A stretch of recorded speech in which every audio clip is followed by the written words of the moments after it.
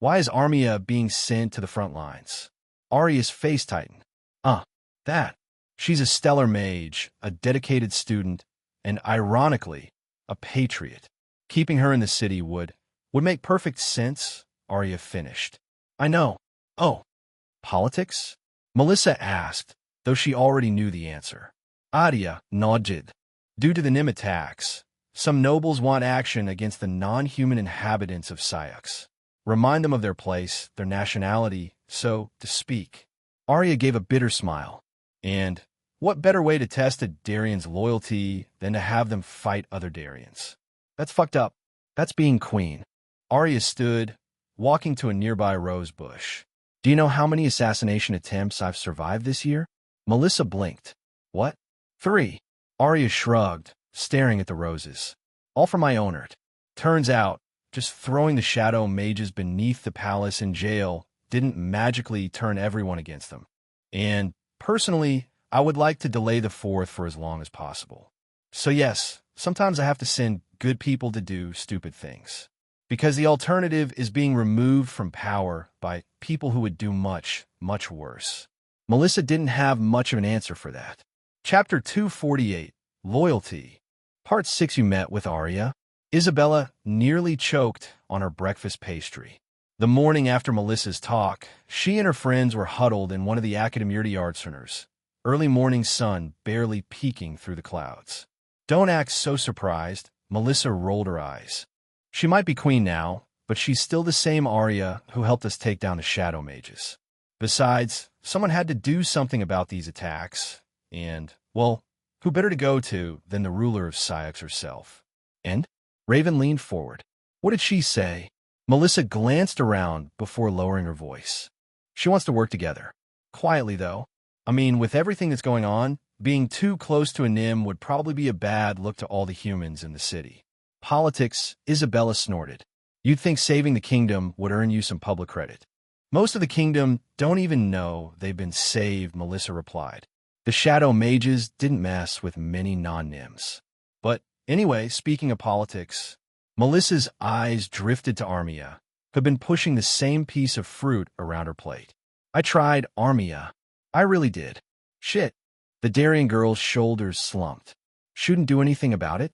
She said if she tries to cancel your voluntary service, the nobles might try to kill her. Again, that got everyone's attention. Again, Raven's eyes narrowed. How many times? Multiple attempts, Melissa sighed. All from her own art. Apparently throwing the Shadow Mages in prison just pissed off their noble friends. Shit, Isabella whistled. And here I was thinking she just sat around the palace all day, looking pretty.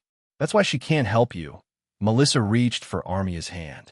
As sympathetic as she is to your situation, she thinks she needs to show the nobles her loyalty still lies with Syux. With the humans, you mean, Armia muttered.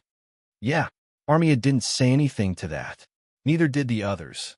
As shitty as the situation felt, Melissa had a hard time criticizing Arya's decision, given recent events. Armia must have felt the same. The morning bell cut through the tension. Students started filing into the academy. Great timing. As always. We'll figure something out. Melissa stood up, brushing off her skirt.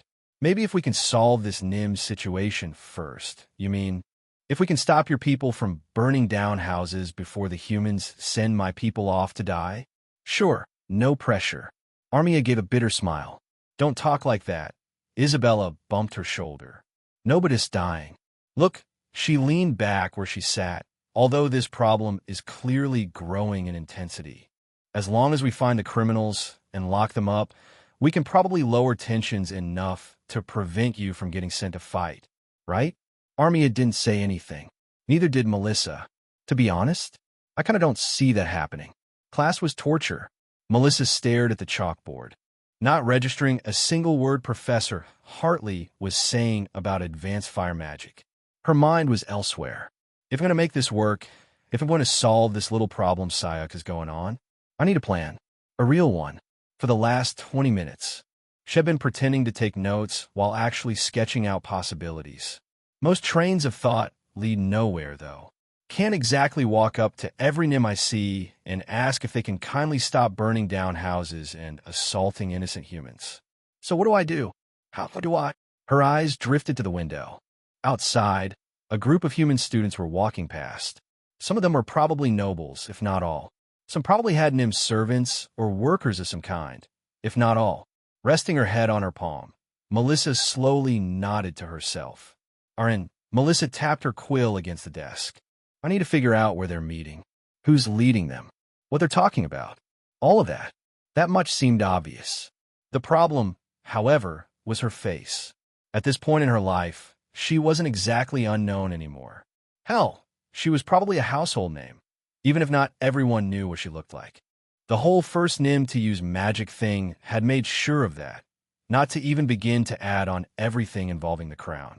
But even if not everyone knew, too many people did know what she looked like for Melissa to just walk around asking shit. You'll disguise myself somehow.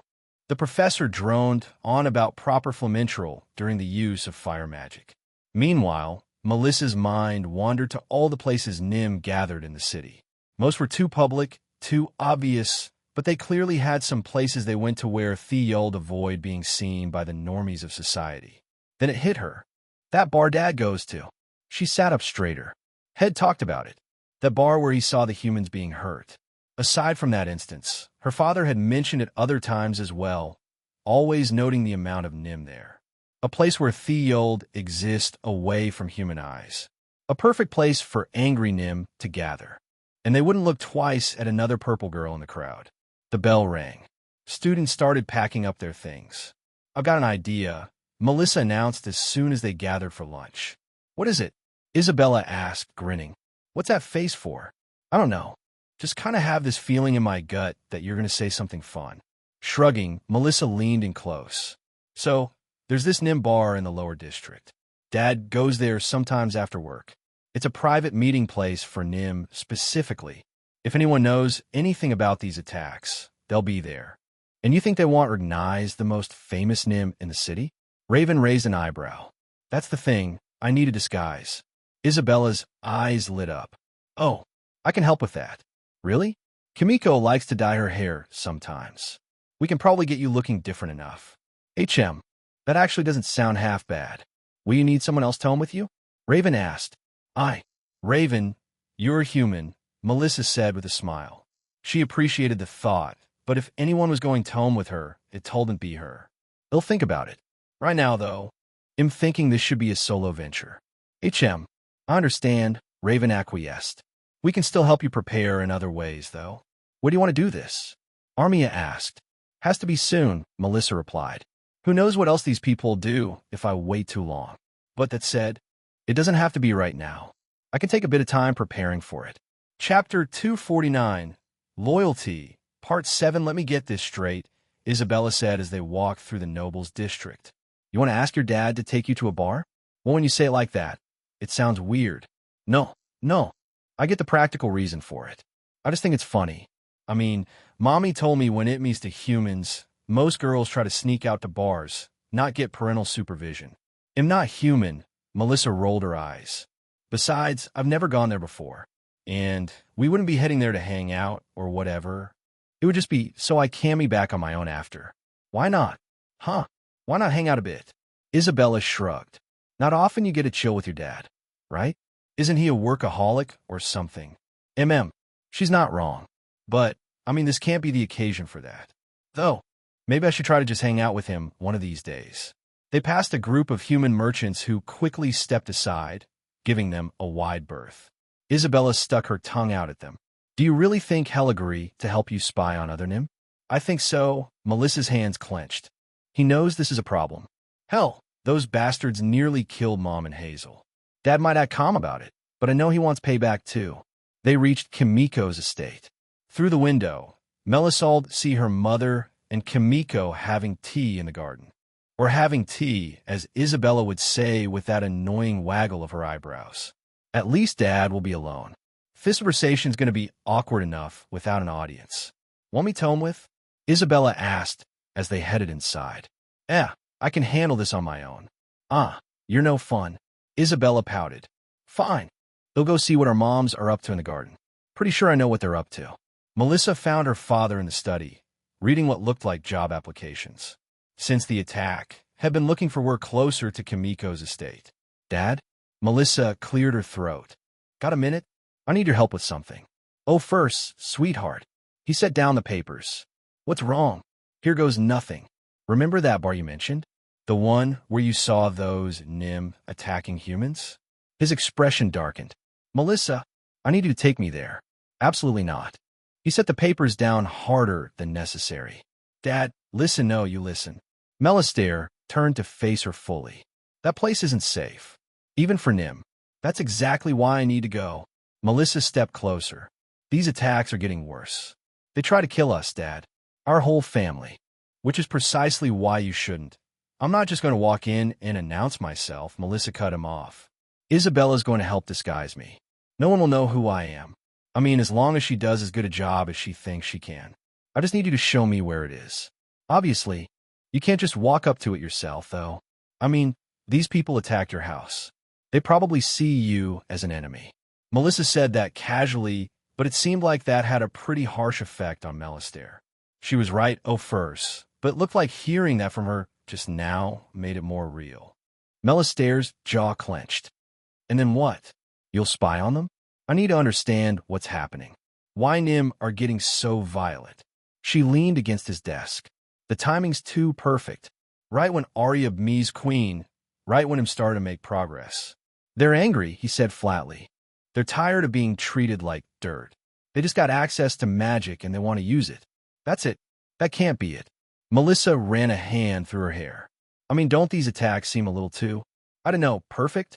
Attacking Javers Manor. Attacking the inference? I don't know. I feel like someone's organizing them. These aren't just random attacks anymore, I swear. She'd see him wavering. Good. Besides, she pressed on and not exactly helpless anymore. I can defend myself. Against an entire bar of angry Nim?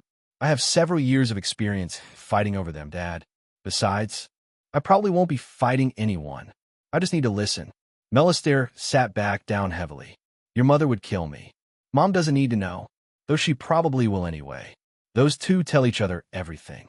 One night, Melissa added, just one visit.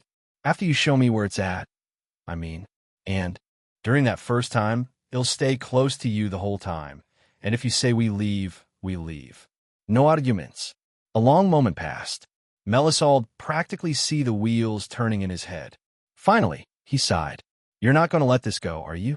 Melissa grinned. You raised me to be stubborn. That actually got a small smile out of him. Fine. One visit to show you where it is, then you go one time after. But we do this my way. And if anything feels wrong, we leave immediately, Melissa finished. I promise. Got him. A few moments later, Melissa was sitting in Isabella's room, along with everyone else. Hold still. Isabella giggled, working something through Melissa's hair. Unless you want to tell him out looking like a drunken unurn threw up on you. Unurns are a thing in this world. Melissa sat in Isabella's room, surrounded by what looked like half-asthmatic shop. Kimiko had quite the collection for special occasions, which, knowing her, probably meant some sort of private hobby. I really need to stop thinking about what my aunt does on her own time, when I'm not involved, anyway. Are you sure this will work? Melistaire asked from his chair by the window. He was next in line for Isabella's makeover expertise. Oh, first, by the time I'm done, your own mother wouldn't recognize you. Speaking of mothers, Margaret's voice came from the doorway. What exactly are you all plotting? Oh no, nothing, Melissa said quickly. We're going to that Nim bar I mentioned. Melistaire replied at the exact same time. Dad, what? I'm not keeping secrets from your mother. Oh, first not. Why start now? Melissa groaned. Margaret crossed her arms, leaning against the doorframe. The same bar where you saw those Nim attacking humans? It's perfectly safe, Melissa tried. Isabella's going to disguise us. Besides, we're not actually going into the bar. It's just so I know where it is. So you can go in on your own later? Margaret asked. She figured that out kind of fast, huh? And maybe. Margaret sighed. Fine. But, please, can you at least try not to get into a fight? Margaret asked. I know how you two must be feeling, but the last thing you need is to give these people more reasons to try to attack you. Melissa remained silent, giving just a nod and MH. I don't think I can promise that much, unfortunately. Chapter 250, Loyalty, Part 8. Holy shit. Melissa stared at her reflection. She looked. Oh, you look like Margaret, Melistaire pointed out. He was right. Isabella had turned Melissa's hair a dark shade of gray, and even went as far as to put Sumler on her horns. Aside from all the skincare shed just received, that alone was enough to make Melissa look just like Mom. Well, except for one obvious difference. She glanced down at her chest, then back at the mirror. Still, damn, at the rate my boobs are getting bigger, there's a real chance I end up looking like Mom's sister or something. Stop pouting at your boobs, and tell me what you think, Isabella grinned, putting the finishing touches on Melissa's hair. It's perfect, actually. Melissa turned her head, examining the work from different angles. I look just like her. Minus the absolutely massive tits, yeah? Isabella, what? It's not like I haven't seen your mom's boobs. I've spent lots of time admiring them. Actually, please stop reminding me. The bathroom door opened and Melistaire stepped in. Melissa almost didn't recognize him. His usual short-cropped hair was now shoulder-length and dark blue, and head shaved as usual, stubble completely clean. The Yalmer robes Kimiko had lint-templated the transformation. Well, he spread his arms. How do I look? Like a completely different person, Melissa admitted, though the robes might be a bit much. Nonsense. Kimiko called from outside. Those are perfect bar-hopping clothes in Yalmer. We're not actually going in, Melissa reminded her. Just ping it out. For now anyway. Ready? Melistaire asked, adjusting his sleeves. Melissa took one last look in the mirror. A stranger's stare back. Or, well, enough of a stranger to where even if the people at the bar saw her from afar, they'd likely not make a big deal of it. Ready? Melistaire and Melissa walked through the streets, their disguises holding up well against the curious glances of passers-by. The evening air was thick with the scent of street food and cheap beer. Not the nicest part of town, huh? Melissa thought. Come to think of it, maybe I've been hanging out so much in the rich part of Syux, I haven't really gotten the best look at what the rest of it is like. Remember, Melistaire whispered. If anyone asks, we're Nim traders from Yalmer having a look at the city, Melissa finished. I know, Dad. Despite the seriousness of their mission, Melissa didn't help but feel excited. Here she was, sneaking around in a disguise with her dad, about to spy on some potentially dangerous Nim. It was like something out of a spy novel. Though I doubt those spies had to deal with their tits almost falling out of their disguises, Melissa thought, adjusting her top for the third time. They really are getting bigger. Huh? You seem cheerful, Melistaire noted, raising an eyebrow. Well, you have to admit, this is kind of fun. Minus the whole they try to kill our family thing. Melissa, what? I'm just saying, when was the last time we did anything together? Usually you're too busy working, or I'm too busy getting my brains fucked out by. She stopped. Studying. Too busy studying. Melistaire sighed, and Melisald almost see his soul leaving his body. They turned down a narrow alley, and there it was. The bar wasn't much to look at, just a squat, weathered building wedged between two larger structures like it was trying to hide, with one black door at the front. This is it. This is where all the big bad Nim hang out. Don't let appearances fool you, Melistaire said, as if reading her thoughts. See those windows? They're enchanted. Can't see inside, but they can see outside. Isn't that just a one-way mirror? Still, Melissa whistled softly. Nice security. Gets better. Melistaire pointed to some crates piled up near the back. Those aren't just for show. Secret exit. And there's another one through that tavern next door. Pretty sure the owner has no clue, too. Well, shit, they've really thought this through. They found a spot across the street, pretending to browse a merchant's wares while watching the bar. Every few minutes, someone would slip inside, all of which were, first, Nim. Most of the action happens around midnight, Melistaire said, picking up a vase so ugly it told probably qualify as a weapon. That's when I saw He trailed off. The attack. Right? All right, so midnight, when all the drinks are in and when the atmosphere is just right, is when shit goes down. Got it. Pretty impressive setup they've got here, Melissa muttered, watching another Nim slip inside. Hidden exits, magic windows. Who's paying for all this? Someone with deep pockets and a grudge. Melistaire set the vase down, much to the merchant's visible relief. Had enough? Melissa took one last look at the bar. It looked so innocent from here, just another seedy dive where people went to forget their problems. But now she knew better. Oh, he'll be back. And next time? Her fingers tingled with Berlantine magic. It won't be just a window shop. Yeah, she said aloud. Let's go home before Isabella decides to follow through on that boob enhancement for you. The look of pure horror on her father's face almost made the whole trip worth it. The walk home was uneventful, though Melissa did catch a few Nim giving her S&D glances. Either my disguise is slipping or they're checking out my tits, she thought, adjusting her top again. Though with Mom's jeans, I should probably get used to that.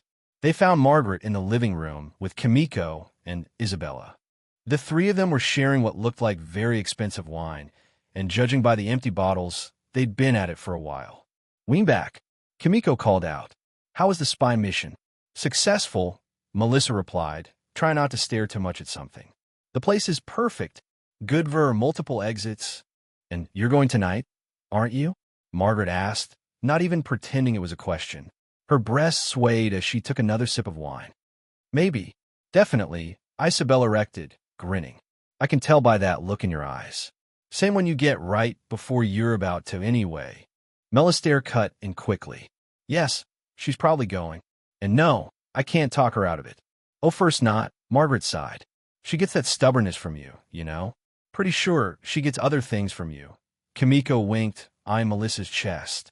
"Speaking of which, want some wine before you go get yourself killed?" "You know what? Fuck it. Pour me a glass," Melissa said, plopping down between Isabella and her mom. "I got a few hours to kill before midnight anyway." To spying on angry Nim, Melissa raised her glass. "To not dying," Margaret added. "To bigger tits," Isabella cheered. Melistaire just sighed and poured himself his own drink. His, naturally, was larger than anyone else's. Chapter 251, Loyalty, Part 9. Night fell over Syux like a heavy blanket. In Isabella's room, Melissa stood before the mirror, making final adjustments to her disguise. Good thing Mom's clothes are a bit loose in certain areas, she thought, tugging at the neckline. Though at the rate these are growing, that might not be true much longer. "You know," Isabella mused from her perch on the bed, "it's kind of hot how much you look like your mom." "Isabella." "What?" "I'm just saying." Isabella's eyes roamed appreciatively over Melissa's figure. "Though she fills out that dress a bit differently. Can you stop being horny for 5 minutes?" Melissa ran AMB through her hair. "And trying to focus here?" "Nope." Isabella bounced off the bed, Ming up behind Melissa. "Besides, you want to talk. I saw how you were staring at Mom's earlier." "Okay, she's got me there."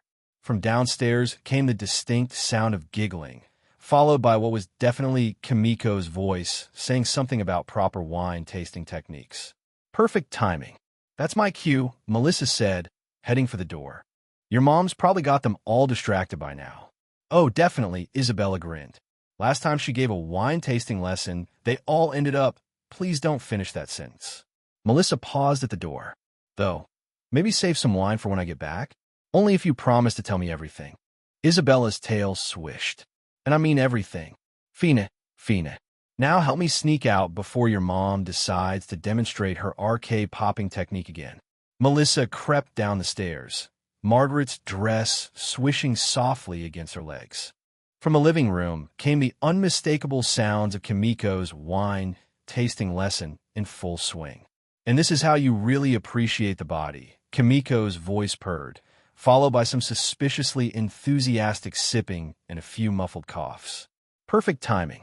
Melissa slipped out the front door, the sounds of her family's debauchery fading behind her. The streets of Syux were quieter at night, though not empty. A few merchants were still packing up their stalls, and the occasional patrol of guards marched past. The dress felt strange, loose in some places, tight in others. Margaret's clothes weren't quite meant for someone with a more modest chest, but they'd do for tonight. Though seriously, how does Mom walk in these things? She kept to the shadows, remembering the route from earlier. Theol night, air carried hints of foking fires and that particular musty smell that meant rain was Ming. Great. Nothing says stealth mission like getting caught in a downpour.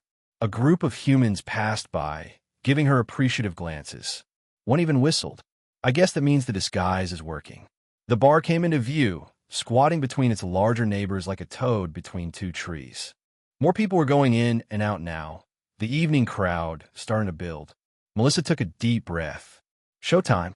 She smoothed down her dress and started walking toward the entrance. Behind her, thunder rumbled ominously. Really? Really? Did the weather have to get dramatic right now? At least the sound veered up the distant echoes of Kimiko's wine appreciation that she swore she'd still hear. Melissa stepped into the bar and instantly felt a wave of deja vu hit her. Well, shit. Guess some things really are universal. The Plasul've been lifted straight from Earth. Sticky floors, dim lighting, and that distinct smell of spilled alcohol and poor life choices. The only real difference was that the patrons were purple and had horns. She made her way to Thunter, very aware of the eyes following her movement. Margaret's dress might have been loose in the chest, but it still showed enough to draw attention. At least nobody recognized me. Though, you'll do without everyone checking out my ass right now. Watch this. Melissa turned. A young Nim, probably barely older than her, was showing off to his friends. Fire danced in his palm, wild and unstable. Amateur hour. Sure enough, the Nim's impressive display ended with him nearly setting his own shirt on fire. His friends cheered anyway. I could do better. Another Nim stepped up, wobbling slightly. Check this out. A burst of magical energy shot from his hands, missing the ceiling by inches. Great. Just great. These idiots are probably the ones attacking people. Non-troll, no skill, just drunken stupidity and enough magic to be dangerous. More Nim were gathering now, each trying to outdo the last. Fireballs, ice shards, and what looked like a Varan-fused light spell flew through the air. And these are the ones who try to burn down Javer's house. Who nearly killed my family. Melissa's fingers itched with the urge to show them what real magic looked like. To demonstrate exactly why playing with fire when you barely knew how to light a candle was a terrible idea. The bartender, a burly Nim with scars on his horns, slid over to take her order. What'll it be? Whatever's strongest, Melissa replied, channeling her best Margaret impression. It's been that kind of day. More whooping from behind her. Another Nim had joined the magical skill measuring contest. This one trying to create what looked like a light show, but mostly just succeeding in giving everyone a headache. Seriously? That's not even a proper illumination spell. Even Hazel could do better, and she's 9. The bar was filling up now. Every few minutes, another group would stumble in, already half drunk and eager to show off their newfound powers. The air crackled with amateur magic and alcohol-fueled stupidity. Pretty impressive, huh? The Nim next to her nodded toward the show-offs. Few months ago, none of you saw do that. Yeah, and a few months ago my family wasn't almost barbecued. Very impressive, Melissa lied, taking a sip of her drink. It tasted like someone had set fire to a fruit tree and bottled the results. More Nim gathered around the amateur magicians, cheering them on. One particularly drunk fellow was trying Tombine fire and ice magic, which was going about as well as expected. Gods, these idiots are going to blow themselves up before I even get the chance to. Hey, beautiful, a voice slurred next to her. Want to see some real magic? Melissa turned to find another Nim leering at her, magic crackling between his fingers. Did you seriously just try to use magic as a pickup line? Watch this, he said, clearly not waiting for an answer. He raised his hands, gathering energy for what was probably going to be an embarrassingly basic spell. If these are the people who attacked Javer's house. Melissa's own magic itched under her skin, begging to be released. Then this is going to be easier than I thought. Thunder crashed outside, perfectly matching her mood. Okay, now the weather's just showing off. Chapter 252, Loyalty, Part 10. The bar was getting louder by the minute.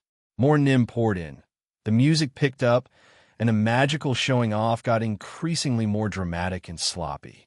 Can't just sit here looking suspicious, Melissa thought, eyeing the shot glass in front of her. I'm alone. I can't really pretend I just ran into this place, since it's so tucked away. Realistically, the most likely reason I'm here is because people told me about this place, and, well, I'm here to check it out. I could pretend to be shy, but, well, that would only buy me a little time. She nodded to herself. Time to blend in. She knocked back the shot, immediately regretting it. Oh, Christ. Holy shit, what is this? Distilled dragon piss? Another. Someone shouted, sliding up next to her.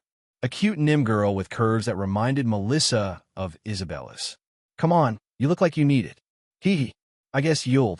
Is this what being on a spy mission feels like? My heart's beating kind of fast. 3 shots later, the bar had transformed into a proper party. Nim were dancing, showing off magic, and generally being exactly as rowdy as you'd expect from a bunch of newly empowered magical beings with too much alcohol in their system who already had a penchant for having fun. At least the drinks are making the amateur hour magic show more entertaining. A particularly enthusiastic Nim tried to create a light show and ended up making his horns glow instead. His friends howled with laughter. Nice tits. Someone called out to Melissa. Or, well, Melissa thought it was said to her. Shouldn't really tell. Thanks. You should see my mom's, she smirked. Naturally, I'm gonna have to participate in stuff. Us Nim aren't exactly known for just sitting around when a party's going on. Play your part, Melissa. The music got louder, more Nim crowded in, and Melissa found herself gradually moving toward the back of the bar. It was time to start the actual RN. Though I should probably wait for the room to stop spinning first. She watched as another group came in, these ones looking a bit more serious than the party crowd. They headed straight for Honor Table, not bothering with the magical measuring contest happening by the bar. Oh, what do we have here? The serious-looking Nim settled into their heads bent together in conversation. Melissa wanted to get close and eavesdrop, but even now, buzzed, she knew shouldn't do that. Okay, think. What would a normal Nim do right now? I can't just stare at them. Though, they do look suspicious as fuck. Dance with me. A curvy Nim grabbed Melissa's arm. As their eyes met, Melissa's heart almost stopped. God, she was pretty. Her eyes were a bright shade of green, brighter than Javers. Her skin was a deeper shade of purple than Melissa herself, more like Margaret's. And her hair was like flowing crimson. Plus, she had a heart-shaped tail that kept brushing against Melissa's leg. Come on, you're way too pretty to just sit here. I'm not sure I should. You've been sitting here all alone, the girl pouted, pressing closer. Enjoy yourself, baby. I'm Vera, by the way. And you are. Shit. Name. Name. Something close enough to mine that he'll remember to answer to it. Mel. She caught herself. Melanie. Melanie? Vera's eyes sparkled. That's cute. Like you. That wasn't really subtle on her part, huh? She shook her head. No, focus. You're here to investigate, not get laid. Even if she does have really nice, focus. Please dance with me? Vera pressed even closer, and suddenly Melissa was very aware of how much this stranger's body reminded her of Isabella's. Right down to the way her breasts pushed against Melissa's arm. Focus. Focus. You're here to spy, not to... Oh, fuck it. One dance, Melissa agreed, letting herself be pulled into the crowd. Besides, this is good for her. Really good for her. Totally why I'm doing this. Not at all because she's hot. The music thumped, bodies pressed together, and magic crackled through the air as more Nims showed off their newfound powers. Melissa let herself move with the crowd, gradually working her way closer to Thatch on her table. Though seriously, how strong were those shots? The room's definitely spinning more than it should. So what brings you here? Vera asked, her hands on Melissa's hips. First time? That obvious, huh? A little. You've got that new to the scene look. Vera grinned. But don't worry, we'll fix that. Watch this. She raised her hand, creating a small shower of sparkles above them. Probably some variation of light magic. Amateur horniness. Though I guess it's kind of cute how excited they all are. Hey, new girl. Someone called out. Show us what you can do. Shit. Right. They'll expect me to participate eventually. Oh, I am not very good, she tried. Don't be shy, Vera urged. Everyone starts somewhere. Look, even Tell over there can barely light a candle. Hey, protested a Nim whose horns were still glowing from his earlier attempt. Come on. More voices joined in. Everyone's doing it. Great. Peer pressure. Just like Earth, except with more potential for explosions. Though, maybe I can use this. She'd have to do something. Something flashy enough to satisfy them, but simple enough that it wouldn't blow her veilleur. Meanwhile, she'd feel the serious Nim in Thurner watching. One of them had definitely noticed her. Time to channel my inner amateur. Just gotta make it believable. What would a Nim who just divered magic do? Well, Melissa pretended to hesitate. I guess you'll try. So, she cast a basic illumination spell that lit up the entire dance floor. The others looked stunned. Shit, was that too much? Melissa wondered, but soon they went right back to their drunken fun. Oh, okay. I should still be fine. She wasn't fine, but for an entirely different reason. Melissa watched as Vera's hand slid up her thigh, and instantly, her mind started waging a losing battle between professional duty and primal Nim urges. Focus. You're here for intel, not to get laid.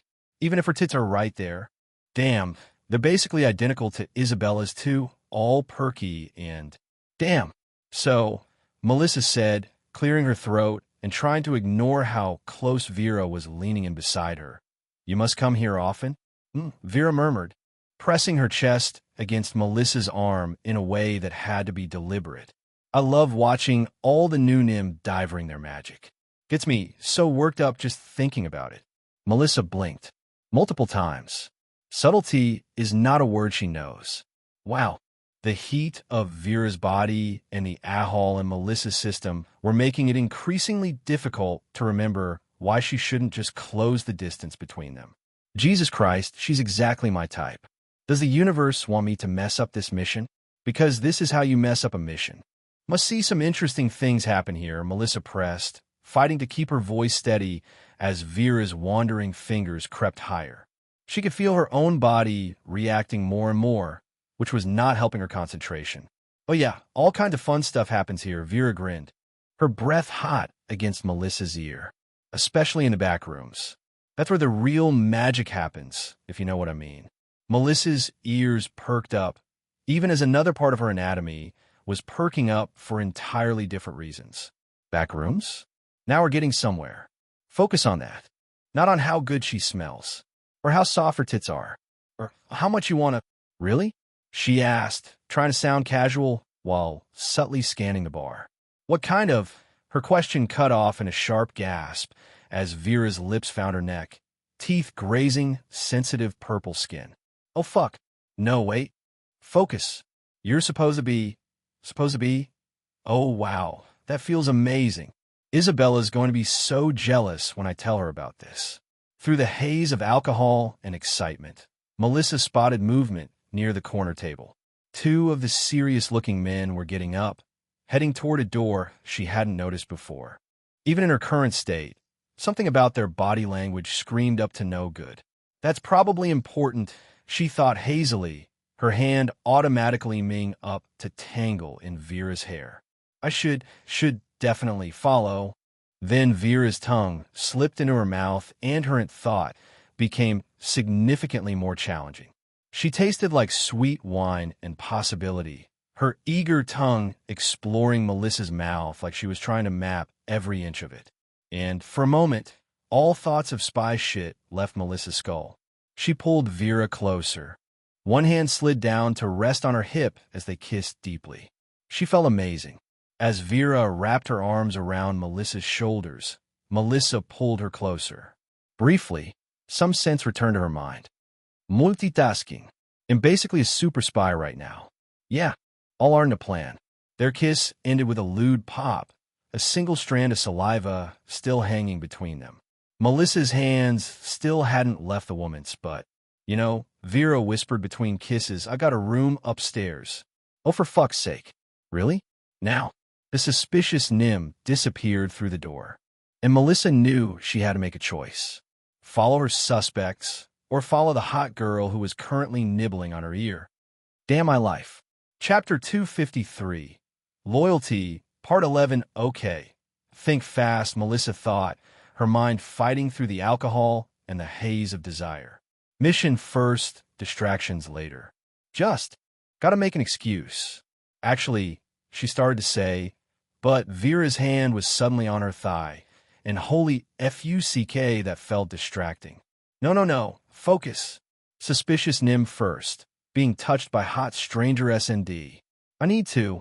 Melissa tried again, but Vera's other hand had found her chest and was doing something absolutely magical with her through her clothes. This is ridiculous. I'm a trained mage. I've fought shadow mages. I can handle one overly forward Nim girl.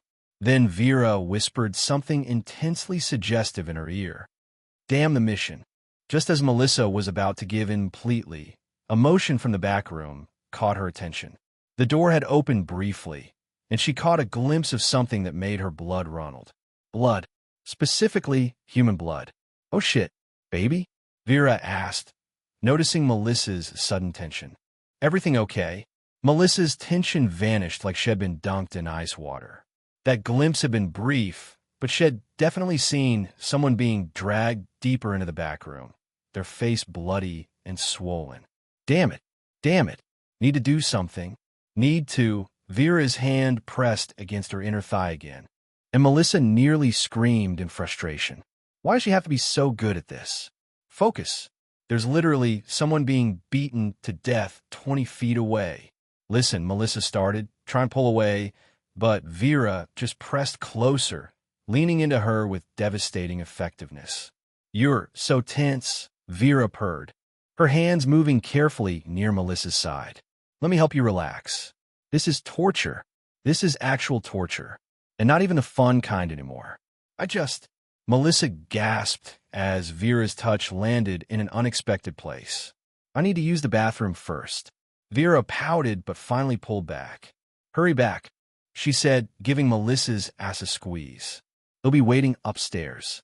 Room 204. Great. Now I just need to save someone from being murdered, then maybe I can get laid. Just another Tuesday, really. As Melissa stumbled toward the back of the bar, she'd hear more sounds coming from behind that door. None of them were good. All right, you racist fucks. Let's see how tough you are against someone who actually knows how to use magic. She reached for the door handle, then paused. Though maybe I should sober up first. Drunk blood magic probably isn't the best idea. The sound of someone crying out in pain made the decision for her. Fuck it. I've done dumber things while drunker. She grabbed the handle and threw the door open, ready for a fight, then immediately regretted every life choice that had led her to this moment. Oh wow, that's a lot of blood. A lot. 6 pairs of eyes turned to stare at her. None of them looked particularly happy to see her. Well, Melissa said, trying to sound more sober than she felt. This is awkward. Think fast, think oh fuck they're getting up. Sorry, Melissa slurred, channeling every drop of drunken Nim horniness she'd muster. Looking for somewhere to fuck. Got totally lost. The back room stank opera in fear. Blood splattered the walls in abstract patterns that would have been almost artistic if they weren't so fucking horrifying. The human, or what was left of him, lay crumpled in Thurner like a discarded toy. She stumbled forward, deliberately tripping over her own feet. As she caught herself on a rough wooden table, she got a clear view of the map spread across its surface. A detailed layout of Syux, with several locations circled in angry red ink. Notes scrawled in the margins caught her eye, times, dates, and what looked suspiciously like guard rotation schedules. Well, that's not suspicious at all. Let's see. Warehouse District, Noble Quarter, and is that the fucking academy? Get out, one of the Nim growled, moving to block her view. He was built like a tank, with scars crossing his face like someone had played tic-tac-toe on his purple skin. Totally. She giggled, backing away. Super sorry. Just a horny Nim looking for privacy.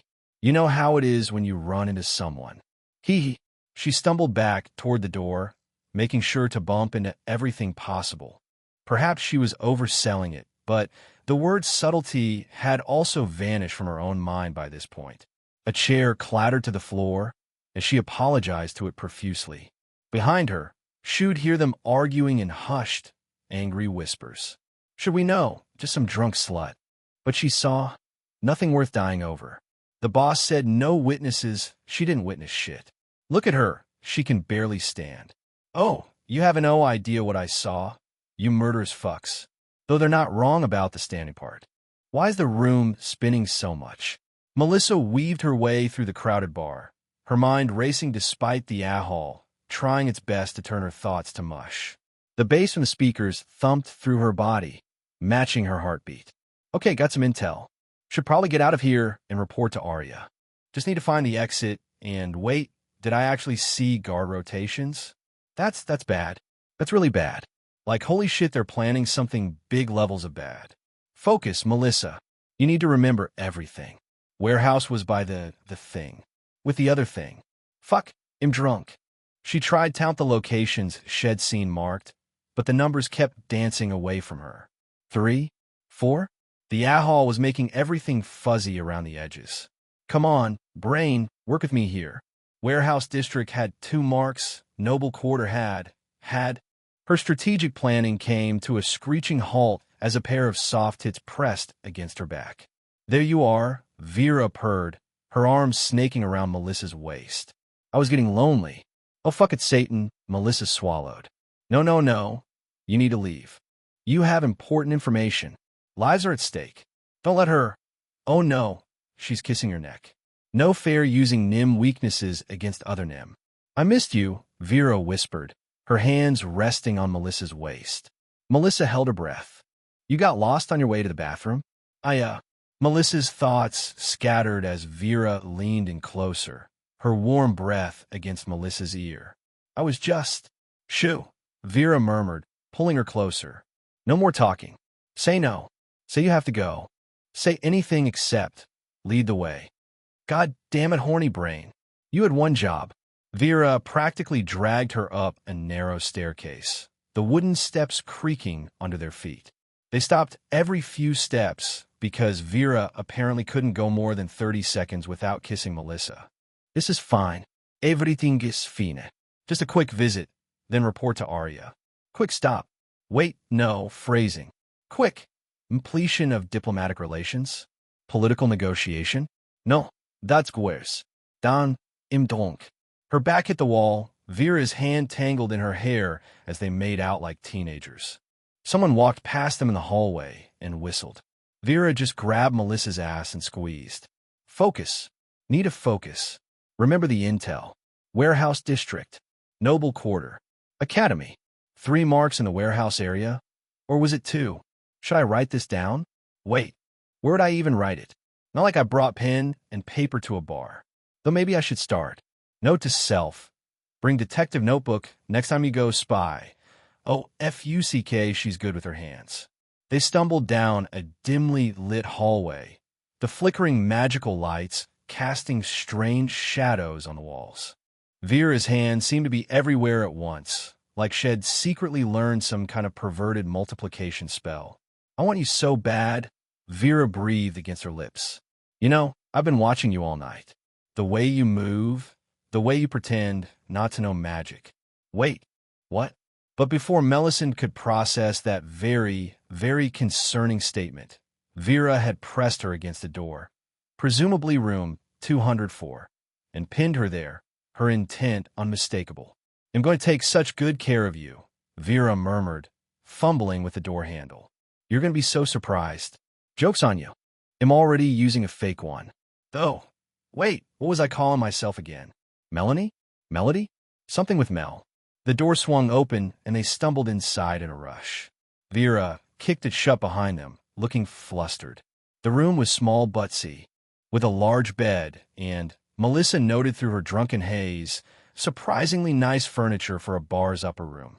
It was safe to say the mission was a success. If Melissa didn't forget everything Shed seen by the time Shed finished having her way with this girl. She was absolutely going to risk it, though. Chapter 254. Loyalty, Part 12. Vera Gods. This girl is adorable, Vera thought, watching Melanie stumble into her room. The way she kept pretending not to know shit about magic was cute as fuck, especially when Vera had seen how her eyes tracked every amateur spell in the bar, analyzing them like she was grading papers. Clearly, there was more going on with this girl. More than she wanted anyone to know, perhaps. And that was just too alluring for Vera to resist. "You're so fucking cute," Vera purred as they made out, tongues wrestling as she slowly pushed Melanie onto the bed. The other Nim bounced slightly, her chest bouncing as she moved, drawing Vera's gaze. "Gods, she's stunning. I'll come here." Melanie slurred, making grabby hands at her. Her skirt had ridden up, showing off legs that caught Vera's eye. Vera climbed on top of her, leaning down close. The girl immediately went on the attack. "Somebody's eager," Vera teased, dancing out of reach. The way Melanie's eyes lit up was deeply satisfying. "Though I bet you're even better at this than you're pretending to be too." "Huh?" Melanie blinked up at her, infusion dancing across her features. "I saw how you were watching Everyone's Magic earlier," Vera explained, trailing kisses down Melanie's neck. "You're not fooling me, Melanie. You know way more than you're letting on." Melanie tensed beneath her. "You don't relax." Vera nipped at her collarbone. "I don't care why you're pretending. I just think it's hot." Her hands found the buttons of Melanie's top, popping them open one by one. Each new inch of skin revealed made her pulse quicken with anticipation. When Melanie's top finally came undone, Vera's eyes widened. "Damn, you're gorgeous." She breathed, leaning down and pressing her lips against Melanie's skin. Melanie arched beneath her, tangling fingers in Vera's hair. "Don't stop," she gasped. "Please don't ash." Vera grinned, letting her hand rest on Melanie's thigh. The other Nim was trembling with desire. Vera leaned in close, her breathing heavy. Time to make this pretty little thing sing. She kissed her way down Melanie's body, pushing her skirt up around her waist. Just as things were about to get more interesting, knock, knock, knock, oh, for fuck's sake, Vera growled. She already knew who it was. "What? Vera? It's me. We need to talk." "Oh gods, not now. Not fucking now. I'm busy, course." She shouted at the door. "Very, very busy. It's important." Vera looked up at Melanie, who was flushed and panting beneath her. Then at the door where her idiot brother was probably standing with his stupid scarred-up face and his stupid important bullshit. "If he's here about that incident downstairs, I'm going to murder him." Slowly, with a rusty spoon. "Can it wait?" She whined. "No. Fuck." Vera's head dropped. She looked back at the girl beneath her for a moment. "Could you give me a sec? My brother needs something." A bit of clarity seemed to return to the girl's eyes. For a moment, Vera was worried her fun night was about to come to a close, and this gem of a woman was about to walk out on her. No chance she'd find anyone else downstairs as interesting as her. But thankfully, "Oh, yeah, go ahead. Thanks, babe." She gave her a tiny peck on the lips and slowly withdrew from the bed, making sure to put some extra swing in her steps as she walked to the door. She opened the door. Melanie got a brief look at Koros, but Koros didn't even spare a glance at her before Vera closed the door. "What is it?" "You should attend one of our meetings," Koros said sternly, arms crossed like he was talking to one of his little soldiers. "Support the fucking cause." Vera rolled her eyes. "You mean your suicide plot?" Koros visibly gritted his teeth. Vera didn't give a shit how mad he was. Clearly, no one around him was telling him what he needed to hear. Only what he wanted to hear. "We've already got multiple expert-level spellcasters with just a few months of training. The plan is nowhere near as delusional as you think. No, it is Verontard. If you think you're going to, I don't fucking know, usurp the throne or something just because you learned how to throw fire out of your hands, you're fucking crazy." "What would you have us do?" he asked, eyes narrowed. Eyes just as green as her own. "Sit around and let these cretins keep enslaving us when we finally have a tool to fight back with?" Vera shut him up with a kiss. Her brother stiffened briefly before his tongue met hers. Vera caught it in her teeth and pulled it back, just enough to hurt a little, before letting it go. "Im honey, im drunk. Leave me alone," Vera said. "Fine," Koros replied. "But at some point, you need to understand that not choosing a side is choosing a side." And then he walked away. Letting her head hang, Vera walked back inside. She worried she'd find that Melanie either jumped out of the window or fell asleep, but she hadn't, thankfully. Now, she got on the bed and crawled over the girl. "Where were we?" "Melissa, I didn't imagine it, right? That was the same guy, Melissa thought. Her addle brain trying to process what she'd just seen. The scarred-up face, the way he stood. That's definitely Mr. Nothing worth dying over from downstairs. Her body was still humming with a lingering heat, demanding her attention. But now her spy instincts were screaming at her too. This was big. This was really big. So the attractive woman about to join me is the sister of the guy planning. Whatever the fuck they're planning. Because of course she is. The universe really wants me to stay focused today. Huh? Everything okay? Vera asked, crawling back onto the bed. Her chest swayed as she moved. Focus. You should probably leave. This is way too complicated and oh no. Vera leaned in closer and suddenly complicated didn't matter anymore. The unexpected closeness wiped every coherent thought from Melissa's mind. Holy shit, she gasped, tangling her fingers in Vera's crimson hair. Don't stop. Don't you dare stop. Mission, there was something about a mission, but Vera's closeness and the charge moment were overwhelming, and Melissa's focused spy brain finally gave way to her racing heart. She cried out loudly. Her thighs pressed around Vera's head, while the other Nim held her close as if she could not get enough. Now, Vera said, lowering herself near Melissa, her expression expectant. Care to return the favor? Melissa did not decline. Sunlight stabbed through Melissa's eyelids like a knife to the brain. Oh God's my head. What the fuck was in those shots? She tried to move, but found herself tangled in both sheets and limbs. Vera was wrapped around her like a horny octopus, one leg thrown over Melissa's hip and an arm curled possessively around her waist. Right? That happened. A lot. In many positions. Memories of the night before came flooding back. The map, the backroom, Koros and his expert-level spellcasters. And woven through all that important intel, several blissful, breathless hours she barely remembered clearly. Isabella's going to be so proud, Melissa thought, then winced as her head throbbed. Though she's also going to be pissed she missed out. Maybe wheeled, Vera stirred, pressing closer. Her tits squished against Melissa's back as she planted sleepy kisses on her neck. Morning beautiful. Fuck. What's the prattle here? Is there a chapter in the spy handbook about morning after etiquette when you've accidentally spent the night with the sister of your investigation target? Morning, Melissa managed, very aware of how close Vera still was. I should probably stay for breakfast? Vera suggested, her fingers tracing along Melissa's skin. Or we could work up an appetite first. I really shouldn't. This is already complicated enough. I need to report to Arya and, oh, that's nice.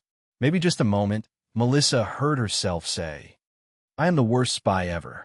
Chapter 255, Loyalty, Part 13, The afternoon sun painted the academy gazebo in warm golden light as Melissa tried to focus on anything besides Isabella's perfect ass wiggling in her lap.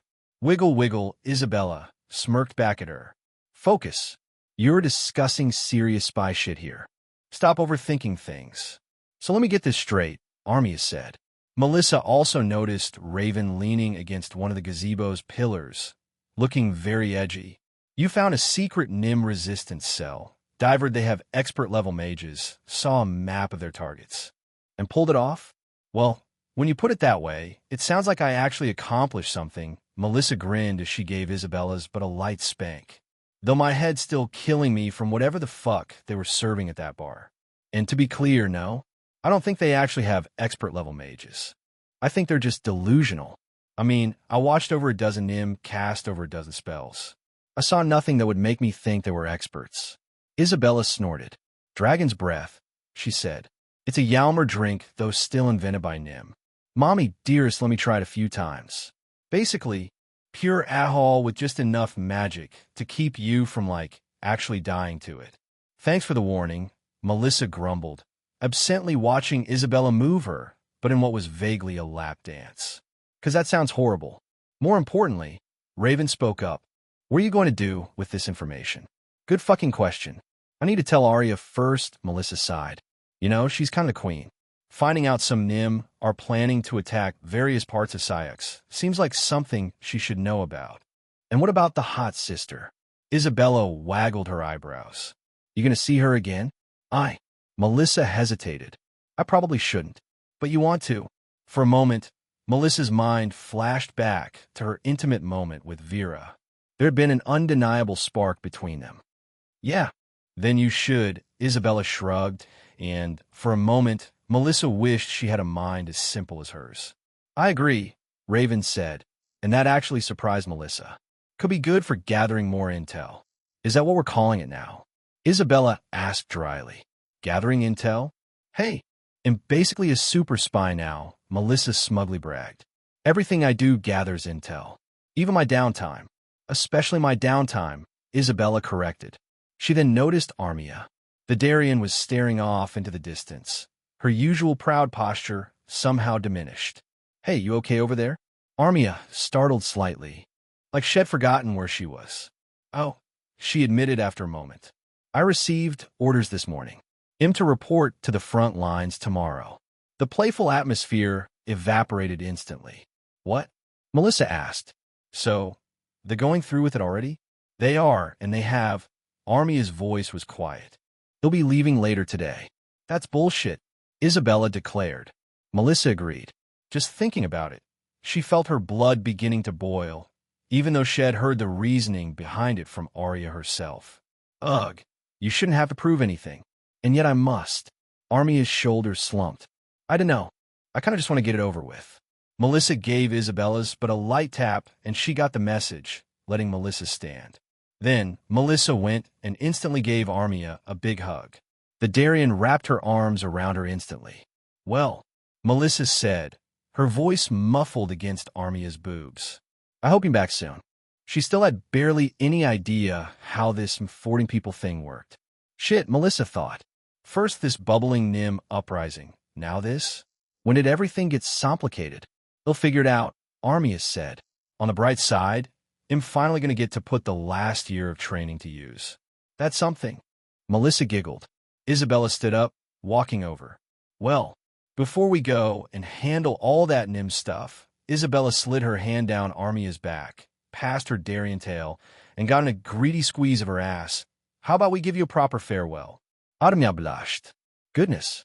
She sighed, but Melissa did notice.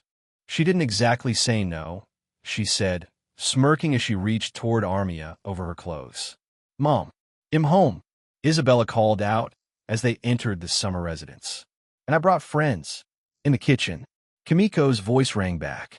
Also, friends? Are we having a get-together? MOM. What? Last time you brought friends over, they made a mess on my favorite couch. I'm still finding stains. That was your mess. Isabella shot back. You were the one who decided to do your thing while watching. Details, details. Melissa glanced at Armia, who was turning an interesting shade of red. For someone who had probably had more romantic experience in the past year than most Earth politicians had in their entire careers, she still seemed adorably shy about sex being mentioned. Actually, Isabella said, her volume progressively lowering as they made their way through the house. Armia is being sent to Raya tomorrow. We wanted to hang out before she has to leave. Hang out? Kimiko's voice dripped with amusement. Is that what they're calling it these days? Back in my day, we just called it sleeping together. God's mom, you're not that old. They rounded Thurner into the kitchen and... oh, sweet merciful fuck. Kimiko was wearing an apron. Just an apron. Her massive X swung freely as she turned to greet them, still impressive even when soft. The sight instantly made Melissa tense with uneasy memories of how that monster had affected her. How does she even walk with that thing? Oh, sweetie. Kimiko's expression softened as she looked at Armia. Come here. She pulled Armia into a hug, which meant the Darien's face was immediately buried in Kimiko's chest. Not that anyone wasn't planning, least of all Armia. Thanks, Mrs. Summer. Armia mumbled into the kitsune's cleavage.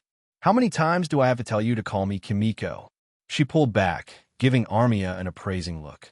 Or Mommy, if you're feeling extra spicy. Isabella rolled her eyes so hard they nearly got stuck. Stop trying to steal our girlfriend, Melissa said, emphasizing the hour. Though watching Kimiko manhandle Armia was doing things to her that she'd probably need to examine later.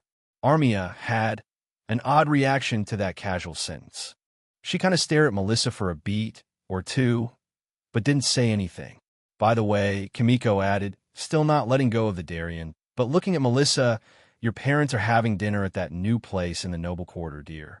They invited me along, but apparently that wasn't what they had in mind for date night. Can you believe that? A couple not wanting their night to go a certain direction. Crazy. Also, Hazel's knocked out in the guest room as well. Perfect timing, Isabella grinned, already shrugging off her jacket. Melissa thought, the last thing I need is my whole family walking in on this moment. Though they would probably want to be part of it. Now, then, Kimiko clapped her hands together, her chest bouncing with emotion like it was waving hello. Who wants to help me give Armia a proper farewell party? And in an instant, clothes started flying. Well, at least Armia is getting a proper goodbye. Though, Melissa smirked. She'll probably be distracted for a while after this. Chapter 256, Loyalty, Part 14. Isabella started what was basically a very short strip show, scattering clothes like she was trying to shed them at top speed. Her skirt hit a lamp, her underwear found a new home on a houseplant, and her bra somehow achieved its lifelong dream of becoming a chandelier ornament. The sight of Isabella undressed left everyone momentarily stunned into silence. Say what you will about this girl, but she sure is attractive. Herc stood proud, already sweating under the tension. Kimiko matched her daughter's enthusiasm, the impressive figure practically casting its own shadow. Like mother, like daughter, Melissa thought, her heart already racing. Melissa noticed Raven pressed close behind her, practically vibrating with nervous energy. Oh, right, Raven's here. Melisol didn't help but have that thought, given the fact that Raven didn't usually show up for this sort of thing. She absolutely preferred her one-on-one time with Melissa. It didn't seem like she had eyes for anyone else. But she was here, and although her expression seemed emotionless, Melissa had gotten good at reading her broody girlfriend. So, the fact that the former assassin will tear her eyes away from the show, especially when Armia joined in and started disrobing too, spoke volumes. Melissa was just as affected, watching the moment unfold, immediately drawing everyone's attention. Poor Raven, Melissa thought with a grin, looking back at her. First real, big moment, and it's with the whole cast. I should probably make sure she's doing all right. Hey, Melissa whispered, leaning in as she held Raven's hand. You all right?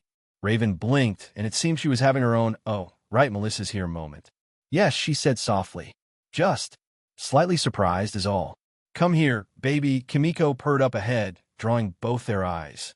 And the kitsune promptly grabbed Isabella and kissed her passionately. They made out, mother and daughter, putting on the kind of show that would make most people need therapy. Geez. And Melissa quickly took her own clothes off as well. She walked over to Armia, who had also been fixated on that ongoing makeout session. All right, Melissa decided, stepping closer to her. If we're doing this, we're doing it right. Oh, whoa. Armia barely had time to react before Melissa made a sudden move, causing the Darien to grab her horns and curse. Oh no, Armia gasped. That was unexpected. That seemed to break something in Raven. She watched Melissa and Armia for about 3 seconds before. As Melissa watched from Thurner of her eye, she apparently decided that she wanted in on this too. She moved behind Melissa, spreading her kneeling legs a little wider. Naturally, Melissa made it easier for her, shifting her position a bit. The first intimate touch made Melissa let out a soft sound as Raven drew closer to her. Oh yes, Melissa thought as Raven continued, finally getting her to relax a bit. Now that's something, Kimmy commented, breaking her kiss with Isabella. Look, baby, your friend are getting along together. I know, right? Isabella grinned, shifting beside her. It's so hot. Melissa would have rolled her eyes if they weren't already closing from how good Raven's company felt. The former assassin might prefer to spend time with just the two of them, but being around others like this wasn't ruining her mood. Hey, Mom, Isabella said suddenly. Remember how you said you wanted to try something really adventurous? Oh God, Melissa thought. Oh yes, Kimiko purred. Suddenly, both kitsune made their way over to the trio. How about? Kimiko's eyes ran over each of them, almost like she were appraising gems. before they settled on one member in particular. You know, your Darien friend's got such a nice figure. The Darien girl's neck pulsed warmly against Melissa's lips. Melissa looked up and could see Armia's eyes widening in "Are they talking about me?" sort of way. "Oh, I've got to spend time with her myself already." Isabella lamented. "It's even tighter than it looks." "Really?"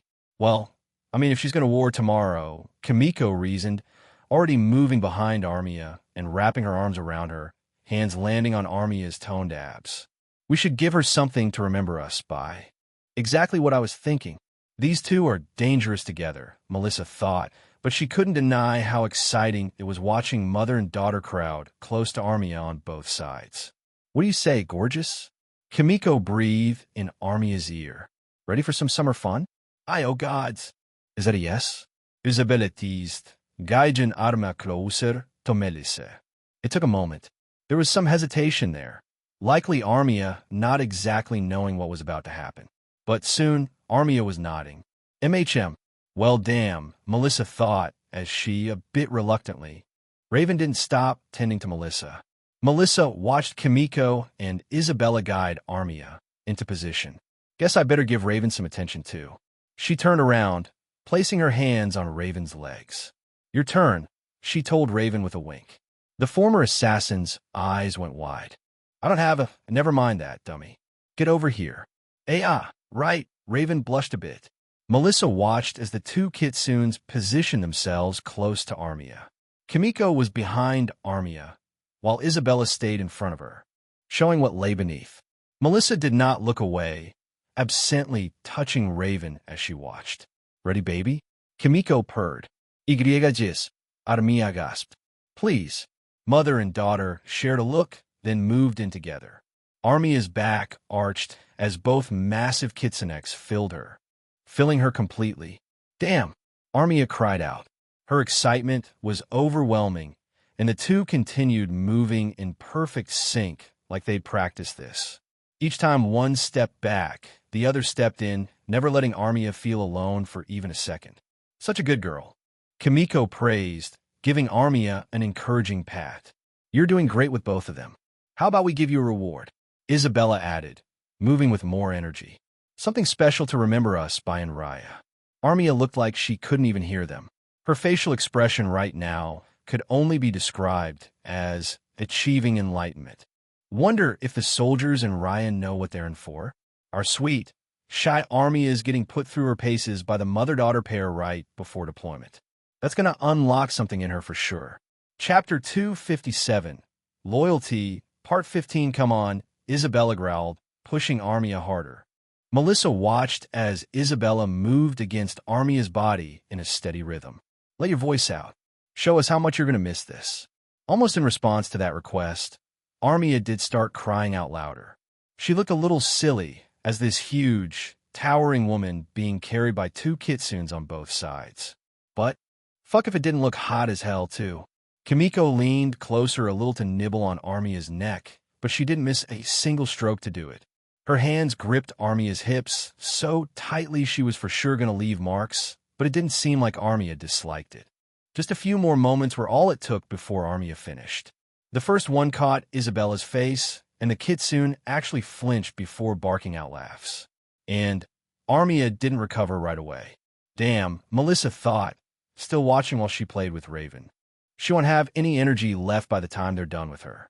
"Such a good girl," Kimiko praised, her hips speeding up. "Taking on both of us like you were made for it. We're going to take such good care of you, you'll still feel it when you get to Raya." "Yes," Isabella moaned. "Mom, I'm almost there."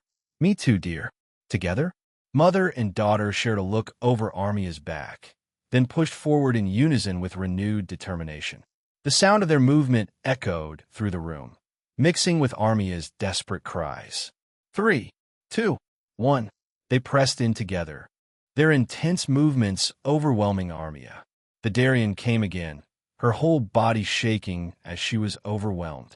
Melissa was a bit jealous, all things considered. Note to self, try spending time with the summer sometime. Though maybe when I don't have to walk anywhere important the next day. That said, this was Armia's send-off, so it didn't bother her too much. "Holy shit," Isabella panted, slowly stepping back. Herc was still laughing, playfully brushing Armia's shoulder. Beautiful, Kimiko admired their handiwork.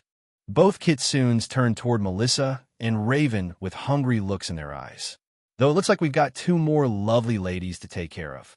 Oh no, Melissa thought, as Isabella and Kimiko approached, wearing matching predatory grins. Here we go. Isabella and Kimiko approached like predators stalking prey, their eagerness somehow renewed once again. Each step made their presence felt. Unbelievable energy, Melissa thought, watching them move. Do they ever run out? Have these two ever been like, nah, not today, I'm tired? So, Kimiko purred softly, moving with slow, deliberate confidence. Up close, the moment felt even more intense. Who wants mommy first? Raven pressed closer to Melissa, still shy despite being so near.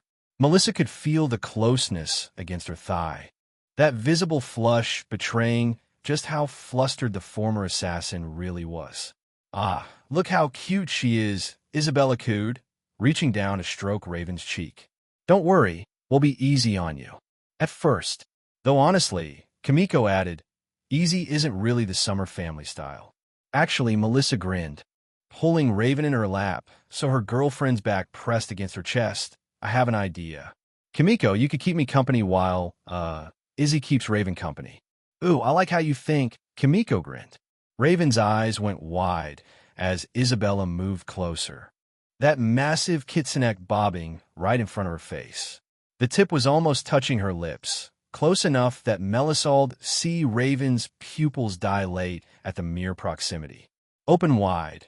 Baby, Isabella demanded, her voice dropping into that dominant tone that Isabella rarely used, but always made Melissa's whole body tense with anticipation. Time to learn something new about kitsune. Trust me, once you start, you'll get addicted.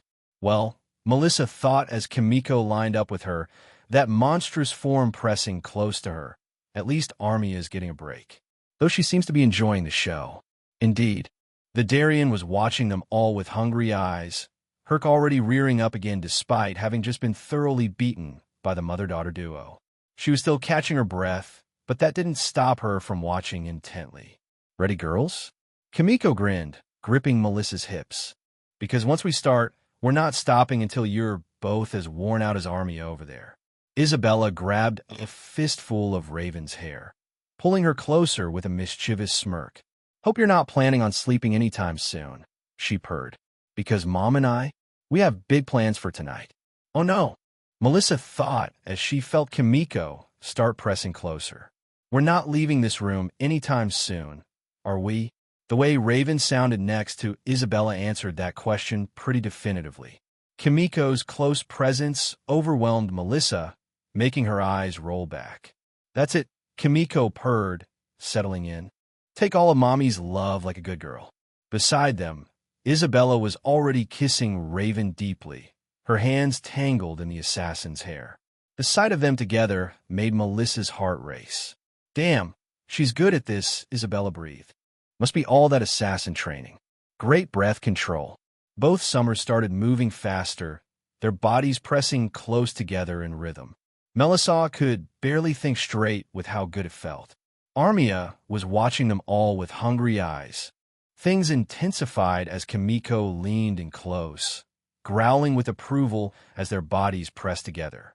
The moment grew more urgent between them, their breathing heavy and synchronized. Ready for more, little fox, Kimiko muttered under her breath. Same, Isabella grunted, leaning over Raven with growing intensity. The room felt charged with raw emotion. I'm close. Together, baby? Mother and daughter shared another look, then started really pushing themselves harder. Melissa felt the intensity building, each motion pushing her closer. Kimiko reached the finish first, holding on tight, her heart pounding as she held Melissa close. The overwhelming sensation triggered Melissa's peak, making her tense up around him. Oh no, oh no, oh no, but they weren't done. Then, Isabella reached her climax, near Raven's mouth. It seemed like Shed intended to move away, but Raven's hands being on her hips so tightly kind of kept Isabella in place. And that wasn't even the end of it. After what felt like forever, Melissa and Raven were completely worn out, both exhausted as they finally pulled apart. "Oh, wow. I can't. I can't anymore," Melissa gasped. Her body felt like it had been rearranged in the best possible way. Beside her, Raven wasn't doing much better. The former assassin lay sprawled on her back, exhausted and flushed. Holy shit, Melissa thought, barely able to form coherent thoughts. The Summers don't mess around. "Well, already?" Isabella pouted. "But we were just getting started. Let them rest, baby." Kimiko grinned, eyeing Armia. "Looks like someone's ready for round 2 anyway." "Heck yes," Armia growled quietly. Whatever shyness Shed had earlier was long gone, burned away by the intense rush of the Kitsune's power. "Get over here." The Summers practically pounced on her, leaving Melissa and Raven to catch their breath together. Melissa turned to her girlfriend, watching her wipe the sweat from her thighs. "How was that?" she asked softly. Raven took a few deep breaths. Then, somewhat nonchalantly, "It was fine." Melissa laughed, shaking her head. "Oh, not quite your style?" Melissa asked. "I didn't dislike it," Raven replied. I suppose I mainly enjoyed the company. I didn't think I'd enjoy it as much as I did. I would not mind doing that again." Hearing her talk so mechanically about how she enjoyed the experience was a bit jarring, but oh well. At least she liked it, if just mildly. Isabella seemingly heard that, and, as she was with Armia while Kimiko was behind Armia in some unusual chain, Isabella called out, "Oh, you can give me a kiss anytime then." "Baby's still looking at Melissa though," Raven added. "But I prefer just you." Melissa blushed. "That's kind of embarrassing." Melissa looked away. Raven shrugged. "It's just how I feel." Chapter 258, Loyalty, Part 16. It took a while, but finally, even Kimiko and Isabella reached their limits. The two Kitsune lay down on the bed, cuddling while the rest of us tried to pick ourselves back up from our puddle forms. First of which was Armia. "I should go," Armia said, finally pulling her uniform back on. Herc was still recovering because apparently Darians also had some stamina to boast about. Even after hours of an exhausting encounter with the Summer family, she looked ready for more, but it was time to head out. Seriously, how much more could she take tonight? Hell, how many times were you surprised tonight? Isabella pouted, with a weary expression and signs of exhaustion. "But we were just getting started." "Darling, if we just got started any more times, Armia wouldn't be able to walk to Raya," Kimiko pointed out, admiring the mess they'd made of the room. "Though I have to say, that was some impressive endurance." "The army's getting a good one," Isabella agreed proudly. "Maybe she can fuck some sense into those Rand troops. Wouldn't that be something?" And so, a little while later, with everyone fully dressed, Melissa watched as Armia hugged everyone goodbye. The Darian's usual composure was back, but there was something softer in her eyes now. Whatever had happened earlier would probably do that to a person. Melissa glanced at her girlfriend, though honestly, watching Raven share her enthusiasm was probably the highlight of the night. "Be safe," Melissa said when it was her turn, pressing close. "And, hey, make him back to us, all right?" "I will," Armia promised, her voice thick with emotion. And, Armia smirked a little. "Maybe next time we'll do this without the whole going to war thing." "Deal. Though you might need a week to revert from tonight anyway." And then she was gone, leaving them all standing there in various states of dishevelment and debauchery. "So," Isabella stretched, finally catching her breath after what felt like an exhausting ordeal. "What now?" Melissa sighed, reality crashing back in now that the moment was fading. Her body was still tense, but her brain was finally working again. "Now I need to tell my parents about what I saw at that bar. And Arya. Although," she glanced at the clock, "it's pretty late for a royal audience." "Speaking of parents," Kimiko noted, looking out the window with a knowing smirk, "looks like yours are just getting back. Must have been some dinner date." "Yeah," Melissa thought as she watched her parents stumble up the path. Clothes askew and wearing matching grins. Margaret's top was slipping off her shoulder, and Melistare's shirt was buttoned wrong. Some dinner date indeed. Though I guess I can't judge, considering what we just did to Armia. "You know what's funny?"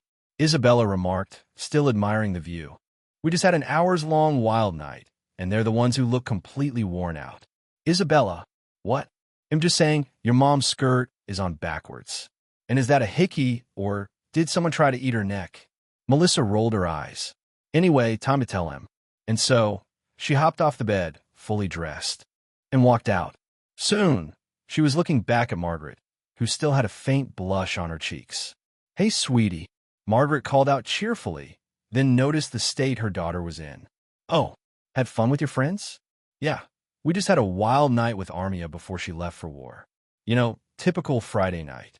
"You'd say that," Melissa replied, then noticed a fresh hickey blooming on her father's neck. Unable to resist the opportunity for a bit of teasing, she wriggled her brows and said, "Looks like you two had fun too." "Oh, well." An awkward silence briefly fell as Melissa properly took in their disheveled states. Margaret's skirt was definitely on backwards. Melistare's shirt was buttoned wrong. Melistare was the first to revere, though. "So," Melistare cleared his throat. "Did you need something?" "Actually, yeah." Melissa straightened up, pushing through the awkwardness. "Sex stuff aside, this was important. I need to tell you both about what I saw at that bar today. It's pretty serious." Her parents' expressions shifted instantly from postnatal bliss to concerned attention. Right, Melissa thought. Time to be responsible, even if I still can't shake what happened with Kimiko earlier. "So there's definitely something brewing," Melissa explained, trying to ignore her lingering discomfort. They had maps of the city marked up, guard rotations noted down. A sudden, loud cry of excitement from the next room cut her off. All three Nim had their faces flush. "Gods damn it. Isabella," Melissa thought as Kimiko's laughter joined her daughter's. "Can they seriously go again already?" "Anyway," she continued louder, "it feels like they're planning something big. Like multiple target attack big. And they've got this whole network set up, using bars as meeting spots." A particularly loud, harder mommy echoed from upstairs. Margaret Tuft. What was that about guard rotations?" Melistare asked. "Yeah, for key locations. The academy was marked, along with fuck my ASS, MOM. The warehouse district," she pressed on determinately, "and some spots in the noble quarter. Theory ordinating something. You think they have the firepower to pull it off?" Melistare asked. I don't think so," Melissa replied, shaking her head. "Why is that?" "Well, I saw them casting some spells at the bar," Melissa explained. "And, I mean, sure, they were all drunk, but I'm pretty sure even drunk as hell you'll cast better magic than they did. But they seem to think they're already experts. Top-tier mages without even a year of training." Melissa sighed. "And, again, from what little I've seen, I kind of disagree. Yeah, they've got enough skills to pick nobles off the street or something. But definitely not enough to put up a fight against the palace." "So what's the problem then?" Margaret asked, tilting her head. "I mean, they're going to get themselves killed if they keep this up. Get us killed too, if they keep escalating." Melissa replied. Should I really just sit back and watch that happen?" Both her parents fell silent. Neither really had an answer. Her father's expression darkened, his mind clearly working through implications. "In any case, you should go get some rest," Margaret said softly, putting a hand on Melissa's shoulder. "You've had quite a night." "Yeah, that's one way to put it." Chapter 259, Loyalty, Part 17. "So," Arya said, standing by the garden's railing without looking at Melissa. "You found something?"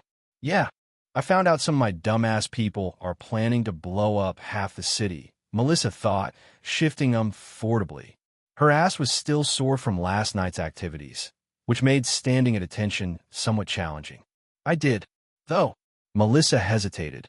"This isn't exactly easy to talk about." "Because you were spying on your own people?" "Because I was involved with the sister of one of the ringleaders." Melissa shifted uncomfortably. "Well, look," Melissa cleared her throat.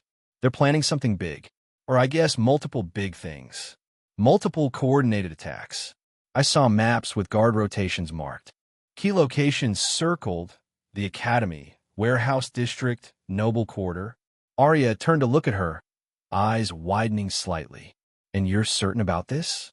"Unless they regularly gather to look at maps and talk about making the humans pay for fun, yet pretty certain."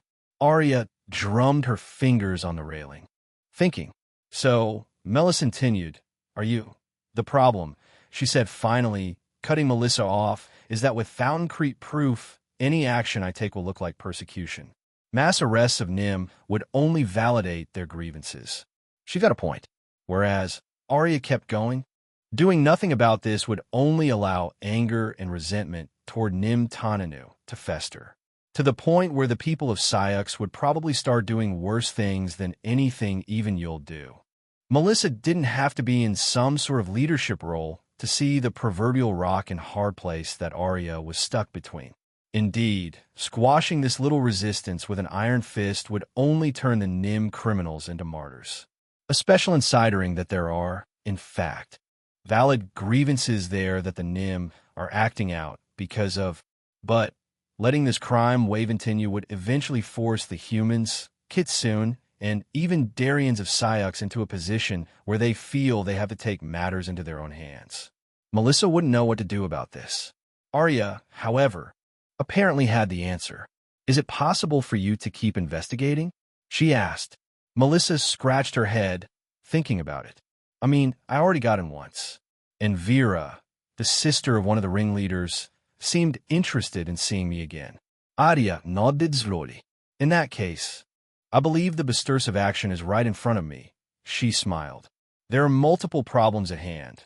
The legitimate criticisms of Syux the Nim have, the long-time hatred between Nim and humans, and the violent criminals. The first one, I can deal with myself. The S&D can only be dealt with in time. But the third, I can handle that one myself. Is what you're thinking? Well, maybe not handle entirely on your own, Arya replied. But perhaps you'd hamper their operations enough to where I can solve the matter quietly. Understand? I get it. The only way martyrs won't be born from the defeat of those criminals is if they fall off the face of the earth randomly, or something. And in the one who can make that happen. It felt a bit shady to be sure, but Melissa had a hard time arguing against Thysers of action. So, inevitably, her answer was, yeah, I think you'll do that.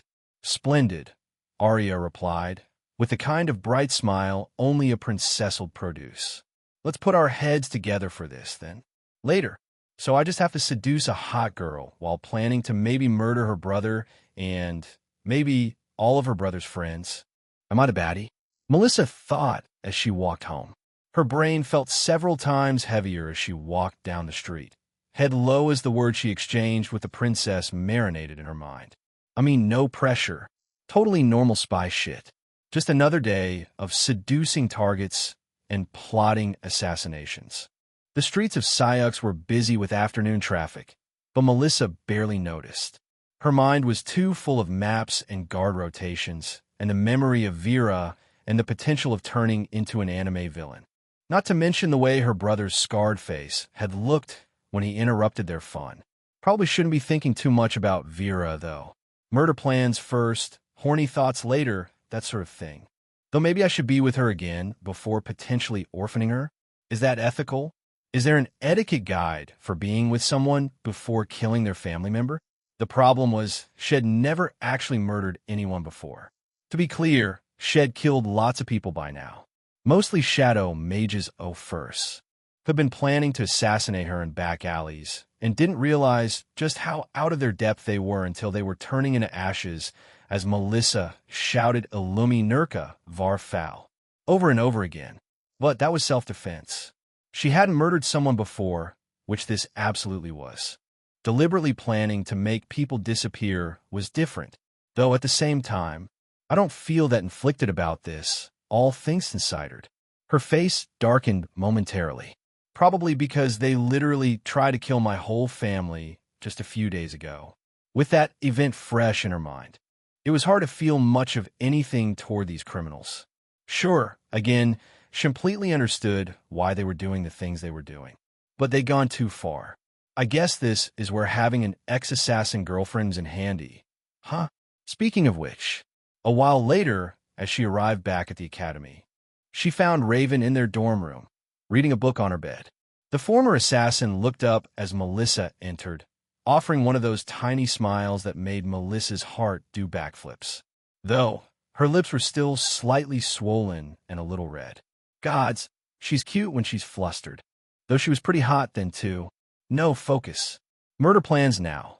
keeping her mind on the task at hand. "Hey, babe," Melissa said casually, flopping onto the bed beside her. "Quick question. If you hypothetically had to assassinate some Nim again, how would you do it?" Raven blinked. "What? Hypothetically. For academic purposes. Like if you heard some Nim was planning to kill me and you wanted to make them quietly disappear, how would you do it?" When Melissa put it that way, Raven's face changed instantly. She looked away. "There are too many things I'd do to just tell them all to you right now, in that case." "Whoa. Go ahead." Melissa got on her side, head propped onto her elbow. "I want to hear him." Raven put her book down with a sigh. "Very well. Chapter 260, Loyalty, Part 18. Well, first, ID follow them," Raven said quietly. Melissa got comfortable, shifting a bit as Raven stared up at the ceiling. "Learn their schedule. When they sleep, when they eat, that sort of thing. The key to catching them is to understand what makes them tick. That way, you know exactly when it is that they'll have their guard down. From that point on, it's about finding them at the right place at the right time. Or, I guess, the wrong place and the wrong time from their point of view. Like where? Not their home, obviously. That's the first place people look, so your tracks will still be fresh by the time the person is found. You want somewhere in between. Somewhere they go regularly, but not daily. Give yourself time to remove yourself from the minds of those who'd want to catch you." Melissa thought. "Like that bar, maybe? Did you watch me that closely?" Melissa teased, but Raven's expression didn't grow any lighter. "I did," she said. "I memorized what time you like to wake up, what time you look out the window to catch some sun before you head off. I knew your route to class, your favorite study spots, where you liked to practice magic when you thought no one was watching." "Hey," Melissa called out. "Raven, look at me." Those gray eyes met hers. It was just a hint, but it was there. "Guilt. You're not going to kill me anymore," Melissa said firmly. "You're going to help me kill other people." "Much better." That actually got a small laugh out of Raven. Right? Now I'm on. Tell me more about how you stalk me. It's kind of hot, actually. Plus, I need to know how to do this right. Though seriously, how did I never notice her watching that closely? Was I really that oblivious? Or just that horny all the time? I mean, it took all the way up until Raven actually tried to kill me for me to realize she had ulterior motives. Maybe I'm just dense. Well, your mission was peculiar. You were distracted by desire all the time, Raven continued. You were both easier and harder to track because of it. So, what you're saying is I should try to get him distracted that way. I'm saying you should learn when they're most vulnerable. For you, it was during intimate moments. For others, it might be during meals or exercise or their morning routine. Everyone has moments where they're vulnerable. And once I find those moments, then you strike. Quick, clean, and with an exit strategy already planned. No obvious violence, it draws too much attention. Unless you attack in the night. Otherwise, make it look like an accident, or better yet, like they just left town randomly. Would it really have been that easy for you with me? Melissa raised a brow. No offense, but the only reason you're still alive is because my mission wasn't an assassination mission at all. It was something else entirely. Miria, trying to test my resolve in a weird way. So she had me stand around you for months. If I'd been allowed to simply eliminate you as soon as yield, we wouldn't be having this talk. Melissa blinked. Damn. In any case, though, the real trick, Raven continued, is making sure no one knows they're dead. At least, keeping that reality hidden for as long as possible. If a body is found immediately, there's an investigation. But if someone just disappears, especially a Nim, the local guard loses interest incredibly quickly. Really? MHM. I mean, you got into many skirmishes with shadow mages over the years. And how many times did you end up with guards at your door? None. Exactly, Raven sighed. The local guards don't want to investigate Nim disappearances. They view it the same as investigating where a kid's lollipop ended up. So, then, the key is making sure there's nothing to track. No body, no blood. No evidence of a struggle. Just gone. Then the guard can rest easy knowing they did everything Theo'd. Sounds easy enough. Kinda sad when you think about it, but whatever. Indeed. All Melissa would need to do is go back to that bar, chat a few people up, and I need to find out exactly who runs this little terrorist org of theirs, Melissa thought, as she and Raven sat in formidable silence.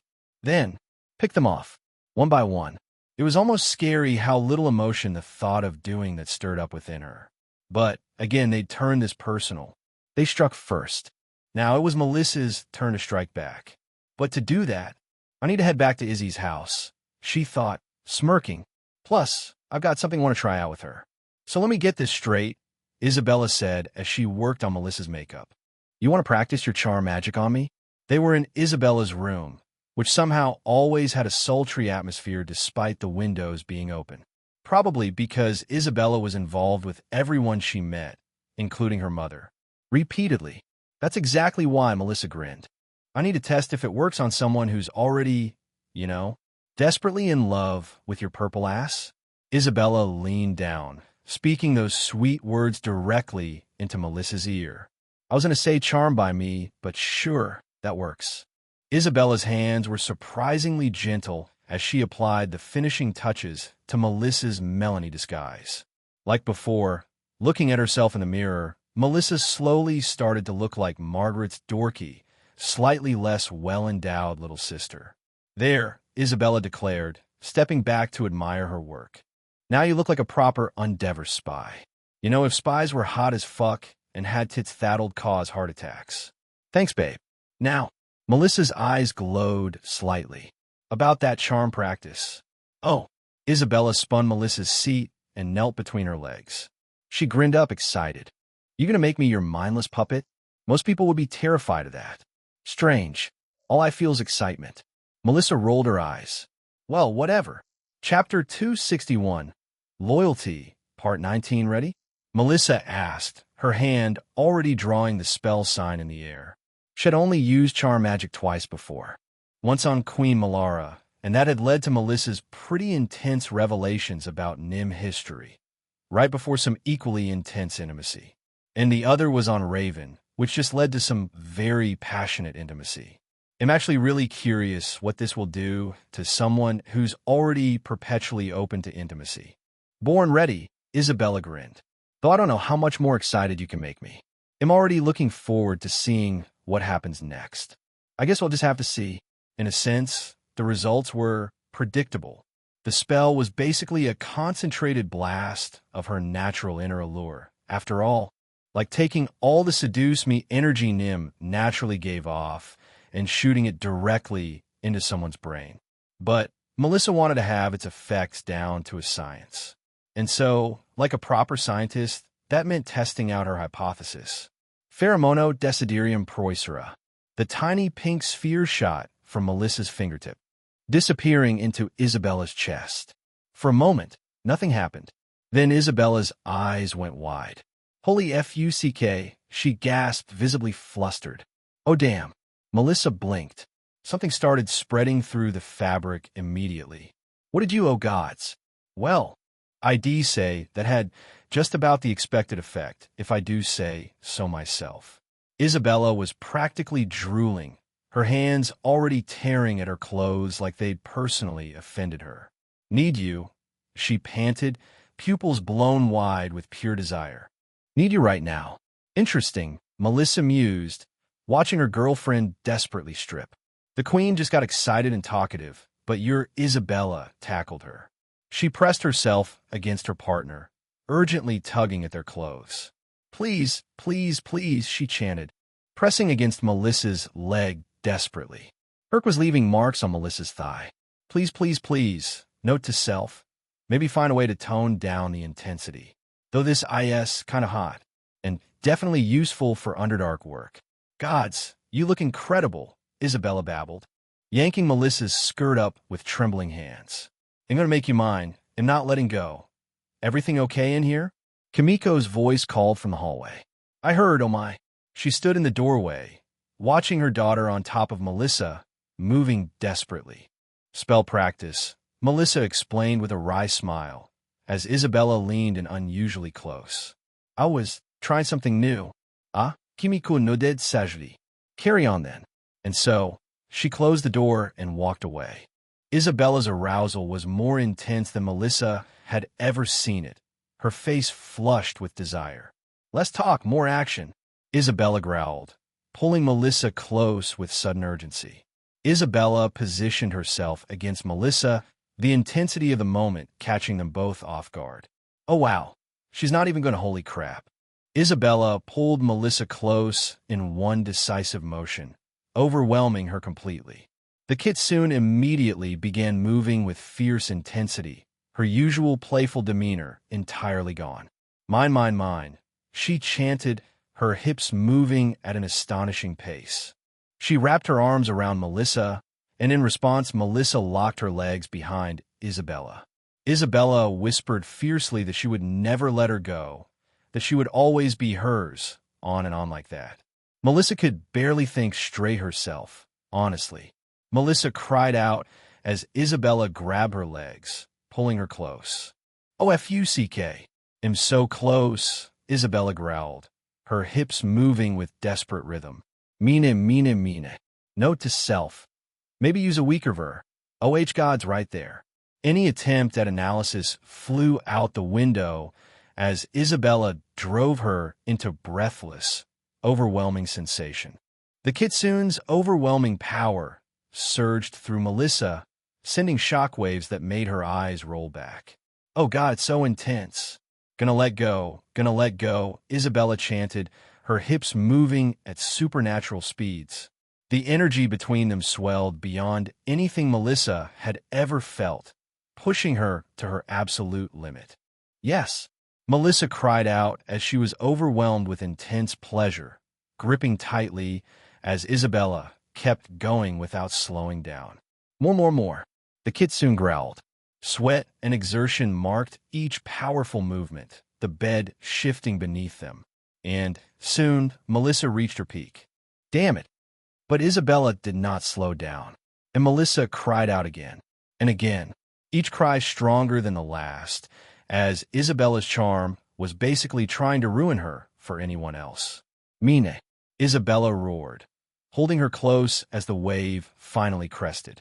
The moment left them both breathless, each pulse feeling more massive than usual. And yet, she still didn't stop. Couldn't stop. The spell had her completely at its mercy, her body tensing as she kept going, kept pushing more and more into Melissa's overwhelmed body. "Please," Melissa whimpered, barely coherent after a sixth, seventh wave of overwhelming sensation. "Too much. Never enough," Isabella growled, her breathing ragged and uneven. "Need to," she trembled and collapsed at last, utterly spent. They lay there panting, holding each other in the quiet aftermath. Covered in sweat, the room smelled of magic. "That was," Melissa muttered, staring at the ceiling. "My mind went blank," Isabella said, staring at the ceiling herself.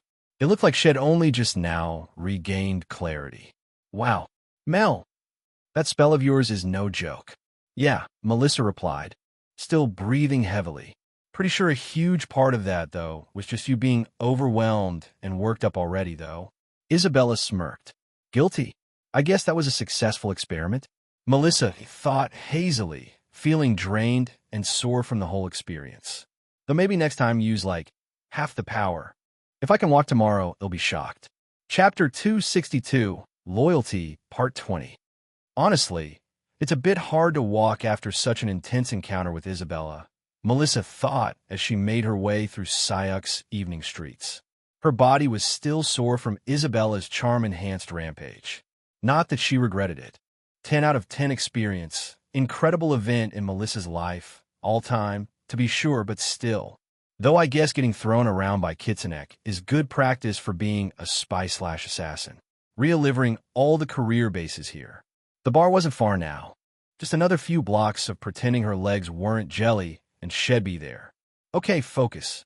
Mission time. What did Raven say? Learn their patterns, find their weak spots. She went over the plan in her head. Get close to Vera again. Use her to learn more about the organization. Figure out who's really in charge.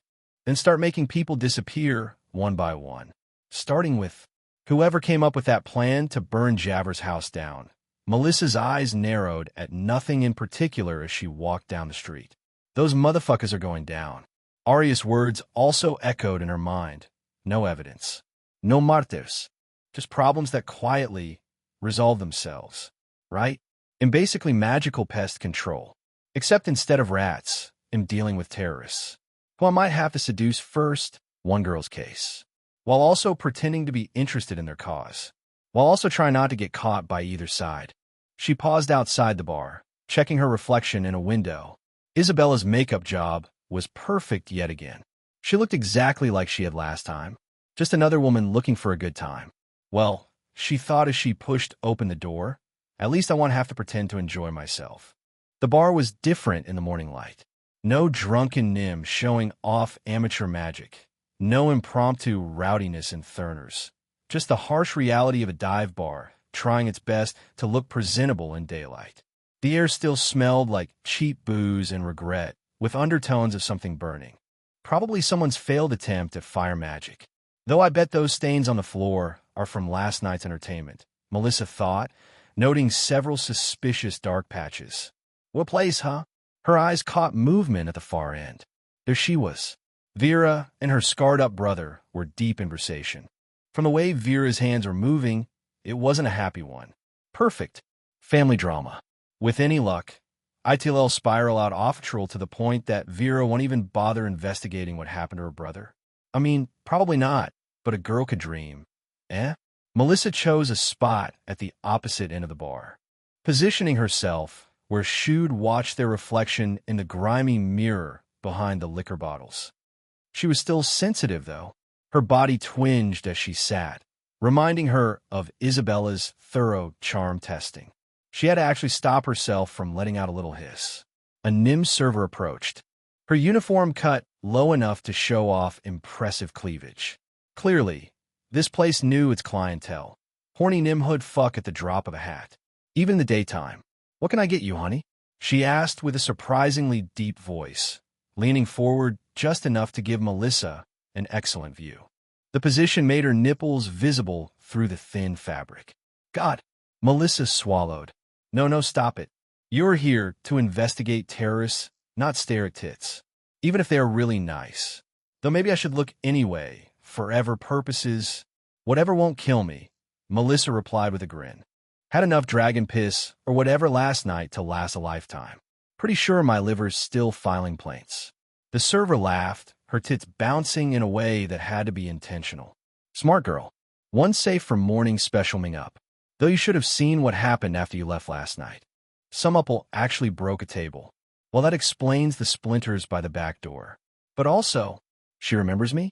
As the server walked away, absolutely putting some extra swing in her steps, Melissa caught snippets of the siblings' conversation in the mirror.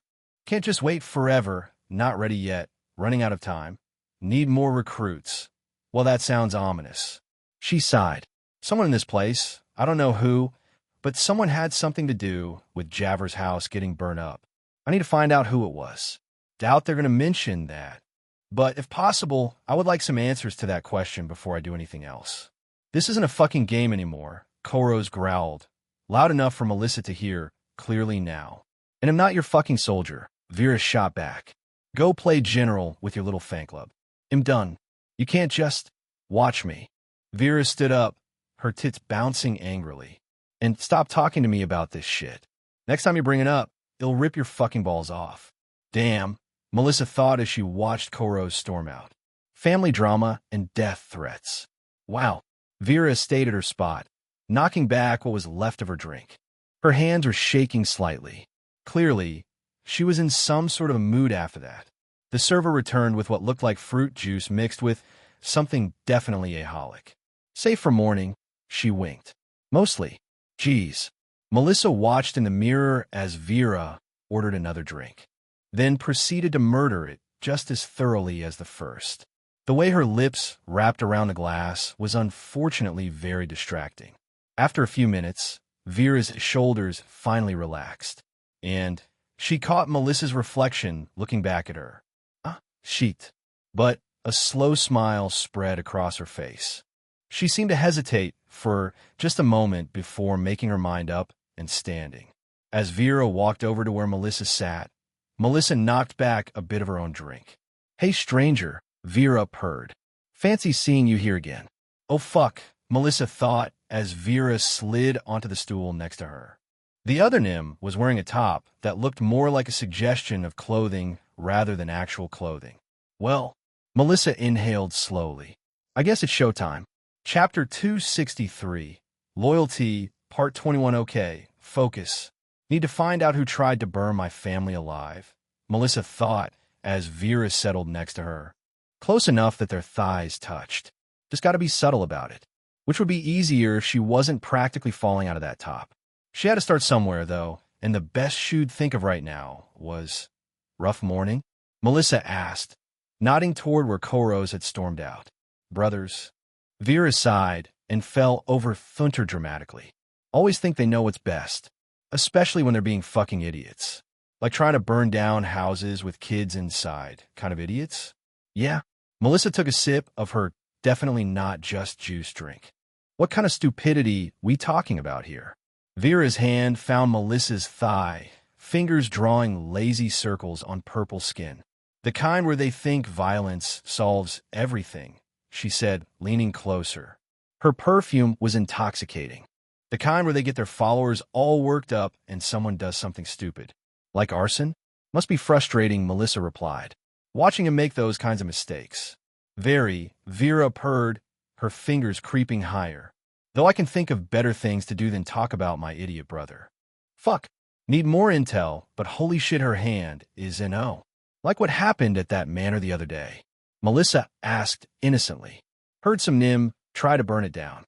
Vera's hand stilled for just a moment. Heard about that, she said carefully. Stupid move. Drawing attention like that. Vera sighed, her shoulders dropping. Fucking idiots knew exactly whose house it was too, she muttered, taking another drink. The Black Flame girl and her family. You know, the one who saved the king? First Nim mage ever? Yeah, they thought burning her house down was a smart move. Fucking idiots. Oh, so they didn't know.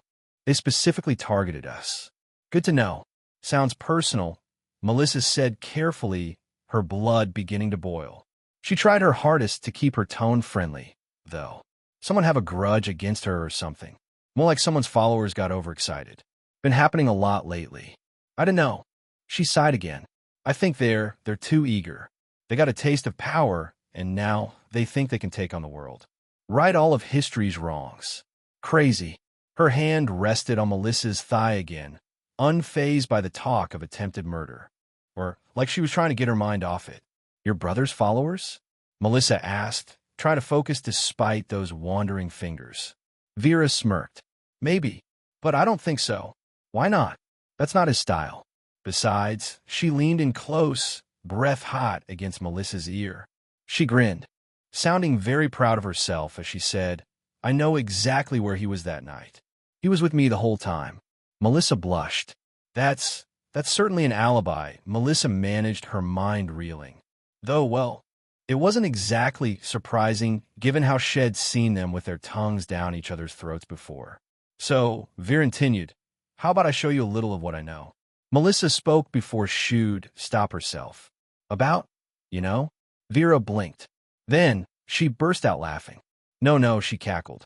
Unless you suddenly switch packages down there or something. No. The smile that remained on her face after the laughter subsided was so sweet Melissa's heart skipped a beat. I meant about magic. Oh, Melissa nodded. Sure. Vera gods, I need to unwind, Vera thought as she led Melanie to the back room. Her brother's nonsense always left her frustrated and on edge. Aside from a usual irritation that the guy's head was the densest thing in the city, something about fighting with him just made her blood boil. Though right now, watching Melanie walk ahead of her, Vera had other things on her mind.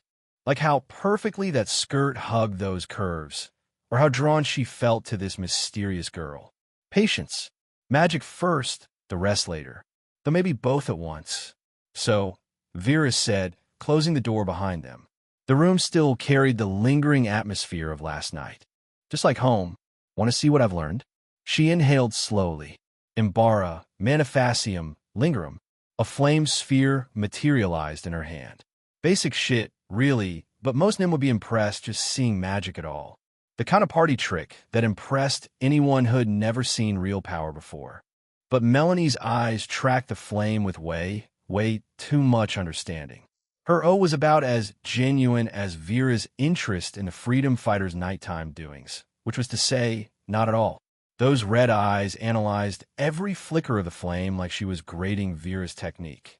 Yeah, you're not fooling anyone. Beautiful. You know way more than you're letting on. Fuck, that's hot. She held back a grin. That's amazing. Melanie gushed, like she hadn't just dissected Vera's spell work with expert precision. How'd you learn that? It's so impressive. Girl, I saw you cast that illumination spell last night. You probably forget more magic before breakfast than I know total. Though watching you pretend to be impressed is kind of adorable. Practice, Vera purred, stepping closer. Melanie looked even more impressive up close, practically begging to be freed from that tight top. Though something tells me you might already know a thing or two. What? No, Honey, Vera caught her chin, tilting that pretty face up. Gods, those lips look delicious. I saw how you watched everyone's spells last night. You're about as amateur as I'm straight. Melanie blushed, caught her lie. Feller made her purple skin even more gorgeous. Fuck, she's cute when she's flustered. Wonder what else she's hiding. Besides that perfect ass and what has to be expert-level magical knowledge. Maybe I should find out. For research purposes, obviously. So, Vera pressed closer, enjoying how Melanie's breath hitched as their bodies touched. Want to tell me what you really know about magic? Or should I make you talk? Chapter 264, Loyalty, Part 22. Melissa thought as Vera's body pressed against hers. The other Nim's form felt amazing even through their clothes. So much for playing dumb about magic. Though maybe I can work with this. Get her distracted instead of focused on magic. Like I'm doing right now. All right, she admitted, letting her hands rest on Vera's hips. The way Vera's breath hitched at her touch was deeply satisfying. Maybe I know a little. A little? Vera raised an eyebrow, fingers playing with the hem of Melissa's top. Her nails scraped lightly against purple skin. The way you analyze my spell sign says otherwise. Come on, show me something. Show me what you can really do. Shit. Need to look competent since she's obviously seen through me, but I can't look too competent. What would a self-taught Nim know? Something flashy, but not too precise. Though it's hard to think straight with her hands doing that. Well, Melissa drew back slightly. Raising her hand, she deliberately made the spell sign a bit sloppy. Not enough to misfire, but enough to look like someone who learned through trial and error rather than formal training. Like she was powerful but untrained, instead of having spent the last 9 years doing barely anything but casting spells. Lumina aegis circumdare. A shimmering dome of light surrounded them, casting everything in a soft glow that made Vera's curves look even more inviting. Basic protection magic, but she made sure to put enough raw power behind it to impress. The kind of spell that showed talent without expertise. Fuck, Vera breathed, her eyes wide and hungry. Her hands hadn't left Melissa's body, fingers growing bolder in their exploration. That's hot. Like really fucking hot. Where'd you learn that? Who taught you? Just picked it up, Melissa shrugged, letting the spell fade. She could already feel herself reacting to the way Vera was looking at her. Like a few months ago, you know? Trial and error, you know? Lots of practice alone in my room. Not entirely a lie. Just leave out the train by the former sorceress part. Practicing alone in your room? Vera's fingers slid under her top, tracing patterns that made Melissa's skin tingle. Now that's an image. But you looked gorgeous figuring it all out. Her thighs slipped between Melissa's legs, pressing up in a way that made focusing on the conversation increasingly difficult. Wanna know what else I've picked up? She purred, breath hot against Melissa's ear. Some very interesting applications of magic. Yes. No. Maybe. Focus. Need intel about the arson, but holy fuck her hands feel good. And maybe getting her worked up will make her talk more? Yeah, that's totally why I'm letting her stay close to me. For the mission. Show me, Melissa heard herself say, her hands resting on Vera's waist. Fuck it. Might as well enjoy my spy work. Besides, what better way to get close to someone than getting really close? The way Vera's tongue swept into her mouth made thinking about the mission significantly more challenging. But hey, sometimes gathering intel meant getting intimate. All part of the job. Army of 2 weeks, army of thought. Trying to ignore the whispers from the human soldiers. Just 2 weeks of proving him loyal enough for these idiots. That's all I gotta put up with. The caravan lurched over another bump in the road. Her armor clinked. She'd been given some pretty hefty pieces, made by a blacksmith specifically for her. She didn't like it. She'd spent way too much time wearing dresses and skirts just to be put in a suit of armor like this. If she'd fight in her school uniform, she would. Why is this lizard with us? One soldier muttered to another. Not quietly enough. Because we're expendable. Obviously, his friend replied. Saw the orders. We're the distraction while the main force hits from the west. No, I'm here because the Queen said so, you idiots. Though I guess your tiny brains can't process complex thoughts like following orders, or don't antagonize the 7-foot-tall warrior who would snap you in half. Hey, Scaleface. A particularly brave or stupid soldier called out. You actually gonna fight your own kind? Armia turned slowly, raising a brow and slightly tilting her head. I am a citizen of Syux. There won't be any of my kind there, she settledly. Just Rand soldiers and Syux soldiers. Some smarter than others. Buffed. That was all he said, though, shutting up after that. The irony wasn't lost on her. Here she was, being sent to fight her own people to prove she wasn't a threat, while being treated like a threat by the people she was fighting for. And all the time, Shed spent fantasizing about being a noble woman. This kind of politics had definitely been what she was least looking forward to. Fine. Happy thoughts, she thought, closing her eyes. Just distract yourself. And as soon as she tried to do that, her mind drifted to wildly inappropriate thoughts she would never speak aloud. Herc twitched uncomfortably in its confines. It suddenly occurred to her just how used Shed got into the occasional intimate nights she used to expect with Melissa and Isabella. Am essentially undertaking abstinence for a couple of weeks too. She blushed. That's Fina. You're a warrior. You can handle 2 weeks without your usual fun with anyone. Eyes front, soldier. Theminder barked at a human who had been staring too long at her chest plate. At least someone was professional about this. Sir, another soldier approached Theminder. UT report says we're about 6 hours from the front. 2 weeks. 2 weeks of fighting, of proving herself, of showing these humans what a Darien warrior would do. Just remember your orders, Theminder told her gruffly. Hold the line. Give the main force time.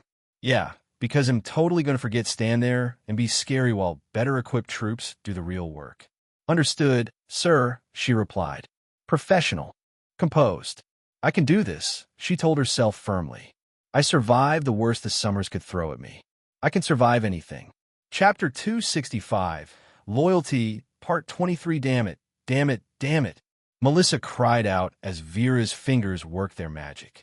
The other Nim had her wrists pinned in place, devoting herself to her with eager intensity like she was starving for it. Holy shit, she's good at this.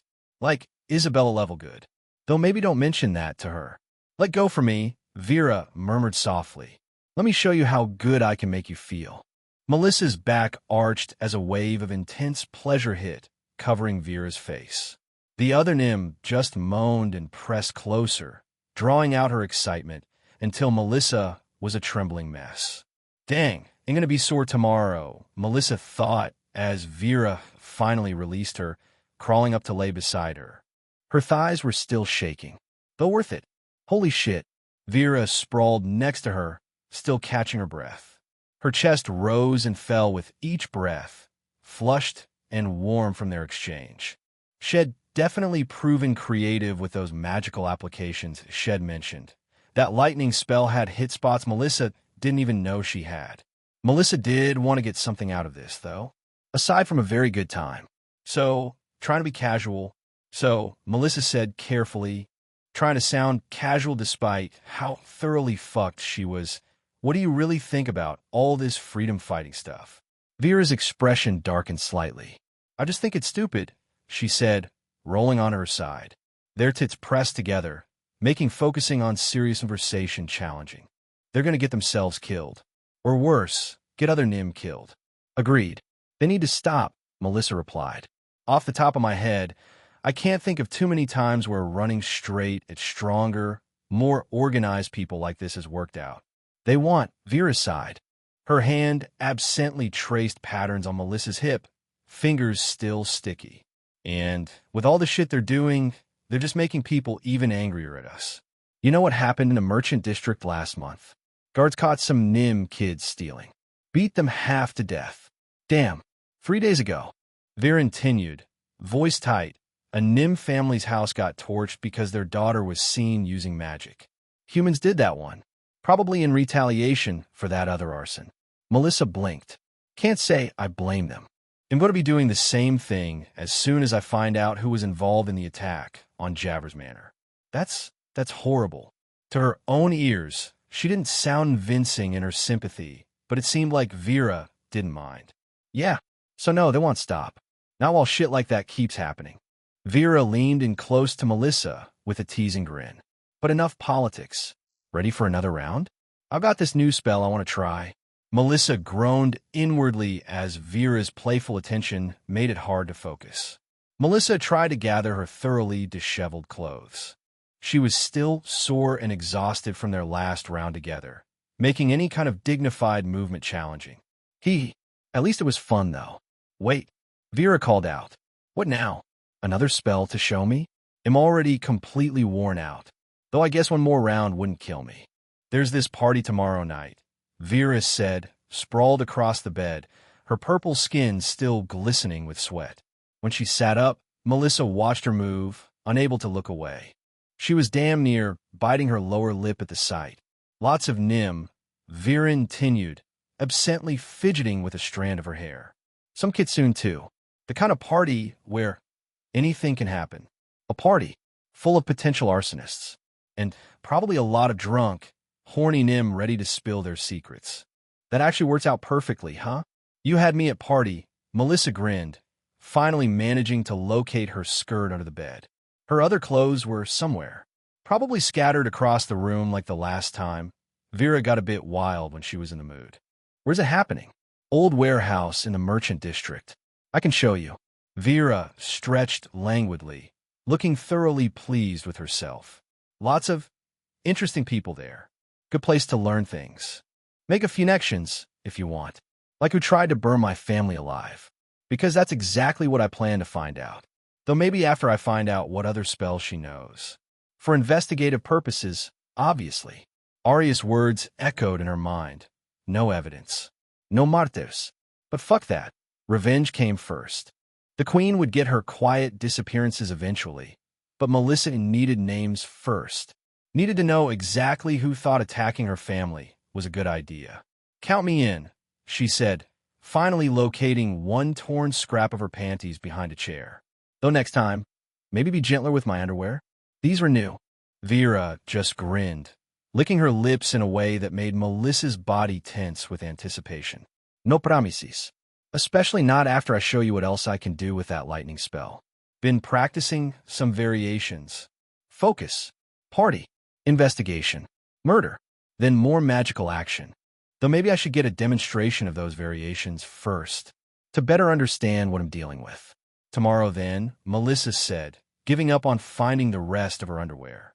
Her skin was still tingling from that last spell anyway, and the way Vera was looking at her wasn't helping her focus. Tomorrow, Vera agreed, stretching again in a way that had to be deliberate, or something bold. It's that kind of party. The kind where things get wild. Perfect. Nothing gets people talking like trouble and chaos. Time to find out who needs to disappear first. Though maybe I should stay a bit longer. Make sure I really understand what kind of party this is going to be.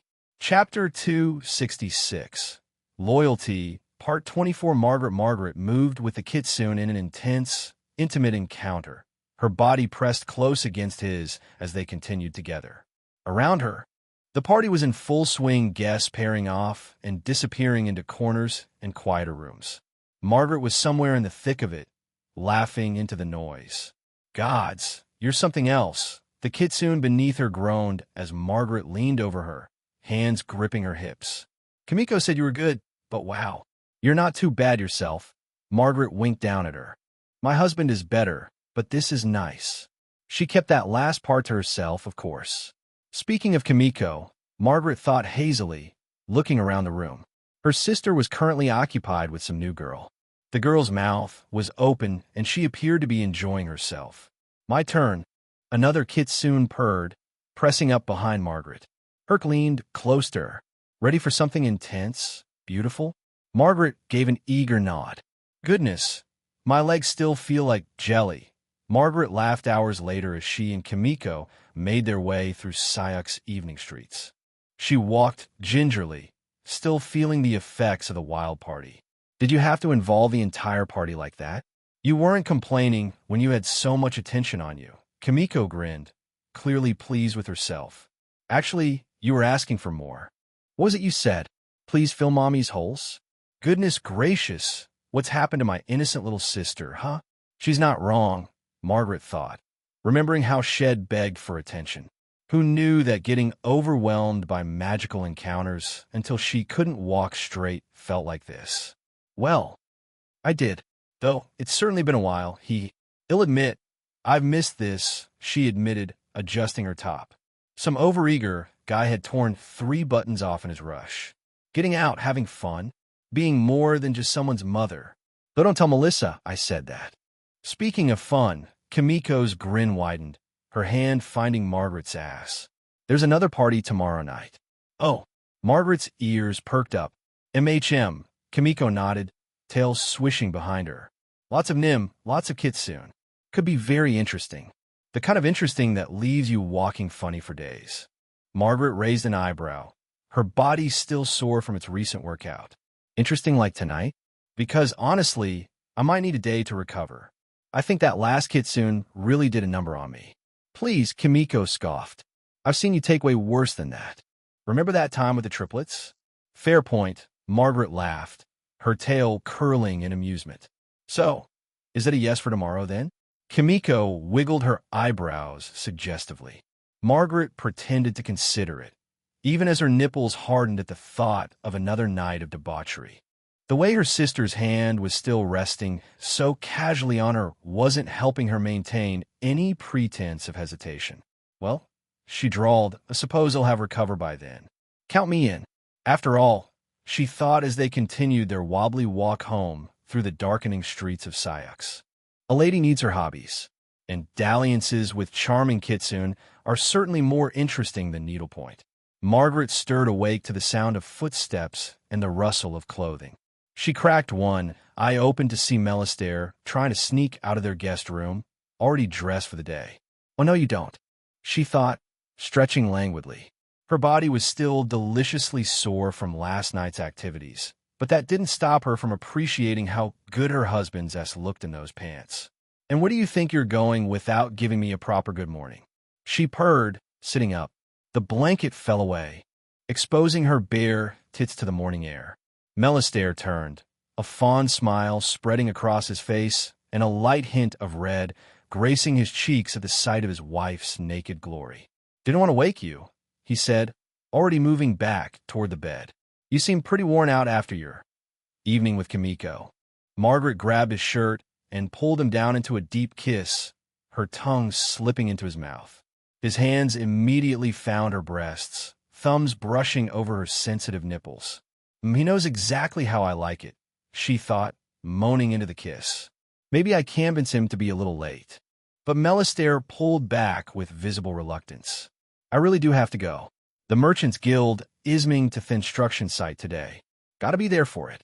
Fine, Margaret pouted playfully, giving him a lingering look. But you're making it up to me tonight.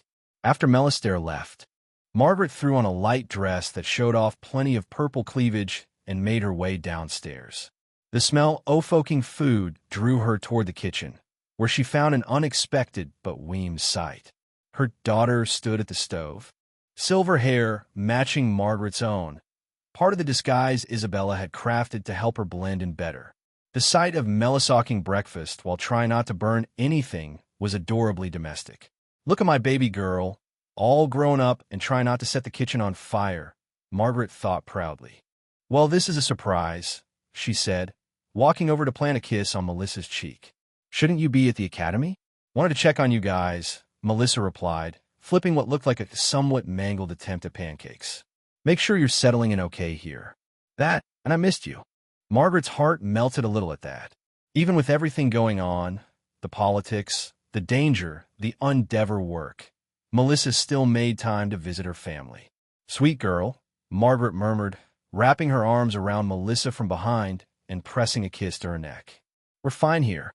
Your sister's having the time of her life, playing with Isabella's kitsune ears, and Kimiko's been keeping everyone well entertained. A lively clamor echoed down the hallway, followed by Isabella's voice calling out playfully, "More, please." Margaret and Melissa shared a look before bursting into laughter. Speaking of Kimiko being so helpful, I guess Melissa snickered, turning back to her slightly charred pancakes. "Oh, hush," Margaret swatted her daughters as playfully. "Like you want to talk, miss, I have 2 girlfriends now."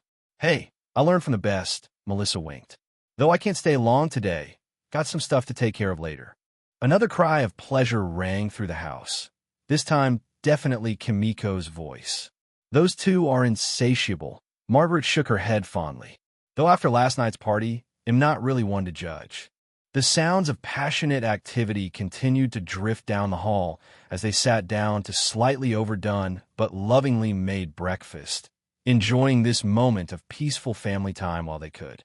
My baby girl's grown into quite the woman, Margaret thought, watching Melissa ramble about her latest magical breakthrough between bites, even if she still can't talk to save her life. Chapter 267, Loyalty, Part 25. Melissa stood in front of her mirror, adjusting the dress shed picked for tonight's party. The purple fabric hugged her curves in all the right places, showing just enough cleavage to be enticing without screaming, "I'm secretly infiltrating your organization." Hopefully, anyway. Hope Vera likes it, she thought, turning to check how it looked from behind. Thought considering how attracted she was just from watching me cast one spell, you'll probably show up in a potato sack and shed still want me. A quiet tap at her window drew her attention. A messenger bird? Indeed, such a thing was perched there, a scroll tied to its leg with what Melissa recognized as the royal seal. "Oh fuck, Adia. Now." Melissa raised an eyebrow as she retrieved the letter. Breaking the seal, she unrolled the parchment. "Dearest Melissa, I trust this finds you well. I've grown rather restless for news of your progress with our NIM problem. While I understand these things take time, perhaps you'd enlighten me as to your current approach. Yours, Queen Arya H.M. All right, I guess you'll let her know where I'm at right now. Though, to be honest, I don't think there's too much to say at the moment." She began to write, "My queen, to address your question, I've mad intact with all of key members of this growing terrorist movement. However, before I can properly deal with these freedom fighters, I have a more pressing matter. Specifically, finding the people who try to burn down Javers Manor. My family was in there, Your Majesty. My little sister. So with all due respect, Your Majesty, I believe the larger NIM uprising can wait until I've personally dealt with those particular individuals. I will contact you as soon as I have made progress outside of that. Your faithful servant in this matter." Melissa there, she thought, sealing the letter. Perfect. She handed the scroll back to the waiting bird, then returned to preparing for tonight's party. After sending off the letter, Melissa returned her attention to her reflection. The silver hair Isabella had dyed for her caught the light nicely, making her look almost ethereal. Combined with her purple skin and the way her dress hugged every curve, she cut quite the figure. Perfect, she thought, running her hands down her sides. Just bold enough to keep Vera's attention, but not so obvious that I look like I'm trying too hard. She adjusted her neckline in the dress, making sure they were pushed up just right. The neckline showed off enough cleavage to be distracting while still leaving something to the imagination. Time to go be the eager recruit, she thought, touching up her lips with a deep black shade. Learn what I need to learn, figure out who tried to hurt my family. The door clicked open behind her. Raven stepped in, still slightly out of breath from whatever rooftop running she'd been doing with Javer. That was how they like to train these days. Her usually pristine black hair was windswept because of that, a few strands sticking to her sweat-dampened neck. Fuck, she's hot when she's all worked up like this, Melissa thought, letting her eyes roam over her girlfriend's body. See something you like? Raven asked dryly with a little smile. though she mostly looked amused. Always, Melissa purred, turned to face her.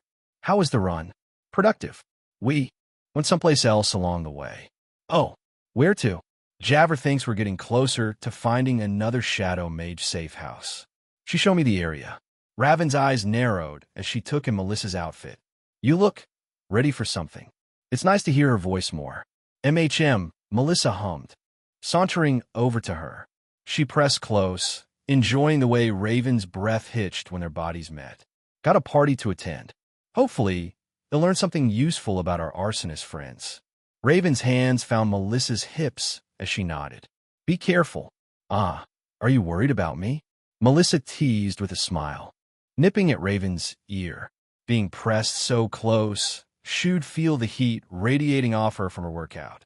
Someone has to be, Raven muttered, since you clearly have no sense of self-preservation. I guess so.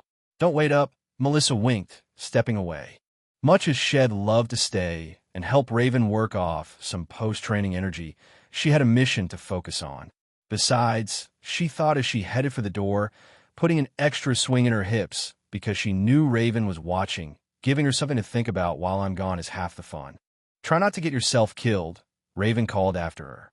No promises. Melissa sang back cheerfully. Time to go play her part. She had information to gather, arsonists to find, and if she had to charm her way to some answers, well, that was just part of the job. Margaret's thighs were already slick with anticipation as the carriage rumbled through Sayuk's darkening streets.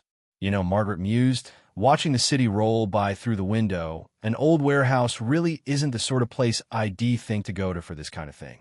Her tail curled playfully. Though I suppose it makes sense.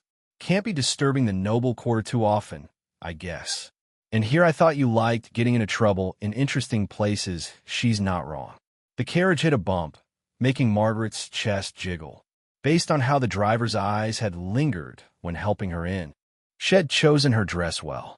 Just try not to break me completely this time, Margaret said, though her body thrummed with excitement at the possibility.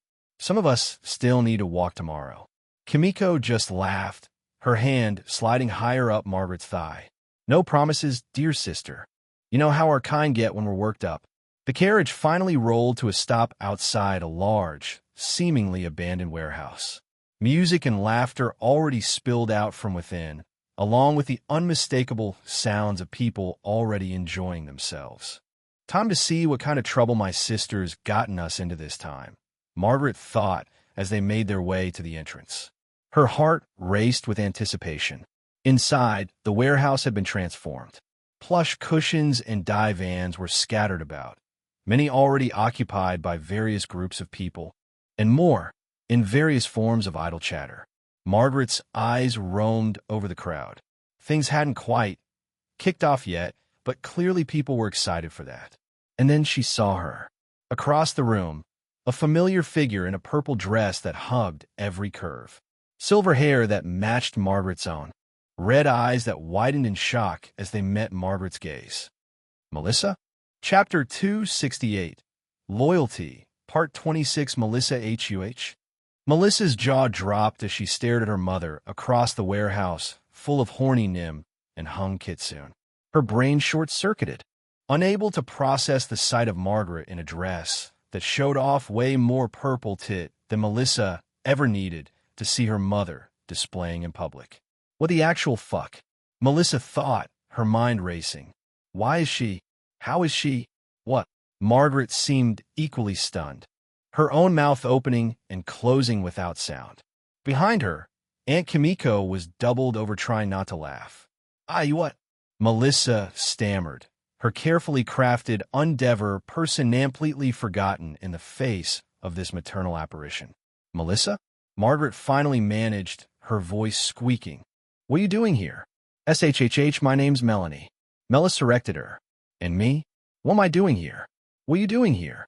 Melissa shot back, her tail thrashing with agitation. Oh gods, this can't be happening. I'm supposed to be gathering intel on terrorist Nim, not running into my mother at a fuck party.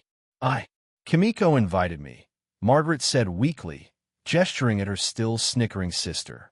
Oh God, Melissa muttered. Great. Just great. All my careful planning, my subtle infiltration. And now my mother's here to watch me try to seduce information out of horny revolutionaries. And you? Margaret asked, clearly trying to regain some maternal authority despite the absolutely inappropriate setting. Shouldn't you be at the academy? Studying? Before Melissa all up with any kind of explanation that didn't involve trying to find the people who tried to burn down our house by charming my way through the NIM resistance. A familiar voice cut through the awkwardness. Damn, Melanie, Vera purred, practically materializing at Melissa's side. Her hand found Melissa's ass with practiced ease. Is this your sister? You didn't tell me you had such a hot relative. Oh no, Melissa thought. We literally look identical. Minus her boobs being way bigger than mine. Everyone's obviously going to think we came here together. This is about to get so much more implicated. She's Melissa started, but her brain refused to supply any reasonable alternative to mother. Cousin, Margaret cut in smoothly, reverting some of her composure. Sindusin, actually. Margaret, pleased to meet you. And you are? Vera, the other Nim replied, her eyes roaming appreciatively over Margaret's curves. I've been showing Melanie here the ropes, so to speak. Though I'd be happy to show him to you too. This isn't happening, Melissa thought desperately as she watched Vera openly undress her mother with her gaze. I'm having a nightmare. They'll wake up any S&D now. But she didn't wake up. Instead, she stood there watching her infiltration target hit on her mother while her aunt struggled not to lapse in hysterics. Well, Melissa thought with resigned hysteria, at least this'll make for an interesting report to Queen Arya. Your Majesty, slight complication with the mission. My mother showed up in a compromising situation with Kitsune at my underground intelligence gathering operation.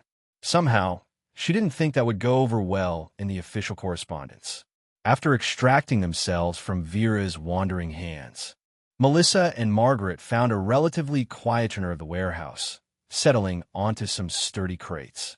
Music pulsed through the air while all around them, Nim and Kitsune flirted and danced and did considerably more intimate things. Like a bad movie, it didn't take a genius to see how this night would end, especially if the way some people were already grinding on each other was any indicator. Jesus fucking Christ. So, Melanie, Margaret said, adjusting her dress to keep her massive tits from making an unauthorized escape attempt. Want to tell me what's really going on? Melissa sighed, running a hand through her silver-dyed hair. The disguise that had seemed so clever now felt ridiculous, given that her mother's identical hair and bigger rack were right there for comparison. I'm trying to find the people who tried to burn down the manor, she admitted quietly. All around them, bodies pressed together in increasingly creative configurations. These gatherings are where a lot of the more radical Nim meet up. I figure if you'll get close to them, by getting very close to them, Margaret raised an eyebrow, gesturing at a nearby upple demonstrating exactly what very close meant in text. Like you're one to talk, Melissa muttered, pointedly eyeing her mother's outfit. The neckline was doing about as much containment as a paper bag in a hurricane. But yes, information tends to slip out in certain moments. Margaret's expression softened. You're doing this for us, then? Well, yeah, Melissa blushed. Someone tried to kill my family. I'm going to find out who, and then I'm going to make them regret ever touching a match. Her mother reached out, squeezing her hand. Just be careful, okay? These people are dangerous. I know. That's why I'm here as Melanie, not myself. Melissa gestured between them. Though that's going to be harder to maintain now that you're here looking exactly like me, but with an upgrade in the titted apartment. Melanie. Hee.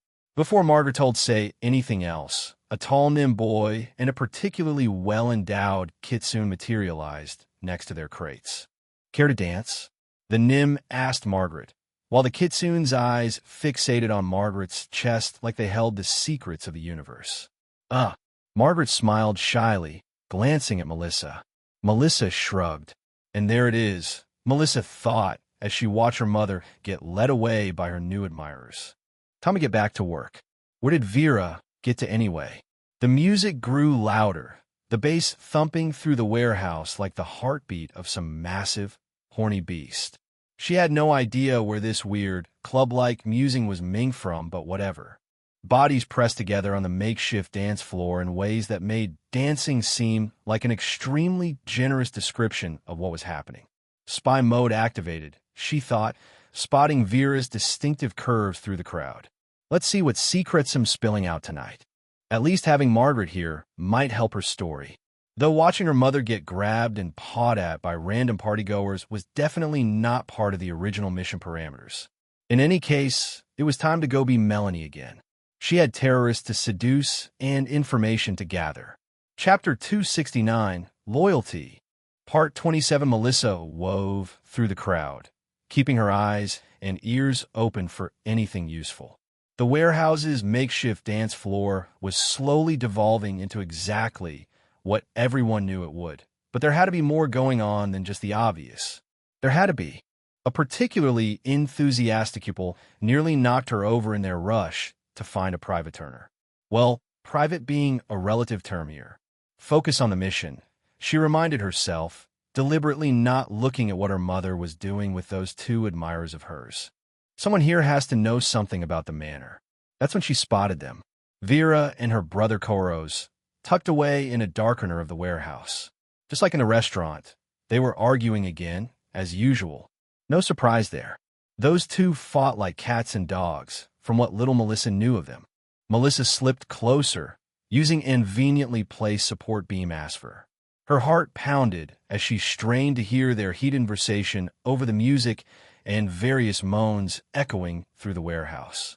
Can't just keep doing killing random people, Koros was saying, his voice tight with frustration. We need to send a stronger message. The humans need to understand by doing what? You want to storm the palace or some shit? Vera shot back. Real brilliant plan. Melissa's tail went rigid. Storming the palace? Melissa blinked. You're going to get yourselves fucking killed. But what Koros said next made it slightly difficult to care about that. Between my squad killing nobles and Rax's squad burning down houses, we've just about done everything we can, Koros growled, running a hand through his disheveled hair. How else are we supposed to send a message? For a moment, Melissa froze.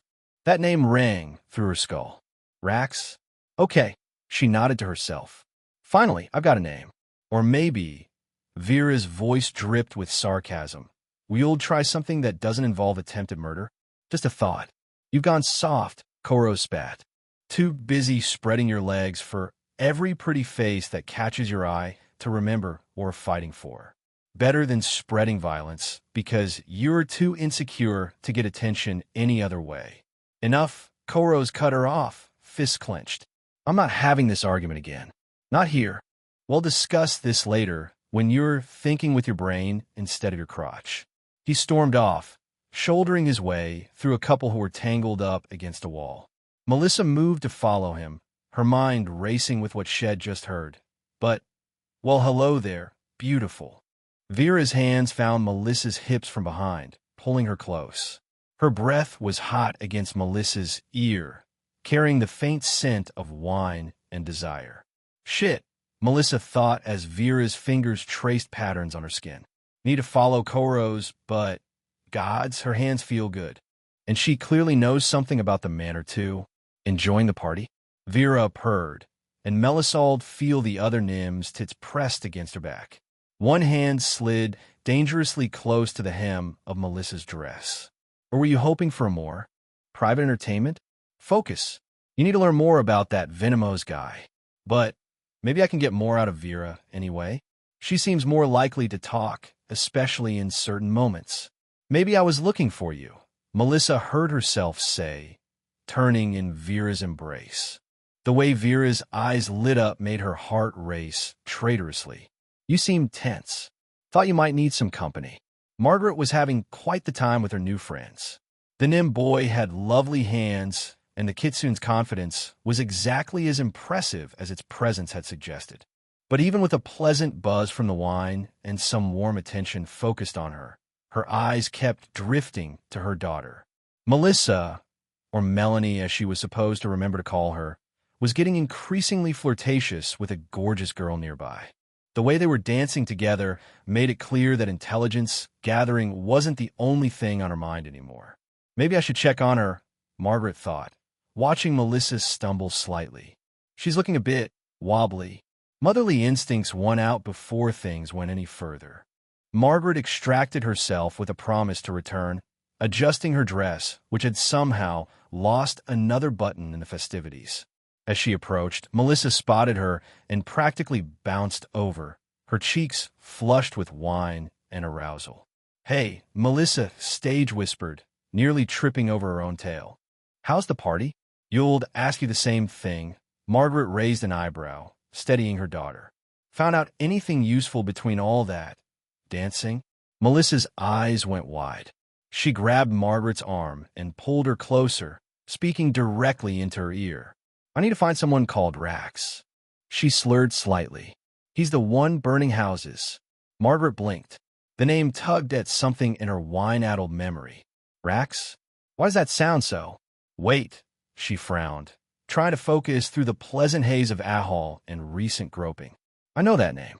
I've heard it before, I think," but the details kept slipping away like water through her fingers. Something about Melistaire mentioning a friend from work?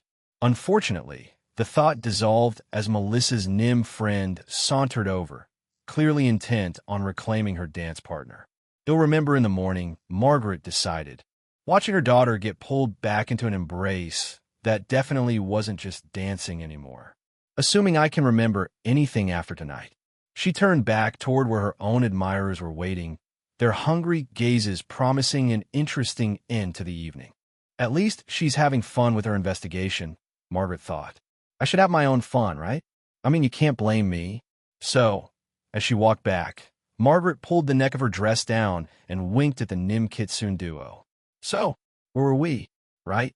She wanted to focus on her own fun for the moment, not her daughter's, even if said daughter was currently being groped by a very attractive Nim barely 10 feet away. "I need another drink." Chapter 270, Loyalty, Part 28. Melissa woke to sunlight stabbing through her eyelids and the pleasant ache of a thoroughly exhausted body. Traces of the evening had dried on her purple skin, marking everywhere Vera's touch had lingered, which was basically everywhere. Note to self, she thought blearily, maybe don't try to match a seasoned drinker drink for drink while also trying to maintain cover as a spy. Vera's body was pressed warm against her back, one arm draped possessively over Melissa's waist. Her soft breaths tickled Melissa's neck, stirring memories of how that same mouth had made her scream last night. Well, that was a night. She shook her head, immediately regretting the motion as her hangover made itself known. Setting that aside, though, you're here for information, not whatever that thing she did with her tongue was. Though that thing with her tongue had been pretty impressive. This was the S&D time she had woken up in Vera's bed, surrounded by the familiar scent of sex and expensive perfume. At least this time, she remembered most of what happened. Fragments of the night came floating back through the fog of wine and bad decisions. Dancing, kissing, Vera's hands everywhere at once. More dancing, more kissing, leaning over something that might have been a table. Her mother's voice from somewhere nearby, saying something about not going further than that. Nope, Melissa thought firmly, not thinking about that part. But amid all the debauchery, there had been one crucial piece of information. A name. Rax. The man behind the attack on Javers Manor. The one who had nearly killed her family. Vera stirred behind her, pressing closer. Her tits felt amazing against Melissa's back. But now wasn't the time to linger. She had a name. Now she needed to figure out why this Rax person had targeted Javers' house specifically. And then she thought as Vera's hand drifted closer, I'm going to make him regret ever touching that match. Morning beautiful, Vera purred, apparently intent on starting the day the same way they'd ended the night. Okay, maybe one more round. For the mission. Obviously. After all, the best intelligence gathering happened in the afterglow. Or something. Armia towered over the other recruits as they paired off for sparring. The training yard smelled of sweat and angst. Not her own, but rather that of the audience currently surrounding her. 2 weeks, she reminded herself, adjusting her practice sword. Just 2 weeks of proving I'm loyal enough for these idiots. She sighed. Funny. A year ago, I would have weemed this sort of chance. Oh well. Her current opponent was a scrawny human boy who looked like he'd rather be anywhere else. Can't blame him, really. She probably looked like Shu'd snap him in half. And Shu'd, actually. The instructor gave the signal, and they began. Armia held back. Obviously. No point breaking the poor kid, just because some nobles wanted to see the big scary Darien prove her worth. Left, right, parry, gentle tap. And then, on to the next one. Her movements were precise, controlled. Years of training with actual warriors her father hired versus whatever few months this kid had managed. Who would possibly prevail? Come on, lizard, someone called from the sidelines. Actually fight. Fuck off, she thought, but kept her face neutral. The last thing she needed was to give them an excuse to extend her deployment. Her opponent lunged, telegraphing his move, so obviously she'd have blocked it in her sleep. She stepped aside, letting him stumble past, crack. Something solid-connected with the back of her head. Stars exploded behind her eyes as she stumbled forward, barely keeping her footing. What the? She spun around to find another recruit holding a practice sword, grinning. No reprimand came from the instructor. No shock from the other soldiers. Ah, she thought, straightening to her full height. So that's how it is. Come to think of it, she was kind of in a lose-lose situation. If she retaliated, she'd be the aggressive Darien who can't control herself. If she complained, she'd be the weak, noble wannabe who can't handle real training. Fine. Armia resumed her stance, ignoring the throbbing in her skull. She kept her expression carefully blank. 2 weeks. Just 2 weeks of this shit, and then she'd go back to her actual life. Back to Melissa and Isabella and considerably more enjoyable physical activities. Though, she thought as she blocked another wild swing. I bet none of these fuckers sold last 5 minutes against Isabella in a real fight. And she's half their size. The thought made her smile, which seemed to unnerve her opponent more than any show of force-sold half. Good. The training yard had exactly one water pump that actually worked, tucked away behind what might have once been a storage shed. Armia made her way there after sparring, her boots squelching with each step. Someone had thought it would be funny to kick mud at the big scary Darien. Real mature, she thought, examining her mud-caked trousers. Were they 12?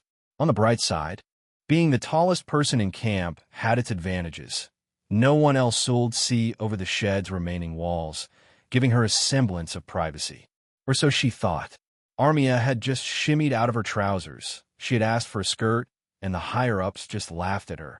So trousers it was, leaving her naked from the waist down when she heard a gasp.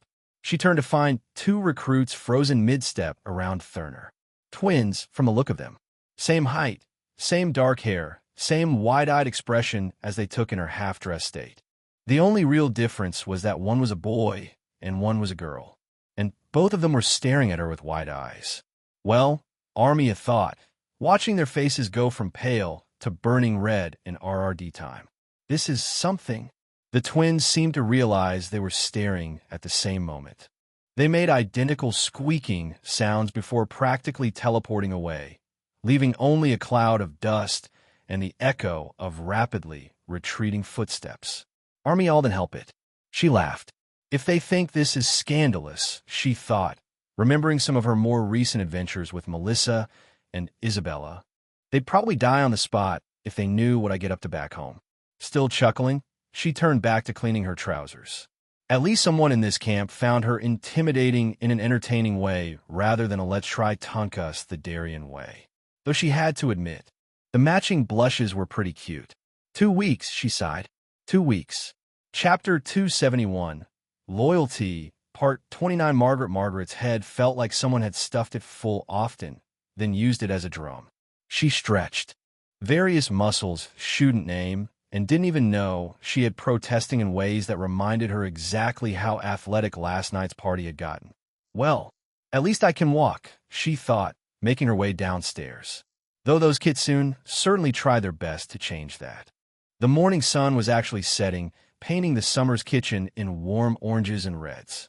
Kimiko and Isabella were already up, though given the hour that wasn't surprising. The sounds of their usual morning routine, which naturally involved Isabella bent over the kitchen table, echoed through the house. Mommy, harder. Margaret just rolled her eyes with a little smile. Then she went and checked on Hazel, who was thankfully in her own room, drawing. The sight of her daughter playing made Margaret's heart swell, even as her head throbbed. She started gathering ingredients for breakfast or dinner, she supposed. Given the hour, eggs, bread, whatever else she'd find that wouldn't aggravate her hangover. The front door opened, and Melistare's familiar footsteps approached the kitchen. Her husband looked tired from work, but his eyes lit up at the sight of her. "We'm home," she smiled. "Ah, hard day. Good to be back," he noted before walking up and giving her a kiss on the cheek. Melistare took off his shirt and sat down, quickly noticing the two Summers going at it. Oh, indeed. Margaret sat down with him, and then something clicked in her wine-soaked brain. Last night. Melissa. The party. The name. Oh. Margaret nearly dropped the eggs. Dear, Melissa thinks she might know who was involved in the arson. A Nim called Rax? Do you know? The instant change in Melistare's expression made Margaret trail off. What? Melistare sat at his kitchen table, staring into a cup of tea Huldent remember Margaret making. The sounds of Isabella and Kimiko's morning routine had mercifully moved upstairs, leaving just the quiet tick of the clock and his wife's concerned breathing. 9 years, he thought, his mind spinning. 9 fucking years. Tell me everything, he managed, his voice rougher than had intended. From the beginning. Margaret settled across from him, her massive tits resting on the table in a way that would normally have instantly distracted him. Not now, though. Not with the name Rax echoing in his head like a death knell. Well, she started, fidgeting with her own untouched tea. Kimiko invited me to one of her parties. Any other time, Melistare would have smiled at his wife's delicate phrasing. They both knew exactly what kind of parties his sister-in-law threw. He had nothing against them. If anything, he was jealous his work kept him out of them. Go on. It was at this warehouse, Margaret continued. Lots of Nim and Kitsune. And, she hesitated. Melissa was there. That got his attention. What? Why would she? She was Endeavor, Margaret explained quickly. Remember? The whole thing about her visiting your favorite bar? Well, she heard about this party from that. Okay. Melistare thought with a mix of pride and worry. That's our girl, I guess. Margaret, Melistare interrupted gently. The name. Rax. How did that me up? His wife's expression sobered. Right? Sorry. Let me get to the point. So, at the party, Melissa overheard some Nim girl, Vera, I think, talking about him. Said he was behind the arsons. No, Melistare thought desperately. There has to be a mistake. There isn't a whole lot Margaret told have said that would have absolutely torn Melistare's heart apart the same way this was. Rax had been Melistare's closest friend throughout his entire 9-year stay here in Syux. They'd worked together almost every day, they'd laughed over drinks, talked about life, and share each other's burdens. Tahir had done this. He wouldn't, Melistare's mind insisted. Huldent. Maybe he started, aware of how desperate he sounded. Maybe he didn't know we were living there. Margaret reached across the table, taking his hand. Her purple fingers intertwined with his, warm and familiar. Mel, she said softly, using the nickname she rarely brought out these days. The whole community knows we live with Javer, right? It isn't like that information has been kept under wraps. I mean, remember the Shadow Mage attack? Margaret said, though it was clear by her face she didn't like what she was saying. Those Shadow Mages knew somehow that we'd be there. She's right, he thought. Oh, first she's right. But still, maybe they got the wrong house. A mistake in the orders or... He deflated, shoulders slumping. 9 years of friendship. 9 years of trust. Of sharing meals and dreams and hopes for their children's futures. And he tried to burn my family alive. The thought hit him like a physical blow. Not just Margaret. Not just him. But Hazel. His teacup cracked in his grip. I need answers, he said, voice hard. Margaret squeezed his hand. I know, love. But be careful. If he really did... She trailed off, then tried again. Well, just be careful. Melistare nodded, already planning how to approach this. Huldent just in front Rax directly. Not without proof. Not without understanding why. 9 years, he thought again. watching the afternoon sun paint shadows across his kitchen table. The same table where they'd shared so many meals, so many conversations. 9 years of friendship, and now he had to figure out if his oldest friend in Syux had tried to murder his family.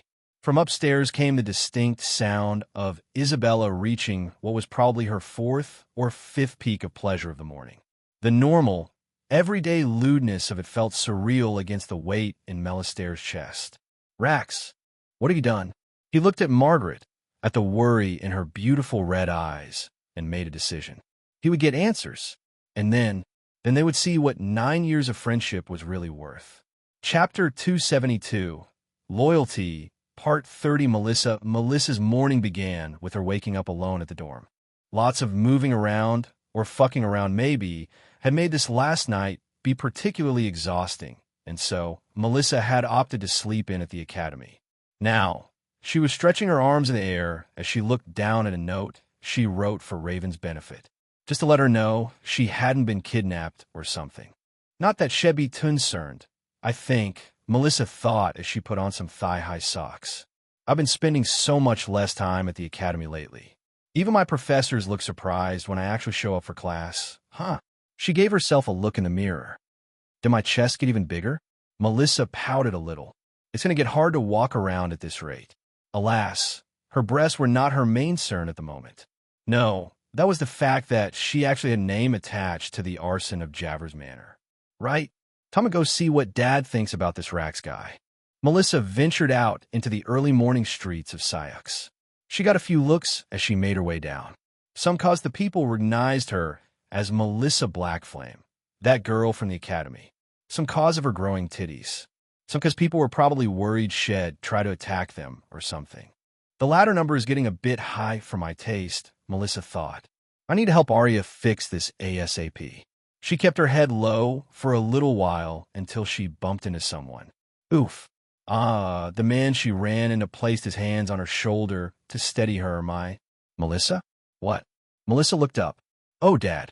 They stared at each other for a beat. Melissa laughed. Oh, shit. Oh, wow, I was just heading to Kimiko's house. Melissa declared. Oh, wow.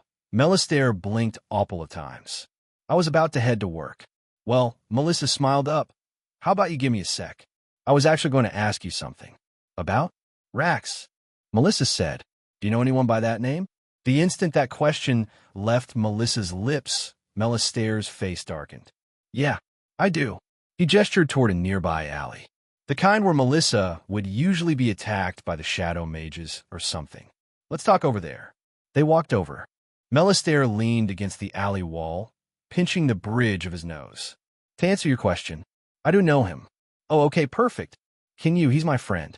Melissa stopped. Been my friend for 9 years. Actually, he said, quietly, since we first came to Syux. Works at the same instruction site. Melistair shook his head. He's been my best friend in this city. Oh fuck, Melissa thought, her stomach dropping. Not just some random terrorist. Dad's actual friend? She vaguely remembered seeing another Nim at their house years ago, bringing food and chatting with Margaret and Melistair and such. Though, in those days, Melissa had basically been an arcane hermit, spending almost every hour of the day experimenting with magic in her guest room. Was that him? Wait, she held up her hands. So, your friend tried to burn down Javers' house? Maybe. Melistair shook his head. Maybe not. Could be. Didn't know we were living there. Forgot, or something. Yeah, Melissa latched onto that possibility. Yeah, I mean, not everyone knows where the whole community knows. Melistair cut her off.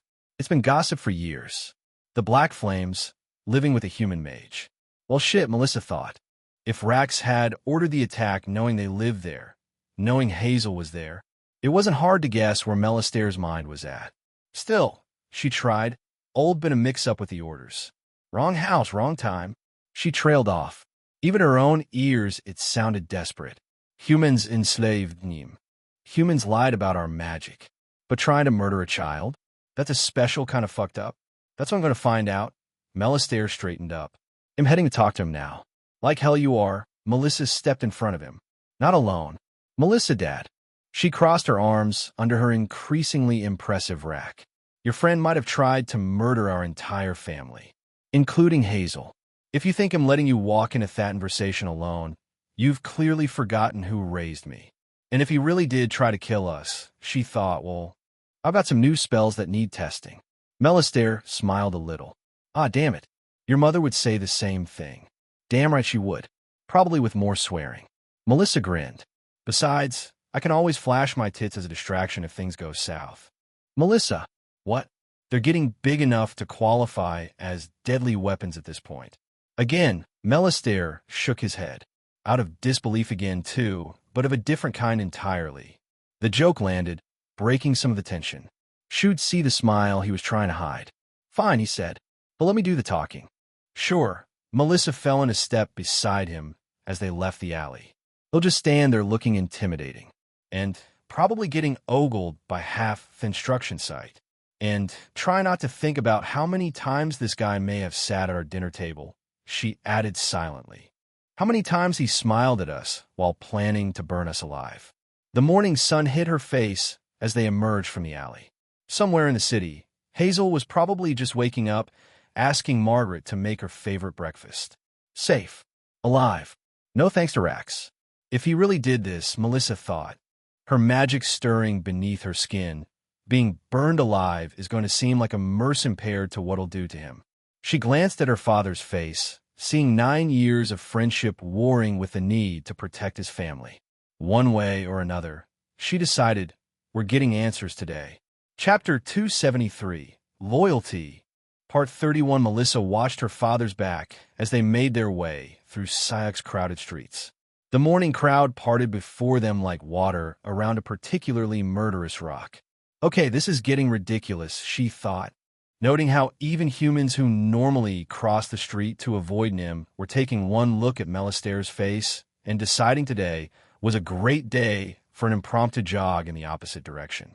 Dad, she said, quickening her pace to walk beside him, you're kind of radiating about Tomet homicide energy right now. Am I? His voice old, half-frozen lava. Look, I get it. If he really did try to kill us, it'll help you hide the body, trust me. But maybe dial back the murder face until we know for sure? She giggled for good measure. That got through.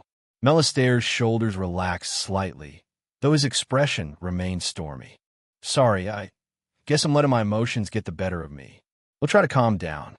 Keyword being, try, I guess. The instruction site loomed ahead of them, already busy with activity despite the early hour. Scaffolding stretched toward the sky like the skeleton of some massive beast. Workers crawling over it like particularly industrious ants. They reached the site's entrance. A bored-looking guard barely glanced at Melistaire's worker's badge before waving them through. Great security, Melissa thought. No wonder Nim keep managing to burn shit down. I should probably hang back, she said quietly. Let you get him alone first. Melistaire nodded. There's a storage area behind the main structure. He'll bring him there, and he'll be watching from. Melissa glanced around, spotting a half-finished wall with convenient shadows right over there. Close enough to help if needed. Far enough not to spook him. When did you get so good at this sort of thing? Please, Melissa rolled her eyes. I've been sneaking around trying not to get assassinated for years. Melistaire blinked. All right, go hide. He'll get Rax. Gotcha. And then we find out if 9 years of friendship means anything, Melissa thought, slipping into the shadows. Or if I'm about to help my father dispose of a body. She watched him walk away, already rehearsing her spells. Just in case. Though honestly, she mused, settling into wait, the real question isn't whether he'll have to kill someone today. It's whether he'll be able to stop Dad from doing it first. Melistaire, as Melistaire neared the instruction site, he tried to calm down further. Deep breaths. That sort of thing. Melistaire caught Melissa, giving him a thumbs up from her hiding spot as he grabbed his tools. His daughter had managed to find the one patch of shadow that gave her a perfect view of the whole site, while keeping her mostly hidden. Sometimes I forget she's not just that clumsy kid anymore, he thought, setting up his workstation. Though instant sex jokes do help. Had barely started pretending to check his equipment when he heard the familiar voice. Mel, brother, you're late today. Melistaire's hands tightened on his hammer. 9 years of friendship made him turn automatically, made him smile on reflex. Rax looked exactly the same as always. Broad shoulders, easy grin. Purple skin darkened by hours in the sun. He walked over like he hadn't possibly tried to murder Melistare's entire family. Did you think about Hazel? Melistare wanted to ask. When you gave the order, did you imagine myself and my family burning to ashes? Again, he really wanted to believe this had somehow been an accident. Instead of flipping out then and there, he said, yeah, rough morning. Actually, old you help me with something? Behind the storage area? Oh, first. Rax clapped him on the shoulder. The same gesture Head made 1,000 times before. Lead the way, brother. Don't call me brother, Melistare thought. Not until I know. He'll feel Melissa's eyes on them as they walked. His daughter was probably already planning 12 different ways to dispose of the body. Though if he really did try to kill Hazel, I might beat her to it. So how's the family? Rax asked as they walked. Little Hazel, still wanting to be a baker? Melistare's vision went red for a moment. How dare you? He thought, his hands itching to wrap around Rax's throat. How fucking dare you ask about her like you care? They're fine, he managed. All alive and well. Something in his tone must have given him away. Rax's steps faltered slightly. Good, Melistare thought. Be nervous. Be very fucking nervous. They reached the storage area. The sounds of construction faded slightly here, muffled by stacks of materials and half-finished walls. Somewhere nearby, his daughter was watching again, ready to either help him hide a body or, well, really just help him hide a body. Rax turned to face him, that familiar grin already fading. Mel, what's wrong? 9 years, Melistare thought. 9 years of friendship, and now I have to ask if you tried to burn my daughter alive. Tell me about the attack on Javer's house, he said quietly. Feller drained from Rax's face. His expression slowly morphed. Melistare crossed his arms, his own expression changing. Somewhere in the shadows, he heard Melissa's sharp intake of breath. He'll then blame her. 9 years of friendship hung in the air between them. 9 years of shared meals, of watching their children grow, of building a life in this city that would rather see them dead or enslaved. Funny, Melistare thought. How fast brother can turn a betrayer. Or maybe he was wrong. Maybe there was an explanation. Maybe 9 years meant something after all. But Melistare had seen that same look before. That moment when someone realizes everything's about to change. When the careful instructed lies start crumbling. Head warned himself. The day he diverted what humans had done to Nim history. Behind him, Melissa was probably already planning how to dispose of a body. His daughter had developed quite the talent for solving problems permanently. Margaret would be proud, he thought, watching Rax's expression shift. Though hopefully not as proud as Shelby if I'm wrong about this. Time seemed to slow. In the distance, workers shouted and hammered, unaware that their mundane morning was about to BME something else entirely. And Melistare waited for his friend to speak. Chapter 274, Loyalty, Part 32. Rax's hands shot up like Melistare had already drawn a weapon. Whoa, brother, no, he said quickly. I had nothing to do with that. Nothing. 9 years of friendship, Melistare thought. And I can't tell if you're lying right now. Gods, someone told them where we lived, Melistare said lowly, eyes unblinking as he looked back at Rax. Someone told them my family would be there. You think that was me? Rax's eyes were wide. Mel, everyone knows the Black Flames live with former court sorceress Folden. It's not exactly a state secret. Everyone, you know how it is, Rax pressed on. The former court sorceress, living with a Nim family? People wouldn't shut up about it for months. Any idiot with a grudge could have found out. Yeah, he has a point, Melistare admitted to himself. But how many people with grudges have we created just by existing? And what about Hazel? Melistare asked, watching Rax's face carefully. Did these arsonists know my 8-year-old daughter would be there? Something flickered in Rax's expression. Pain? Guilt? Or just a natural reaction to hearing a child was nearly murdered? Gods, Mel, Rax ran a hand over his face. I would never. But you know who would, Melistare thought. Don't you? In the shadows, he could practically feel Melissa vibrating with a need to intervene, to demand answers. But there was a reason Rax still had his head on his shoulders right now. The information had been public. Any nim with a grudge, some amount of literacy, and the will to ask around could reasonably find out where they lived. Not enough, Melistaire decided reluctantly. Not enough to justify murdering him, anyway. Even if part of him still wanted to. Even if he could picture exactly how satisfying it would feel to wrap his hands around Rax's throat and squeeze until those denials stopped. If I find out you're lying, Melistaire said quietly, if I discover you had anything to do with this, I didn't. Rax insisted. Brother, I swear on my children's lives. I didn't order this. Notice he didn't say he doesn't know who did, Melistaire thought. But that was a conversation for another day, when he had more proof. When his daughter wasn't waiting in the shadows, ready to test exactly how much damage her new spells could do to a living body. Get back to work, Melistaire said finally. Rax hesitated, clearly wanting to say more. But something in Melistaire's expression made him think better of it. As his friend, former friend, walked away, Melistaire tried to sort through the mess of emotions in his chest. 9 years of friendship, he thought again. And I still don't know if I just let my daughter's would-be murderer walk away. Behind him, Melissa emerged from the shadows. Well, she said quietly, that was extremely useful, huh? She asked sarcastically. Despite everything, Melistaire laughed. He's hiding something, Melistaire said. Obviously. Melissa crossed her arms. But hiding something isn't the same as trying to kill Hazel. No, Melistaire agreed. It's not. They stood in silence for a moment, watching the distant figure of Rax disappear into the crowd of workers. Melistaire was slowly taking in what Rax said. There was enough of a defense for him to not just kill the guy, but that didn't mean he wasn't suspicious anymore. Actually, Melissa said, that familiar gleam entering her eye, the one that usually preceded either a brilliant discovery or a spectacular disaster. I might be able to get more information myself. How?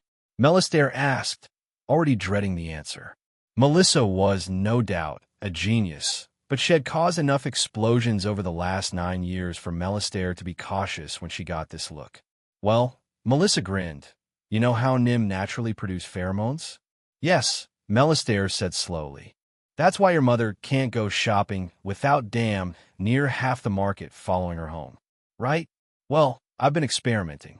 Melissa's grin widened. Turns out you can sort of aim them. Makes them stronger. Strong enough for people to spill their darkest secrets. Maybe. Of course, Melistaire thought. Of course my daughter figured out how to weaponize horniness. You're telling me, he said carefully, that you've invented some kind of targeted aphrodisiac? More like a truth-telling spell that makes people really want to impress me while they're spilling their guts. Melissa shrugged. Also makes them want me badly. Great. Melistaire pinched the bridge of his nose. You invent new ways to change reality as often as you change clothes. But if it could get them answers. Fine, he sighed. If you think you can figure this out, go ahead. On it, Melissa nodded. She did some weird gesture with her hand Melistaire hadn't seen before, putting it in front of her forehead. They'll have results for you in no time. Sometimes, Melistaire thought as his daughter practically skipped away, already planning God knows. I miss when the most complicated thing about parenting was changing diapers. Melissa lounged against a half-finished wall as she watched Rax work. The bastard moved with the easy confidence of someone who either had nothing to hide or was very good at hiding things. So she thought, how exactly do I play this? Can't just walk up and be like, hey, try to burn any houses lately? My charm spell isn't straight-up mind control. It's just that people don't really think about the things they say when they're horny. The late queen was proof of that. The construction site buzzed around her. Workers called to each other, hammers struck wood and stone, and somewhere nearby someone was whistling a tune that somehow managed to be both cheerful and incredibly annoying. Could try seducing him directly, she considered, watching Rax lift a beam. Honestly, the thought of seducing a guy doesn't sit too well with me. Don't play for that team, after all, but for the sake of finding out if he's guilty or not. Small price to pay. She just had to figure out where to start. Honestly, Melissa nodded to herself. No need to overcomplicate this. I could just catch him as he's walking home from work. Simple plan, but sometimes simple was best. Yeah, Melissa sighed. Better get comfortable somewhere. He'll be here a while. Chapter 275, Loyalty, Part 33. Armia, you're lucky, the commander said, watching Armia check her equipment for the third time. His voice had that particular tone Shed gotten used to hearing, the one that set him trying very hard not to stare at the giant Darien woman. Lucky. Armia raised an eyebrow, adjusting her breastplate. The standard-issue armor barely contained her chest, much less her muscles. Most fights around here? He gestured vaguely at the border. They just happen. No warning, no preparation. Just suddenly there's a sword coming at your face, and you better hope your reflexes are faster than your thoughts. Wonderful, Armia thought. So thoughtful of them to let me know I'm about to potentially die. Shed spent the morning writing letters. One to her father, full of properly noble sentiments about duty and honor. One to Melissa, considerably less proper and involving detailed descriptions of exactly what she planned to do to when she got back. I really would like to get a chance to actually tell her what I've been thinking about lately. She hadn't quite realized how close she was to dying until now. It hadn't felt real. But, indeed, here she was, an academy student who had mostly only fought in controlled environments, about to engage in a deadly skirmish or something, against her own kind, Darians who had probably already killed over 100 humans each or something. Anyway, are you ready? The commander asked. Armia nodded, pushing thoughts of Melissa and swords and Darien warriors aside. She had a job to do. 2 weeks. She repeated that phrase for like the 1,000th time.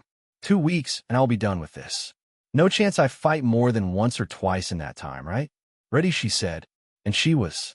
Ready to fight. Ready to prove herself. Melissa watching construction work was surprisingly boring. Melissa had spent the day alternating between surveillance and finding increasingly creative ways to stay awake. The sun crawled across the sky like it was being paid by the hour. She had already memorized Rax's routine, the way he organized his tools, how he interacted with other workers, which routes he took through the site. The things I do for family, she mused during her third trip to the bathroom behind what she hoped was an abandoned shed. Finally, she spotted Rax packing up his tools. Showtime, Melissa thought, straightening up from her slouch. Let's see what secrets come spilling out when the blood rushes away from your brain, old man. Time to put those advanced interrogation techniques to work. And if anyone asked why she was following her father's best friend home, well, she had her ways of getting what she wanted. Sometimes, she thought, adjusting her clothes to maximum effect. You have to get a little dirty to clean things up. She inhaled sharply. For what it's worth, Dad, this is going to be grosser for me than anyone else. Let's do this. Melissa put an extra sway in her hips as she approached, channeling her inner Margaret. Her mother could make men walk into walls just by existing, so surely Melissa could manage some basic seduction. Though Mom probably never had to seduce her way into finding out who tried to murder us, she thought. Excuse me, she called out, letting her voice drop into a sultry register that probably had Isabella feeling a disturbance somewhere. You're Rax, right? I've seen you around. He turned, his expression already softening at the sight of her. The silver hair seemed to be working. He showed no sign of recognizing his best friend's daughter in the curvy Nim girl approaching him. So far, so good. This is about to get real awkward real fast. I am, he said, his eyes dancing up and down as they tried to fix themselves on her eyes, but dropped to her chest multiple times. And you are? Melanie, she purred, moving closer with her hand behind her back. Close enough to smell the sweat and sawdust on him. Close enough to cast. Her fingers traced the spell sign behind her back, hidden by her body, channeling both magic and her natural pheromones into something more focused. Redirecting impulse. She whispered as quietly as she could before subtly shooting that small, pink sphere right at Rax's abdomen. Him standing so close to her made that easy to do without being noticed. The spell took hold instantly. She almost felt it settle over him like a blanket, saw his pupils dilate as enhanced desire flooded his system. Right, she thought, watching his expression grow heavy with manufactured lust. Time to find out what you know about trying to barbecue my family. I was hoping, she said, letting her hand rest on his arm, we could talk about some mutual friends. The questions could wait another minute, though. First, she had to let the spell really sink in. Let him marinate in the desperate need to impress her, to please her, to tell her everything she wanted to know. The things they don't teach you at the academy, she thought, watching him lean in her touch. Like how to weaponize discomfort for interrogation purposes. Rax shuddered under her hand, his eyes glazing slightly. Melissa hadn't used this spell too many times, but she had done so enough to know it seemed to work differently on people. Some, like Isabella, got aggressive. Some just got stupid enough to reveal their deepest, darkest secrets to a total stranger, like the late queen. She watched carefully to see which way he'd fall. Maybe. Rax's voice had gone husky. Maybe we could find somewhere more private to talk. Yes, Melissa thought with relief. She spotted an alley between two shops. Not the cleanest spot for an interrogation, but it beat standing in the street while her pheromone-enhanced charm spell turned Rax's brain to mush. This way, she purred, leading him by the arm. His skin felt hot under her touch, pulse racing. The spell was hitting him hard. Sorry about your dignity, she thought as she pulled him into the shadows. But you might try to kill my sister, so I'm not that sorry, actually. Time to find out exactly what Rax knew about the attack on Javer's house. One way or another, she was getting answers. Chapter 276, Loyalty. Part 34, the alley wasn't exactly prime interrogation real estate, but it would get the job done. Not quite as private as, say, literally being in the Queen's chambers, but it would have to do. Now, that was an interesting conversation, she thought, positioning herself between Rax and the alley's entrance. Nothing quite like having the Queen of Syux confess centuries of oppression while under your influence. She had learned a lot from that encounter, both about Nim history and about how her charm spell affected different people. The Queen had practically tripped over herself trying to impress Melissa with historical revelations at every chance she got. Time to see if Rax would turn similarly chatty. So, she purred, letting her hand trail up his arm. I hear you know a lot about what's happening in the Nim community. All the important developments. His eyes were completely glazed now, pupils blown wide with magically enhanced desire. The spell had him good and proper. Yes, he managed, swaying slightly toward her touch. Always try to stay informed. Okay, establish the premise. Now ease into it. A man who keeps up with current events. She stepped closer, pressing advantage and cleavage. Must have some thoughts about all these attacks lately. The arsons. The arsons? Rax's voice was thick with need. Yes, I know about those. Someone walked past the alley's entrance. Melissa shifted them deeper into the shadows, using the movement as an excuse to press against him. Come on, she thought. Let's really get into it. Armia, the horse's hooves thundered against packed earth as Armia's unit moved through the forest. 20 soldiers, mostly human, with her massive form standing out among them like a sore thumb. Or rather, like a Darien pretending she belonged in human armor. At least the modified breastplate fits, she thought, adjusting her position in the saddle for the 100th time. Remember, the commander called from the front. We're looking for signs of skirmisher activity. Track and report only. No engagement today unless AGH. An arrow took him in the shoulder. Oh, Armia thought with strange clarity as chaos erupted around her. Well, the peace didn't last long, huh? Horses reared. Men shouted. Metal rang against metal as soldiers drew weapons. Through the trees, shapes moved with deadly purpose. Darien warriors, their scaled armor catching what little sunlight barrado the canopy. Damn, Armia's training kicked in. Her sword cleared its sheath just in time to meet the first attack. A massive Darien warrior practically materialized beside her horse.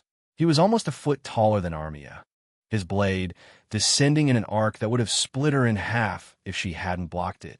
The impact nearly shattered her arm. Fuck, she thought, barely redirecting the blow. Fuck. For a moment, she remembered what that Kitsune trainer of hers had said. She had said Armia was petite for a Darien. Adanga. Not knowing too many Darians hadn't quite understood what that meant until this very moment. The absolute beast in front of her could hardly even be considered the same race. This is a Darian? Aranya blinked, stunned. Her horse screamed, rearing. She kicked free of the stirrups just as another warrior emerged from the trees, weapon already swinging. All around her, the unit dissolved into individual battles, the ordered formation breaking apart like sugar in rain. It wasn't just swords crashing against shields, either. The humans around Armia immediately started launching whatever spells they could, and Armia didn't blame them. If they tried to keep this as a purely physical contest, this probably wouldn't be a long fight. She dashed to the side. The first warrior pressed his advantage, probably assuming her smaller size meant weakness. His blade, more like a massive, red slab of stone, crashed against hers. It struck again and again, each impact sending shockwaves through her bones. No one at the academy had ever hit like this. Every blow felt like it might snap her sword in half. But, faster, she realized, ducking under a swing that would have taken her head off. The warrior's eyes widened slightly as she slipped past his guard. They're stronger, but faster. She spun away from his next attack. The Darian's momentum carried him past her, giving her a precious moment to assess the battlefield. The commander was down, that arrow sticking out of his shoulder, 3 soldiers trying to defend his position. Others fought in pairs or alone, the skirmish spreading through the trees like wildfire. Blood already stained the forest floor. An arrow whispered past her ear. Oh shit. She dropped, rolled, came up to find 2 more warriors approaching. Their expressions shifted from battle focus to confusion as they registered her appearance. What? One muttered, likely confused as to why a Darian was staring him back as an opponent. The first warrior recovered quickly, charging with a roar. His blade met hers with bone-crushing force, but she was ready this time. She let his strength push her back, using his momentum against him. He stumbled. She didn't. Her counterstrike opened his leg from knee to hip. He went down howling. The second warrior proved more cautious, circling while the first one Shed fought recovered his position. 3-on-1 now, and somewhere in the trees an archer was probably drawing a bead on her back. Armia's fingers traced a quick spell sign in the air. Ignis Core. Plotefmine. The flame shield materialized just in time to catch an arrow that would have taken her in the spine. The projectile disintegrated on impact. She picked this one up from Melissa. Given the success of the spell just now, she figured why not pull some more out of Melissa's book. They came at her together, then, blades whistling through the air with enough force to shatter stone. But Armia moved like water between their strikes, her free hand already drawing another spell sign. Ventus Surgi Fronte. The blast of wind magic caught one warrior mid-swing, throwing off his balance. She couldn't match their strength, couldn't hope to overpower them directly. But she had more than just speed on her side. She answered the next attack with both blade and magic. Her thrust found a gap in scaled armor, while her hastily cast Celestia, Vena Surgia, sent lightning crackling across her opponent's chest. He went down screaming, armor smoking. Somewhere nearby, a horse screamed its last. Men shouted, metal rang, arrows hissed through leaves. The neat, ordered military exercise had become a brutal mess of individual survival. Welcome to real combat, I guess, Armia thought, dancing between her opponent's blades. Nothing like the academy at all. The first warrior Shed wounded was back up, favoring his injured leg but still dangerous. All 3 pressed her now, coordination replacing individual effort. An arrow sprouted from a tree trunk beside her head. The archer had nearly almost found an angle. Okay, she decided. Feels like the only way we're living through this fight is if I go on the offensive. After all, she wasn't just some academy student anymore. She was a soldier in the human army, whether she liked it or not. The warriors came at her again. This time, she met them halfway. 2 weeks suddenly felt like a very, very long time. Chapter 277, Loyalty, Part 35. Armia wove magic and steel together. Her blade caught a warrior's sword while her free hand traced another spell sign in the air. Glacier subpedimus. Ice spread across the forest floor, catching one of her opponent's mid-charge. His feet went out from under him, armor clanking as he crashed down. Not so tough when you can't plant your feet. Huh? She noticed something about these Darien. These warriors fought like they were invincible, like their strength and size made them unstoppable. In other words, they were arrogant. Terra spina eruptio. Stone spikes erupted from the ground, forcing her remaining opponents to dodge awkwardly. The motion brought one right into her sword's path.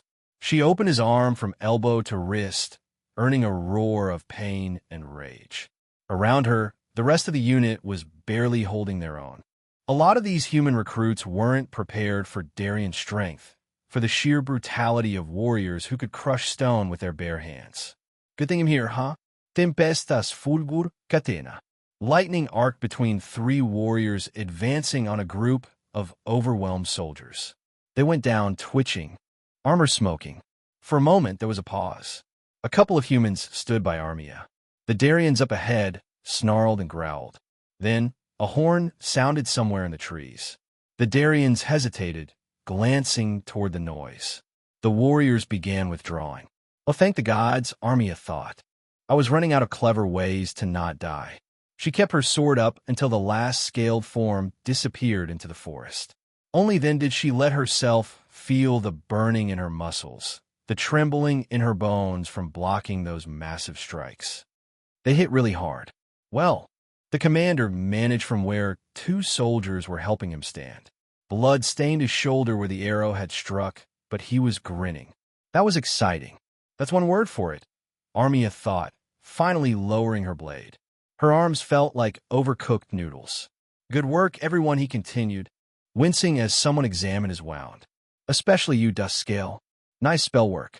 Armia nodded, too tired to form words. Around her, soldiers were checking injuries, helping the wounded, counting ammunition. The forest floor was scarred with ice and stone spikes, scorch marks from her lightning. Take stock, the commander ordered. Wounded first, then equipment. I want to know exactly what we lost here. Besides our dignity, Armia thought, finally sheathing her sword. She looked around at the aftermath, blood on leaves, broken weapons, horses scattered to the winds. Her first real combat. Her first taste of what actual war felt like. Just need to survive a few more of these, and I can go home. Assuming, of course, that the Darians didn't come back with reinforcements, or that the next batch of warriors wasn't better prepared for a spell-casting Darien fighting alongside humans. Though really, she thought as she moved to help the wounded, they should be more worried about the fact that I'm fucking pissed about having to be here at all. Melissa pressed her advantage, both magical and physical. Her thigh slid between Raxa's legs as she leaned in close, letting her pheromone-enhanced charm do its work. Tell me about Professor Folden's house, she purred, channeling her inner Margaret. About the attack. The spell had Raxa's pupils blown wide, his breath coming in short gasps.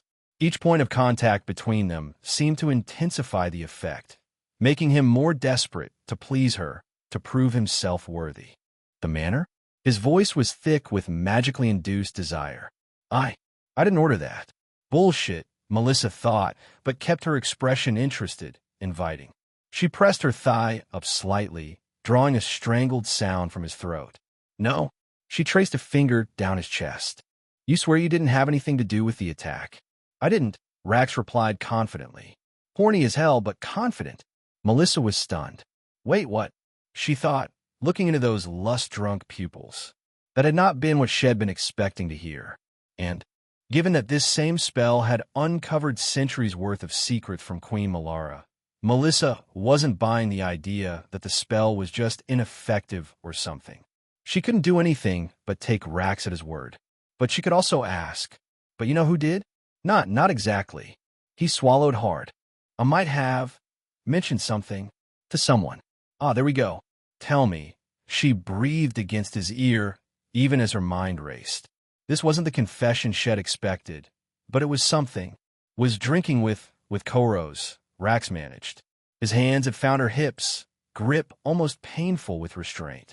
He asked about Melistaire, since he's that Black Flame girl's father.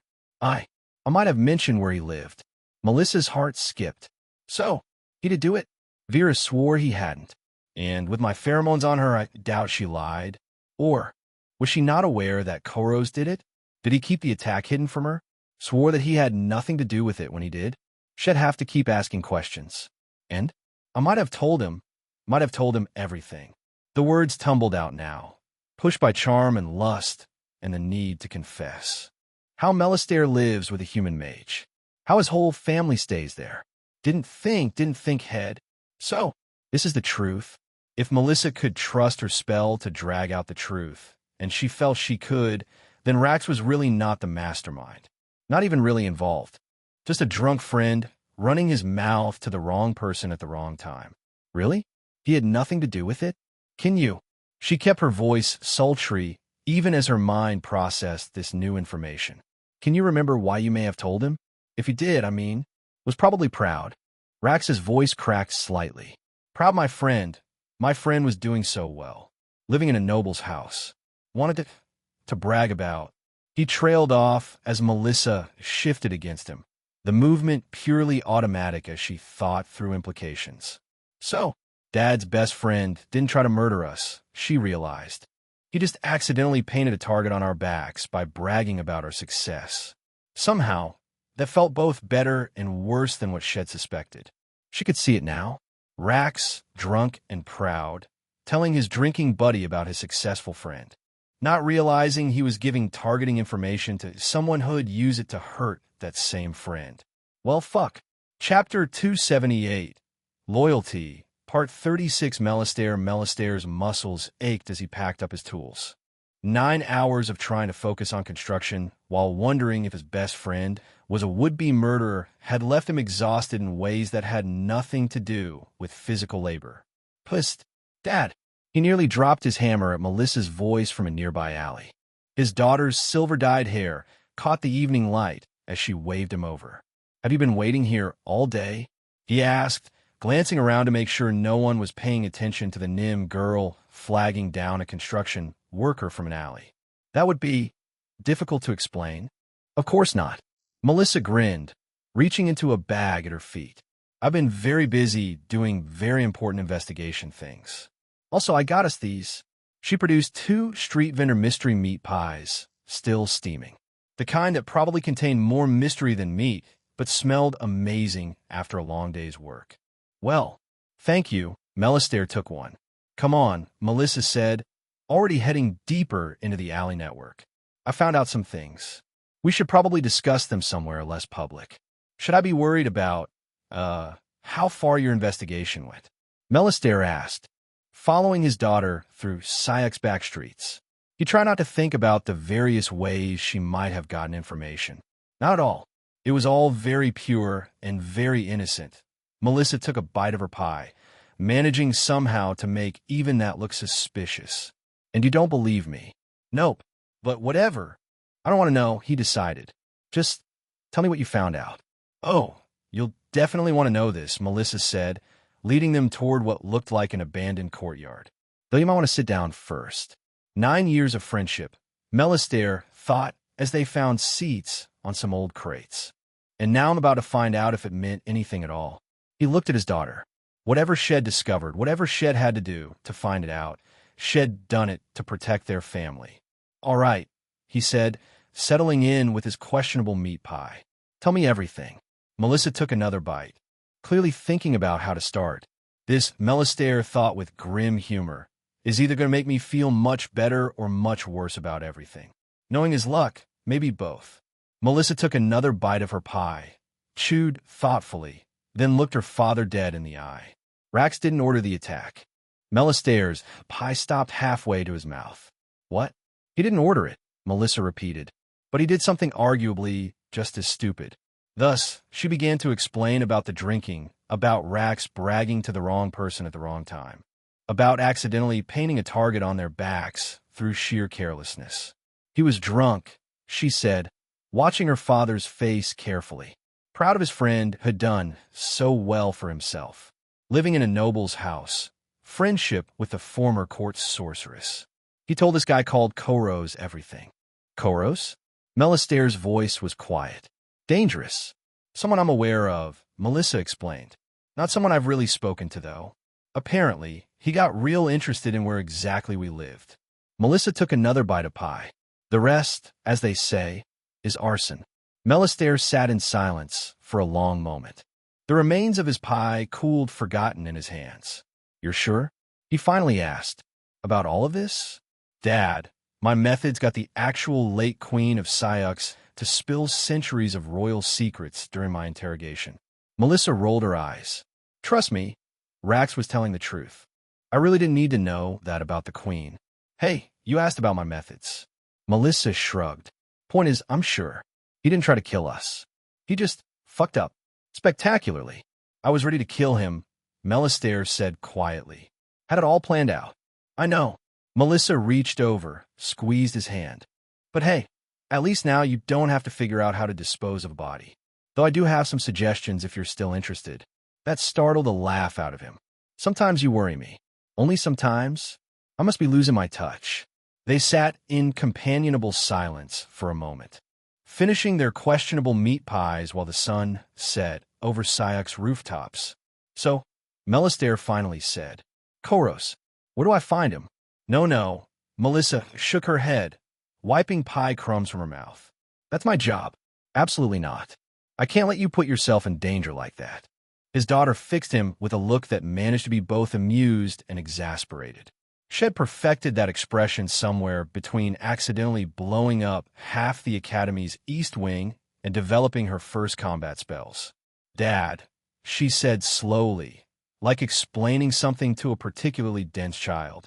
I've killed more actual, trained assassins than I can count. The shadow mages sent their best after me, and I turned them into girlfriends or corpses. She smirked. Melissa, this? She gestured vaguely. This is nothing.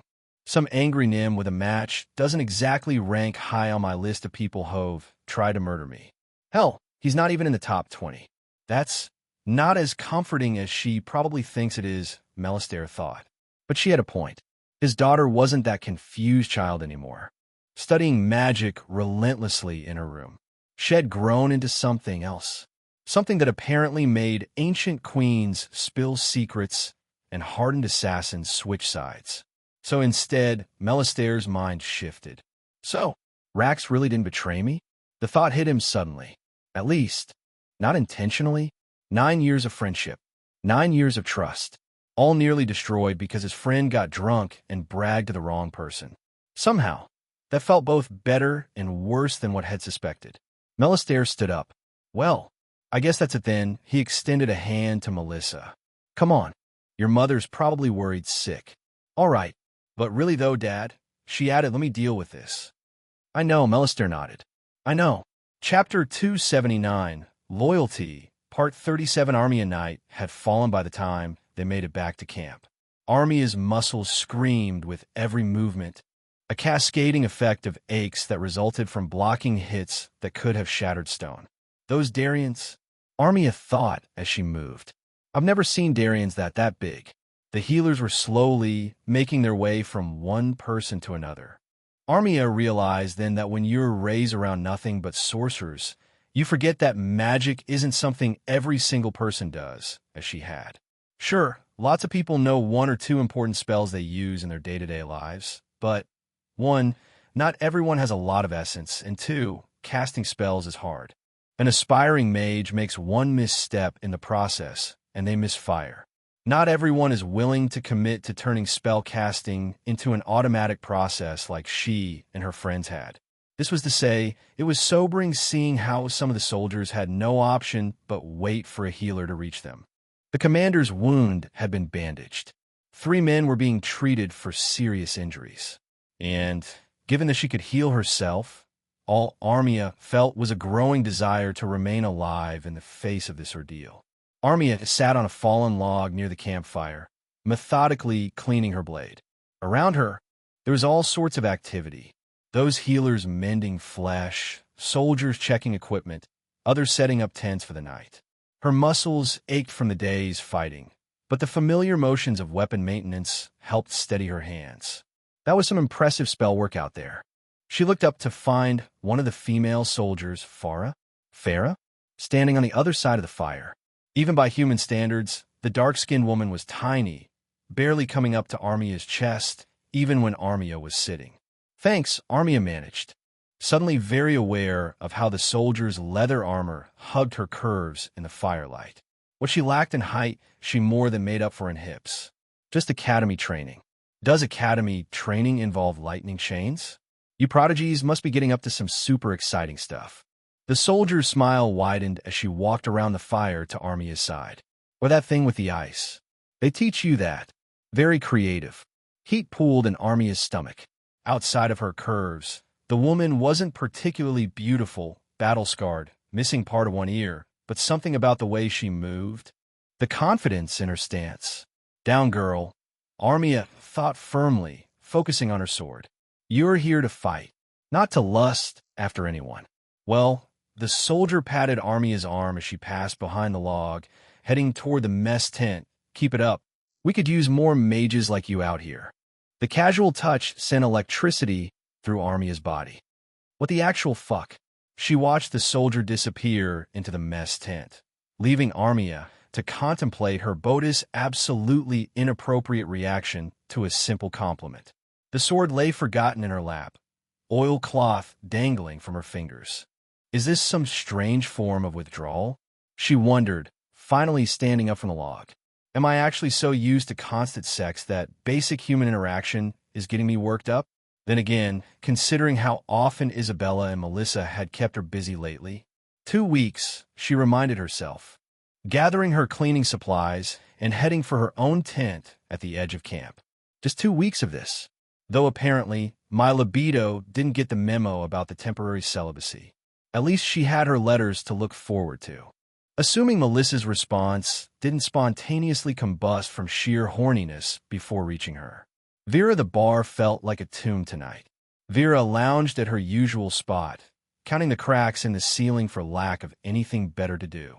Usually, the place would be packed with Nim from all corners of Syux, the free ones anyway, drinking, hooking up, plotting revolution. Sometimes all three at once. But tonight, dead. Like someone had announced a city-wide nap and forgotten to tell her about it. In the back room, she could hear Koros and his little band of wannabe terrorists planning whatever stupid shit they'd come up with next. Probably another statement which would inevitably end with tensions getting even worse. She would tell them to just stop, but they never listened to her. And here I am, she thought, stirring her drink, bored out of her mind. What a waste of a perfectly good evening. The door creaked open, letting in a blast of evening air, and, oh hello, Melanie sauntered in, and Vera's night suddenly got a lot more interesting. The silver-haired Nim had squeezed herself into a shirt that was more like a loose bra than anything else. That swing in those hips Vera had gotten very familiar with over the last few days, was especially cocky tonight. Now, that Vera thought, sitting up straighter, is what I call proper evening entertainment. Vera reached over the counter and took a bottle of liquor, pouring herself a shot. Precisely what she needed, an excuse not to think for tonight. Maybe I can fix that being alone tonight issue. She turned toward the woman. Looking for company? Vera called out, not bothering to hide her appreciation of the view.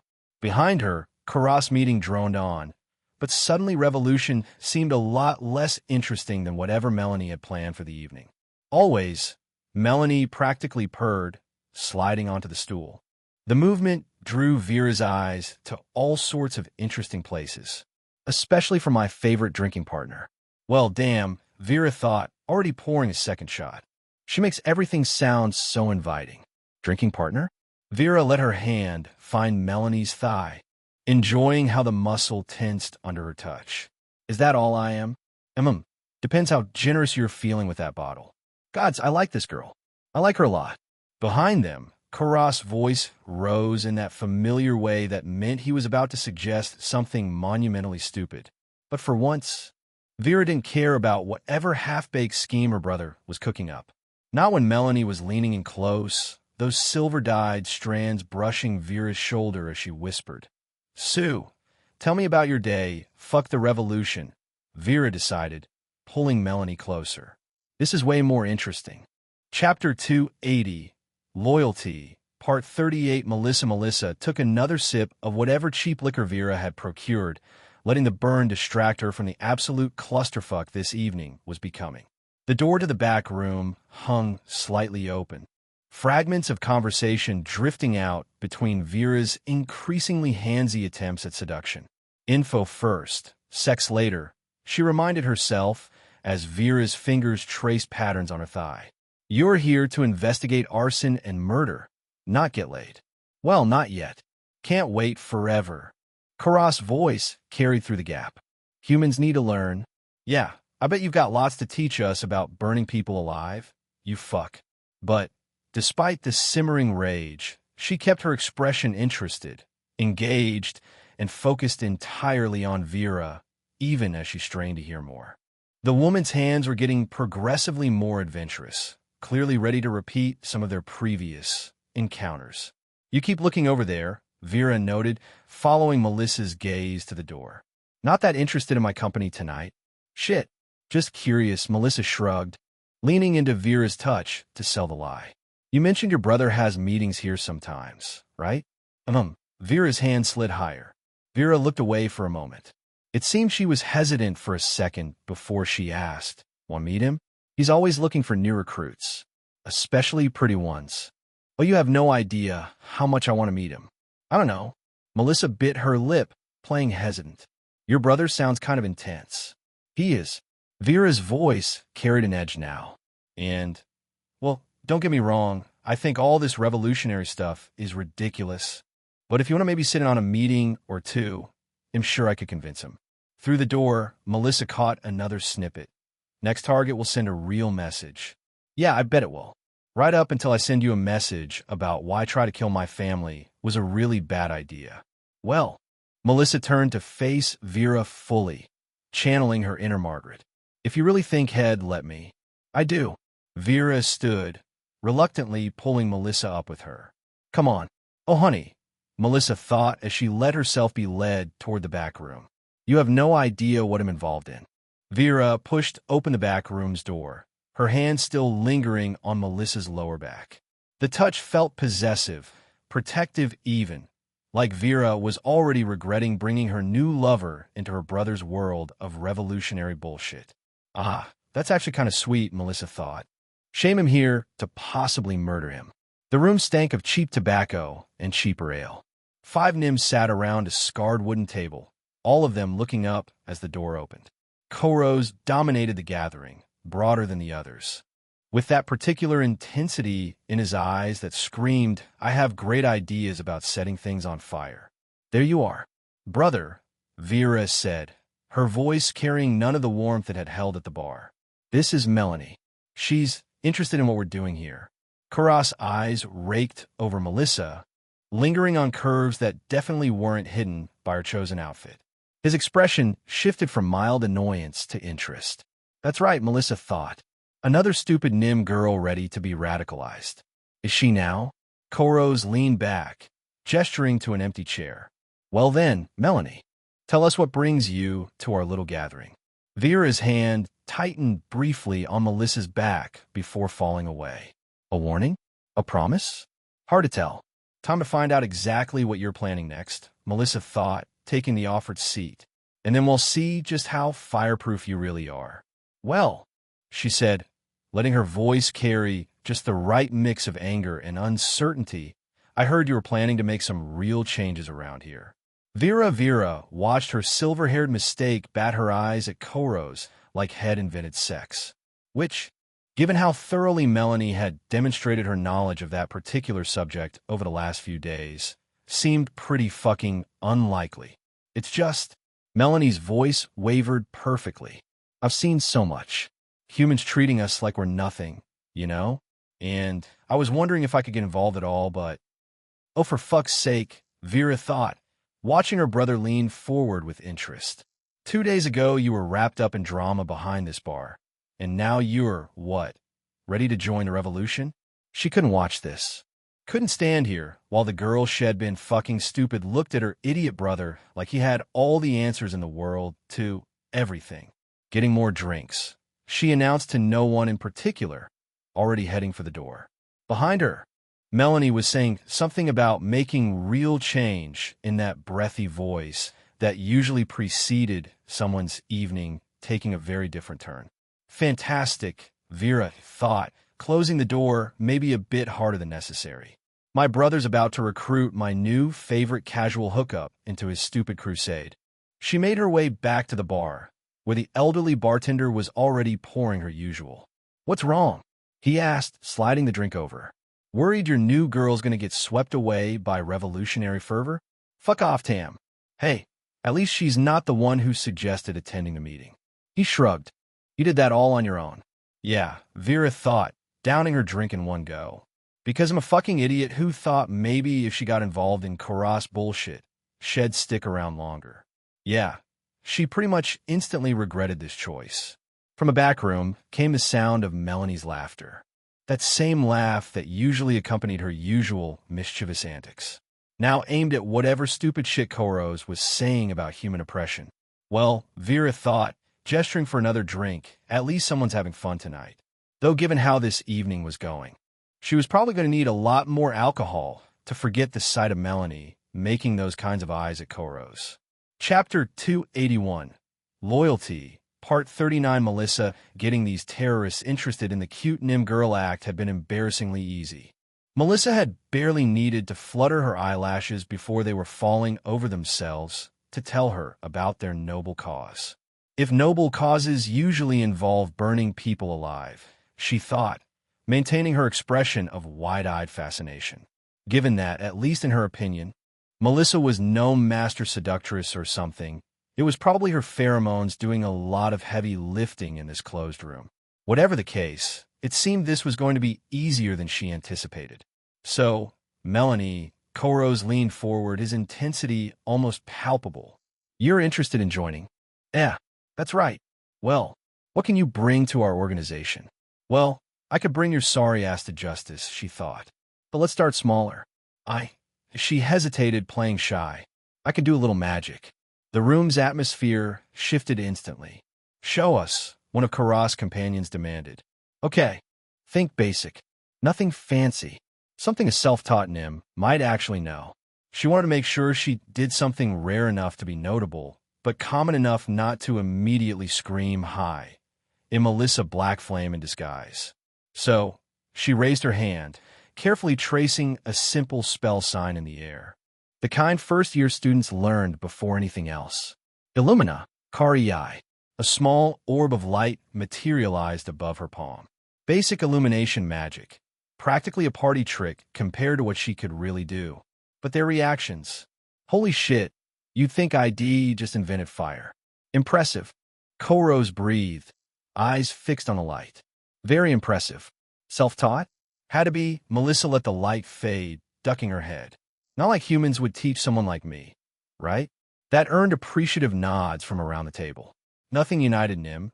It seemed quite like bitching about humans. "If they knew how many humans had actually helped me master magic, their brains might blow a fuse." "I want to help," she added, letting eagerness creep in her voice. "To really make a difference. When can I start?" Koros exchanged looks with his companions. She could practically see them salivating over the possibility of having a magic user in their ranks. That's right, she thought. Take the bait. Let the pretty Nim girl join your little murder club. "Welcome to the Resistance," Koros said finally, extending his hand. "We meet here every third night. Don't be late." Melissa took his hand, fighting down the urge to break his fingers. "I won't let you down," she promised, and for once she wasn't even lying. She definitely wasn't going to let him down. She was going to bring him down instead. The night air felt good against Melissa's skin as she left the bar, her head swimming with targets and timetables. 3 warehouses, a merchant's home, and, because apparently these fuckers were going for some kind of achievement in awful, an orphanage. An actual orphanage. At least now I know where they're planning to strike, she thought, letting her feet carry her through Sayuk's darkened streets. I guess I'll let Arya know, and she can handle herself. Surely she wanted me to show up to all this, right? Behind her, she could hear Vera saying good night to her brother. The woman had spent the rest of the meeting alternating between sulking at the bar and shooting heated looks through the doorway. Sorry about that, Melissa thought, remembering those looks. Though maybe getting jealous of your terrorist brother, who you also spend all your time with daily, isn't the healthiest relationship dynamic anyway. Though, well, who am I to talk? But despite all the intelligence Shed gathered, despite how easily they'd welcomed their newest recruit into their fucked up family, she still didn't have what she really needed. Confirmation. She knew in her gut these were the ones who'd tried to burn down Javers' house. Rax's confession, the way they talked about targeting specific buildings, about sending messages, it all fit into the puzzle nicely. But if I'm going to murder these people, she thought grimly, I want to hear them brag about it first. Because she was going to murder them, obviously. The moment she had proof, the moment one of them slipped up and mentioned that night, mentioned her family, well, she hadn't spent all that time perfecting her combat spells just to look pretty.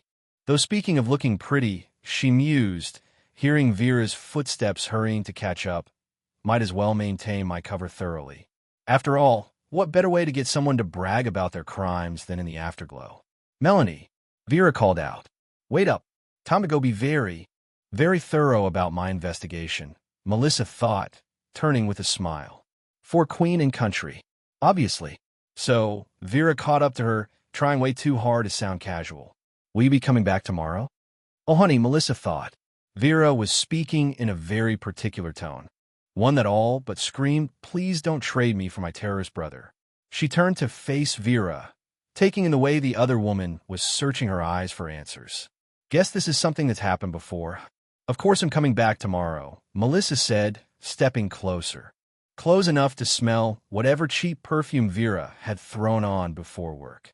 For the resistance stuff, sure, but she let her hand trail up Vera's arm, feeling the muscle tension there. But Vera's voice dropped, but mostly because I just can't get enough of you. Melissa grinned. You know, the one that made me scream so loud last night your neighbor complained? The relief on Vera's face was almost cute. For someone involved with terrorists, she wore her heart on her sleeve, which is going to make it really awkward when I eventually have to murder her brother, Melissa thought. But that's a problem for future me. So you're not. Vera hesitated. I mean, Koros can be pretty convincing when he wants to be. Your brother's cute and all, Melissa shrugged, but I've got other priorities right now. Like gathering evidence, and preventing mass murder, and hopefully having some fun. Chapter 282. Loyalty, Part 40. Vera, the morning dragged like a drunk being thrown out of the bar. Vera lounged in her bed, watching dust motes dance in the sunlight, and wondering when exactly her life had started revolving around silver hair and cocky grins. This is getting pathetic, she thought. Can't even enjoy a proper sulk anymore, unless she's around to make interesting. The sound of movement from the other room caught her attention. She checked, and, sure enough, it was Koros getting ready to leave. She caught a glimpse of his bare torso as he reached for his shirt, all lean muscle and old scars. You're really going through with this kitsune thing? She asked, not bothering to hide her disapproval. Already told you we are.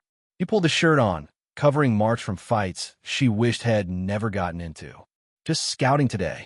The real fun starts later this week. Since when is any of this fun? Vera sat up fully, sheets pooling around her waist. Since we stopped going after random targets. He turned to face her, that familiar intensity burning in his eyes. The summer's no Melissa Blackflame. Somehow, that fucking traitor. So, we're gonna hit him. Show them we're not afraid of the human's pet nimage. Vera rolled her eyes. She hadn't mentioned this particular plan to Melanie yesterday. No point getting the new recruit involved in something this stupid. Going after the Black Flame's kitsune friends, or whatever, might as well paint targets on their backs and send Melissa Blackflame an invitation. Or, well, maybe that Black Flame girl is actually just that disconnected, Vera thought. Probably doesn't even give a shit if her friends get burned alive or whatever. Too busy having fun with humans. What if that Black Flame bitch shows up? Vera pushed herself up on her elbows. I heard she can turn people inside out with magic. That she once made a shadow mage's blood boil in his veins. Shall be at the academy, Koros scoffed, playing nice with humans like a good little pet. By the time she hears about it, we'll be long gone. Maybe that was reasonable, but for some reason, Vera did not like this at all. You're getting cocky, and you're getting soft. He stepped closer to the bed. What happened to my fierce little sister? The one who used to talk about burning it all down? I grew up. Vera snapped. Maybe you should try it. Sure, she thought, because your plans always work out exactly like you think they will. But arguing was pointless. Her brother had that look in his eyes, the one that meant Head already committed to whatever dumb shit Head decided to do. So she did what she always did when words failed, grabbed him by the shirt, and pulled him down for a kiss that was more teeth than tongue. His hands found her breasts immediately, rough and familiar. At least, she thought as he pushed her back onto the bed. If this all goes wrong, I can say I told you so. Those clothes Koros had just been putting on hit the floor. Just another tense morning before he went off to probably get himself killed. Hurry up, she growled against his mouth. Some of us have actual jobs to get to, she said as he dressed. His laugh was swallowed by her gasp as the intensity between them surged. No hesitation, no softness, just raw urgency. As usual, maybe, she thought hazily as he pulled her close against the mattress, I should warn Melanie about what's coming. But that thought faded as Koros reminded her why she could never quite stay mad at him. Assuming, of course, there was enough of him left to be mad at after this latest reckless scheme of his. Isabella, the professor, droned on about magical theory. And Isabella's but was going numb from sitting in an actual chair like some kind of peasant. She shifted uncomfortably, missing the familiar warmth of Melissa's lap and the quiet closeness they would share during particularly boring lectures. Gods, I miss my purple babes so much, she thought. Pouting, the professor seemed to think she was annoyed at him, and he sort of shifted uncomfortably before going back to his class. And Armia too. At least when she's here, I can spend some time with her and take a break. She's somewhere else too, though. Ugh. She glanced at Raven, who was dutifully taking notes with all the personality of a particularly dedicated rock. The former assassin hadn't even looked up when Isabella had accidentally dropped her quill 3 times. The audacity. Hey, Isabella whispered, poking Raven with her tail. HM, Isabella put on her best. Want to get out of here? Face. Want to do something fun after class? No, Raven replied without looking up, her quill never stopping its dance across the parchment. Seriously? Not even a hint of interest? Isabella slumped in her chair. I bet she wouldn't even notice if I stripped naked right now. Well, if sex wouldn't work, we could practice spells. She tried again. Studying. Get lunch. Working. Isabella's ears drooped. Here she was, a certified magical genius with a game that could make angels weep, reduced to basically talking to herself while Raven pretended to be a statue. Maybe I should have gone into business full-time instead of staying in school, she mused, thinking about her wand orders piling up on her desk back home. At least my customers appreciate me. And my inventory. The clock ticked by with all the speed of a paralyzed snail. Note to self. Next time Melissa wants to play undercover spy, remind her that her absence is literally killing me. Death by boredom has to count as negligent homicide, right? The walk home from the academy usually gave Isabella time to daydream about all the action she was missing during class. But today something caught her eye. A hooded figure ducking between buildings. Well, that's not suspicious at all, she thought, her ears perking up. Just someone casually casing my house while trying to look like the world's most obvious spy. The figure was doing that thing amateurs did, where they tried so hard to look casual that they might as well have been wearing a sign saying definitely up to something. As Isabella got closer, she caught a glimpse of purple skin beneath the hood. Onion? Seriously? Her tail bristled. Okay, either this is Melissa being the world's worst spy, or... The figure bolted the moment Isabella rounded the corner, disappearing into the evening crowd with surprising speed. Or, someone's about to learn why fucking with the Summers is a terrible idea, she thought. Inside, she found her mother and Margaret sprawled on the couch, looking thoroughly disheveled. Judging by the state of their clothes, they just finished one of their legendary afternoon tea sessions. At least someone's having a good time, Isabella thought, dramatically throwing herself across both their laps. Bella? Kimiko's brows shot up. Sweetie, what's going on? Margaret asked, My life is terrible, she announced, nuzzling against her mother's impressive tits. Melissa's off playing spy, Army has gone to war, and Raven has all the sexual energy of a particularly repressed rock. Poor baby, Kimiko stroked her daughter's ears, which normally would have had Isabella purring, but right now she was too busy sulking. And now there's some sketchy Nims skulking around outside, she added, rolling over to look up at them. Like, hello, if you're going to spy on us, at least be fun about it. Margaret leaned in closer to Isabella with a playful grin. Want us to help cheer you up? Okay, maybe my life isn't completely terrible, Isabella thought as her mother smiled warmly beside Margaret. You two are the best. Isabella grinned, her arousal already stirring. Of course. Chapter 283, Loyalty, Part 41. Melissa, the bar was about as lively as a graveyard at midnight, which, given that it was usually packed with wannabe revolutionaries plotting murder and mayhem, was still kind of refreshing, though. 2 days in a row like this? It felt weird. I'd bet they're still plotting murder and mayhem, Melissa thought as she stepped inside. They're just doing it somewhere else today. The only people in sight were Vera, looking bored behind the counter, and some old guy nursing what looked like his 8th drink of the afternoon. The kind of dedicated alcoholic who probably wouldn't notice if the place caught fire, let alone overhear any conversation. Melanie. Vera's face lit up. You're early again, wow. Someone's happy to see me, Melissa thought, sliding onto a bar stool. Almost makes me feel bad about what I might be doing to her brother soon. Almost. I mean, he started it. Couldn't stay away for long. Melissa let her tail's heart-shaped tip brush against Vera's arm as she settled in. Though, it seems pretty quiet here today. Vera's expression twitched for a moment, probably a bit of annoyance, before she quickly got it back under control. Yeah, if you're here for the revolution, you'll have to wait. Vera rolled her eyes. My brother and his friends are out. Ah, well, there's the confirmation. Now, she thought about it for a beat. How do I approach this? Trouble in paradise? Melissa asked, letting concern color her voice. It's nothing. Vera grabbed a glass, probably just to have something to do with her hands. Just my brother being my brother. Right, because that's not ominous at all. Come on, Melissa leaned forward, letting her shirt gap just enough to be interesting. You can tell me. Maybe I can help. After all, I've been known to be convincing. Vera's eyes dropped to Melissa's cleavage for a moment before snapping back up. She sighed. It's stupid. They're just scouting someplace out. Some kitsune's house they want to hit later this week. Melissa stopped. What? What? She managed to keep her voice level barely. Her tail, though, had gone rigid. I know, right? Vera didn't seem to notice Melissa's reaction, too busy working herself up. Like, who looks at everything that's happened and thinks you know what would be smart. Pissing off more people in Syux. Okay, calm down, Melissa told herself. There are plenty of kitsune in Syux. Hell, there's practically a whole district of them. No need to panic yet. Which kitsune?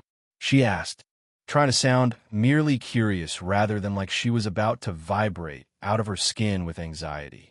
Oh, you're not going to believe this. Vera leaned in conspiratorially, close enough that Melissa could smell whatever cheap spirits Shed been sampling. Apparently, they've got some connection to that Black Flame bitch. The Summers, I think.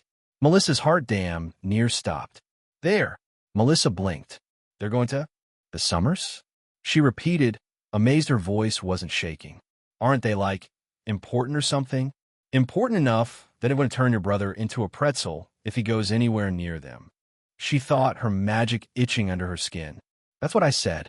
Vera threw up her hands. But no, Koro says ITLL sent a message or whatever. Personally, I think he just wants to prove his ego is bigger than Black Flames. Well, Melissa thought grimly. He's definitely about to find out whose magic is bigger. Hey, Vera's brow furrowed. You okay? You look like someone just walked over your grave. More like it seems like I'm going to be digging a few. But right now, she had a role to play. Just thinking about how much better use we could put that guy to, she said, forcing a sultry smile. Her tail started moving again, wrapping around Vera's wrist. Though personally, I'm actually kind of glad he's not here today. I can think of better things to do than talk about your brother. Oh, Vera's concern melted into a wide smile. What kind of things? Well, Melissa stood, making sure to press her breasts against Vera's arm as she did. We could go upstairs. Keep chatting someplace even quieter. And then as soon as you fall asleep, I can go warn my family that your psychotic brother is about to try something spectacularly stupid. You really are convincing. Vera breathed, already fumbling with her apron ties. And your brother's soon to be impossible to identify without magic, Melissa thought. But she just grinned and pulled Vera toward the stairs. Told you so. Coro's Isabella Summer bounced down the street, like she was starring in her own personal parade, her tail swishing with enough enthusiasm to probably generate wind power. If Coro's didn't know better, Head thinks she was just another Airhead Academy student whose biggest worry was getting together with her girlfriend, that Black Flame bitch, before or after class. Though from what I hear, the answer is usually both, he thought, watching from his perch on the roof. Keeping his eyes on that girl made his mind drift. Though, for a moment, he was transported him back to another morning, years ago. Different pink hair, different circumstances. 3 humans cornering Vera outside the market. The way Koros' knuckles had been covered with blood after he beat the shit out of them. The way 2 of his teeth had been knocked out when their friends joined in. And that didn't even scratch the surface of what he and his sister had been throughout the years. All that fighting, all that abuse, and now we can make these people pay. Koros inhaled slowly. Human or not, I guess. Boss. The voice pulled him back to the present. Dax was giving him that look, the one that said had probably been trying to get Koros' attention for a while now. Focus, he told himself. You can brood about the past later. What? How are we going to do this? Dax scratched his horns nervously. I mean, that's the Summers we're talking about. That older one's a veteran mage, I hear. We're not suicidal, he said, watching Isabella disappear around a corner. We'll do it at night, like we tried with Fulton's place. Hit hard, hit fast, and get out before they can respond. And hopefully this time goes better. Because Dax wasn't wrong. Those 2 Kitsune could probably handle his entire group if they fought directly. According to what people have been saying about her product, those wands of hers aren't just for show, he thought. If it's true that they enhance magic, she's probably got the strongest ones at her disposal. Seems risky, another voice chimed in. Even at night, they'll be dangerous. He was right. One misstep, and they'd be turned to ash. But there was someone who could possibly help with that. Koros' mind drifted to Melanie, to the way magic had come so naturally to her, to those eager eyes and that quick smile. Now there's a thought. We might have some help, he said slowly. Who? That new girl, Melanie. She's got potential. The one Vera's seeing? The one who could do magic, Koros corrected with a glare. Though technically both were true. Having another magic user on our side would even the odds. And she seemed so eager to prove herself, he thought. Pretty thing like that. Probably desperate to belong somewhere. To matter. Most people wouldn't dream of attacking these Kitsune. Not with the kinds of connections they have. But her? Maybe. Had seen that look before in other recruits. The ones that do anything to feel like they were part of something bigger than themselves. Yeah, I think I can talk her into it. For sure. Chapter 284. Loyalty. Part 42. Melissa shed done it a few times now, but getting dressed after being with Vera always felt like putting on a costume for a play. Each piece of clothing was another layer of Melanie she had to remember to wear. Though I guess the bite marks help sell the role, she thought, examining a particularly impressive one in Vera's mirror. Nothing says definitely not a spy like letting someone cling to you for an hour. Vera was still passed out on the bed, snoring softly. Shed barely lasted through round 3 before exhaustion claimed her, which was probably for the best. Melissa had places to be, warnings to deliver, and possibly some terrorists to murder. Just another Tuesday night in Syux, she thought, adjusting her shirt to hide the worst of the marks. The walk down to the bar felt longer than usual. Or maybe she just had a lot on her mind. The staircase, with its perpetually sticky handrail and questionable stains, had never seemed so endless. Wonder how many people have stumbled down these stairs drunk off their asses. Or possibly just missed seeing them entirely given how dark it gets in here. The bar itself was mercifully empty, save for that same bartender from earlier, now face down on his table. Either passed out or dead. It was honestly hard to tell in this lighting. The night air hit her face like a slap from a particularly enthusiastic lover, clearing away some of the fog that 3 hours of vigorous physical activity had left in her brain. Stars were already starting to peek through the twilight, little points of light that seemed to mock her growing sense of urgency. Well, all right, Kimiko's house. Warnings. Potential murder. In that order. She had made it maybe 10 steps down the street when a familiar voice called out behind her. Melanie. Melissa froze. Oh, you have got to be fucking kidding me. Korah's voice carried through the evening air like he was suddenly auditioning for the role of friendly neighborhood terrorist. All that usual intensity was gone, replaced by something that was probably supposed to be charm. It only succeeded at making her skin crawl. Well, this is either really lucky or really unlucky. Let's see which one. Koros. She turned, plastering on a smile that hopefully didn't look as forced as it felt. Fancy meeting you here. I was just heading back home. He stood under one of the street lamps, trying way too hard to look casual. The light caught the edges of his horns, casting very dramatic shadows across his face that probably would have been intimidating if Melissa hadn't spent the last few hours rattling his sister. That's so? Well, could I maybe take a moment of your time? He was doing the thing a lot of men did when they thought they were being suave, leaning against the wall, arms crossed. Probably spent a lot of time practicing that smoldering look in the mirror. Melissa smiled as she said, For you? She let her tail swish side to side playfully. Always. He gestured toward a side street, and Melissa fell in a step beside him, noting how he positioned himself between her and the main road. I've watched my fair share of true crime content back on Earth, and I still remember it, Melissa thought. It's a subtle show of power. Basically, if you want to get out of this conversation, you literally have to go through me. Subtle. But she just smiled and walked with him. So, he began, voice low and intense. You said you wanted to join our fight? No. I said I wanted to infiltrate your terrorist cell and eventually murder you all, but go on. That's right. She channeled her best eager recruit energy, the kind that made experienced revolutionaries wet themselves with joy. I want to make a difference. We've done some impressive things lately, he said, clearly warming to his role as charismatic leader. The warehouse fire in the merchant's district. The robbery of that merchant's house you might have heard of. We tried to burn the former court sorcerer's house too, but that didn't pan out. Melissa flinched. It was like the information she just heard had physically punched her. There it is, she thought, subtly clenching one fist. Casual confirmation. It'd do it. I heard about those. She bounced a little, the movement catching his attention. Everyone's talking about them. She was hot with rage, obviously, but she wanted to keep the act up. She couldn't get real just yet. No, when she did, she wanted to inflict as much pain as possible.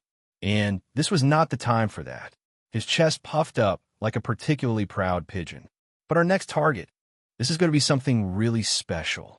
Oh, she leaned in, eyes wide. What is it? We're going after friends of Melissa Blackflame. He paused, clearly expecting a reaction. Melissa obligingly gasped. The Nim Mage? She put a hand to her mouth. But isn't she supposed to be really powerful? Powerful enough to turn you into a fucking pretzel without breaking a sweat. Yeah, and I will. Oh, I absolutely will. That's what makes it perfect. His eyes gleamed with the special light of someone about to do something incredibly stupid. No one would expect us to be bold enough to target her friends. ITLL show everyone we're not afraid of her or her human masters. Bold is certainly one word for it, Melissa thought. Suicidal is another. Eventually, he added, we're hoping to fight her directly. But for now, it's probably best to weaken her a little. So what do you say? You in? He asked, intensity cranked up to 11. This could be your chance to prove yourself. Melissa made a show of considering it, like she was weighing the pros and cons of signing up for certain death instead of just gathering intelligence. Well, knowing exactly when and how they plan to attack would make stopping them easier.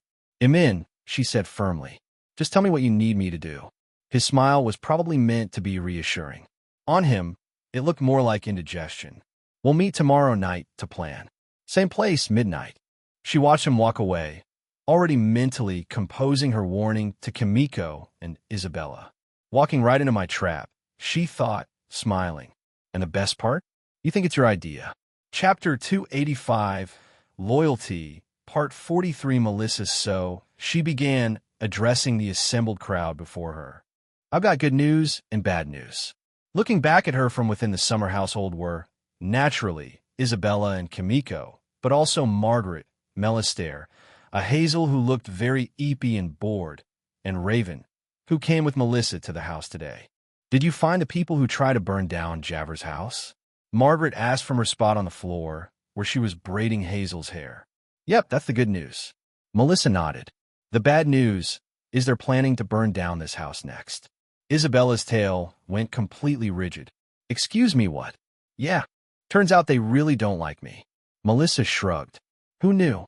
Anyway, yeah, they're going to be coming over here and playing along with them to find out more, but yeah, you guys should probably, we can help, Melistaire said immediately, standing up. I may not be a mage, but I can still fight. Melissa smiled sadly at him. She understood where he was coming from, but, Dad, I love you, but fighting here isn't the same as throwing hands with a lone shark.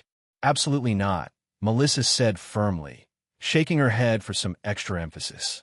You, Mom, and Hazel are going back to Javer's house where it's safe. But, no, but she cut him off. Unless they're attached to someone who can actually do magic. Melistaire went silent and thought about it. Seemed he understood this was for the best too, but was having trouble accepting it. Eventually, though, he nodded. All right. Melissa turned to Raven, who had been lurking in the corner like the world's most attractive lamp. I could use your help with this, though. Raven nodded. Count us in two, Kimiko said, gesturing between herself and Isabella. It's too dangerous, Melissa started, but Isabella cut her off. Babe, I love you.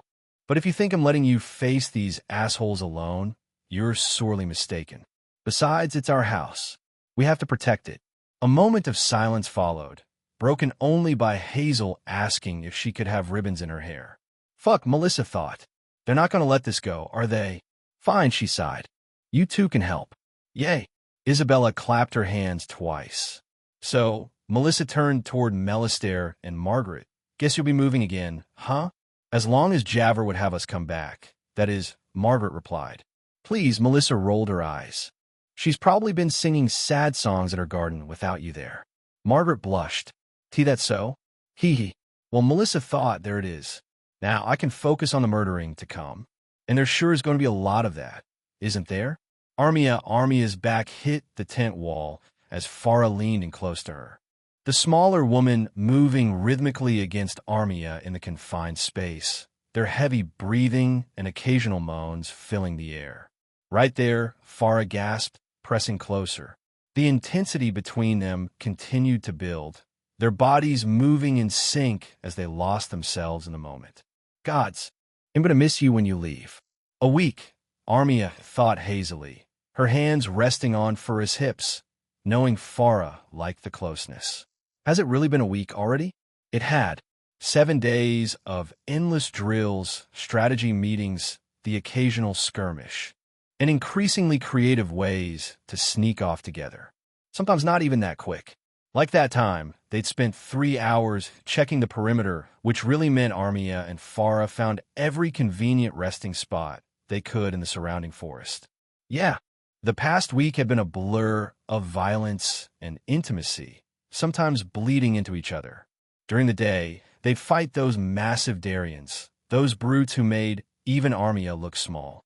At night, Farah would find her. Sometimes they'd be together in Armia's tent, sometimes behind supply crates. And now, there's only 1 week left. Armia hugged Farah tightly as she thought about it. These 2 weeks went from feeling endless to being half done in a flash.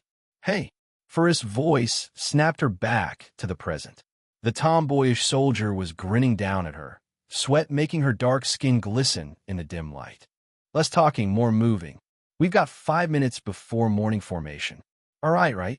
Armia growled. pulling Farah closer and holding her tightly. Their movements became faster, more urgent. Yes, come on. Farah threw her head back, her small frame bouncing wildly as she clung to Armia. Don't stop, you big brute. Brute? To be honest, that was a mild turn-off, but Armia didn't stop. Almost. Farah gasped. We're probably already late, aren't we? She thought distantly, but that concern melted away as they joined together, and the intensity drove her to the edge. Well, whatever. They can make me fight for them, but they can't make me care about stuff like being early for every single thing. Fuck them. Fuck. Farah screamed into Armia's shoulder as she reached her peak, her whole body shaking. The sensation pushed Armia over the edge too, and she held on tight, overwhelmed by the rush of emotion. Actually, probably just this morning's worth, she corrected herself. Given how many times we've been together recently. They stayed like that for a moment, both panting, until the sound of horns outside made them both jump. Shit, Armia muttered, hurrying to clean up. A mess immediately started showing on Faris' clothes. That's the 5-minute warning. Worth it, Farah said, looking thoroughly disheveled as she grabbed for her clothes. Though maybe next time we skip the morning antics? You literally started it. Farah had. Shed quite literally just bounced into Armia's personal space and quite simply asked, hey, want to hang out? Like she did every other hour. And as usual, Armia just replied with a quiet yeah. And you finished it, Farah winked, somehow already half-dressed while Armia was still trying to figure out which way her pants went. Very thoroughly, I might add. Is she that used to sneaking off like this? How the fuck did she put on her clothes so fast? They barely made it to formation in time. Armia's armor hastily buckled and Faris short. Black hair was still a mess. The knowing looks from their squad mates didn't help Armia's blush at all. At least Isabella isn't here to see this, she thought. She'd never let me live it down. Farah, meanwhile, just stood there looking smug, apparently immune to embarrassment. Yeah, this had to be a regular thing for her. Whatever, Armia sighed. Not like her body count is any of my business. Setting that aside, Armia focused up. One more week, Armia reminded herself as they started marching. One more week of morning routines, afternoon duties, and evening thinking about something fun? Farah whispered, noticing Armia's expression. Shut up. Chapter 286, Loyalty. Part 44. Melistaire Javer's house looked exactly the same as when they'd left, which somehow made everything feel even more surreal. Like they were walking backward in time, retreating to safety while his eldest daughter stayed behind to fight their battles. At least this time we're not running from fire, he thought, watching Margaret try to keep Hazel from sprinting off somewhere. The door opened before they could knock, and there was Javer, radiant as always. The smile that graced her face as she saw them reach those emerald eyes, and she swept them all into a hug that smelled like old books. Sorry to intrude again. For what it's worth, I did suggest to Melissa that maybe it's time for us to buy a house of our own, but she thought that would just Margaret started. But Javer cut her off with a kiss on her lips that made Melistaire's breath catch despite everything else going on. It kind of caught him off guard. Goodness gracious. Please, Javer smiled, finally breaking the kiss. You've already lived here for 9 years. This is as much your house as it is mine at this point. Her emerald eyes sparkled with that familiar warmth. Welcome home. Naturally, Hazel immediately ran inside, probably headed straight for the kitchen where Javer always kept those cookies. All three of them rolled their eyes watching that. Well, at least some things never change, he thought. But even now, as he took this moment in, his mind drifted to that talk with Melissa a few days back. The way Shed looked at him, so much like her mother when she was about to win an argument. Dad, Shed said, I love you, but if you try to help fight these assholes, I'm going to have to protect you instead of focusing on turning them into paste. It'll be fine. Melistaire sighed. Head tried to argue, of course. He might not be a mage, might not have any fancy powers or special abilities, but he was still her father. He was still supposed to protect her. But Shed just smiled in a way that was taken straight out of Margaret's playbook and said, the best way you can help is by keeping Mom and Hazel safe. Please? And what could he say to that? She wasn't wrong. In a fight between mages, Head just be an unnecessary casualty. Yeah, he flinched. Warm lips pressed against his cheek, startling him out of his thoughts. Javer had gotten so close, and he hadn't even noticed. Come on, she said softly. Let's get you all settled in. Again, he followed her inside, trying not to think about what his daughter might be planning. Try not to think about how useless he felt. Try not to think about the sound of breaking glass and Hazel's guilty oops echoed from the kitchen. Shit, he thought, hearing Margaret's exasperated sigh and Javer's warm laugh. Independent Illinois get that, Margaret said. The couch in Javer's living room had seen better days, probably around the same time dragons still roamed freely. Still, it welcomed Melistairs, but like an old friend as he watched Margaret help clean up what used to be one of Javer's favorite glasses. Hopefully it wasn't particularly expensive, he thought. Though watching Margaret bend over to clean up isn't exactly a hardship. Careful with the small pieces, Javer called out, settling into the chair across from him. Her eyes, sharp as ever, seemed to look right through him. So, want to tell me what's actually bothering you? Besides my daughter fighting terrorists while I hide like a coward? It's nothing, he said, because that's what fathers were supposed to say. Keep the worry inside, protect the family, pretend everything was fine. Javer's raised eyebrow could have won awards for skepticism. Right, she drawled. And I suppose you're just sitting there looking like someone pissed in your breakfast because that's your new aesthetic? A snort of laughter escaped before he could stop it.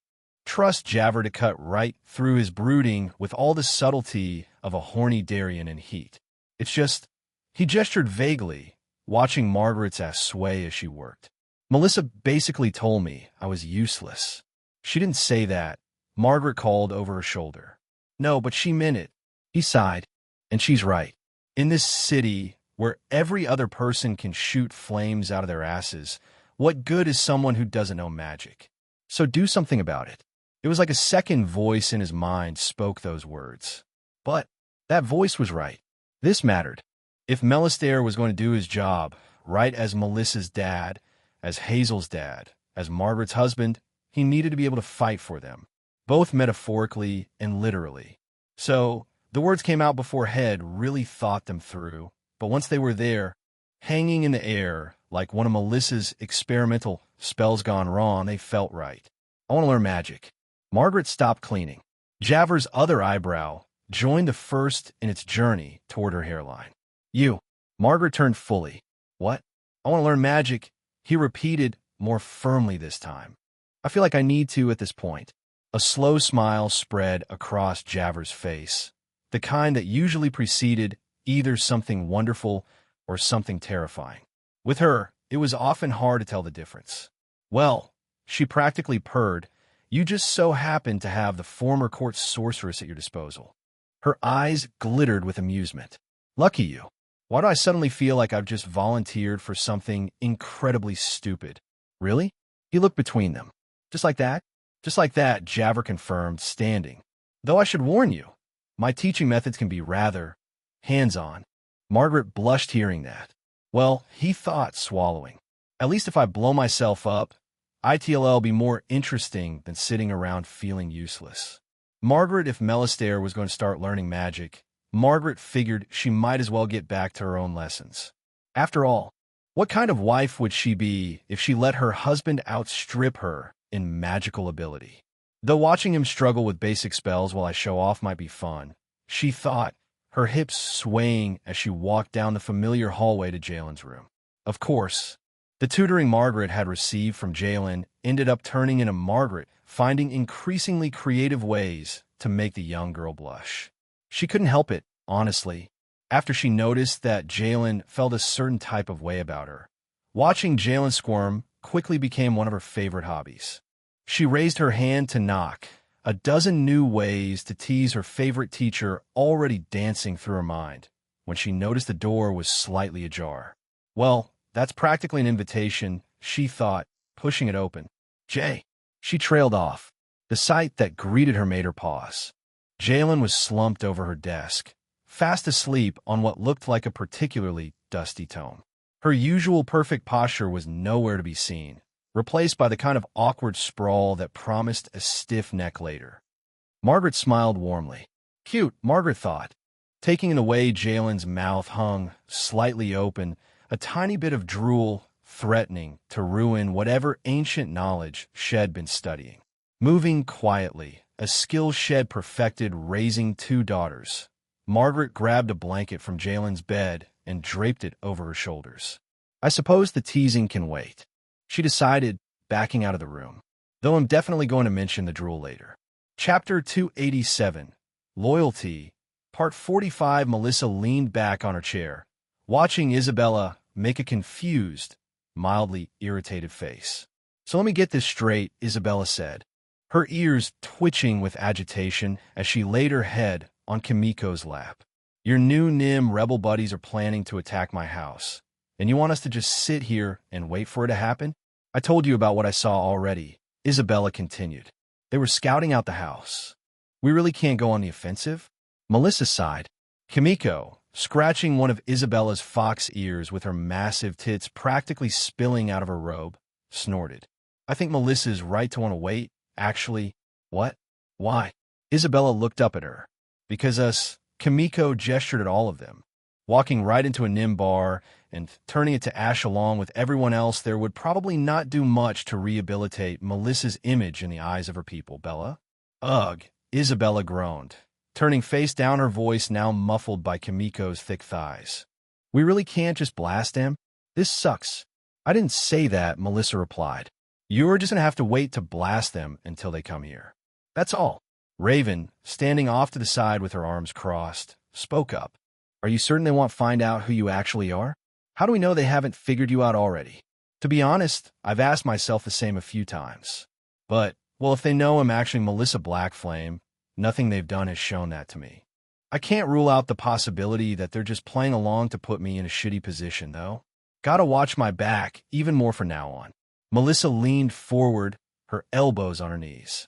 So, to summarize this circus act, the plan is for me to go with them when they attack this place.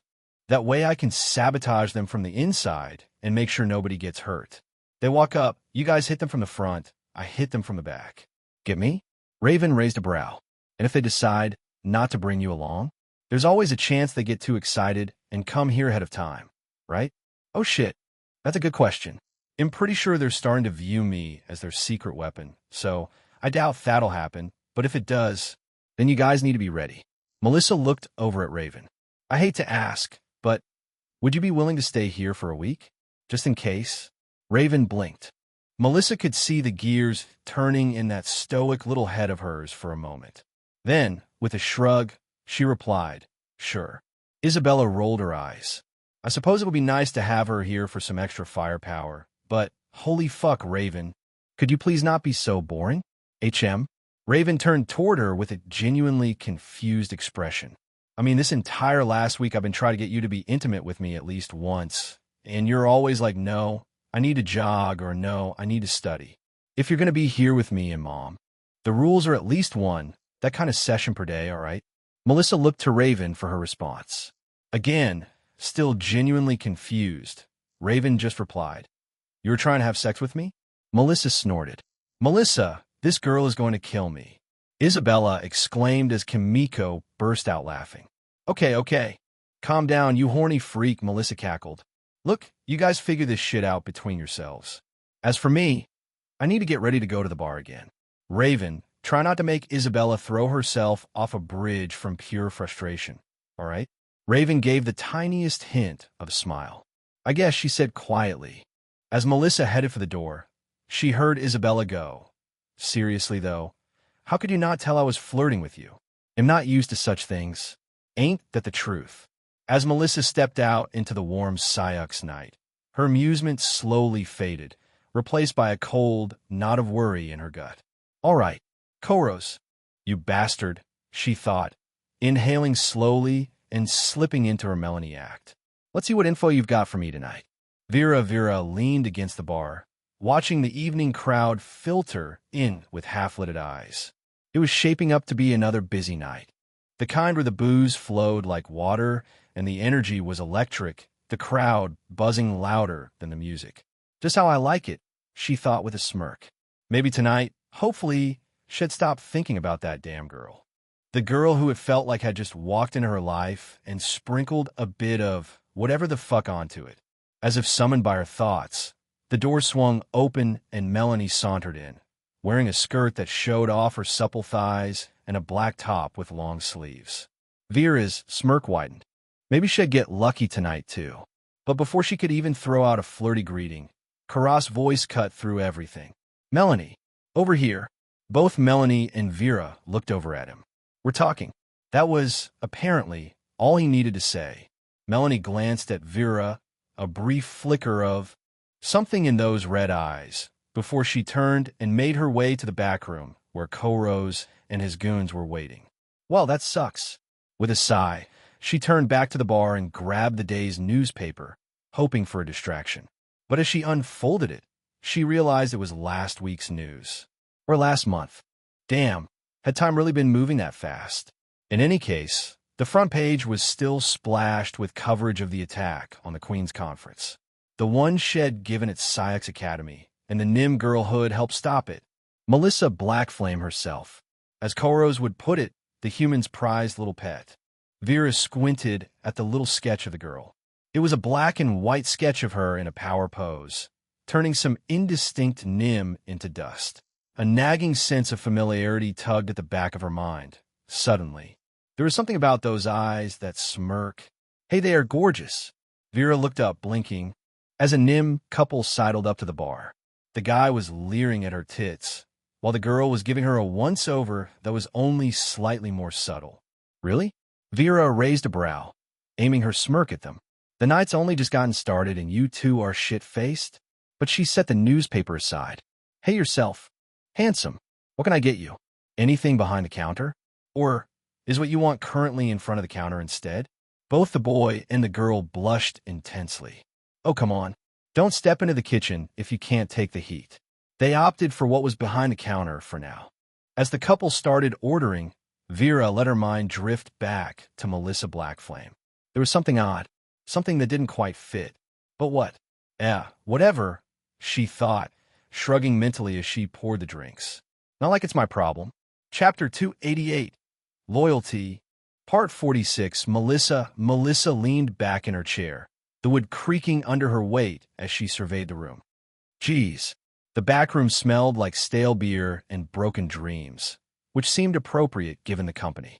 Koros sat at the head of the table like some discount crime lord, flanked by his usual collection of scowling, one-toothed murderers. For some reason, since this wasn't her first time in here, Karas' war room felt more like just a dingy back office, complete with a rickety table, some moth-eaten chairs, and a chalkboard that was one bad touch away from falling to pieces. Guess the revolution hasn't quite made it to interior decorating yet, she thought wryly. Koros himself was pacing back and forth, his brow furrowed as he muttered to himself. Did the Bazar boys slip away from the law? Koros asked, probably talking about one of these people's many shady doings. "Yeah, boss." "They did," one of the Nim answered. Same goon had been staring at Melissa, specifically her tits. Not being subtle about it at all, either.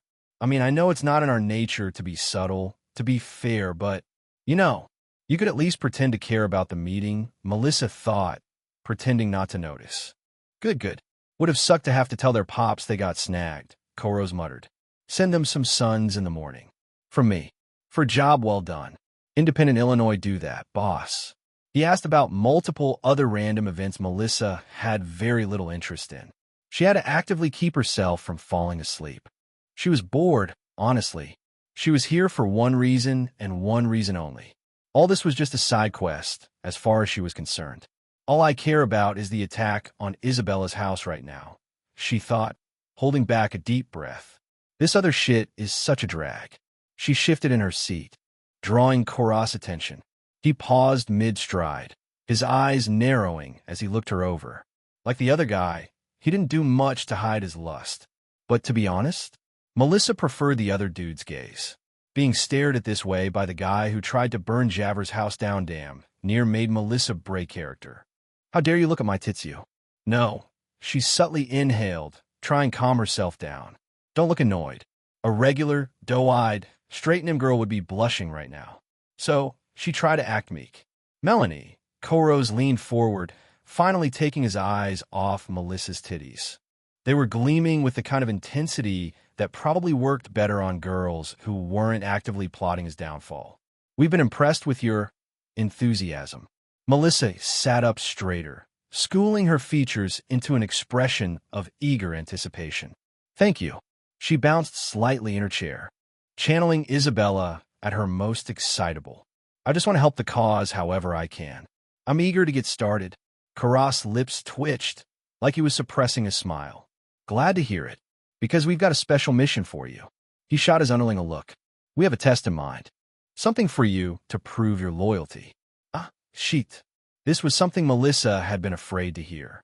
She didn't really have much of an interest in actually participating in any of this terrorist bullshit.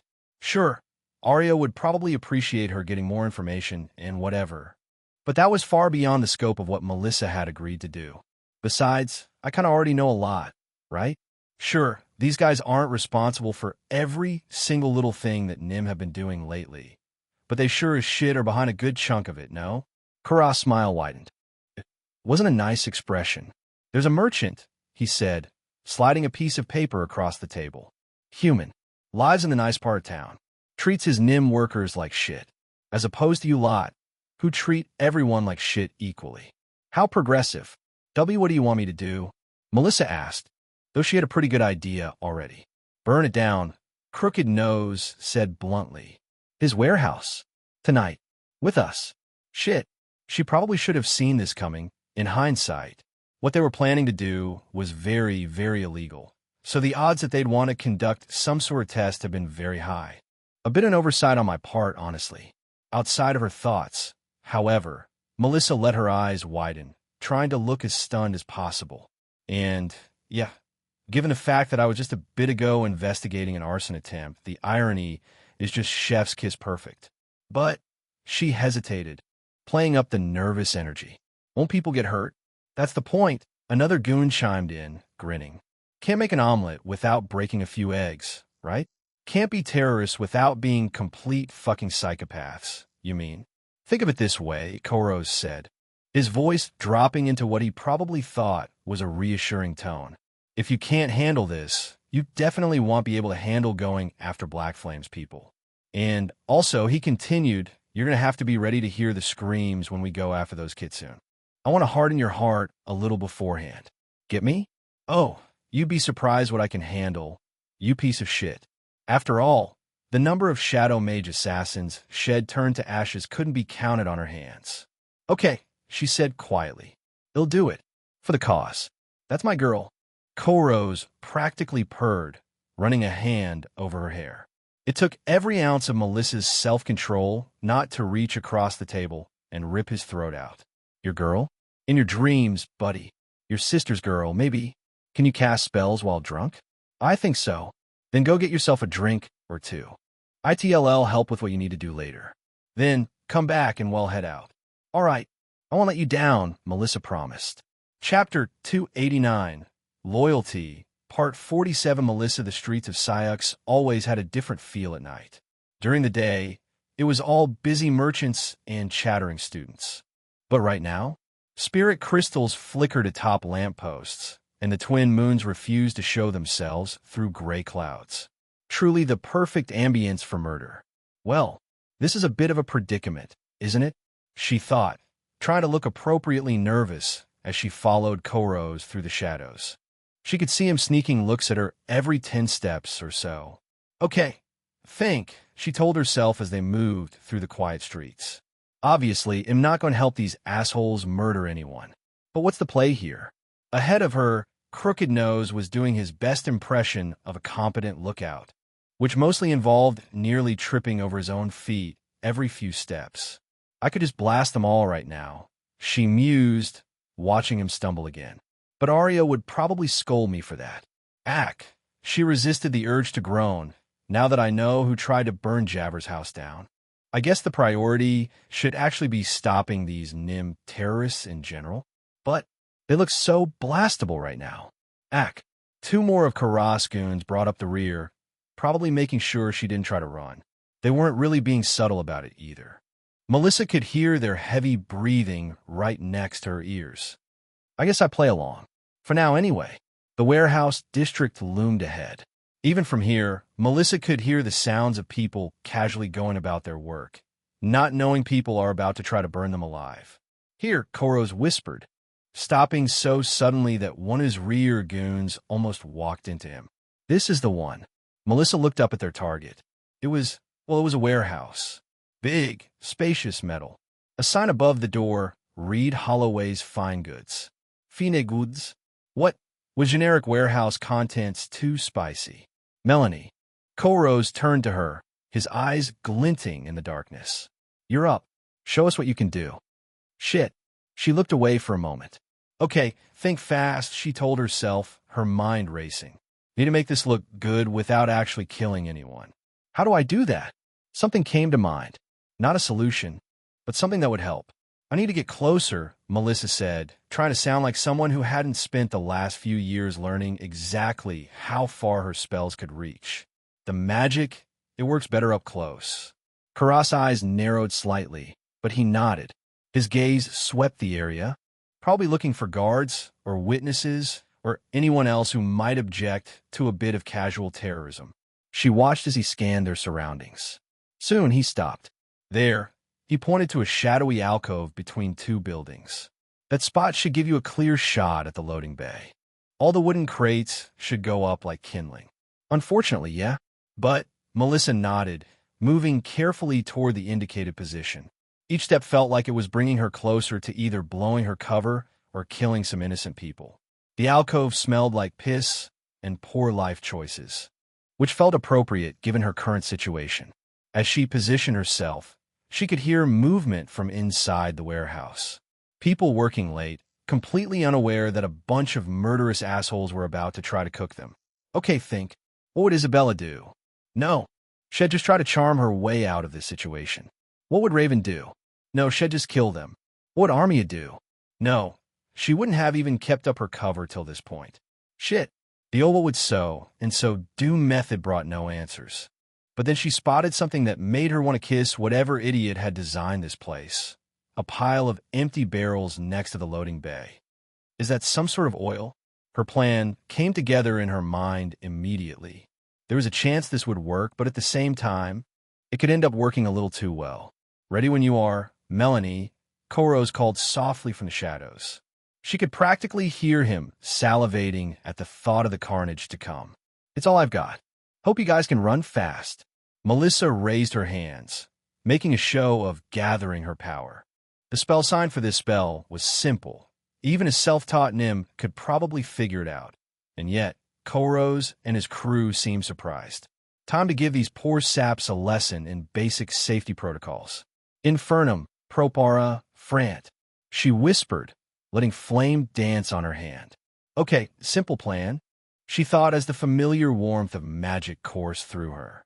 Hit the oil, workers see fire, workers run away. That was the best she had. The flame shot forward, precise and controlled, hitting exactly where Shed aimed, right at those suspicious barrels. She'd have to deal with Koros being pissy about her accidentally not targeting the crates. But that was future Melissa's problem. But, unfortunately, current Melissa had bigger issues, like the fact that those barrels definitely didn't contain oil. She flinched. The explosion lit up the night like someone had just birthed a new sun. Colors Melissa didn't even know existed painted the air, blues and greens, and purples all mixed together in a deadly rainbow. Oh fuck. The blast knocked her back. The heat singing her eyebrows as rainbow flames consumed everything in their path. Through the inferno, she could see workers running, screaming, their shadows dancing grotesquely in the multicolored light. But not all of them made it. Melissa stared, her jaw on the floor as a few of the workers got caught in that deadly light show. Strong hands grabbed her shoulders, yanking her away from the scene. Karas' voice was practically giddy in her ear. Holy shit, Melanie, that was fucking incredible. She couldn't answer. Couldn't tear her eyes away from the few shapes writhing in the flames. Couldn't process the fact that Shed just... I killed him. Did you see that? One of the goons was practically bouncing when that guy caught fire. Fucking beautiful. Beautiful certainly wasn't the word Melissa would have used. Neither was the string of congratulations the others were throwing her way as they hustled through the streets, putting distance between themselves and the explosion she caused. Shame they weren't all inside, Koros said, finally releasing her shoulders once they'd turned enough corners. His eyes were bright with an excitement that made Melissa want to vomit. But still, that was some impressive work. Never seen anything like it. The colors. Another goon chimed in. Like a fucking festival. Melissa managed a weak smile, her mind racing. Those hadn't been normal flames. Normal flames didn't come in cotton candy colors. Normal flames didn't spread that fast. What the fuck was in those barrels? Welcome to the family. Koros grinned, clapping her on the back. After a show like that, you're definitely one of us now. She forced herself to nod, to smile, to play along while her stomach twisted itself into knots. She had to maintain her cover, had to keep going, had to figure out how many people Shed just killed. Later, of course, behind them, the night sky still glowed with unnatural colors. Like the aurora had decided to come celebrate her first foray into accidental terrorism. Melissa just hoped the survivors would be okay. Chapter 290, Loyalty, Part 48. The bar's usual noise felt distant, like someone had stuffed cotton in Melissa's ears.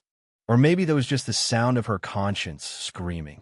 Vera kept shooting her concerned looks from behind the counter, probably wondering why her usually chatty lover looked like she'd seen a ghost. Or made a few ghosts, in this case. Stop it, Melissa thought, watching the liquor in her glass swirl. It's done. All that matters is that you're going to be accepted now. That's it. Another round. Koros bellowed, slamming his empty glass down hard enough to make Melissa jump. For our newest star, the other Nim cheered, their faces flushed with alcohol and victory. Crooked Nose had his arm around one of the others, both of them swaying as they tried to recreate the explosion with increasingly elaborate hand gestures. Did you see the way it lit up? One of them asked for probably the 15th time. The humans sure did. They cackled. Melissa swallowed whatever was left in that glass. Koros wouldn't shut up about the explosion, about the colors, the fire, the screams. He kept going on and on while Melissa tried not to throw up all over his boots. Never seen anything like it, he said, clapping her on the back hard enough to spill her drink. You've got a real talent for this, Melanie. Yay, just what every girl wants to hear. You're a natural at terrorism, the way those workers ran. Another goon chimed in, practically bouncing in his seat. Fucking beautiful. Beautiful wasn't the word Melissa would have used. Neither was any other word in the string of congratulations they kept throwing her way. Every compliment felt like another weight added to her shoulders. For days, Koros said suddenly, his eyes gleaming with an excitement that made Melissa's skin crawl. That's when we hit the Kitsune house. After tonight's show, you're definitely coming with us. Yami, Employee of the Month at Murder Incorporated. Can't wait, she managed, hoping her smile didn't look as strained as it felt. Melissa stared into her drink, debating whether she could just slip away without anyone noticing. The terrorists were drunk enough now that she could probably dance out naked, and they just keep celebrating. Though knowing this crowd, the naked part might actually get their attention. Hey there, hot stuff. Vera's voice cut through her thoughts, low and familiar. Shed somehow materialized on the other side of the counter, right in front of Melissa without making a sound. Melissa stiffened a little, looking up into those red eyes that matched her own. You've been awfully quiet, Vera said, leaning forward. Her cleavage threatened to spill right out of her top, which was most likely intentional. Figured you'd be throwing back drinks with the other fools here. While dancing, I mean not brooding. Well, your bother just got me to commit actual terrorism, so brooding's the best I got. Just tired, Melissa managed, trying not to stare too obviously at Vera's tits. Even with guilt eating at her insides, some habits died hard. MHM, Vera's knowing smirk, said. Shed caught Melissa looking anyway. Tired of being a freedom fighter already? Melissa started, but Vera wasn't done. You know what I think? She leaned even closer, close enough that Melissa could smell her perfume. I think someone's having second thoughts about tonight's fireworks show. Yeah, no cheat. What? No. Melissa waved her hands frantically, probably overdoing it a bit. Those humans had it coming. They were, very bad. Down with humans. Revolution forever. Vera's eyebrow could have won awards for skepticism. Uh-huh, she drawled, her smirk widening. Very convincing. Really felt that revolutionary spirit. But before Melissa could dig herself any deeper, Vera's hand found hers under the counter. Come on, she said softly, tugging gently. I want to show you something. This is probably a trap, Melissa thought, even as she let herself be pulled to her feet.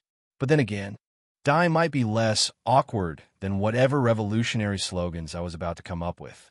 Besides, trap or not, Vera's ass looked amazing as she led Melissa away from the bar. The night air hit Melissa's face like a slap from an angry Darien. Up here on the roof, Sayuk spread out before them like some master artist canvas, all twinkling spirit crystal lights and shadowy spires reaching toward those hidden moons. A few massive buildings blocked chunks of the view, but still, damn, she thought, walking to the edge. No wonder Vera comes up here. Beautiful, right? Vera settled next to her, their shoulders almost touching.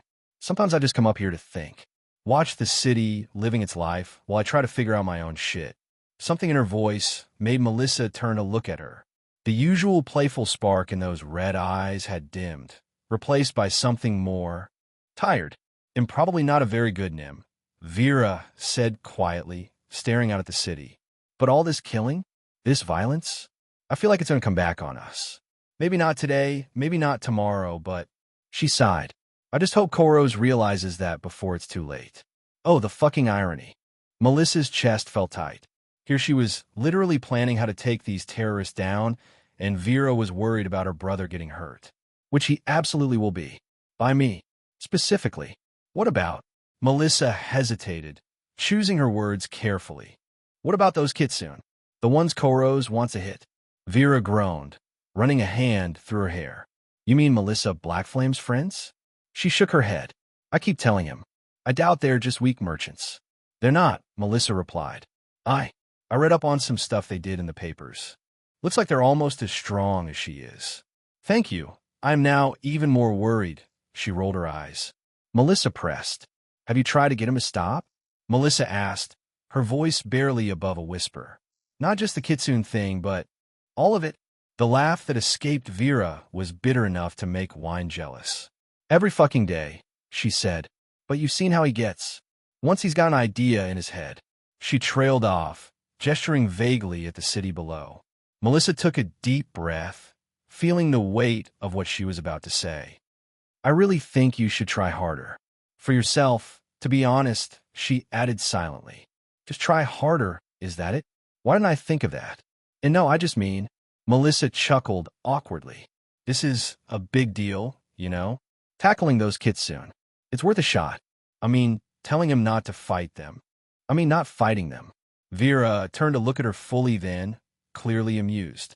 But, sure, she said finally, though her tone suggested she had about as much faith in that plan as Melissa did in her own ability to keep her hands off Isabella's ass. I guess I can try.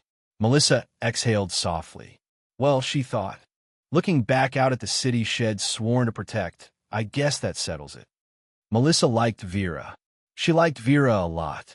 She was fun, clearly a bit clever, not a bad girl to spend time with. But Koros had literally tried to kill Melissa's family, knowingly. This was the best she could do. If Vera could convince Koros to stop, Melissa could maybe let this go. Pretend none of this had ever happened, never show up to this bar again, and leave Koros in the past. After all, no one did get hurt in the end. But if she couldn't, then I'm turning him to ashes. Chapter 291, Loyalty. Part 49, Raven. The morning air carried the scent of jasmine. Raven stood at the edge of the Summers property, one hand resting on the hilt of her sword as she watched the empty street. Old habits died hard. For kills on nights just like this one, she thought, scenes playing before her eyes on their own. Two in their beds, one in their study, one right here on a street like this. It didn't make her particularly sad or guilty to remember these missions. She was following orders, and following orders was literally all Shed ever known. Until Melissa, warm arms wrapped around her waist from behind, making her tense for just a moment before Kimiko's familiar perfume registered. "You're thinking awfully hard out here." Raven's mind rarely went to any sort of carnal space when Melissa wasn't around anyway. But having Kimiko's massive breasts pressed up against her back at the moment surprised even Raven herself with how warm her body got in response. "Want to share with the class?" she added. Raven hesitated for just a moment. "I was thinking about my time with the Shadow Mages," she admitted softly. Well, Kimiko, thankfully, removed herself from Raven's back and instead sat on the steps leading to the door next to Raven. "Anything exciting?" "I suppose some would think so. To me, it was just work, though." "But," Raven added, her lips moving on their own, "I guess I just wonder if I'm doing enough. Enough to help Melissa out." Kimiko hunched over, resting her chin on one knee. "What makes you think you're not?" "I don't know. I just wonder if she needs any assistance." Kimiko giggled. "Feel free to ask her that." Then Kimiko said, like it was the most obvious thing in the world, "Next time you see her, just say, 'Hey, I want to help more.'" Raven frowned. "Is it really that simple?" "Only if you make it that simple." Kimiko's smile widened slightly. "Though I suppose you're not exactly used to having friends to discuss things with, are you?" Raven placed her eyes back onto the street up ahead. "Not really, no." Kimiko nodded slowly. "Well, you'll get the hang of it, I'm sure." At that moment, the sound of a door opening behind them made Raven turn her head slightly. And there was Isabella, wearing nothing but a grin and a very short skirt. "Oh my, why, Isabella said, doing her stretches slowly. "You two done with the heart-to-heart?" She yawned. "Because I could really use some assistance over here." "My, what a helpful girl I've raised." Kimiko got up. She walked over, wrapping her arms around Isabella's shoulder. "I suppose it's my duty." "Raven," she turned her attention back to her. "Care to help me out, or will you stay out here brooding?" Raven glanced at them both. She looked down. "I suppose this was part of the earlier agreement, right?" After a moment's consideration, Raven shrugged. "Sure." Melissa still couldn't get over how much money had been poured into the palace gardens. Every time she visited, some new statue or fountain had appeared, each probably worth more than her entire education. Today's addition seemed to be some marble woman with her tits out, water spraying from odd places. "I don't know. I guess when you're rich enough, you can put nipples wherever you want," she thought, following Arya down the familiar rose-lined path. At least they were meeting out here instead of the throne room. The gardens might be a monument to having too much money and too much time, but they were private. No chance of some nosy noble walking in on them, discussing terrorism between the perfectly trimmed hedges. Wouldn't that start some rumors? "So," Arya said, settling onto what Melissa had mentally dubbed the most uncomfortable-looking expensive bench in existence. "Tell me what you've been up to this past week." Melissa remained standing, partly out of respect, mostly because that bench looked uncomfortable as fuck. "Well," she started, wondering how exactly to phrase "I accidentally murdered some people. I found some terrorists who might be connected to multiple attacks throughout the city." Arya's eyes lit up like a hawk spotting fresh prey. "That's fantastic." She leaned forward, excited enough that her usual regal demeanor slipped slightly. "We can send the guards right now. Get this whole mess wrapped up before dinner." Melissa cleared her throat. "Actually," Melissa said carefully, "I think we should wait." Arya's excitement dimmed quickly. "Wait?"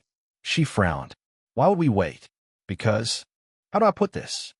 I think I can get more out of them," Melissa explained.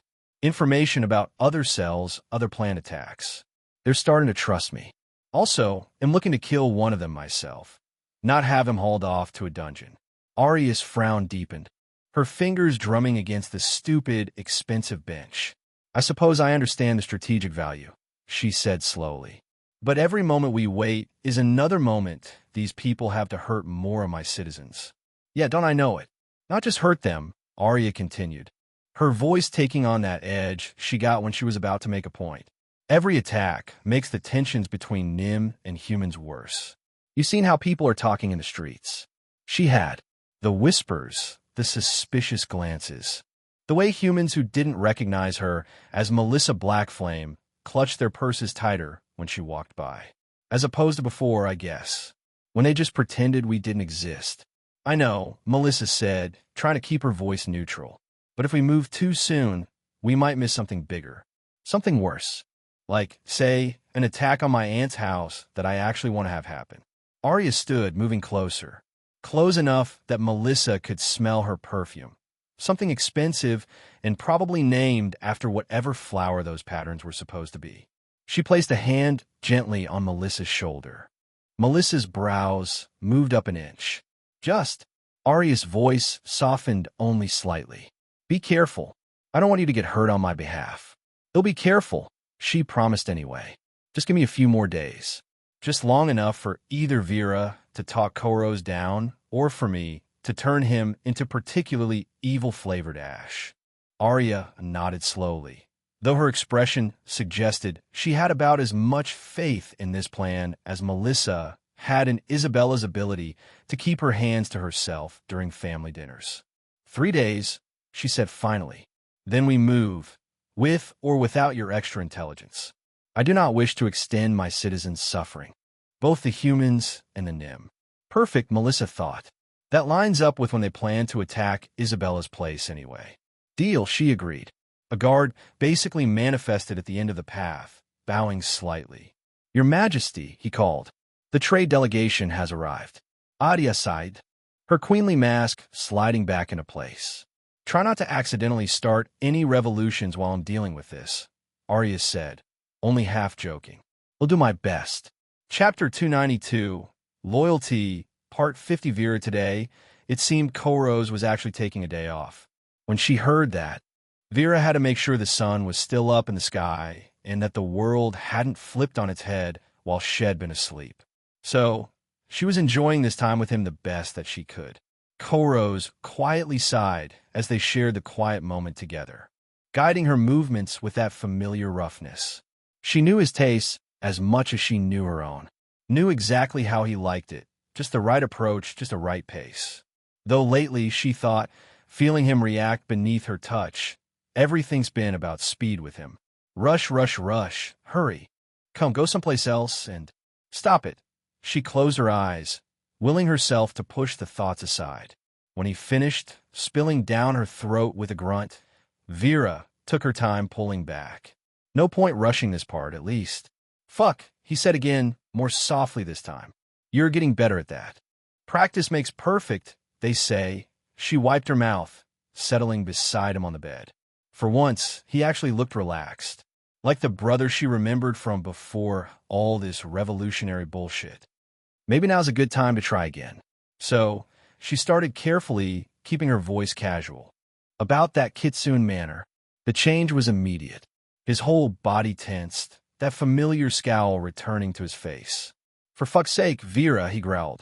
How many times do we have to have this conversation? At least once more, she shot back. Since you're still planning to get yourself killed. He sat up, already reaching for his clothes. The peaceful moment evaporated, it seemed. We've been over this, he said, pulling his pants on with more force than necessary. Those Kitsune bitches are friends with Melissa fucking Blackflame. Vera cut in. The Nym Mage? Do you really think she would associate herself with weaklings? I know they aren't weak. That's part of the point. This is exactly why we need to send a message. Gods, you stupid fuck, she thought, her head hitting the pillow, watching him pace. The only message you'll send is here lies what's left of my dumbass. So let's see. Those Kitsune have Melissa Blackflame as their friend, superior biology for casting spells as Kitsune. And that one bitch, what was it, Isabella? Oh yeah, she's selling those wands or whatever the fuck. Come on, Koros. You have to see that this plan is optimistic at best, right? She tried appealing to his common sense, though she doubted he had a lot of that left. We have Melanie now, he said, like their newest recruit was some kind of trump card. You heard what she did at the warehouse. Yeah, and I also saw how she looked afterward. Like she'd rather eat glass than do it again. One good mage, who by the way probably started casting magic less than a year ago, doesn't make you invincible, Vera said. not bothering to get dressed. No point when this conversation was just going to end the same way it always did. And those kids soon are just more humans' pets, he spat. Like you're trying to be. Ouch. That stung, but Vera kept her voice level. Better a pet than a corpse. Is that what you really think? He turned to face her fully. That everything we're doing is pointless? I think, she said carefully, that there are better ways to fight than suicide missions. It's not. He started, then stopped, running a hand through his hair. You know what? We're done having this conversation. Called it. Fine. She flopped back on the bed. Go get yourself killed. See if I care. He was already heading for the door, probably off to plan more ways to get himself murdered by angry Kitsune. Well, she thought, watching him go, I tried Melanie. I really did. But I guess I should try again. Koros, even in this part of Sayux, where purple skin was more common than not, humans still walked around like they owned the place. A merchant shot Koros a dirty look as he passed, probably worried the big scary Nim was going to steal his precious wares. Fuck you too, buddy, Koros thought, watching the man hurry past. Though I guess I should thank shitheads like you. You make recruitment so much easier. The streets were getting busier as the morning wore on. More humans meant more glares, more whispered comments, more hands clutching purses tighter. That's right, he smirked at a particularly offended-looking noblewoman. Clutch those pearls. Soon enough, you'll have bigger things to worry about. His destination wasn't far, a modest house wedged between two larger buildings like it was trying to hide. Probably because it was back when humans could still legally own Nim. This whole street had been full of hidden spaces where free Nim could lay low. Now, those same spaces housed people like Jessia. She answered his knock quickly, those red eyes lighting up when she saw him. She was gorgeous, all curves and warmth. Koros. She practically threw herself into his arms. I didn't expect. I thought you'd be busy. Always have time for my favorite motivation, he thought, breathing in her scent as he held her. How are you holding up? He asked, though he could guess. Had been where she was, after all. Known that same emptiness after losing family to human brutality. She pulled back slightly, her smile faltering. I don't know. I keep expecting her to walk through the door, you know? Keep thinking he'll turn around and Shell just be there. Just like he still sometimes thought Head see his parents again. Still caught himself thinking Mom would love this or Dad would know what to do before remembering. But she continued, her voice strengthening, what you did to those guards, knowing they paid for what they did to my sister. Her lips found his before he could respond, desperate and hungry. She tasted like salt and revenge, her tongue seeking his like she was trying to devour the pain. This, he thought, letting her pull him inside. This is what it's all about. Not the politics Vera was always whining about. Not the better ways she kept suggesting. This, making the humans pay for every tear, every drop of blood, every life they'd taken. Jesh's hands were already working at his clothes, her body pressing against his with needy intensity. Thank you, she whispered between kisses. Thank you for making them hurt like they hurt us. He remembered the guard's screams as his people had torn them apart. Remembered thinking of his parents as he watched them burn. Soon, he promised silently, picking Jessia up and carrying her toward her bedroom. Soon they'll all pay. Those Kitsune were just part of the beginning, part of getting the ball rolling. Those Kitsune might be powerful, might be friends with Melissa fucking Black Flame herself, but they were still just humans' pets, still part of the system that had taken everything from him, from Jessia, from every Nim hood ever lost someone to human cruelty. Let them come, he thought, laying Jessia down on her bed. Let them try to stop us. He had Melanie now, had an actual Nim mage on his side, had everything he needed to make them all burn. Jessia pulled him down into another kiss, her body arching against his, and Koros let himself forget about plans and politics for a while. After all, some forms of revenge were more fun than others.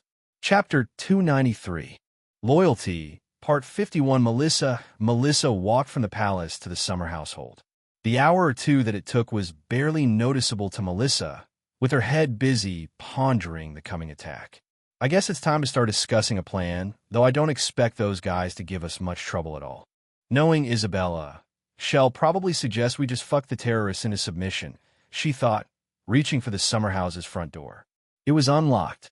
Okay, either we're being robbed by the world's most considerate thieves, or the sounds coming from upstairs answer that question before she could finish the thought. Very familiar sounds. The kind of sounds that usually meant Isabella had found a new way to make a lot of noise.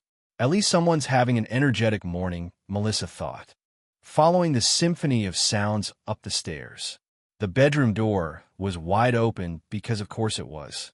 The scene that greeted her was, well, Isabella and Kimiko had apparently decided that the best way to spend time with their current guest was something she was not expecting to walk into. And there was Raven.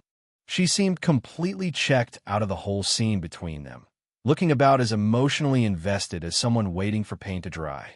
She wasn't completely detached. Of course, there was a faint ease in her expression that suggested she wasn't entirely opposed to the situation. But it was still funny to see. While Melissa thought, watching her girlfriend's completely neutral expression as Isabella held her throat.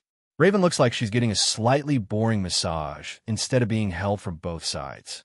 "Oh, hey, Melissa," Isabella called cheerfully, not breaking her rhythm as she kept going. Her rhythm continued in a steady, deliberate motion, the faint wet sound catching Raven's attention as her eyes briefly widened to the sight of Melissa. She quickly looked away as if they'd just passed each other in the academy hallway, and not, while she was being completely overwhelmed. Only Raven could make getting cornered on all sides look like a slightly dull Tuesday afternoon. Kimiko, ever the gracious host, actually paused her advance to wave. Some of the moisture drew strings that reached all the way from Raven to Kimiko, like they were begging Kimiko to push forward again. The former assassin's thighs were practically glistening, even if her face suggested she was mentally calculating her taxes. "Good morning, dear." Kimiko beamed, her massive tits bouncing as she resumed her relentless assault on Raven's poor midsection. "Care to join us?" Melissa started, then stopped. Raven was caught up in a tangled scene with Isabella that Melissa quickly looked away from. "Holy fuck. You know what?" Melissa continued. "I had this whole speech prepared about the terrorists and their plans, but I guess it can wait." She walked in, closing the door behind her. Obviously, there was no way she was going to pass this up. Terrorists?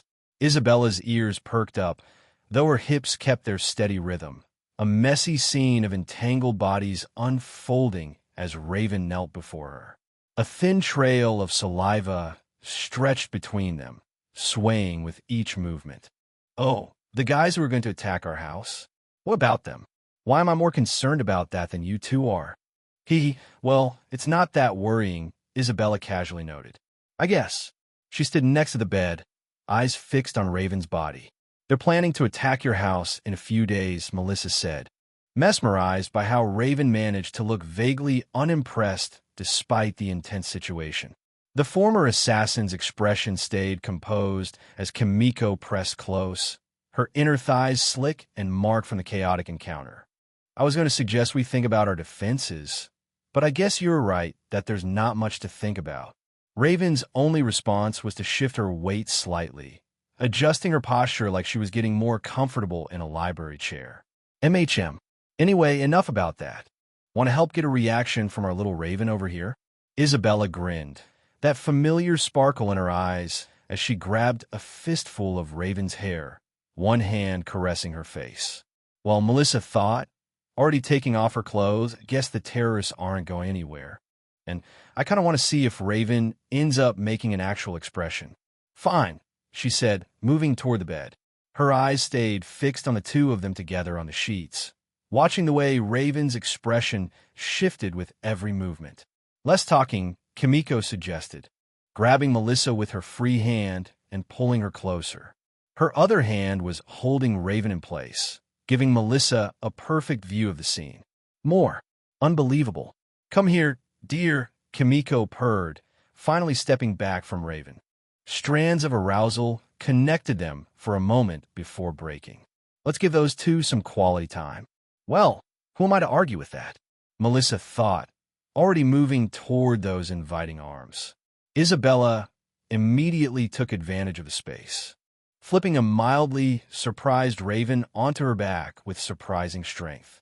The former assassin just blinked up at her. Hell yeah. Isabella grinned down at her.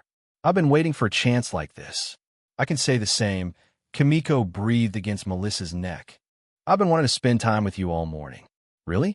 Melissa smiled and blushed at the close attention. Looks like you've been pretty busy to me. Next to them, Isabella collided heavily into Raven with a grunt that probably woke up half the neighborhood. The bed creaked ominously as she started up a rhythm that would have had lesser furniture calling for mercy. Oh, please. Kimiko pressed hot and hard against Melissa as she stripped her.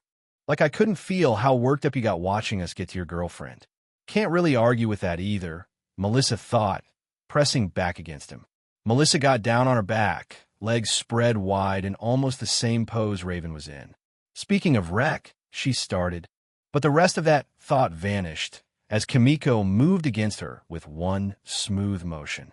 Beside them, Isabella had Raven's legs pushed up to her shoulders, driving into her with enough force to make the headboard slam against the wall. Raven's only reaction was her lips parting open, her breathing becoming just the tiniest bit faster. Melissa promptly lost the ability to think about that, though, as Kimiko hit a particularly good spot.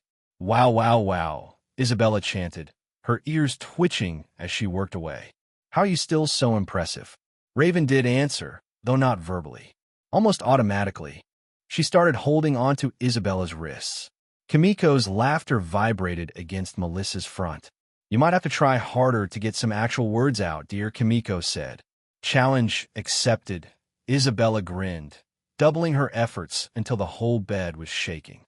Good luck with that, Melissa thought, just before Kimiko's hand found her and short-circuited her brain entirely. Though I guess... Oh, F-U-C-K. What was I going to... Never mind. Chapter 294, Loyalty, Part 52, Armia, 2 more days. Just 2 more days and Armia could go back to her actual life, positioning herself on Sayak's social ladder. Instead of playing soldier out here. Joe, Skalebut, whack. For his hand connected with Armia's back hard enough to make her stumble forward. The dark-skinned soldier grinned up at her, somehow managing to look both completely innocent and utterly pleased with herself. The fuck was that for? Armia grumbled, though she couldn't quite hide her own smile. It was hard to be mad at Farah, with that infectious energy of hers. She's definitely helped make all this soldier stuff tolerable. You were doing that thing again, Farah said, falling in a step beside her as they brought up the rear of their patrol. You know, where your face gets all scrunchy and noble-looking. I do not get scrunchy. Oh, please, Farah snorted, casually lifting the bottom of her shirt to wipe sweat from her forehead.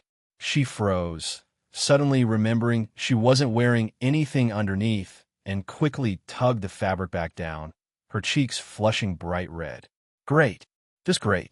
You get this look like someone asked you to explain tax law to a horny Darien. I suppose she's not wrong. Armia thought, definitely not staring at Farah's chest. But can anyone blame me?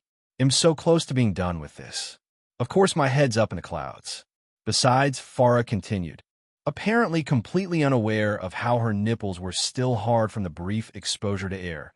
You've only got 2 days left. Then you can go back to your fancy academy, and the arrow came out of nowhere. One moment Farah was talking, grinning up at Armia with that infectious smile, and the next, red. So much red.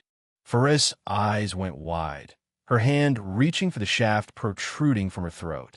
Her mouth opened, but only blood came out, painting her chin crimson as she stumbled. No, Armia thought, her brain refusing to process what she was seeing. No. Where? She tried to find the person who shot the arrow. As soon as she looked, more arrows whistled through the air. Ambush! Someone called out. Somewhere ahead, someone was shouting. Metal rang against metal as weapons were drawn. But all Armia could see was Farah dropping to her knees, those eyes already starting to glaze over.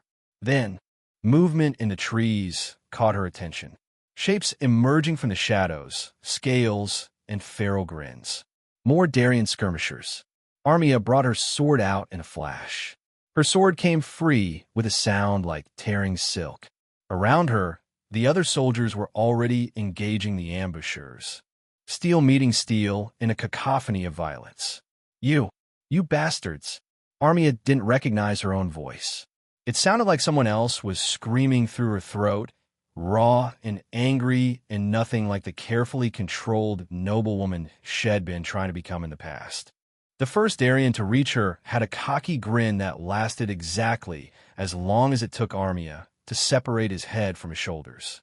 She ducked under his axe, rose up with a long, arching swing, and his head soared up to the air. His body hadn't even finished hitting the ground before she was moving to the next one. Ventus, Moros, Aurea. Wind magic ripped through the trees, catching two more Darians mid-leap and sending them flying back like particularly scaly ragdolls. One hit a tree hard enough that Armia heard something crack. Good, she thought, blocking a sword strike from her left. Hope that fucking hurt. Her counterstrike took the attacker's arm off at the elbow. He hadn't even finished screaming before her blade found his throat. Behind her, she could hear the other soldiers fighting their own battles. Steel rang against steel, magic crackled through the air, and the sounds of death filled the forest like some twisted orchestra. But Armia was focused entirely on the archer. The one who'd fired that first shot. The one who'd killed Farah. He was trying to line up another shot. This one probably meant for her. His hands were steady, and after that shot, Armia guessed if she let him get that arrow off, he probably wouldn't miss. It didn't matter. Glacis Espada Fulmina. Ice magic turned the air in front of Armia into a storm of frozen daggers. The archer tried to dodge, but Armia had spent way too much time practicing to miss. The ice tore into him like he was made of paper. Red sprayed across the trees, painting the leaves with his life. One down, she thought, turning to find her next target. How many more of you fuckers want to die today? But the remaining Darians were already falling back, melting into the shadows like they always did. 2 weeks of this shit. Attack, kill whoever they could, then run the moment the tide turned. Cowards. She wanted to scream after them. Fucking cowards. Instead, she found herself looking down. Faris' eyes stared up at nothing. That eternal smile finally gone from her face. Blood had soaked into the ground around her, turning the dirt into mud. We were just talking, Armia thought numbly. She was just giving me shit about being noble, and now... Thus Scale, one of the other soldiers, she couldn't even remember his name right now, was suddenly beside her. His voice was gentle but firm. We need to keep moving. They'll be back with more if we stick around. Right? She thought, staring at First Body. This is just what happens in war. Pipa di. Fence di. That's just how it works. Why, yeah. She managed, her voice rough. I'm coming. They couldn't even take the body. Couldn't risk slowing down when more attacks could come at any moment. Just another casualty, she told herself as they moved out. Just another soldier who didn't make it home. One fist clenched so hard by Armia's side that her knuckles cracked. She glared up ahead at the spot where the arrow had come from. Next time those Darien bastards showed up, she wasn't letting a single one escape. Chapter 295, Loyalty, Part 53, Melissa One Day. Just one more day before everything was solved. One way or another. Though to be honest, Melissa thought, pushing open the bar's door and starting to hope Vera fails. The usual crowd of day drinkers barely looked up as she entered. A few Nim were passed out at their tables, probably celebrating their latest victory against the humans. One guy had his face planted directly in a puddle of what Melissa hoped was beer. Real paragons of the revolution right here. Vera was behind the counter as always, mixing drinks with one hand while somehow managing to keep her boob from spilling out of her top with the other. It was like watching someone juggle while doing advanced mathematics, and, to be fair, she was killing it. Though actually, I guess when your breasts are that big, keeping them contained is in itself basically a full-time job. Melissa sighed. So, if that's the case with her, how could I describe walking around with these?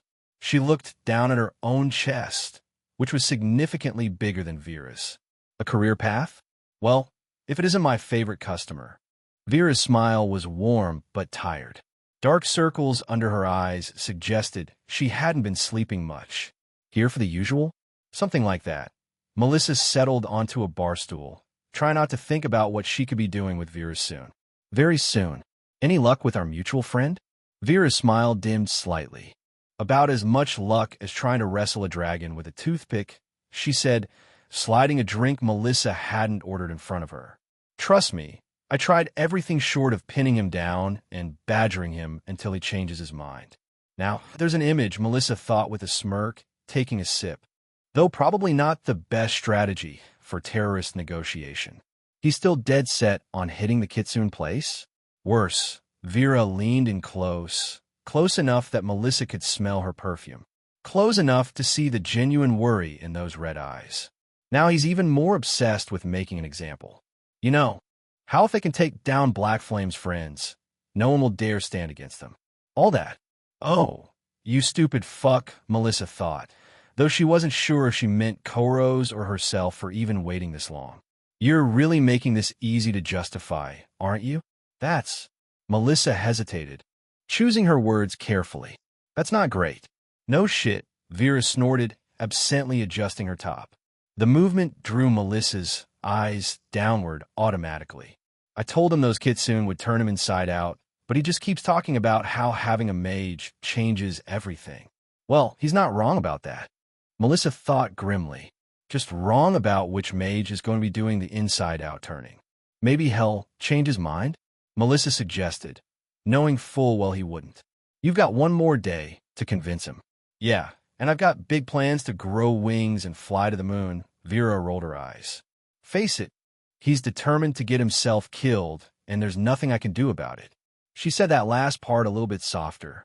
It honestly made Melissa's heart ache a little to imagine what Vera would look like after tomorrow was done. But that thought faded quickly when she remembered how she felt when she heard the bastard had tried to burn down Jabber's house. Hey, Vera's hand found hers across the counter. You okay? You got a look on your face. What look? Like you're planning something that's either going to be really fun or really dangerous. Vera's thumb traced circles on Melissa's palm. Usually when I get that look, I end up unable to walk straight for a day. If only that was all that was going to happen, Melissa thought, but she forced a smile. Just thinking about all the ways this could go wrong, she said, which wasn't exactly a lie. Vera's eyes sparkled with familiar heat. Want to come upstairs and take a break for a while? Yes, Melissa thought immediately. Also no. Also definitely yes. Don't you have customers to serve? Vera glanced around the mostly unconscious crowd. Pretty sure they won't notice if I take a lunch break. Melissa, the walk to Isabella's house had given Melissa plenty of time to think about tomorrow's inevitable shitstorm. Too much time, really. She had gone through about 15 different scenarios in her head, and all of them ended with her having to explain to Vera that the Kitsune were too strong and her brother wasn't around anymore. Killing the guy was absolutely going to be fun. That part. Melissa wasn't looking forward to that. At least the memories were good, she thought, pushing open Isabella's front door. One last happy moment before everything goes to hell. The scene that greeted her was exactly what she'd expected.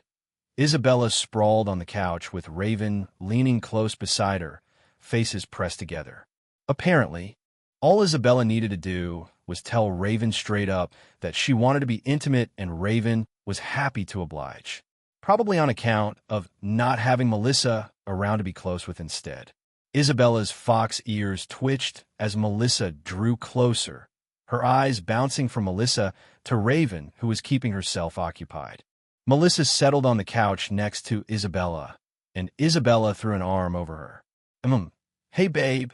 Isabella grinned, her other hand tangled in Raven's hair. You look like someone just told you fucking was canceled forever. What's up? Raven didn't even pause in her ministrations, though she did give Melissa a small nod of acknowledgement. Her usual stoic expression somehow made the moment even more striking.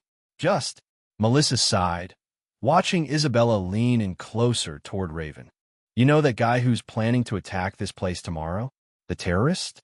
Isabella's voice hitched slightly as Raven pressed a tense spot. What about him? He's... Melissa hesitated, trying not to think about her last encounter with Vera just a few hours ago. He's the brother of someone I've been close with. Close with? Isabella's eyebrows waggled suggestively. Like, we're such good friends close, or we've been together close. Trust Isabella to cut right to the important questions. The second one, Melissa admitted. She's actually really nice. Works at that bar I've been going to. Ah, Isabella nodded sagely, like they were having a perfectly normal conversation and not casually discussing terrorism over coffee. And does this nice bar lady know her brother's about to get his ass handed to him? Yeah. Melissa slumped further into the chair. I've been trying to get her to talk him out of it, but he's determined to be an idiot? Isabella suggested, her breath coming faster now. Fuck, Raven, how are you so good at this? Raven's only response was to double her efforts, which made Isabella temporarily lose the ability to form coherent sentences. At least someone's having a good day, Melissa thought, watching her two girlfriends with a smile. When Isabella could speak again, she turned those bright eyes back to Melissa. Look, she said, still slightly breathless. If this guy wants to throw his life away, that's his choice. You gave him an out through his sister. He didn't take it. She shrugged, making her perky tits bounce in a way that momentarily derailed Melissa's train of thought. So fuck him. Can't really argue with that logic, Melissa thought. Yeah, she said finally. I guess you're right. Of course I'm right. Chapter 296, Loyalty, Part 54. Melissa woke up with the sun coming in through the curtains, determined to get her out of bed. On her left was Isabella, sprawled out in just the top, completely unclothed below the waist. One of her ears twitched in her sleep, probably dreaming about all the new ways Shed invented to traumatize the house's furniture. On her right, Raven's lean muscle pressed against her back. She had one arm thrown right over Melissa's body, like she belonged to her. How does she maintain that poker face even while unconscious? Melissa wondered, blinking the tiredness away and taking herself out of the tangle of limbs. It's like she's meditation champion of the year or something. The events of the previous night came flooding back. An unforgettable night together. Melissa's legs felt like jelly. You're thinking too loud. Raven mumbled against the back of her neck. Of course, the slightest movement from Melissa woke her up. Sorry, Melissa whispered, trying not to wake Isabella too. Today's the day. Of course, Isabella stirred anyway. Her eyes fluttered open and she stretched. Yes, the day our little spy goes to face she yawned. Big bad Nim, revolutionaries? Her arm accidentally brushed against Melissa's thigh. Could you not make it sound like I'm about to star in a trashy romance novel? Melissa carefully extracted herself from between them, ignoring Isabella's disappointed whine as she slipped out of bed. It's hard not to, Isabella said with a bit of brow wriggling. Melissa stared at her own reflection critically. The silver hair dye was holding up well, transforming her from Melissa Blackflame, Nim's sorceress extraordinaire, into Melanie, the disgruntled Nim revolutionary with a chip on her shoulder and a vendetta against humans. Same purple skin, same red eyes, but the silver hair and the harder set to her jaw made her look like an entirely different person. Well, it makes me look like Mom. Any hope this guy you're hunting won't commit suicide by Mommy? I don't know, Melissa shrugged, looking at Isabella through the reflection, applying a touch more silver to a spot where her natural black was showing through. Maybe Koros will have a moment of clarity. Maybe he'll realize that getting all his people killed when Arya starts fighting back isn't actually going to help the Nim cause. And maybe he'll sprout wings, Isabella chimed in. Please don't. One's more than enough. This bar Koros and company frequented was a shithole on its best days, but today felt different. Melissa pushed open the door, the stench of stale beer and unwashed bodies hitting her instantly. Sure, the crowd of Nim were the same, but something was different. There was an electricity in the air, a hushed excitement as conversations buzzed throughout the place. Guess everyone can feel the shitstorm that's about to go down, Melissa thought, her eyes scanning the room. Even if they're still trying to flirt and joke like always. She spotted Koros at his usual table, a couple of his goons flanking him like particularly ugly bookends. He looked up as she approached, his expression unreadable. Showtime, Melissa thought, plastering on her best eager, revolutionary smile. "Hey, boss," she said, sauntering over. "Ready for the big day?" Koros didn't return her smile. Instead, he just stared at her, his eyes hard and assessing. "Yeah." He nodded slowly, looking away. "I'm ready." Well, that's not fucking ominous at all, Melissa thought, her smile not wavering an inch.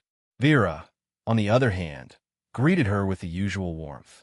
She was behind the bar, mixing drinks with a flair that would put most circus performers to shame. "Melanie," she called, waving Melissa over. "I was starting to think you'd gotten cold feet." She leaned against the counter, watching as Vera poured her a drink without being asked. "Nah," Melissa said, taking a sip. "Just had some things to take care of before the big event." Vera's eyes sparkled with mischief. "Oh, and what sort of things might those be?" Melissa smirked. "The kind that involve a lot of screaming and not a lot of clothes." Vera laughed, the sound rich and throaty. "Sounds like my kind of party."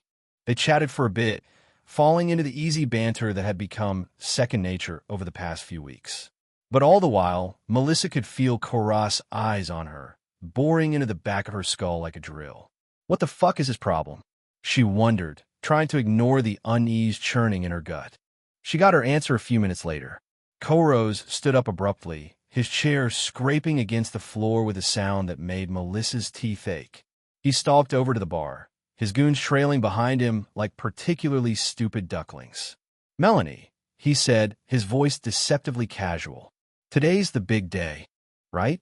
Melissa nodded, her heart starting to pound. "That's the plan." Koros hummed, taking a swig of his drink.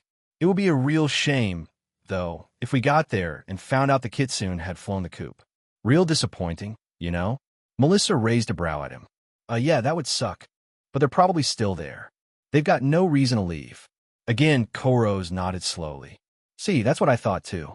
But then I had one of my boys do a little scouting, just to be sure." He leaned in a little. And you know what he saw? A whole lot of nothing. Melissa wasn't too sure where this was going, but she played along. "Maybe they're just laying low," she suggested, her mind racing. "Try not to draw attention to themselves." Koros barked out a laugh. "Oh, they're laying low all right. But here's the thing, my scout. He didn't see any kitsune." He took a step back, crossing his arms over his chest. "But he did see you." Melissa's hand, wrapped around her glass, froze. I see." "So," Koros said, staring through her very soul. "Care to explain yourself, Melanie? Or should I say Black Flame?" Melissa's smile slowly faded. "Well, shit." Chapter 297. Loyalty, Part 55. The tension in the room thickened.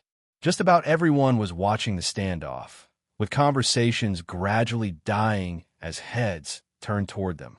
Melissa felt her smile transform into something else entirely. Not a grimace, not a snarl, but the kind of smile that said she was done playing pretend. The kind of smile that had been waiting so long to show itself. Well, on the bright side, finally. No more Melanie. No more nodding along to this revolutionary bullshit. "Well?" Koros demanded, his fist clenching on the counter. "Nothing to say, Black Flame?" Melissa tilted her head slightly, studying him with the same casual interest one might give to an insect before deciding whether to let it live or squash it. "You know, I'm actually relieved," she said, her voice dropping the high-pitched, enthusiastic voice she'd been using. Pretending to be interested in your half-baked fantasies was getting exhausting. Vera's face behind the counter had gone slack with shock. The glass she was polishing froze mid-rotation. "And Melanie? What the fuck is he talking about?" Melissa's eyes flicked to Vera momentarily, a flicker of something genuine crossing her expression before hardening again. "Sorry, Vera," she said a tad softly, genuinely meaning that. "No Melanie here." She shrugged. "Just your friendly neighborhood nymph sorceress." "That's me." The shock on Vera's face almost made Melissa wish she could take this back. Koros barked out a laugh, though it held no humor. "You got some nerve showing up. Though, I guess hearing that we were going to mess with your friends was a big enough deal to get you to stop kissing up to humans for a few seconds." "Huh? Who would have seen that coming?" One of Koros' goons smirked, while the other looked like he was mentally calculating how quickly he could reach the exit and was actively trying to inch closer and closer to it. "Smart guy." Messing with is a funny way to say, try to murder, Melissa replied, her tone conversational despite the deadly glint in her eyes. First my parents' house, now some of my closest friends? Did you think I was just going to sit back and let that happen?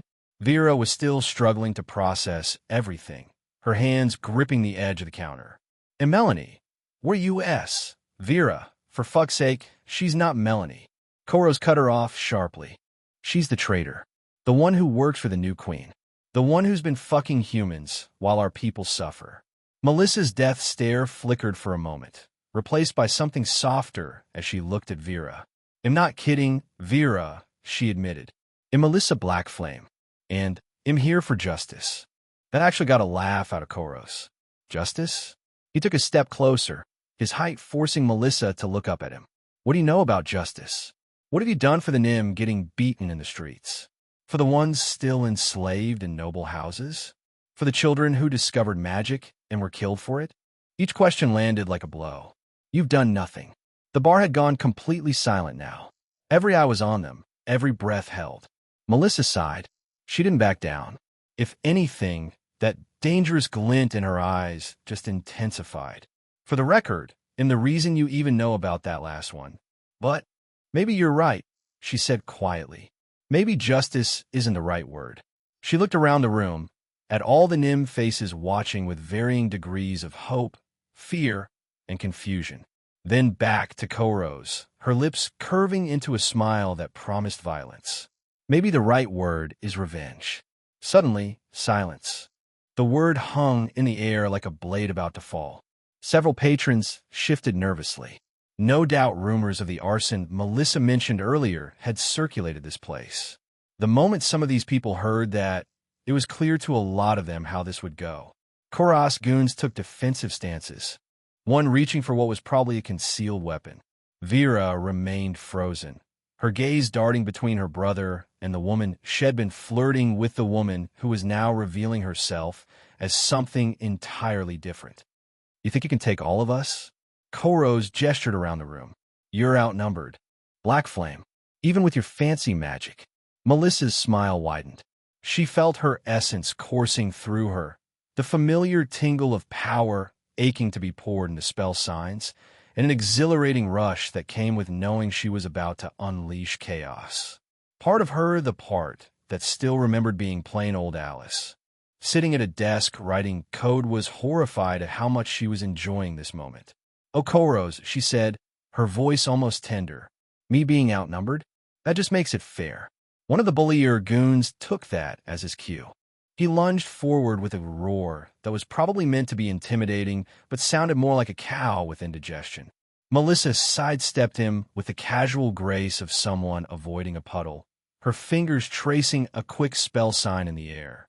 Ventus Spirare. Propilla. The air around her hand condensed and shot forward in a spiral, catching the goon square in the chest. He flew backward with comical speed, smashing into a table that splintered beneath him like wet cardboard. He didn't get up. Two more rushed her from different angles, apparently thinking that basic strategy might work where brute force had failed. The first swung a bottle at her head. The second had what looked like a rusty knife. Melissa ducked the bottle, which shattered against the wall behind her, then caught the knife wielder's wrist. She twisted until something popped, her smile never faltering as he howled in pain. Ignis Cor Plotefmine.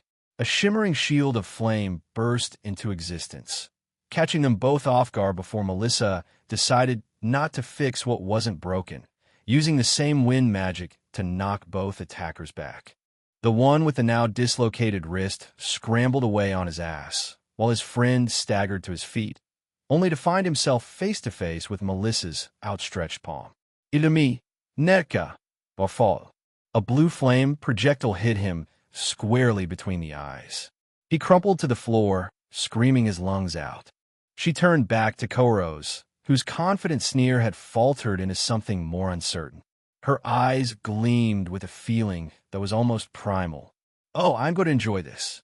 Chapter 298, Loyalty, Part 56. Chaos erupted like a shaken bottle of cheap booze. Patrons scrambled for the exits. knocking over chairs and tables in their haste to be anywhere but in the blast radius of what was clearly about to cost some people their lives, if it hadn't already. Melissa kept her eyes fixed on Koros, but her peripheral vision caught Vera ducking behind the bar counter. Not running, just hiding. Watching. What the hell is she doing? Can you just get her? Koros bellowed, his face contorting with rage. Shit. 3 more goons rushed her from different angles. Melissa turned to draw a spell sign, but that distraction meant one of them got to her. A meaty fist swung toward her shoulder. But of course, what these people didn't know was that Melissa wasn't just a mage. For all the time Shed spent memorizing incantations and practicing spell signs in the last year, Shed also spent nearly as many hours in combat training at the academy. Against Sayek's top talents. With the best training magic could buy, she was still a work in progress. But against these amateurs, this is nothing. She ducked under that swing, driving her knee up into the first attacker's groin with enough force to make every man in the vicinity wince.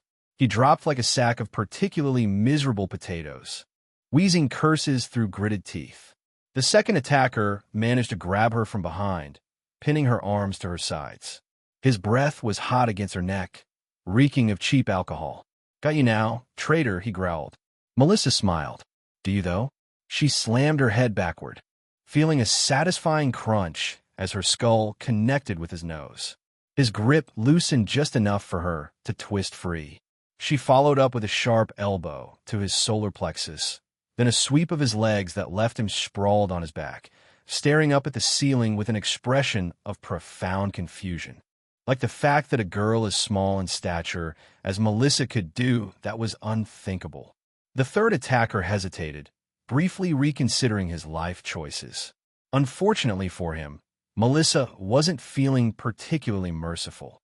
She closed the distance between them in 2 quick steps, grabbed his outstretched arm, and used his own momentum to flip him over her shoulder. He crashed into the bar with a spectacular shower of glass and liquor, and then she stomped his face in. "Sorry about the mess," she muttered to Vera, who was still peering over the counter with wide eyes.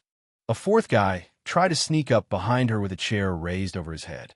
Without even looking, Melissa kicked backward, her boot connecting solidly with his kneecap. The resulting crack was followed by a howl of pain and the clatter of the chair hitting the floor, shortly followed by the man himself. Raven will be proud of that one. Melissa turned back to Koros, who was now down to just 2 goons. Both looked significantly less enthusiastic about their employment prospects than they had a few minutes ago. She brushed a strand of hair from her face, not even breathing hard. "That the best you've got? Because I've had more challenging workouts in the bedroom." One of the remaining goons took a hesitant step forward, then apparently thought better of it and stepped back. Karas' face had darkened to an interesting shade of purple. The vein in his forehead looked like it was about to stage its own revolution and burst right out of his skin. "You think you're so special," he spat. "Learned all that from the humans?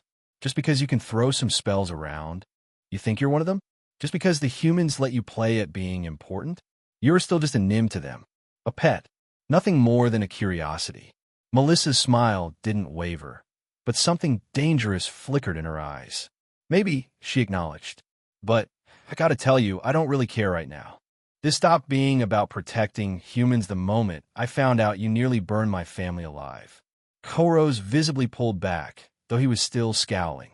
"The fucked up part is, you could try to apologize and tell me how it was all an accident or you didn't mean to kill anyone, but the workers, remember? The warehouse." Melissa shook her head.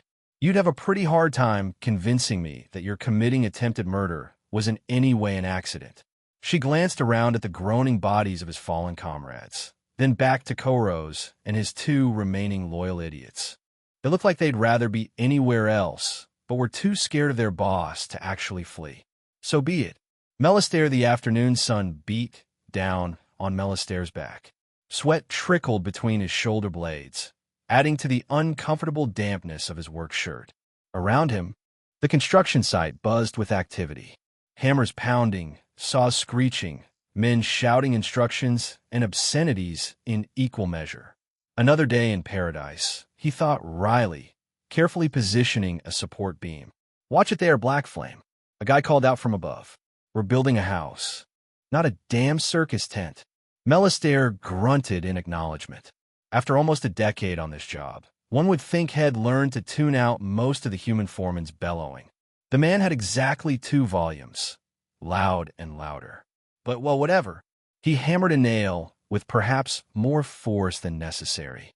A bit annoyed, until a commotion at the edge of the site drew his attention. Rax, who had gone for a leak like an hour ago, was back, but not in the sheepish, trying to sneak in unnoticed way Melistaire had expected. Instead, the young Nim was sprinting toward him, face flushed purple with exertion, clothes disheveled. He looked like he'd run halfway across Syux or something. "Me." Rax tried to speak as he skidded to a stop, but doubled over in a coughing fit, hands on his knees. Melistaire turned back to his work, driving another nail. "What do you want?" he asked, his tone making it clear that whatever it was, he wasn't interested. He hadn't quite gotten over that drunken betrayal of his. "Why your daughter?" Rax wheezed between gasps for air. "The bar fighting." The hammer froze mid-swing. Melistaire turned slowly, the tool suddenly heavy in his hand. "What did you just say?" His voice was quiet, disbelieving. "The bar." Rax managed, his breathing still ragged. "Your daughter, she's there, fighting Koros and his gang. Right now." The hammer hit the dirt with a dull thud. Melistaire was moving before Head consciously decided to, pushing past Rax and breaking into a run. He heard the foreman shouting something behind him, probably threats about docked pay or worse, but Melistaire couldn't bring himself to care. Melissa was, well, Melissa. She could probably handle whatever Shed gotten into herself. But if there was even a chance his baby needed him, he had to be there. Chapter 299, Loyalty, Part 57. Back at the bar, things had escalated from bad to catastrophic. Koros had finally decided that if his men couldn't take down one Nim girl, he'd have to do it himself.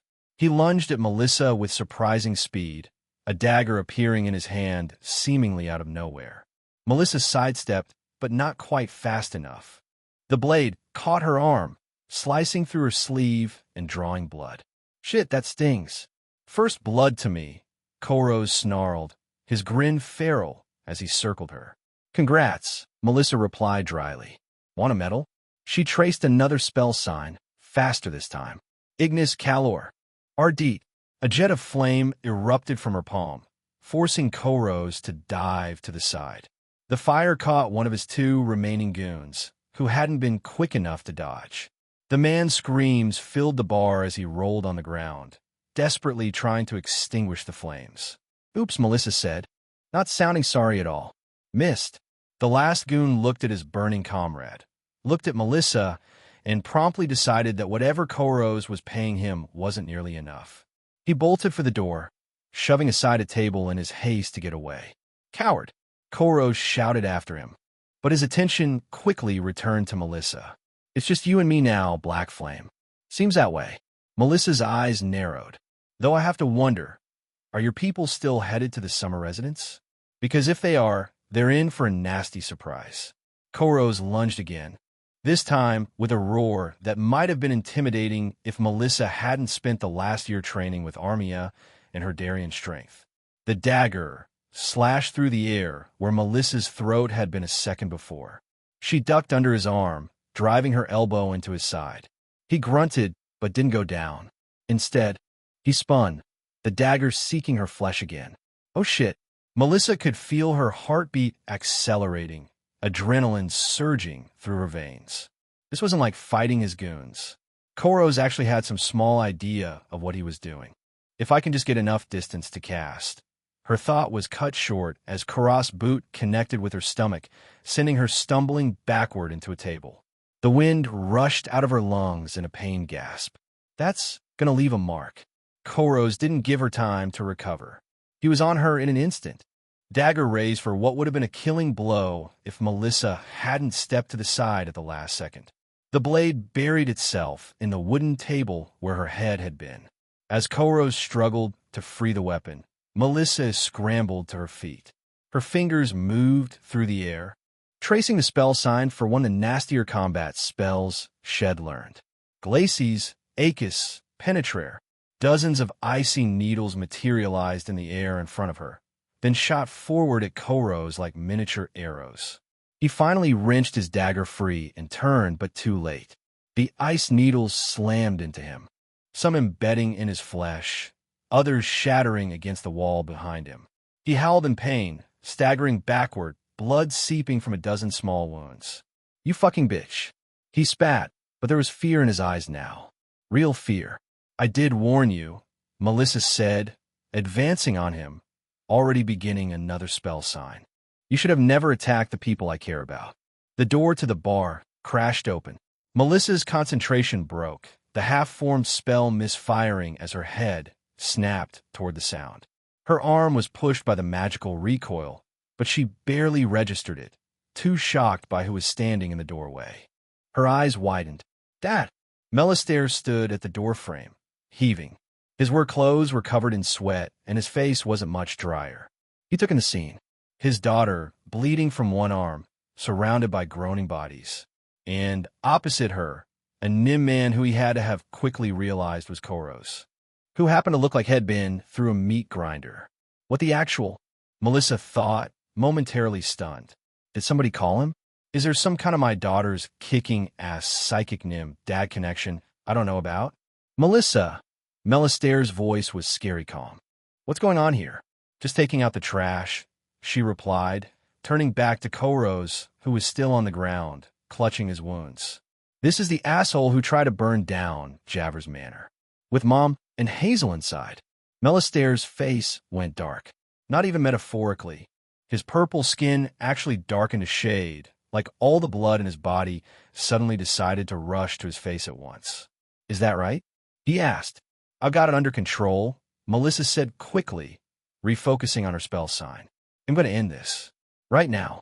She expected her father to object, to tell her to stop, to be the voice of reason. But nope.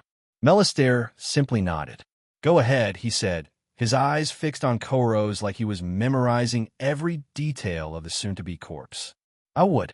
Koros dragged himself backward, leaving a smear of blood on the floor, his eyes darting between father and daughter like a cornered rat. "Wait," he began, but Melissa was already halfway through her spell. Glacies, Acus, Penetrare, a purple blur shot between them. "Stop!" Vera cried, throwing herself in front of her brother, arms spread wide. Melissa jerked her hand upward at the last second, the spell firing into the ceiling. Shards of ice rained down, harmlessly shattering on the floor around them. "Are you kidding me right now? What the fuck are you doing?" Melissa demanded, incredulous. Vera's eyes were wide with fear, but she didn't budge. "Try to protect my dumbass brother. Your dumbass brother tried to kill my family." Melissa shot back. "He was planning an attack on my friends." Vera swallowed. "I know," she admitted quietly. "And he's wrong, but he's still my brother." Behind her, Koros looked shocked, like this was the last thing he expected. "Vera, get out of the way," he growled. "Shut the fuck up, Koros," Vera snapped without looking back. "You've done enough." She turned back toward Melissa. Please don't do this." Melissa stopped. She felt conflicted. On one hand, she was absolutely ready to end Koros right then and there. On the other hand, Vera, the girl who had flirted with her, laughed with her, spent multiple nights with her. The girl who was now putting herself between Melissa and her target. Damn it. Why couldn't she have been as much of an asshole as her brother? She couldn't make her mind up. On one hand, she needed to do this. On the other, Melistaire stepped forward, putting a hand on Melissa's shoulder. Melissa's eyes widened. "Forget it," he said. "Let the law handle this," he said, his voice softer now. "He's not going anywhere." Melissa looked at her father like head just grown a second head. "You can't be serious. After what he did, after what he was planning to do." "I'm not saying let him go," Melistaire clarified. "I'm saying let him face justice." He whispered, "Arya can handle this guy for you, right? The queen, right?" Melissa looked back at Vera, who was still standing there, a human shield for her piece of shit brother. The conflict must have shown on Melissa's face because Vera's expression softened slightly. "Please." she said quietly. I know he deserves it, but I'm asking you not to. For me, not for him. Let him go. For a long moment, the only sound was the groaning of Koros' fallen comrades and the distant shouting of people outside. Then, finally, Melissa lowered her hand. Fine, she said, her voice hard as the barstool shed broken over someone's head earlier. She fixed her gaze on Koros, who was staring at her with a mixture of hatred and fear. But let me make something crystal clear. I will be telling the Queen about the shit you've been getting up to. If, after whatever years you spend in a dungeon, you ever come after my family or friends again, if you ever so much as look at someone I care about the wrong way, my father won't be here to stop me next time. She took a step closer, ignoring Vera's presence between them, staring directly into Koros' eyes. And trust me, what he'll do to you will make today look like a friendly tavern chat. Got it? Koros didn't answer, but the fear in his eyes was answer enough. Melistaire squeezed Melissa's shoulder. Come on, he said. Let's go home before your mother decides to come looking for both of us. Melissa nodded, suddenly feeling the adrenaline crash hitting her. Her arm stung where Koros had cut her, and various other parts of her body were beginning to register complaints about the fight. Great. Tomorrow I'm going to be one big purple bruise. Sixy. As they turned to leave, Vera called after her. Mais la dash. Melissa? She paused, looking back over her shoulder. Vera's expression was conflicted, but mostly sad. I'm sorry about all of this. He shouldn't have done any of that stuff. Melissa nodded once, not trusting herself to say anything that wouldn't come out bitter or angry. It wasn't Vera's fault, not really. But right now, with the taste of unfinished business sour in her mouth, it was hard to be all hey, no problem that your brother's a murderous dickhead. Shit. Melissa looked down at herself. Mom's going to kill me. You know, Melissa mused as they walked. For a minute there, I thought you were going to let me kill him. Melistaire was quiet for a long moment. When he finally spoke, his voice was heavy. I'm not going to pretend I don't understand the impulse. But it looked to me like it was something you'd regret. If you had been more confident about it, I would have let you shoot. But the look on your face when you stared back at Vera, it said a lot. Melissa huffed. Vera's panicked face flashed before her. It stung, the fact that this relationship was probably dead in the water now. Vera was a great girl with an awful sibling. Melanie's time had come to an end, and with it, so too did Melissa's time with that bright, lovable woman. They walked in silence after that, Melissa turning his words over in her mind. She had been so ready to end Koros, to simply remove him from the equation. Would she have regretted it later? Maybe. Maybe not. For now, though, she was just eager to get her mind off it all. Chapter 300, Loyalty, Part 58. The palace gardens were quiet in the morning. Almost too quiet for Melissa's taste. She sat across from Queen Arya. She was finally getting more used to calling her that. At a small stone table, both of them nursing cups of steaming tea. This is weird, Melissa thought, studying Arya's perfect posture and serene expression. I just took down a tiny insurrection, and now we're having a fucking tea party. So, Arya said, setting her cup down, tell me everything. Melissa sighed, leaning back in her chair. Well, your majesty, turns out. Melissa proceeded to spill her guts. All the way from that charming little group of Nym who want to burn the kingdom to the ground, to the family attack. And even what happened with the warehouse. Though Melissa left out the part about how Shed had been the one to actually kill those poor workers. Arya's eyebrow raised slightly, the only sign that any of this information surprised her. And where is this? Koros now? Probably still at that bar. Melissa said with a shrug. My dad thought it would be better to let you handle him, rather than, me turning him into a Nym puddle. The queen's lips quirked in what might have been a smile. How thoughtful of your father. Yeah, well, don't get too excited about Daddy Black Flame's restraint. He was all set to let me ice the fucker until Vera stepped in. Vera? Arya asked. His sister, Melissa replied, tried to keep her voice neutral. She wasn't part of it. Not really.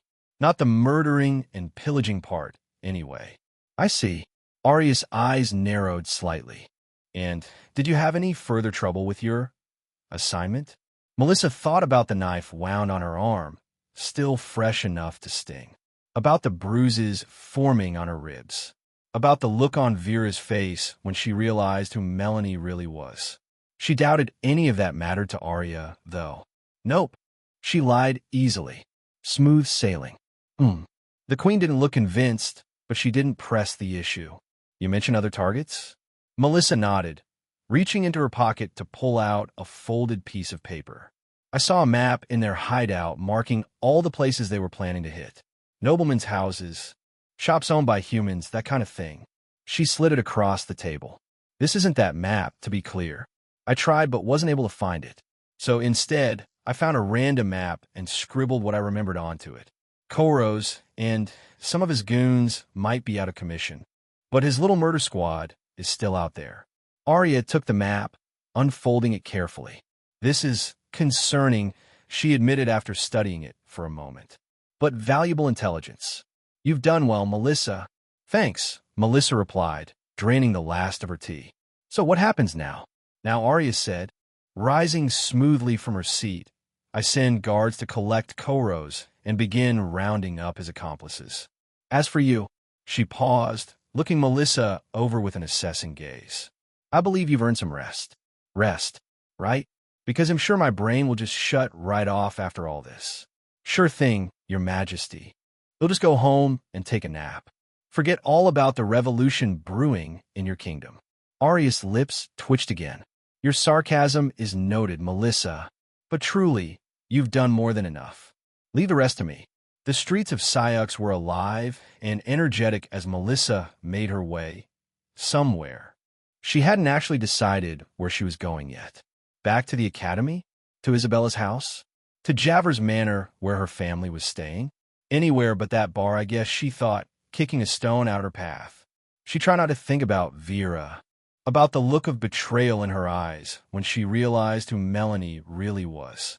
But the harder Melissa tried to push the image away, the more stubbornly it clung to her mind. Phew, this is why mixing business and pleasure is a bad idea. And by pleasure, I mean a night together in a bedroom upstairs. She turned down another street, purposely avoiding the route that would take her past the bar where everything had gone down. That's when she saw it, a guard, uniform and all, dragging a Nim man into an alley. A well-dressed human followed, his face contorted with anger. I told you to have those packages delivered by noon. The human was shouting. Noon! Melissa stopped, watching as the guard slammed the Nim against the wall. The master's been very patient with you, the guard growled. But patience has its limits. The Nim, a scrawny man with a shaved head, cowered. I'm sorry. Sir. The streets were crowded, and a fist connected with his stomach, cutting off his excuses. The Nim doubled over, gasping for breath. Melissa felt her fingers twitch, the beginnings of a spell tingling at her fingertips. I could stop this. Right now. One spell, and they'd back the fuck off. But then what? Start another fight? Get thrown in a cell next to Koros? She cringed, turning away as the guard landed another blow. Am I actually a traitor? The thought slipped in before she could stop it. Turning in my own kind while they're being treated like this? She shook her head forcefully, biting down on the insides of her cheeks. Well, Koros shouldn't have gone after my family. That was the line, wasn't it? She could sympathize with the Nim cause. Hell, she was a Nim. But the moment they targeted people she loved, all bets were off. Still, the sound of the Nim's pained gasps followed her down the street. Somehow, her wandering feet brought her to Javer's manor. Melissa stood at the door, realizing Shed left her key behind when Shed gone undercover as Melanie. Great planning, genius. She knocked, expecting her mother to answer. Instead, the door swung open to reveal Javer herself, her sunlight-colored hair gleaming in the afternoon light. Melissa? Javer's eyes widened slightly. I thought you were still out.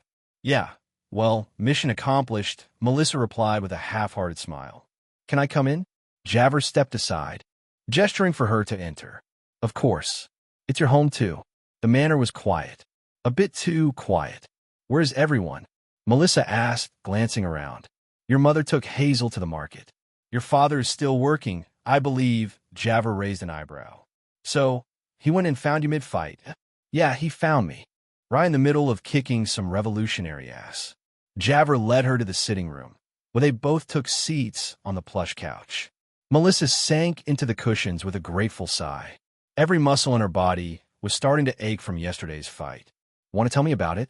Javert asked, her voice gentle. And so Melissa did. And now the queen's sending guards to round them all up, she finished, staring at her hands. "So like I said, mission accomplished." Javert was quiet for a moment, studying Melissa's face. "You did a good job," she said finally. Melissa looked up, surprised by the simple praise. "I did. Yes." Javert nodded. "You protected your family. You gathered valuable intelligence.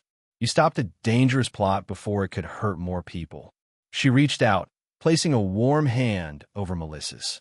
"That's more than good, I'd say. That's exceptional."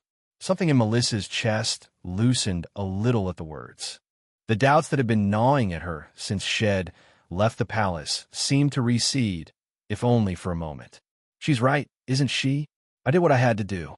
What anyone would do to protect the people they care about." "Thanks," Melissa said softly. "I kind of needed to hear that." Javert's smile was warm, her eyes crinkling at the corners in a way that made Melissa's heart do a little flip. "Anytime. That's what I'm here for."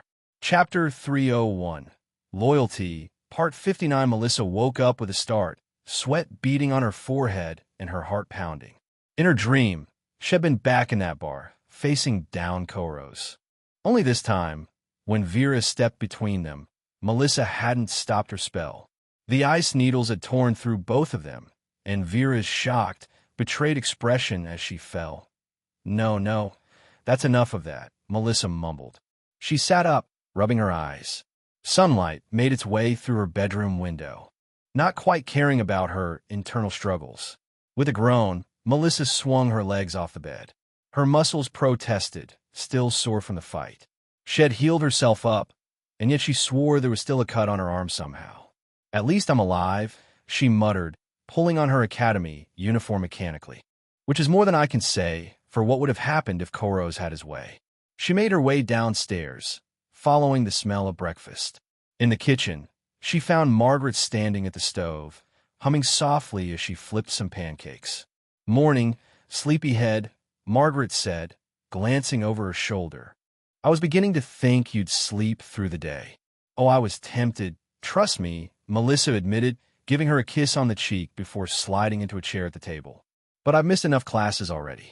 Margaret set a plate of pancakes in front of her, then pressed a longer, warmer kiss to the top of her head. "Eat up. You look like you could use the energy." Melissa poked at her food, not particularly hungry despite the delicious smell. Margaret watched her for a moment, then slid into the chair opposite her. "So," she said, casual as could be. "Rough night?" Melissa looked up, expecting to see pressing curiosity or motherly concern in Margaret's eyes. Instead, she just saw a bit of understanding. "You could say that," Melissa replied, stabbing a pancake with more force than necessary. Margaret nodded, not pushing for details. Margaret looked like she was doing some calculations in her head. She made a face like she got an idea. Then she lowered her voice and wriggled her brows.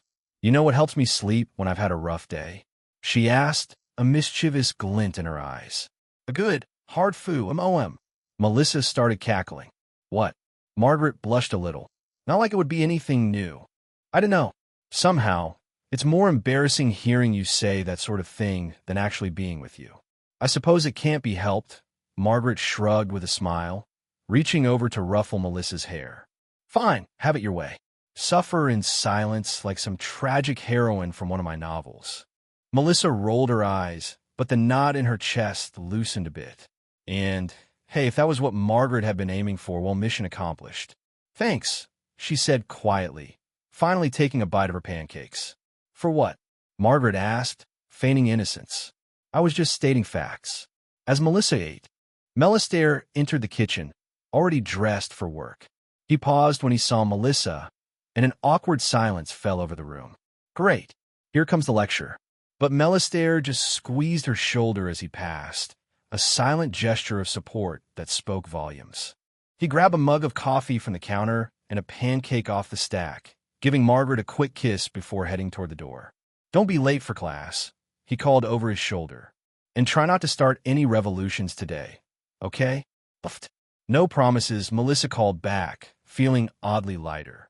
As Melistaire left, Margaret slid the morning paper across the table. "Thought you might want to see this," she said. Melissa's eyes widened as she took in the front page. There, in bold letters, was the headline: Queen Arya foils Nym rebellion plot, arrests ringleader. Well, that was fast. She skimmed the article, which detailed how Queen Arya's intelligence network had uncovered a plot by Nym extremists to attack prominent human households and businesses. The leader, no prizes for guessing who that was, had been apprehended along with several accomplices. Melissa couldn't help but notice there was no mention of her involvement, which was actually a relief. The last thing she needed was to be publicly identified as the Nym who betrayed other Nym to the crown. Though, I guess that is still what I am. She scanned the list of arrested conspirators, spotting Karas' name at the top. She wasn't looking for him, though. Sure enough, she ended up breathing a sigh of relief when Vera's name wasn't among them. Good. She didn't deserve to get caught up in her brother's mess. Interesting reading? Margaret asked, refilling Melissa's juice glass. Yeah, you could say that, Melissa replied, folding the paper and setting it aside. Looks like Her Majesty works fast. Margaret didn't comment further, but her eyes held a knowing look. You better get going if you don't want to be late. Melissa glanced at the clock and cursed. She wolfed down the rest of her breakfast, grabbed her bag, and headed for the door. See you later, she called. Try not to overthrow any governments. Margaret called back. Soon, Melissa was making her way to the academy. After a couple of weeks of playing Melanie and hanging around seedy Nym bars, going back to the normalcy of student life felt almost surreal. As she approached the academy gates, a familiar voice called her name. Melissa, over here. Isabella waved frantically from the courtyard, her pink tail swinging wildly, side to side. Beside her stood Armia, looking different. Melissa blinked as she drew closer. Armia had always been tall and muscular, proud and refined, but now she carried herself with a new kind of confidence.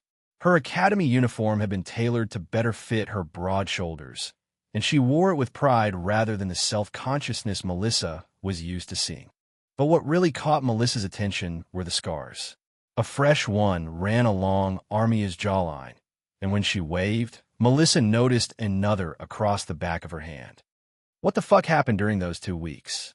She thought that, but given that Armia had been getting a real taste of war, maybe a couple of scars wasn't that bad. Look who's back, Isabella chirped. Our big, strong Armia has returned from her military adventure. Armia rolled her eyes. It wasn't an adventure, Isabella. It was mandatory service. Details, details. Isabella waved a hand dismissively. The important thing is that you're back and looking absolutely edible in that uniform. She hugged Armia from behind. Have I mentioned how much I missed you? Armia's cheeks flushed, but she didn't pull away from the touch. You mean you miss me that much? MHM. She nodded eagerly, not bothering to deny it at all. At least be subtle about it. Izzy, Melissa thought with a wry smile. Anyway, Melissa, Armia said, finally disentangling herself from Isabella's wandering hands. It's good to see you. Been a while. Way too long, Melissa agreed, stepping forward to give Armia a hug. The Darien stiffened for a moment, clearly not expecting the gesture before returning it with surprising gentleness. It was just 2 weeks. Trust me, those 2 weeks felt like an eternity. Pretty sure they took 10 years off my lifespan. Armia giggled in that usual way of hers that doesn't seem quite right for a girl as big as her, but was still cute. Guess so. We should get to class, Armia said as they pulled apart. Bell's probably about to ring. The three of them made their way to the classroom, finding their usual seats in the back row and greeting Raven, who, of course, had arrived early. Melissa couldn't help but study Armia more closely. There was something different about her beyond the physical changes. A calmness, a certainty that hadn't been there before. Whatever had happened during those 2 weeks of service, it clearly had an effect. So, Armia said casually as they waited for the professor, anything interesting happen while I was gone? The question caught Melissa off guard. She stared at Armia for a moment, then let out a laugh that bordered on hysterical. Anything interesting? Oh, just infiltrated a Nym rebel group had multiple close encounters with a leader's sister, nearly got stabbed, almost committed murder in front of my dad, and potentially changed the course of NIM-human relations forever. You know, the usual.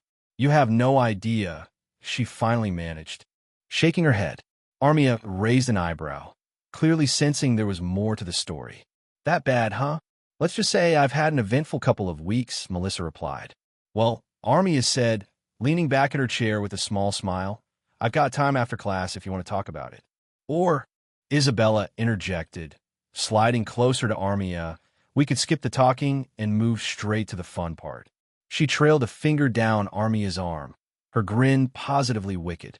God, I've been waiting for you to sweep me off my feet like you usually. Isabella? Melissa and Armia exclaimed together. What? Isabella chuckled, a smug look on her face. Like you weren't thinking the same thing, she said to Melissa. I mean, Melissa blushed a little, looking away. Armia blushed too, clearing her throat. Before she could find something to say, the professor entered the room, calling for attention. As the lecture began, Melissa found herself relaxing into the familiar routine. The weight of Melanie and everything that had happened slipped from her shoulders, if only temporarily. For the first time since the confrontation with Koros, she felt like she could breathe. All the complications, Vera, the NIM rebels, Queen Aria's political machinations, were still there in the back of her mind.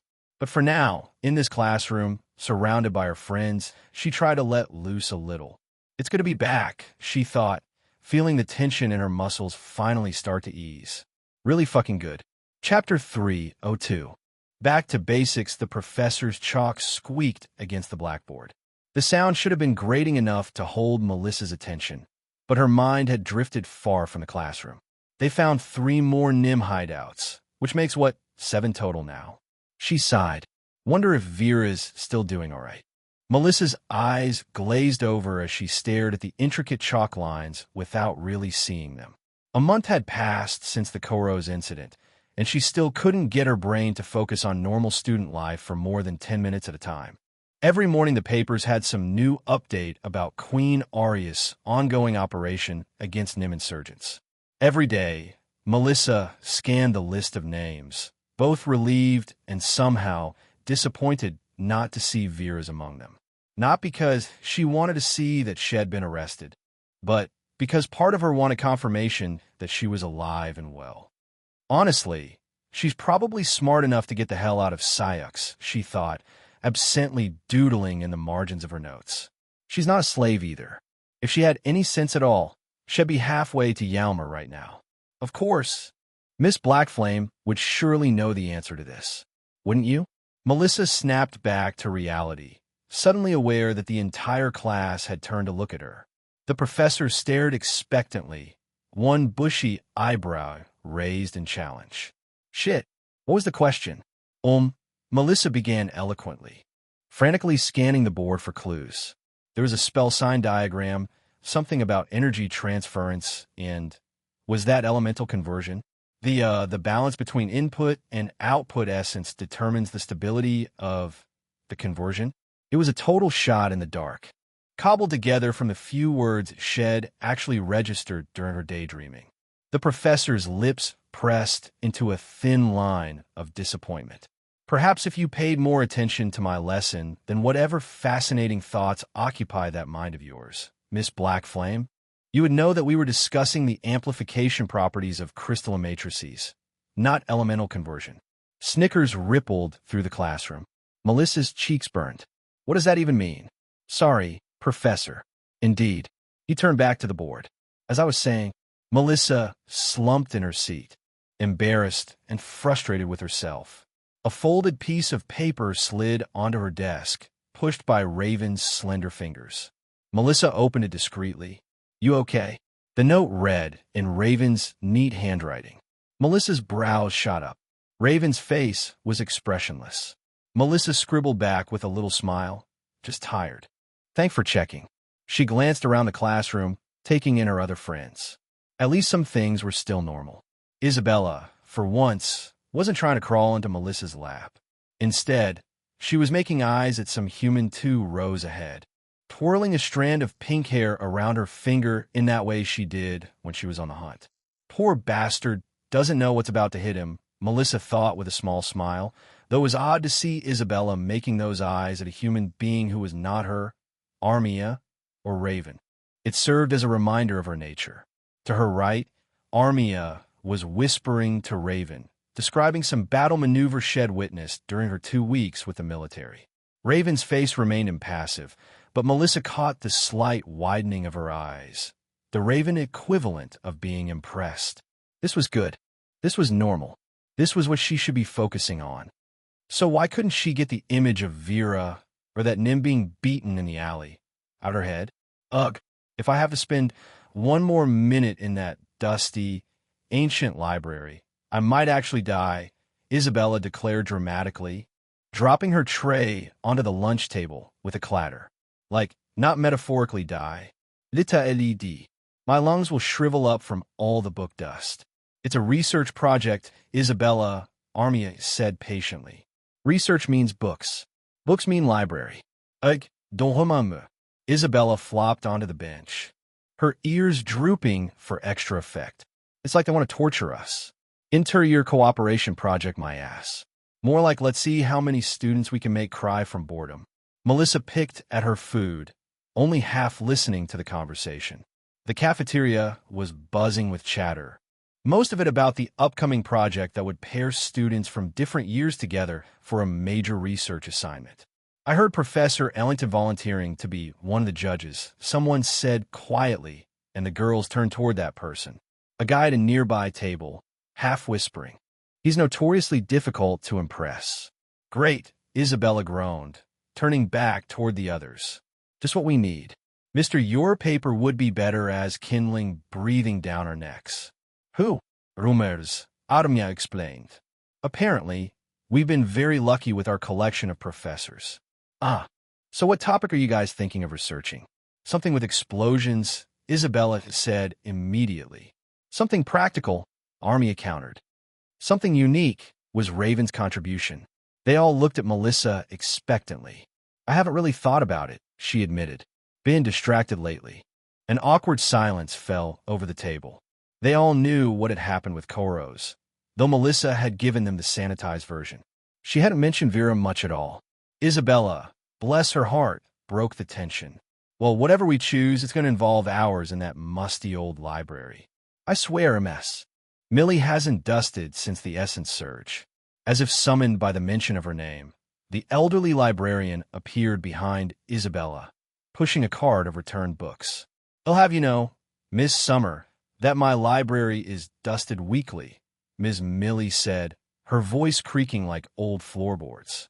Just because the books are ancient doesn't mean they should be treated as such. Isabella jumped, her tail puffing out in surprise. Ms. Millie, I was just, commenting on the historical value of your collection. The old woman didn't look convinced. Her gaze shifted to Melissa, and something strange passed over her features.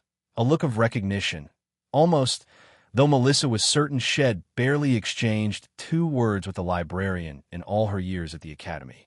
The library has a way of giving us what we need, Miss Blackflame, Ms. Millie said cryptically, even when we don't know what that is.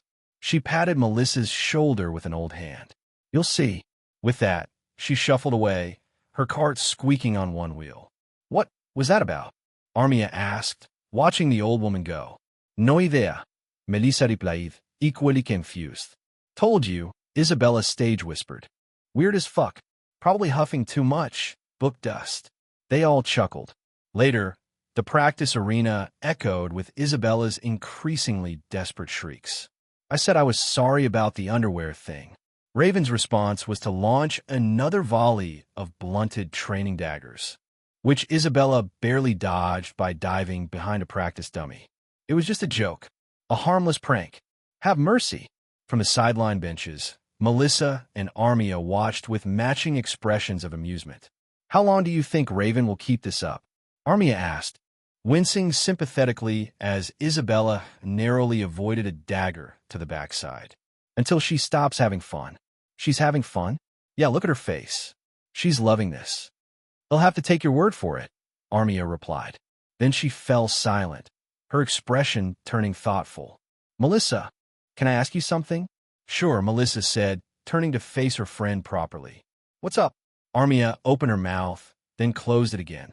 Her brow furrowed, and she seemed to be having some internal debate. Arnga. Actually, it's nothing, the Darien said finally, shaking her head. I'm glad you're okay. After everything that happened, Melissa studied her face, sensing there was more to it than that. But if Armia wasn't ready to talk, pushing probably wouldn't help. Thanks, she said instead, bumping Armia's shoulder with her own. I'm glad you're okay too. Those scars make you look pretty badass, by the way. Armia smiled, the tension leaving her shoulders. Yeah? I was worried they made me look even less, you know? Ladylike. Are you kidding? Distinguished battle scars are sexy as hell on anyone, Melissa declared. Besides, come on. Being a badass and being ladylike are far from mutually exclusive. Armia's smile widened. I guess you're right. Their attention was pulled back to the arena by a particularly loud shriek from Isabella, who was now running full tilt around the perimeter with Raven in calm pursuit. Guys, help me, Isabella wailed, her pink tail streaming behind her like a surrender flag. She's going to kill me. You brought this on yourself. Armia called back, unhelpfully. You'll remember this betrayal. Next time, you want to get lucky. Isabella shot back, then yelped as a dagger whizzed past her ear. Melissa laughed harder this time. Whatever was going on with Armia, whatever cryptic nonsense Ms. Millie was spouting, whatever political mess was brewing in Syux, at least she had this. These friends, this moment. For now, it was enough. Chapter 303. Back at the dorms, the sun was already setting by the time Melissa and Raven made their way back to the dorms. After weeks of staying at Javers Manor or Isabella's house, the academy grounds felt both familiar and strange to Melissa, like a favorite shirt that no longer quite fit, which, of course, given her ever-growing chest, was a feeling she knew well. Feels weird, doesn't it? Melissa said as they made their way to their room. Coming back here after everything? Raven glanced at her, expression carefully neutral as always. It's just a room, right? Just a room where nothing has happened. Totally normal. The corner of Raven's mouth twitched. Not quite a smile, but with her it was close enough that Melissa counted it as a win. When they reached their door, Melissa fumbled with the key, suddenly struck by how ordinary this all was. A month ago, she had been infiltrating a NIM revolutionary cell. Now, she was just another student returning to her dorm after classes. This second life of mine is fucking weird sometimes. The room looked exactly as they'd left it. 2 beds, 2 desks, their belongings neatly arranged, Raven sighed, or haphazardly scattered, Melissa sighed. Home sweet home, Melissa muttered, dropping her bag on the floor with a thud. You don't have to stay here if you don't want to, Raven said quietly, setting her own bag on her desk with considerably more care. I'm sure Javer would let you continue staying at the manor. Obviously. Melissa flopped onto her bed, arms spread wide. But nah, gotta get back to normal sometime, right? Besides, I missed our late-night chats. Raven raised an eyebrow. We don't have late-night chats. Yeah, we have late-night chats, Raven blinked. Oh, you mean our late-night hangouts? Melissa started cackling.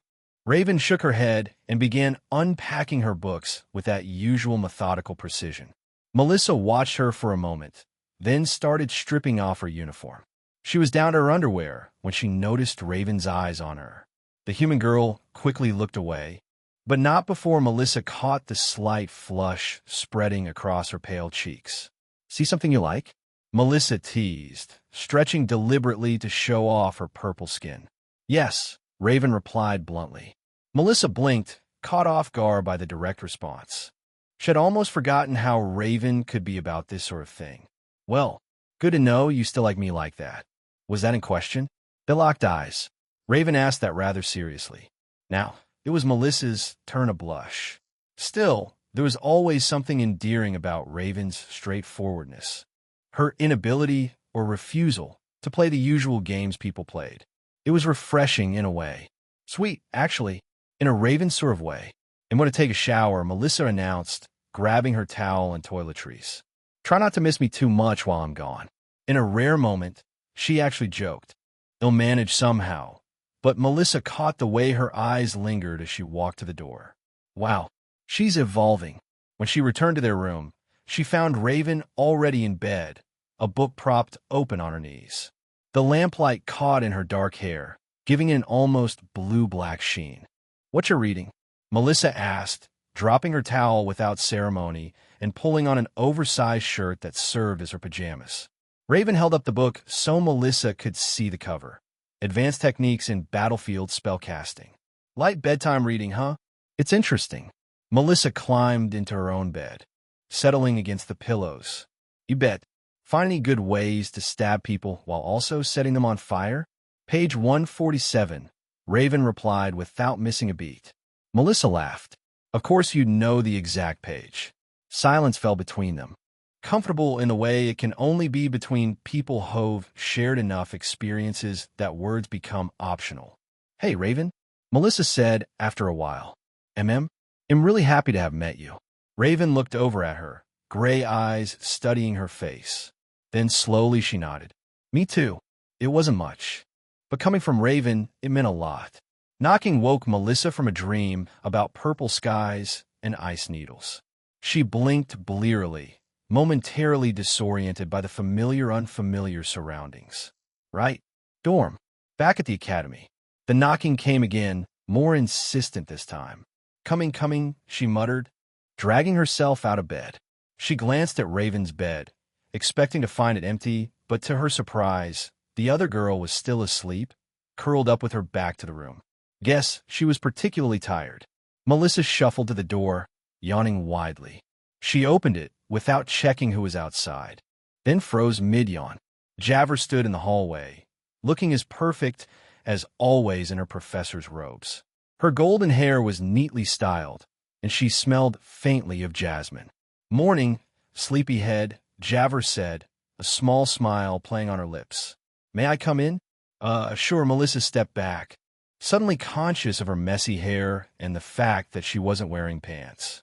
Just, give me a second, too." "Don't worry about it," Javer said, stepping inside and closing the door behind her. "You know I've seen worse." The sound of their voices finally roused Raven, who sat up with the immediate alertness of someone trained to wake up ready for combat. When she saw Javer, she relaxed slightly. "Professor," she acknowledged with a nod. "Raven," Javer returned the nod. "Sorry to disturb your rest." "I should be up anyway," Raven said, already sliding out of bed. Unlike Melissa, she wore practical cotton pajamas that covered her from neck to ankle. Melissa flopped back onto her bed, patting the spot beside her in invitation to Javer. "So, what brings you to our humble abode at the crack of dawn?" The crack of dawn came and went. "It's nearly 9, Javer pointed out, but she sat on the edge of Melissa's bed anyway. "I wanted to check in, see how you're settling back in." "It's weird," Melissa admitted, "but good weird, I think. Getting back to normal and all that." Javer's eyes softened. "Normal has a way of shifting, doesn't it? What feels strange now will become routine soon enough. I'm sure the professor's disappointed glares will feel plenty routine again by the end of the week," Melissa joked. "I've already managed to space out during his entire lecture yesterday." So you're easing back into your scholarly duties with your usual dedication. I see. You know me, always giving 110%. Raven snorted from where she was folding her pajamas with military precision. "And what about this project I've been hearing about?" Javer asked. "The inter-year research assignment?" Melissa groaned, falling back against her pillows dramatically. "Don't remember. We're getting the full instructions today, but all I know is that it involved a lot of time in the library and partnering with students from other years and yada yada." "Don't sound too enthusiastic." "Please," Javer teased.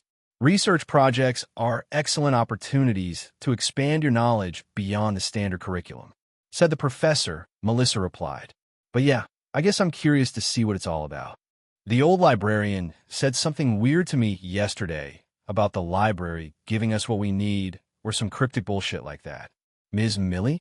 She's been saying things like that for as long as I can remember. Pay her no mind. Speaking of giving people what they need, Javer continued, turning to Raven. "I'm still conducting my little excursions against the remaining Shadow Mage remnants throughout the city. If you'd like to join me sometime, I could always use an extra hand. To be honest, Melissa doubted that. It seemed more likely Javer was just saying as much to give Raven something to do other than follow Melissa's tail all day or work out. Raven looked up, genuine interest crossing her usually stoic features. I would appreciate that, Professor. Excellent. We'll arrange the details later. Javer stood, smoothing her robes. I should let you both get ready for class. Wouldn't want to be the reason the good professor has another opportunity to disapprove of you, Melissa. The sun forbid, Melissa replied with a grin. Javer moved to the door, then paused, looking back at them both. It's good to see you settling back in. Both of you. After she left, Melissa turned to Raven. Well, looks like you've got some Shadow Mage hunting in your future. Jealous. You could join us, Raven suggested, pulling her uniform from her closet. Nah, I think I've had enough adventure for a little while. Besides, Melissa stretched, reluctantly getting out of bed. We've got this mysterious project to look forward to. Maybe ITLL actually be interesting.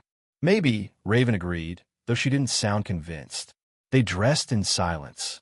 Melissa's mind drifting between thoughts of the upcoming project and the weird new normal she was trying to establish. Ready? Raven asked, picking up her bag. As it'll ever be, Melissa replied, grabbing her own bag and following Raven out the door.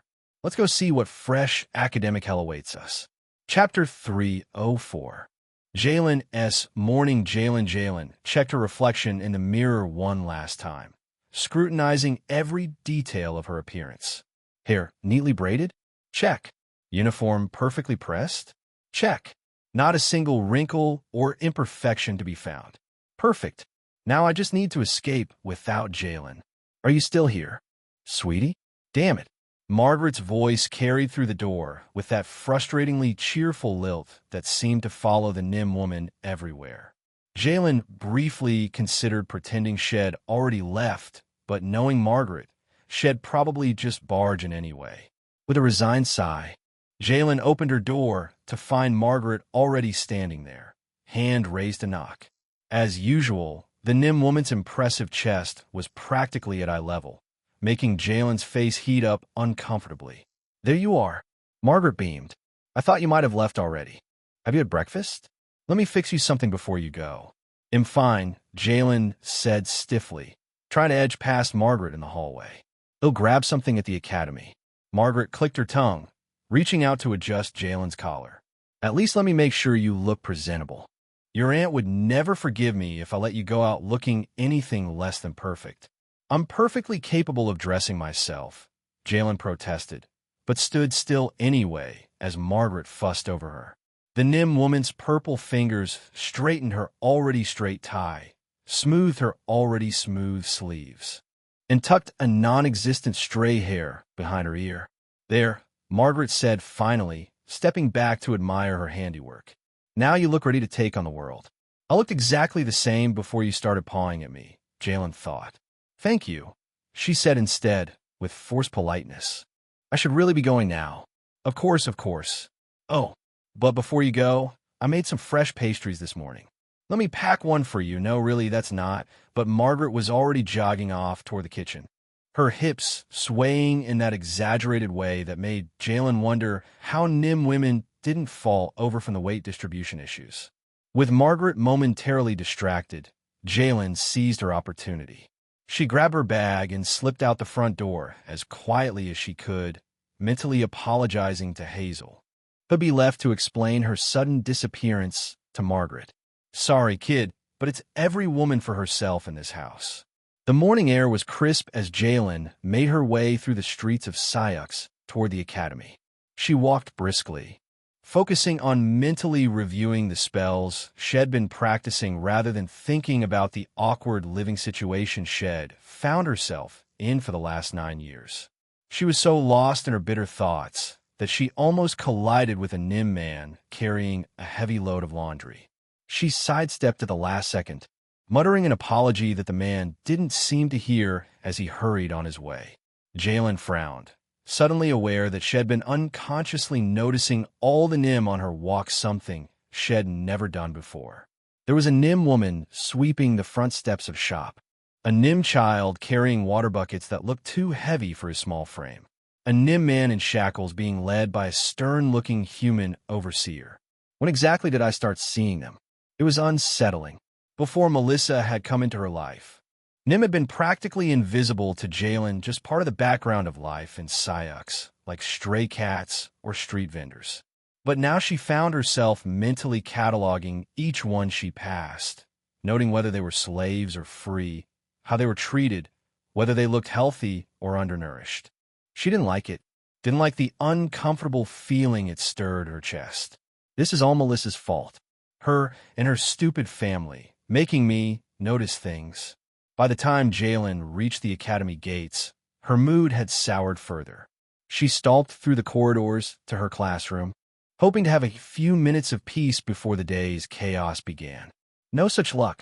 The moment she stepped through the door, she was greeted by the now familiar sight of Isabella perched in Melissa's lap, arms wrapped around the Nim girl's neck as she whispered something that had Melissa's purple cheeks darkening to almost violet. Across from them, Armia sat beside Raven, valiantly attempting to engage the stoic human girl in conversation. From the looks of it, she was getting one-word responses at best. Jalen huffed, marching to her seat without acknowledging any of them. Just because Shed grudgingly stopped hating Melissa didn't mean they were friends. Far from it. Melissa was still her rival, the person she needed to surpass to prove herself worthy of Aunt Javer's tutelage. At least I don't have to pretend to like her. She pulled out her notebook and quill, arranging them precisely on her desk as more students filtered into the classroom. Most gave Jalen a wide berth, well aware of her prickly reputation. That suited her just fine. Jalen spoke too soon. Isabella's voice cut through the classroom chatter like a knife through butter. Of course it had to be the damn Kitsune too, the most annoying and most extroverted one of the bunch. The Kitsune had finally detached herself from Melissa and was now bounding over to Jalen's desk, Pinktail swishing enthusiastically behind her. What? Jalen asked flatly. Just saying good morning, Isabella replied, utterly unfazed by Jalen's coldness. Are you excited about the project announcement today? I heard from second year that we might get to choose our partners. Very thrilling. Jalen deadpanned. Isabella grinned, leaning in conspiratorially. If we do get to choose, you should pick me. I've been told I'm excellent at... She wiggled her eyebrows suggestively. Collaborative efforts. Before Jalen could formulate a suitably scathing response, the classroom door opened and the professor strode in. Isabella straightened up, but not before giving Jalen a wink that made her want to sink through the floor. Why me? What did I do to deserve this? Take your seats, everyone, the professor called, setting his books down on the desk with a thud that silenced the room. His eyes swept over the class, lingering briefly on Jalen before moving on. Isabella skipped back to her seat, though Jalen noticed she chose to sit beside Melissa rather than on her this time. Small mercies. As you're all aware, the professor began, today we'll be discussing the details of this year's interior research project. This is a significant portion of your final grade, so I suggest you pay close attention. The room fell silent. Even Isabella seemed to be listening intently, her ears perked forward. This project is designed to test not only your academic knowledge, but also your ability to work collaboratively with students at different stages in their magical education. Each of you will be paired with a student from another year either above or below your current level. A murmur ran through the classroom. Jalen frowned. Working with a younger student would be annoying, but being paired with an older one might mean being overshadowed. Neither option sounds great. The topic of your research, the professor continued, will be the historical applications of cross-disciplinary magic. Specifically, how different magical schools have been combined throughout history to create innovative solutions to complex problems. More murmuring, louder this time. Cross-disciplinary magic was a fascinating topic, even Jalen had to admit. The potential combinations were nearly endless. Elemental and mind, arcane and life, and so on. Each pair will be assigned a specific combination of magical schools to research. You will be expected to produce a comprehensive written report, as well as a practical demonstration of at least one historical cross-disciplinary spell. Jalen's mind immediately began racing with possibilities. This was perfect day chance to show off both her theoretical knowledge and practical skills. Maybe this project wouldn't be so bad after all. As for your partners, the professor reached for a scroll on his desk, unrolling it with deliberate slowness that had several students leaning forward in anticipation. The pairings have already been determined. Jalen's heart sank. So much for choosing her own partner, not that Shed had anyone in mind. Anyone would be better than. Jalen Folden will be paired with Melissa Blackflame. The world seemed to stop. Jalen blinked, certain Shed misheard. Phew! She turned, almost in slow motion, to find Melissa staring back at her with an equally shocked expression. For a moment, they just looked at each other, mutual horror reflected in their eyes. Then Isabella burst out laughing, the sound shattering the stunned silence between them. "Oh, this is going to be fun," the kitsune declared, clapping her hands with undisguised glee.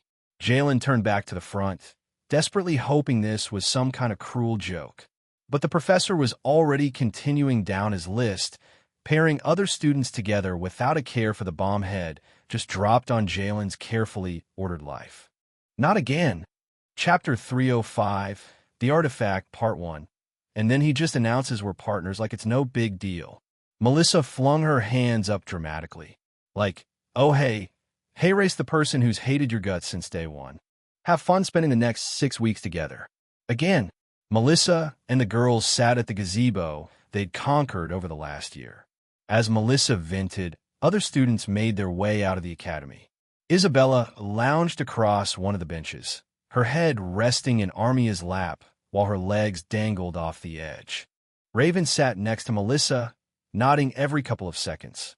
Maybe he's hoping the sexual tension between you two will finally explode in a fit of passion. Isabella said. There is no sexual tension, Melissa replied flatly. There's definitely tension. Not the sexy kind, Melissa clarified. More like the she might stab me with a quill if I breathe wrong kind. Could be both, Isabella mused, grinning up at Armia. Right, Armia? Remember when you used to glare at me like you wanted to throttle me? And now look at us.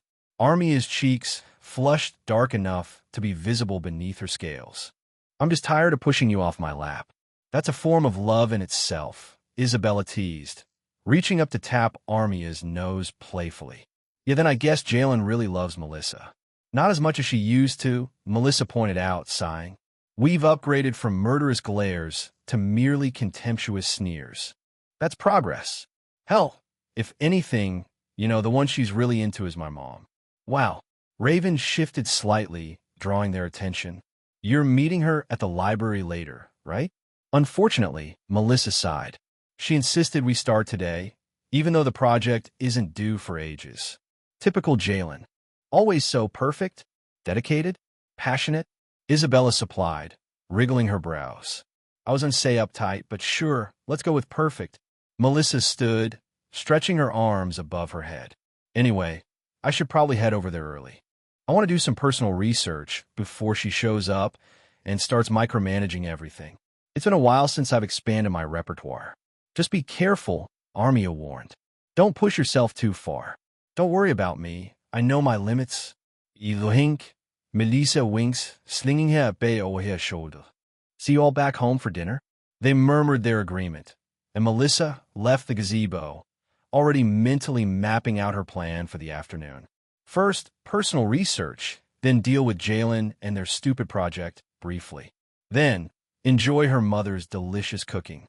At least our topic isn't terrible. She consoled herself. Light magic's evolution throughout history could be worse. The library was nearly empty when Melissa arrived, most students still in classes or enjoying the late afternoon sunshine outside. Ms. Millie looked up from her desk as Melissa entered, her ancient eyes narrowing slightly. Ah, welcome. Miss Blackflame, the old woman croaked. Melissa Rablia Charfuli. Try not to make a mess this time. No promises. With a mock salute, Melissa headed toward the back of the library. The restricted section was cordoned off by a simple rope barrier and a sign that read "Authorized Students Only." After saving the king's life, Melissa had been granted full access a little while ago, one of the few perks of her current notoriety. She ducked under the rope and made her way to the furthest corner, where the oldest and dustiest tomes were kept. The more interesting texts were easy to spot, bound in deep crimson leather. Subtle branding there. Ancient mages, Melissa thought wryly as she pulled a particularly hefty volume from the shelf. For the next hour, she lost herself in research, flipping through pages of increasingly obscure spells and theories. Her notebook quickly filled with scribbled notes and crude diagrams of spell signs she wanted to try later. One passage in particular caught her attention. It is said that wondrous, curious things happen when the veil between life and death grows thin. Ancient practitioners claimed to glimpse beyond this mortal realm. Though such practices were deemed too dangerous by the Council of Arcane Authority and subsequently banned in the year of the Withered Root. Glimpse beyond the mortal realm? Like see dead people? Given that she was one, or had been one, and shed seen it wasn't particularly interesting. Melissa didn't have much interest in that, but she still jotted it down. Maybe this magic could somehow let her peek back at Earth. That could be fun. She was so engrossed in her reading that she nearly jumped out of her skin when she knocked a book off the table. It hit the floor with a heavy thud, sending up a cloud of dust that made her sneeze. "Fuck," she muttered, bending to retrieve it. As she did, something caught her eye. A very oddly placed bookshelf. Melissa frowned, setting the book aside and moving closer to investigate. It was a massive oak monstrosity that probably hadn't been moved in centuries. Melissa raised a brow. Wouldn't it be wild if pulling one of these books opened a secret passage? She thought, running her fingers along the spines. Just like in those cheesy adventure novels, or whatever.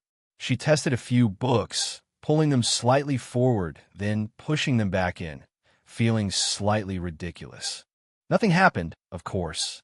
This wasn't a story, it was a regular if ancient library. But then her hand brushed against a small, unmarked volume wedged between two larger tomes. It was bound in what looked like plain brown leather, with no title or author on the spine. When she tried to pull it out, it moved only halfway, then stuck with a soft click. She instantly froze. No way. No fucking way.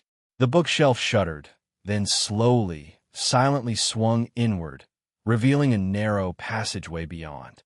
Melissa stood frozen, her mouth hanging open. This is not happening. Libraries don't have secret passages. That's not a thing that happens in real life. And yet, there it was, a dark corridor stretching away into shadows, its walls lined with what looked like softly glowing runes. After a brief moment of indecision, approximately 2 seconds, Melissa's curiosity won out. She glanced over her shoulder to make sure no one was watching, then slipped into the passage. The bookshelf swung closed behind her with a soft thud. "Illumina, Car Ei," she whispered, and a small globe of light materialized above her palm, illuminating the corridor. It wasn't long, perhaps 20 paces, and it ended at a small, circular chamber no bigger than Melissa's dorm room.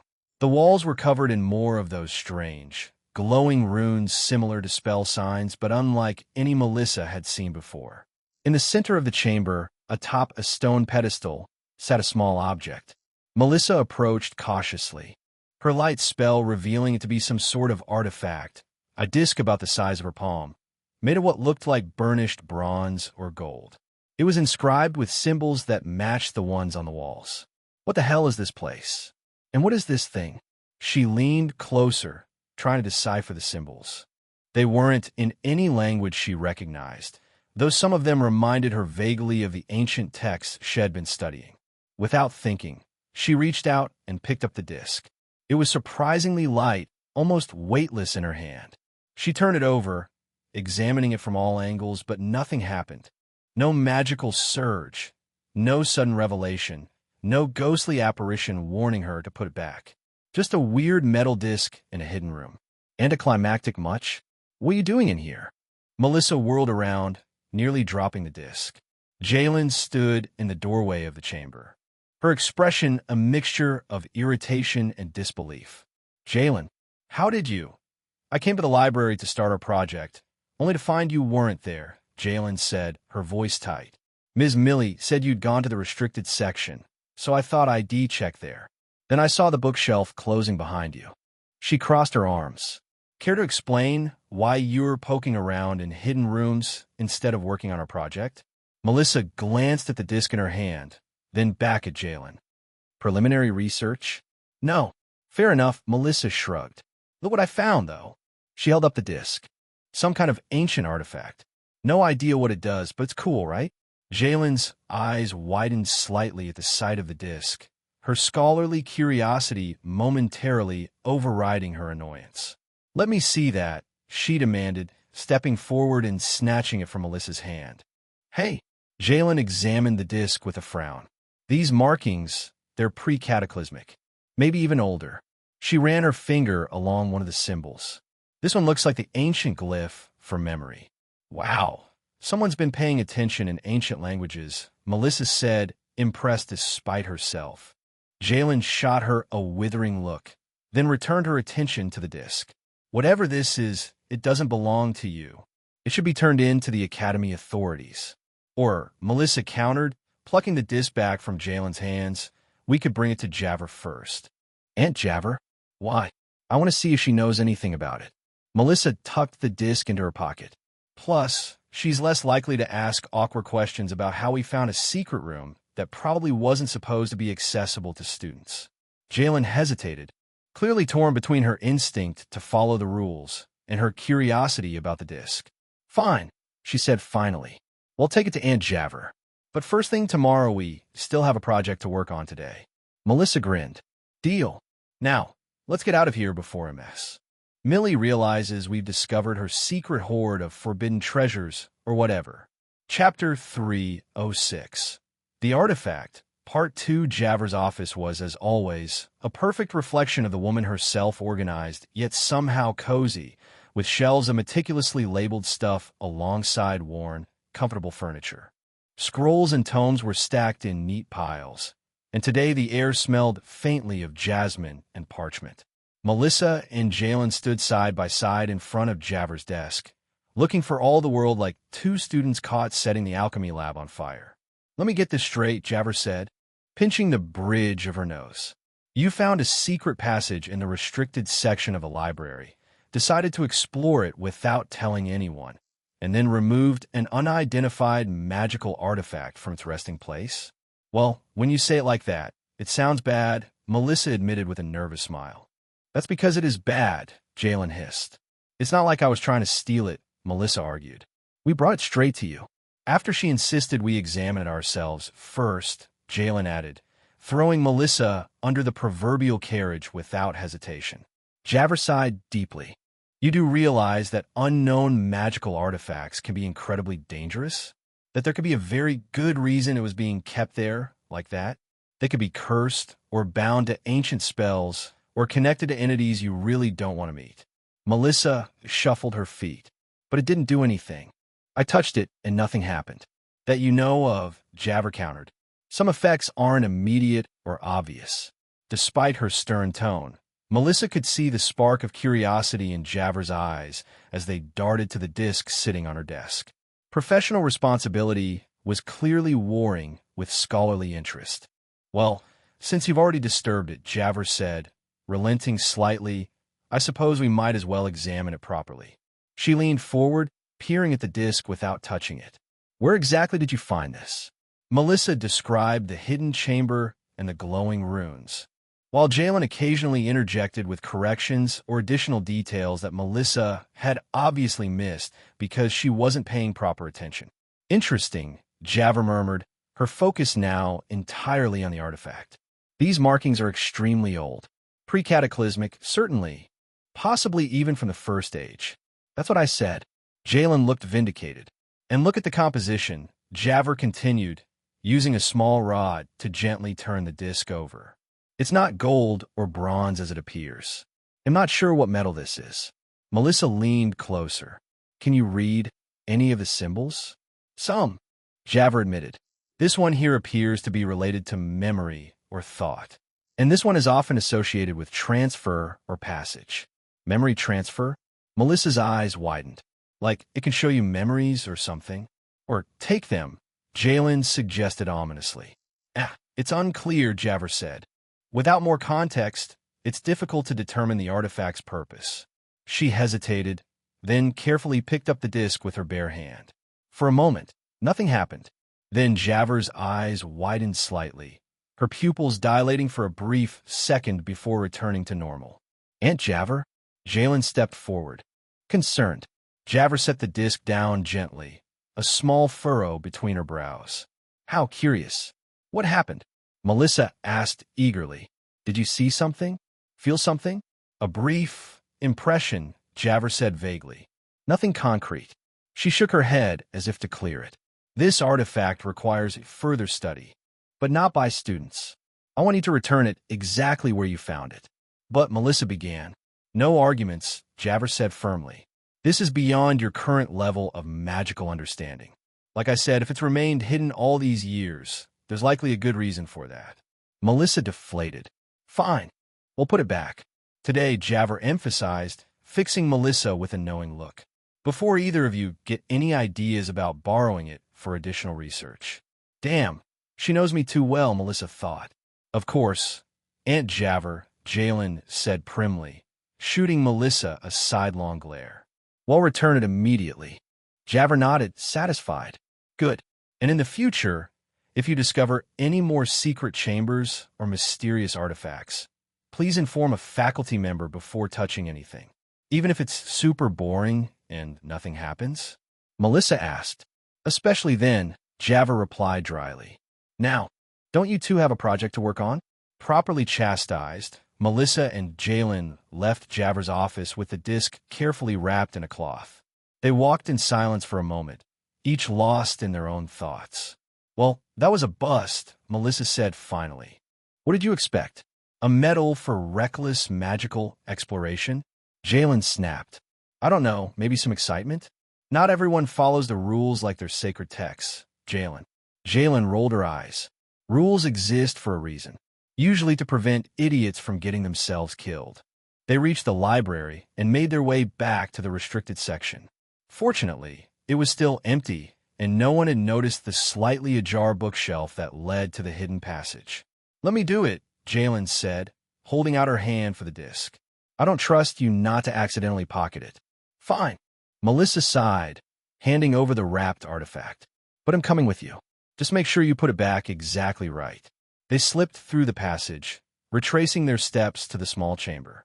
Jalen placed the disc carefully back on its pedestal, making sure it was positioned exactly as they'd found it. There, she said with satisfaction. Mission accomplished. Now we can focus on our actual assignment. About that, Melissa said, backing toward the exit. I just remembered I promised Isabella I'd help her with a thing this afternoon. Very important. Can't be rescheduled. Are you serious? Jalen's voice rose an octave. We're supposed to be working on our project, and we will, Melissa assured her, still retreating. Tomorrow. Promise. You can even make a study schedule or whatever makes you happy. But right now, I really gotta go. Before Jalen could protest further, Melissa ducked out of the chamber and hurried back through the passage. She heard Jalen cursing behind her, but didn't slow down. She'll get over it, Melissa thought. And honestly, after that lecture from Javer, I need some fun to cleanse my palate. Jalen stomped up the path to what could basically be called the Folden Black Flame residence, still seething from Melissa's abrupt departure.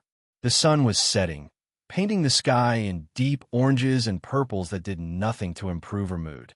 That irresponsible, insufferable purple. Ugh, Shed wasted her entire afternoon for nothing. First traipsing to Javer's office with that stupid disc, then getting lectured as if Shed been the one to discover the secret passage in the first place, and finally being abandoned by her so-called project partner before they'd even started their actual work. If Melissa thinks I'm doing all the research myself, she's got another thing coming. Jalen pushed open the front door, the familiar scent of Margaret's cooking hitting her immediately.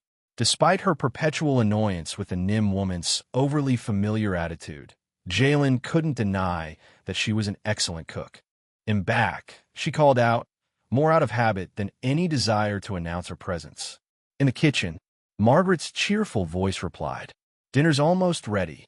Jalen hung up her bag and coat, then made her way to the kitchen. Margaret was bustling around, her silver hair twisted up in a messy bun, wearing one of her usual loose dresses that did little to contain her ample chest. "There you are," Margaret said, beaming. "I was starting to worry. Hazel's already eaten, and Melistaire won't be home until later." "Sorry," Jalen said automatically. "I was at the library." "With Melissa?" "She mentioned you two were working on a project together." Jalen's scowl returned. "We were supposed to be. She ditched me." Margaret chuckled, stirring something that smelled divine. "That sounds like her. Don't worry, she'll come through in the end. She always does." "If you say so," Jalen replied dubiously. "Here, make yourself useful," Margaret said, gesturing to a stack of plates. "Set the table, would you? It'll just be the two of us tonight." Jalen complied, laying out plates and cutlery while Margaret finished preparing the meal. It was a strange domestic routine they'd fallen into, one that Jalen was reluctant to admit had become somewhat comforting in its familiarity. "How was your day otherwise?" Margaret asked, bringing a steaming dish to the table. "Anything exciting happen?" "If only you knew," Jalen thought. "Not really," she lied. "Just classes and library research." Margaret hummed non-committally, returning to the counter for a second dish. As she set it down, she passed Jalen the serving spoon. Their fingers brushed briefly, a casual contact that should have been unremarkable.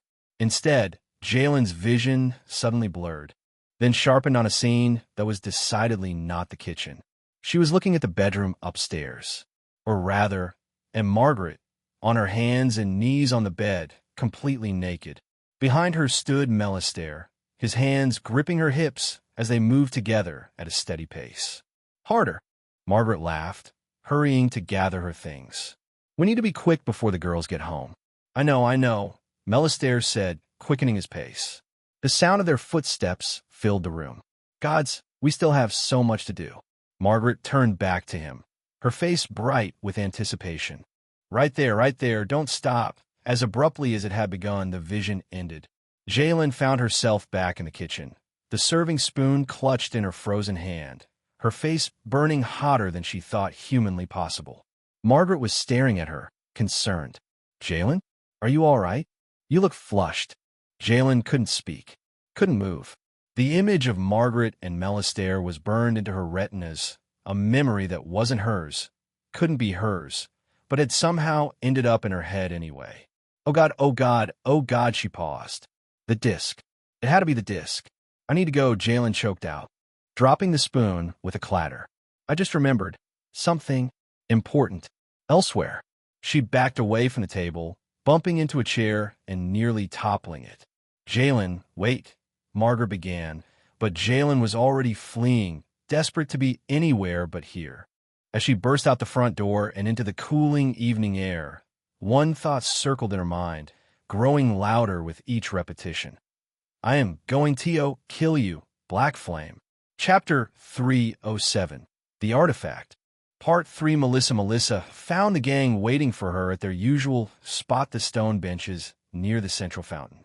Armia was sitting primly, her back straight as always, while Isabella lounged with her head in Raven's lap, much to the stoic girl's visible discomfort. "There she is," Isabella called, sitting up so fast she nearly headbutt Raven in the chin. "Our library explorer returns. Find any ancient treasures? Secret tomes? Dirty magazines from 100 years ago?" "No dirty magazines," Melissa replied, dropping onto the bench beside Armia with a dramatic sigh. "Just a weird metal disc thing that Javer made us put back where we found it." "You want a Javer?" Armia asked, raising an eyebrow.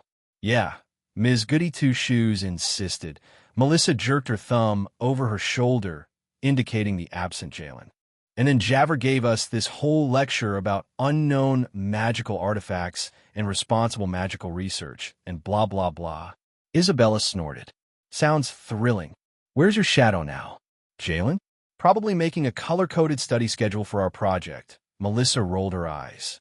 I bailed as soon as we put the artifact back. How very responsible of you, Armia said dryly. Hey, I needed a mental health break from all the glaring and sighing. And I know I promised we'd hang out after classes, Melissa said, nudging Isabella with her foot. So, what's the plan? Want to come back home? Hell yeah, Isabella answered. I need some of Margaret's cooking, Armia said with a sigh. What they feed the army is a war crime in itself. What are we waiting for, then? Melissa grinned, standing back up. Let's go. They made their way off campus, Isabella skipping ahead while animatedly describing all the desserts she planned to sample. Melissa and Armia walked side by side, with Raven trailing slightly behind, her ever-watchful eyes scanning their surroundings out of habit. So what was this artifact? Armia asked quietly. The one in the library, I mean. Just some old disc with weird markings on it, Melissa replied with a shrug. Javver seemed to think it might have something to do with memory or thought transfer, but we didn't get to test it. Probably for the best, Armia said. Memory magic can be unpredictable. Maybe, but it would have been interesting to Melissa. Isabella called from up ahead, cutting off whatever Melissa had been about to say. Come look at this. Isabella was pointing excitedly at a shop window display.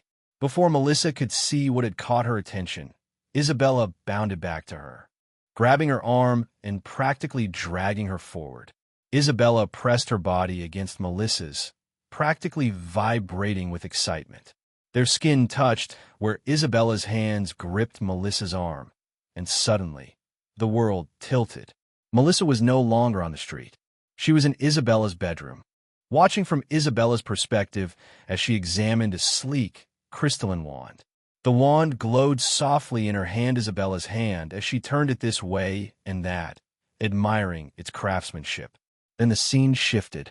Now Isabella was lying on her bed, completely naked, her pink tail twitching with anticipation.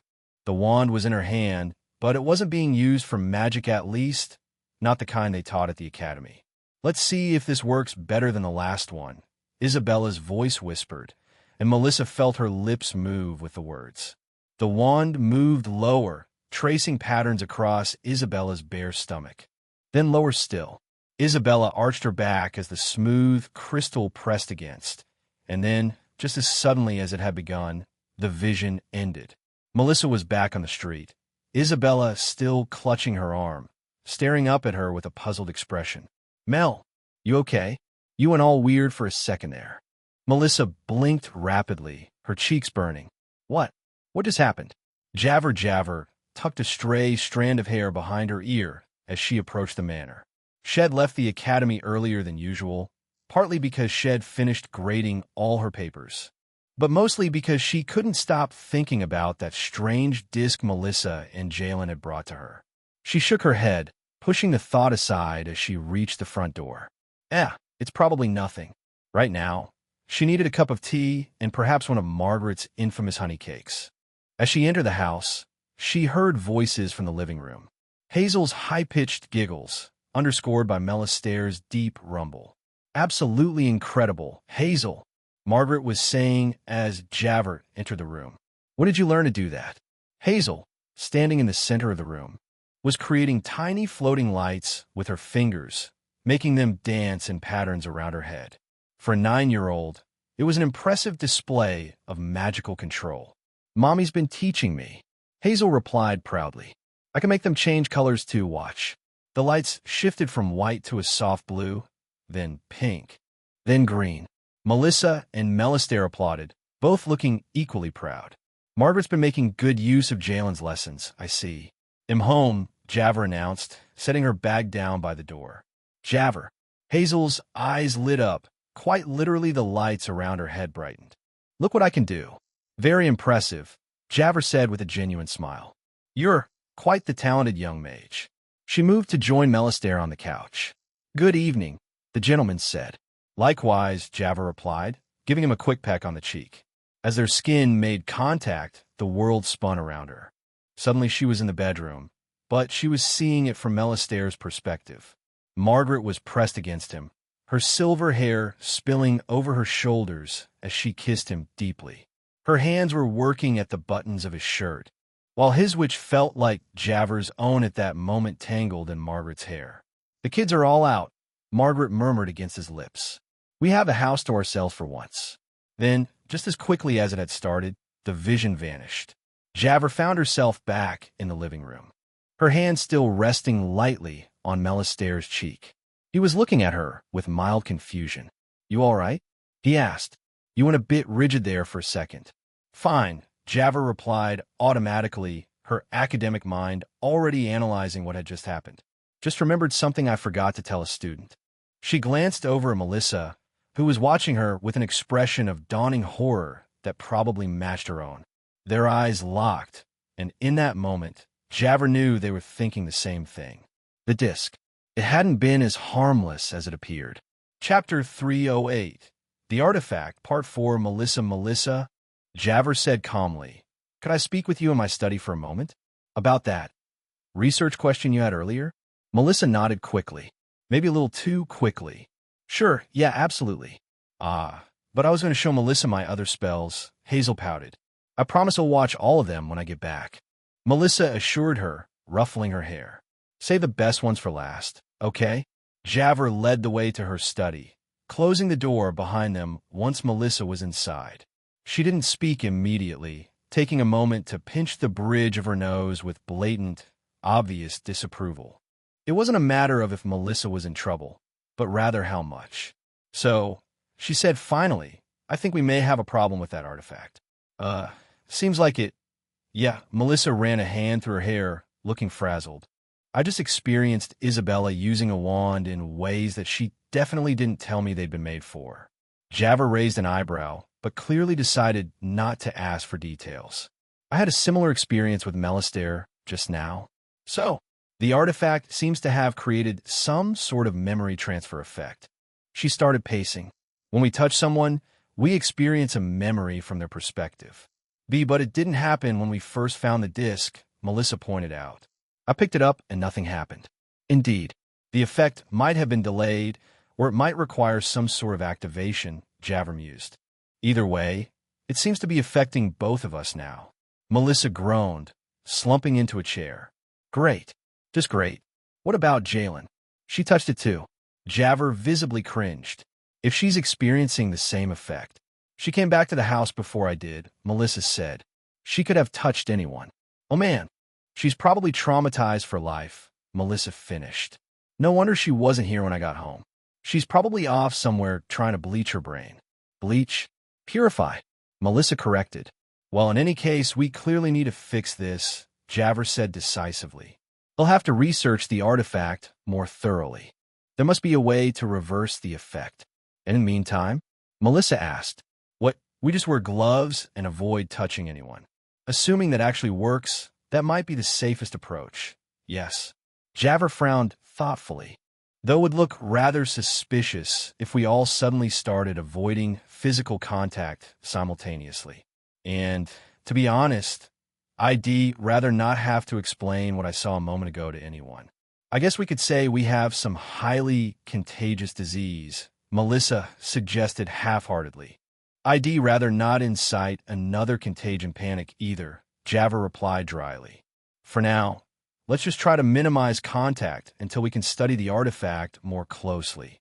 We should probably tell Jalen what's happening too, if she hasn't already figured it out." "You can tell her," Melissa said quickly. "She already wants to murder me for ditching her today.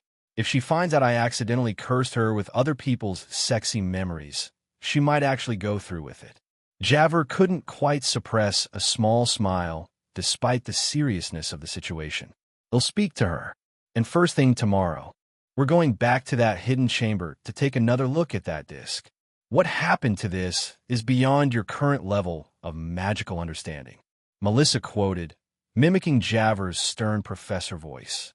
"That was before the artifact decided to give us all intimate insights into each other's private lives," Javer retorted. "Now it's a practical problem that needs solving." Melissa nodded, then her expression turned mischievous. "So, you saw a memory of Margaret and Dad, huh? Was it steamy?" "Melissa, what?" "Just asking for scientific purposes. We need to understand the nature of the memories being transferred." "Right? Out." Javer pointed to the door, fighting to keep her expression stern. Go finish watching Hazel's magic show. And remember, minimize physical contact. Got it. Melissa stood up, heading for the door. She paused with her hand on the handle. Hey, Javer? Yes. Do you think this means I'll finally get to see what Raven's thinking behind that poker face of hers? Javer sighed deeply. Please don't experiment with this, Melissa. The last thing we need is more complications. No promises, Melissa replied with a wink, then slipped out of the study before Javer could scold her further. Jalen stalked through the twilight streets of Syux, her hands jammed firmly in her pockets. The evening air did little to cool her burning face or erase the images seared into her brain. I can never look at them the same way again. Never. She had no destination in mind, just the desperate need to put distance between herself and the Black Flame residence. Between herself and that mental picture of Margaret and Melistaire. Stop thinking about it. She turned down a busier street, hoping the crowd would distract her. The night market was just starting, vendors setting up stalls while early customers browsed their wares. Fresh pastries, called a portly human woman, still warm from the oven. The thought of food made Jalen's stomach turn. She quickened her pace, weaving between shoppers. This has to be that stupid disc's fault. Has to be. She was so lost in her thoughts that she didn't notice the street performer until she collided with him, her shoulder bumping against his bare arm. The world tilted. Suddenly, she was staring at herself from the performer's perspective, watching her own startled face. But the memory quickly shifted to something else entirely, the performer and a slim woman. The lady, who was extremely flexible, was in some sort of bridging position while the guy moved over her. Jalen's face turned deep red. Watch where you're going. The performer snapped as Jalen stumbled back, disoriented. Sorry, she mumbled, hurrying away, her face aflame. This is a nightmare. An actual waking nightmare. She turned down a less crowded side street, desperately trying to compose herself. A few deep breaths later, she felt almost normal again, until a Darien woman brushed past her, their hands accidentally touching. This time, Jalen found herself in an ornate bedroom, surrounded by 3 kitsune, all with hungry eyes and predatory stares. Excuse me, miss? Are you unwell? Jalen blinked, reality rushing back. The Darien woman was staring at her with concern. Fine. I'm fine. Jalen backed away. Just remembered something important. She turned and fled, not stopping until she reached a small park. She collapsed onto a bench, hugging herself tightly. This can't be happening. I just need to avoid touching anyone until I figure this out. A simple plan, an achievable plan. Someone sat down beside her on the bench.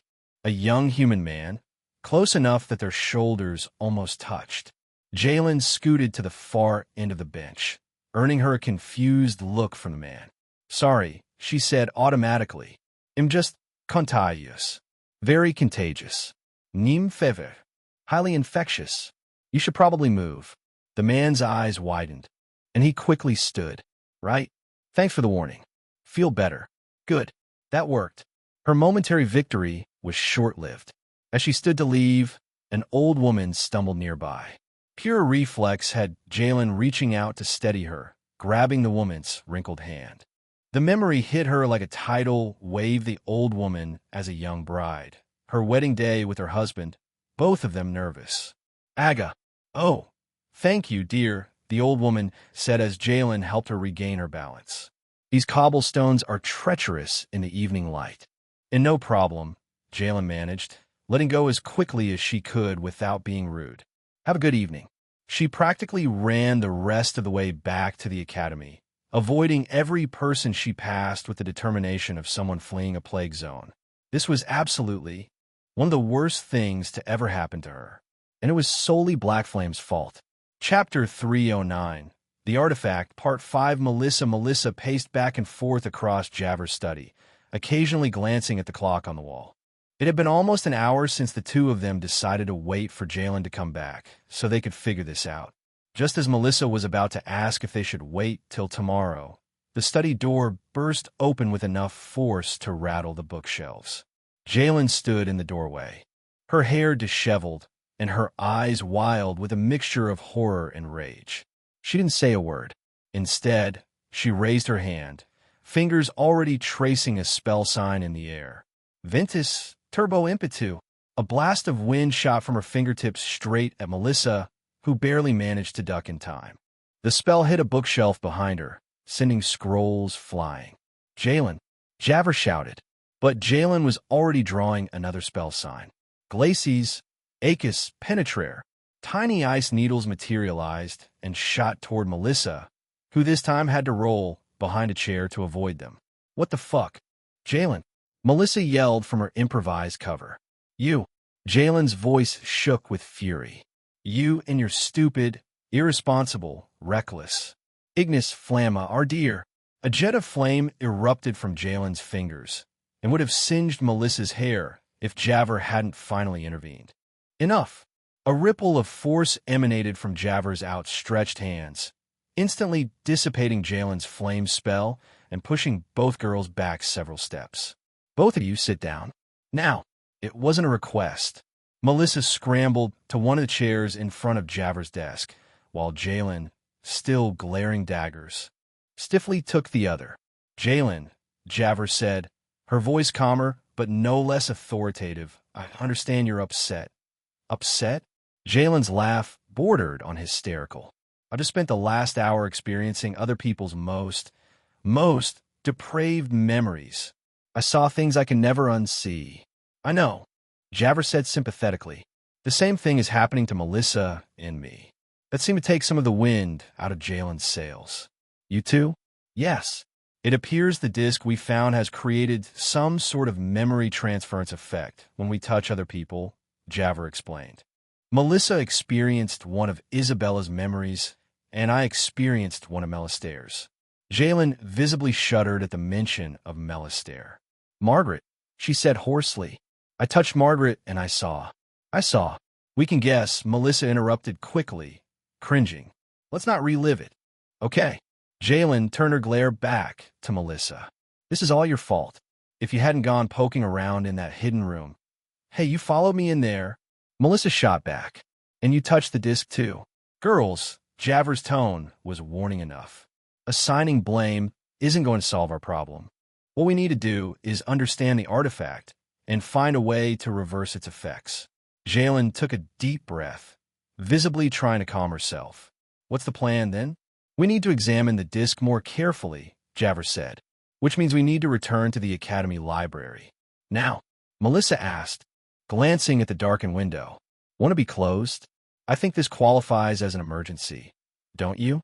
Besides, as faculty, I have access. None of them spoke much as they made their way through the quiet streets of Syux toward the Academy. Melissa kept a careful distance from both Javert and Jalen, her hands shoved deep in her pockets just in case. Jalen had wrapped a scarf around the lower half of her face and was wearing gloves, looking like she was prepared for a blizzard despite the mild evening. This is going to be the longest walk of my life, Melissa thought miserably. The Academy grounds were mostly deserted, with only a few lights visible in dormitory windows. Javert led them to a side entrance, using a small key to unlock the door. Stay close, she whispered as they entered the dark hallway, and try not to make any noise. The last thing we need is to be discovered sneaking around at night. Breaking school rules, Jalen muttered. Perfect. Another offense to add to my growing list. Oh, lighten up, Melissa whispered back. It's not like we're stealing anything. We're just borrowing without permission. Temporarily. That's the definition of stealing. Shoo! Javert hissed, and both girls fell silent. They reached the library without incident, and Javert used another key to unlock the heavy doors. Inside, the vast room was eerie in the darkness, shelves casting long shadows that seemed to move when viewed from the corner of one's eye. Illumina, car ei, Javert whispered, conjuring a small globe of light above her palm. Melissa, lead the way. Melissa nodded, heading toward the restricted section at the back of the library. The rope barrier seemed almost comical now, as if a simple piece of cord could protect anyone from the chaos that Disc had unleashed. It's this shelf here, she said, pointing to the massive oak bookcase. She reached for the small, unmarked volume that had triggered the hidden passage. The shelf swung inward silently, revealing the dark corridor beyond. Impressive, Javer murmured. This passage doesn't appear on any of the Academy blueprints I've seen. They followed the corridor to the small, circular chamber. The disc sat exactly where Jalen had placed it, gleaming softly on its stone pedestal. Don't touch it, Javer warned, though neither girl needed the reminder. She conjured more light, illuminating the runes on the walls. Fascinating. Can you read it? Jalen asked, her academic curiosity temporarily overriding her anger. Parts of it, Javer admitted, studying the walls. This section speaks of sharing sight and walking in another's steps. And here, she pointed to a series of symbols directly above the pedestal. It mentioned something about the truth hidden behind flesh. Sounds ominous, Melissa commented. Any mention of how to turn it off? None that are immediately obvious, Javer said, moving closer to the pedestal. She examined the disc without touching it, then carefully removed a silk handkerchief from her pocket. Using it as a barrier, she picked up the disc, like she was afraid the disc itself would give her memories to look through. Let's take this back to my office where I can study it properly. They made their way back through the library and across the Academy grounds to Javer's office. Once inside, Javer placed the disc on her desk, still wrapped in the handkerchief. So what now? Melissa asked, perching on the edge of a chair, careful not to brush against either of the other women. Now, Javer said, already pulling books from her shelves, I could conduct some research. This will likely take all night, possibly a few nights. And what are we supposed to do in the meantime? Jalen demanded. For now, minimize physical contact as much as possible, Javer advised. Gloves might work as a barrier, so wear those if you have them. And perhaps limit your contact to people you're comfortable sharing intimate memories with. Melissa couldn't help but grin at that. So Isabella's fair game, then. Melissa, both Javer and Jalen exclaimed in unison. What? Just saying. Javer sighed. You two should head back to the house. Try to get some sleep. We'll continue this tomorrow. I'm going to work through the night and see what I can discover. You sure? Melissa asked, genuinely concerned. You need sleep too. You know, it'll be fine, Javer assured her. This isn't the first all-nighter I've pulled for research. Melissa and Jalen left Javer's office, stepping back into the cool night air. For a moment, they stood in awkward silence. So, Melissa began. Don't, Jalen cut her off. Just don't. Let's get back to the house without talking or touching or interacting in any way. Sounds healthy, Melissa muttered, but fell in a step beside Jalen, maintaining a careful distance between them. They managed to walk almost halfway back to the house before Jalen broke the silence. Was it worth it? She asked suddenly. Finding that stupid disc? Was your precious adventure worth all of this? Melissa felt a flare of irritation. How was I supposed to know it would do this? It's not like it came with a warning label. Caution will make you experience other people's sexy memories. You never think about consequences, Jalen shot back. You just do whatever you want whenever you want, and the rest of us have to deal with the fallout. Oh, come on. It's not like I forced you to follow me into that room. You chose to come along, because I didn't trust you not to destroy priceless historical artifacts. Well, mission accomplished. The disc is fine, and now we're all cursed with magical memory-sharing powers. Great job, Jalen. They had stopped walking and were facing each other, both red-faced with anger. Jalen's hands were balled into fists at her sides.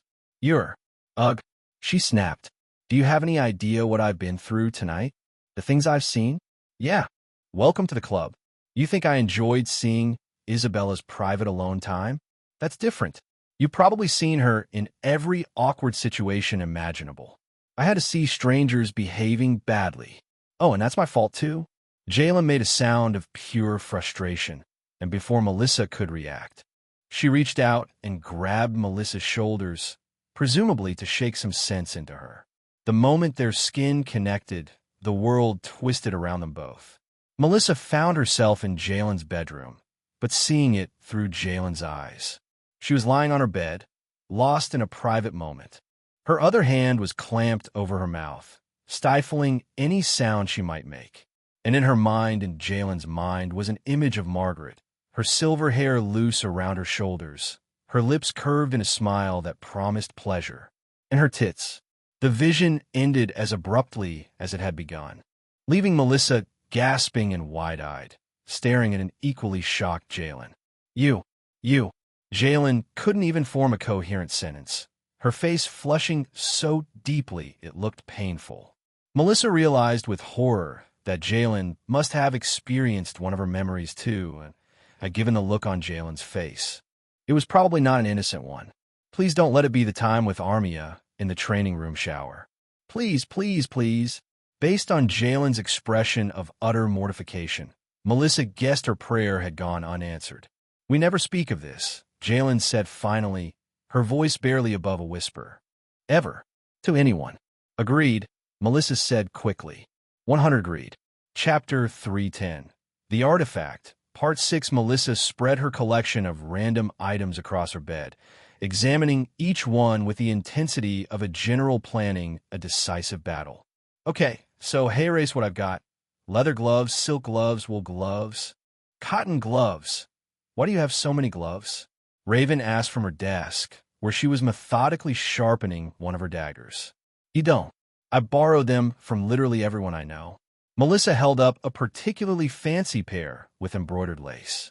These are Isabella's, she said, and I quote, I usually only wear these when I want to feel fancy while I'm taking care of myself. Raven's expression didn't change, but she set down her whetstone just a bit more firmly than necessary. That's more information than I asked for. Yeah, that's kind of the whole problem, isn't it? Melissa sighed, flopping back on her bed. Too much information flooding into my brain every time I accidentally brush against someone. After their late-night trip to retrieve the artifact, Javer had, of course, retreated to her private study at the academy, promising to research the disk thoroughly. In the meantime, Melissa was left to her own devices, which meant trying to figure out how to exist in a world where skin contact resulted in getting a detailed replay of their most recent private encounter. Perhaps you should stay in the room until Professor Folden figures it out? Raven asked, picking up her dagger again. Less risk?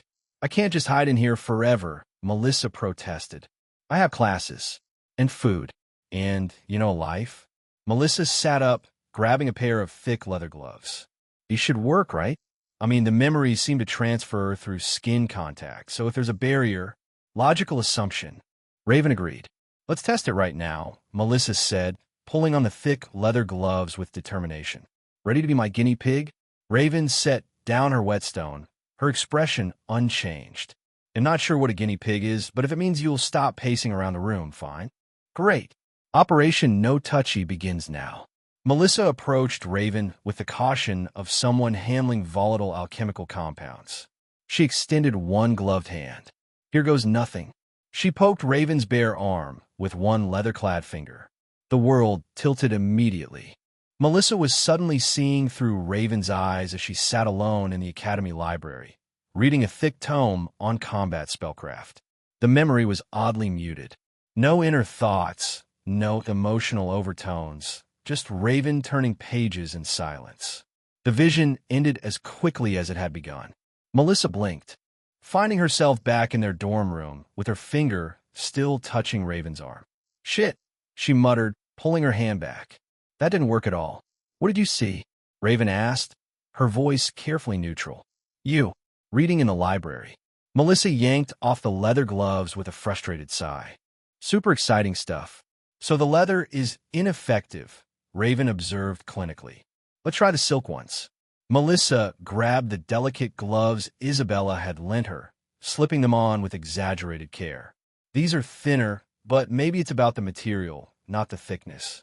She tapped Raven's shoulder. The world tilted again. This time, she was watching through Raven's eyes as she jogged around the academy grounds at dawn, her breathing steady, her gaze methodically scanning the perimeter as she ran. Again, no thoughts. She was just jogging. Nope, Melissa said when the vision cleared. Silk's a bust too. She cycled through every barrier shed collected. Wool gloves, Raven sitting on a bench. Cotton gloves, Raven polishing a blade. Even the silk scarf wrapped around her hand, Raven staring out a window. This is hopeless, Melissa groaned, flopping back onto her bed as she unwound the scarf. Nothing works. You could try multiple layers, Raven suggested. Worth a shot.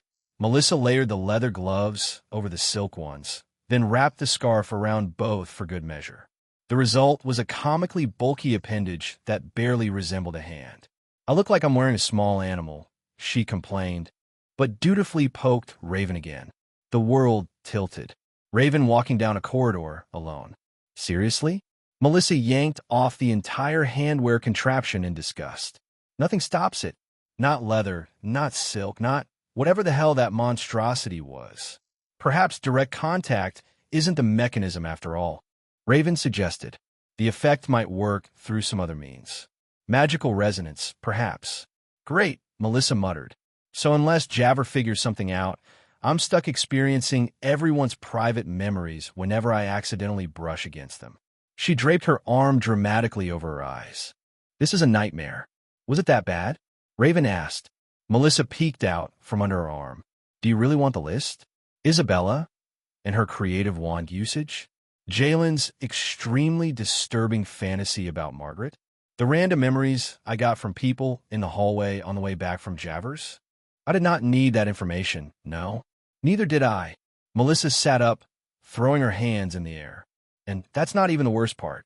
The worst part is that I can't stop thinking about what memories I'm leaving in other people's heads when they touch me. Raven's expression turned thoughtful. You're concerned about privacy. Well, yeah. Melissa gestured wildly. Jalen now knows intimate details about me and Armia. Who knows what everyone else might see? My life isn't exactly tame. True, Raven conceded. You do enjoy a notably active love life. Thanks for the reminder, Melissa muttered. Then she sighed. The weirdest thing, though, every time I touch you, I just see normal stuff. You reading, you sitting, you walking. Raven stiffened almost imperceptibly. What were you expecting? I don't know. Secret assassin training? Hidden blade collections? At least some emotion? You know I don't waste time on frivolous activities, Raven said flatly. Though, I do enjoy spending time with the Summers. Should I do that more? She asked, completely serious. Melissa stared at Raven wryly. Raven, I really need to get you a hobby or something. Aloud, she sighed and said, well, at least touching you isn't traumatizing. That's more than I can say for most people. High praise indeed, Raven deadpanned. Melissa flopped back onto her bed again. I just hope Jabber figures this out soon. I cannot live like this.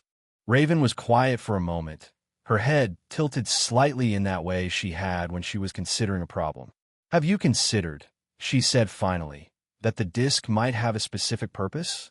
Melissa propped herself up on her elbows. What do you mean? Magical artifacts, especially ancient ones, I would imagine were created for a reason, Raven explained. They're tools, not toys. If this disc facilitates memory sharing, perhaps it was designed for a particular use case. Like what? Information gathering, training, possibly even punishment. Raven set aside her dagger. The point is, if you can determine its intended purpose and fulfill it, it might deactivate on its own. Melissa sat up fully, her interest piqued. Wait, that sounds reasonable, actually. So it might have a built-in off switch that triggers when it's completed its job? Essentially, yes. Melissa chewed her lower lip. Considering. But we have no idea what that purpose might be. It could be anything. True, Raven acknowledged. But it's a possibility worth exploring. Melissa laid back down, staring up at the ceiling. You know, we all felt nothing when we first touched the disc. Me, Jalen, Jabber. Nothing happened immediately. But something must have happened, right? Some effect we couldn't feel or see. A delayed reaction? Raven suggested. Or something more subtle, Melissa mused. What if the disc wasn't just transferring memories between people who touched it, but actually collecting them somehow? Storing them? For what purpose? Melissa's mind was racing now, piecing together a theory. I don't know, but what if it was designed to preserve memories? Important ones, from important people. Like a magical archive that somehow got activated or corrupted over time. Raven considered this. Possible. But that still doesn't explain why the memory sharing triggers through touch instead of touching the disc. Unless you don't want the memories you share to be readily available, right? Ah, so if you wish to share secrets? Raven asked, nodding. That makes sense to me. It would also explain why, out of all memories, the ones you saw when you touched others were their sexual memories. Those were their secrets. Melissa got excited. Though, then, why were Raven's memories so mundane? She didn't say that, though, mainly because she wanted to believe she was on the right track. This is a good starting point. She rolled on her side, facing Raven.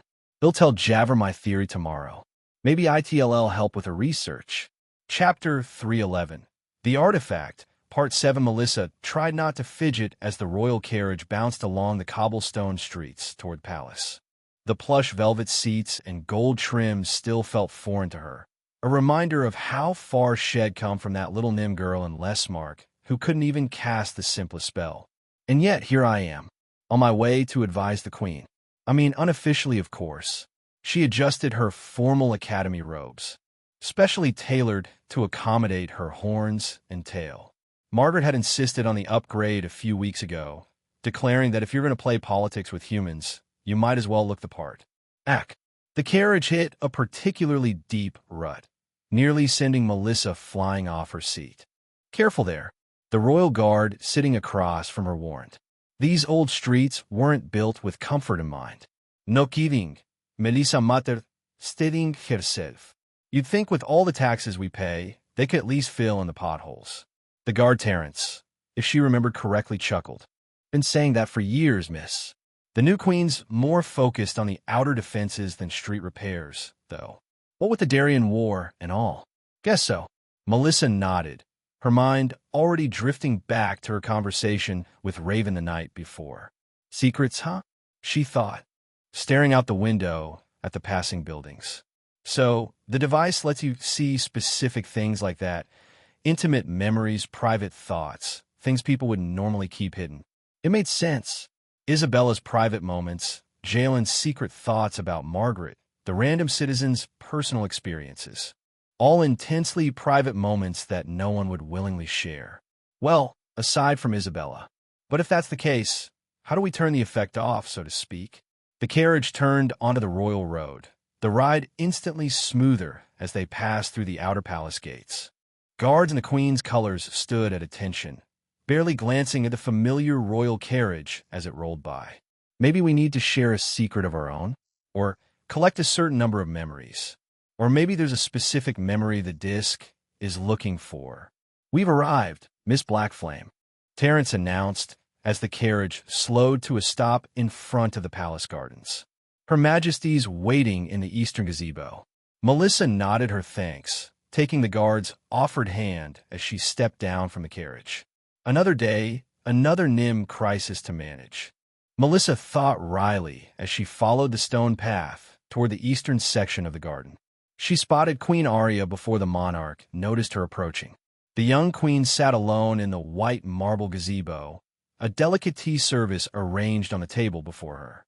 Without her formal regalia and all that, Aria looked surprisingly small, almost fragile in her simple white and gold dress. Melissa knew better, though, more than probably most people. There was nothing fragile about Aria. Your Majesty, Melissa called softly as she approached. Thank you for the invitation. Aria looked up, her gray eyes sharpening as she registered Melissa's presence. She smiled, just a little, but a smile nonetheless. Melissa, right on time, as usual. She gestured to the empty chair across from her. Please join me. Melissa slid into the seat, giving Aria a shallow bow of her head. They'd long since dispensed with the more formal court etiquette during their private meetings. There, Aria offered, already reaching for the pot. Please. As Aria poured the steaming liquid into a delicate porcelain cup, Melissa studied her carefully. The queen looked a little tired. Trouble sleeping, Your Majesty? She asked, accepting the cup. Aria's eyes flicked up, surprise briefly crossing her features before her royal mask slipped back into place. Is it that obvious? Only to someone who's used to paying attention, Melissa replied honestly. Aria sighed, setting the teapot down with a soft clink. The burden of the crown, I'm afraid. Particularly these days. The Nimarests? The war? Among other things, Arya said, her gaze drifting toward the carefully manicured roses. The court is divided on how to proceed. Melissa sipped her tea, waiting. She had learned early on that patience was essential when dealing with Arya. The queen would speak when ready, not before. Some of my advisors are calling for executions, Arya said finally, her voice deliberately neutral.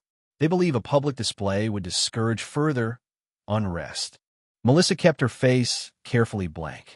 And what does your majesty believe? Arya's eyes settled back on Melissa, searching. I've yet to decide, which is partly why I asked you here today. Melissa nodded slowly. You want the Nym perspective, Melissa said. It wasn't a question. I want Melissa Black Flame's perspective.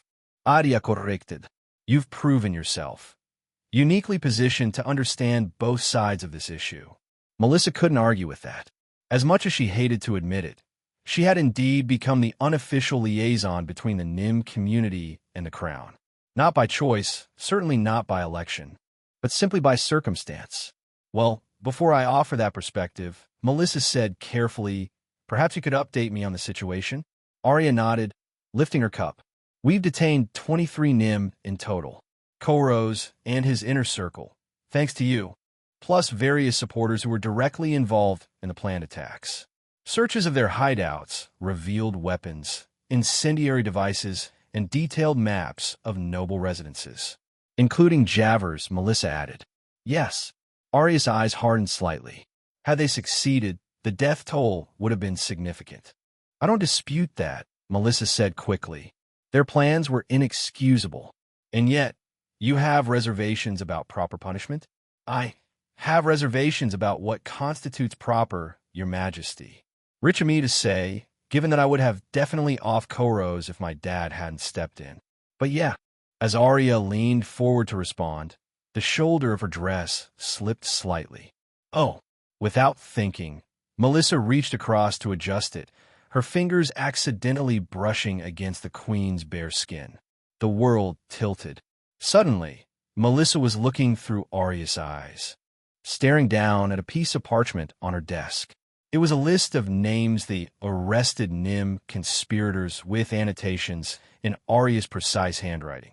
Her elegant fingers tapped thoughtfully against the page as she considered.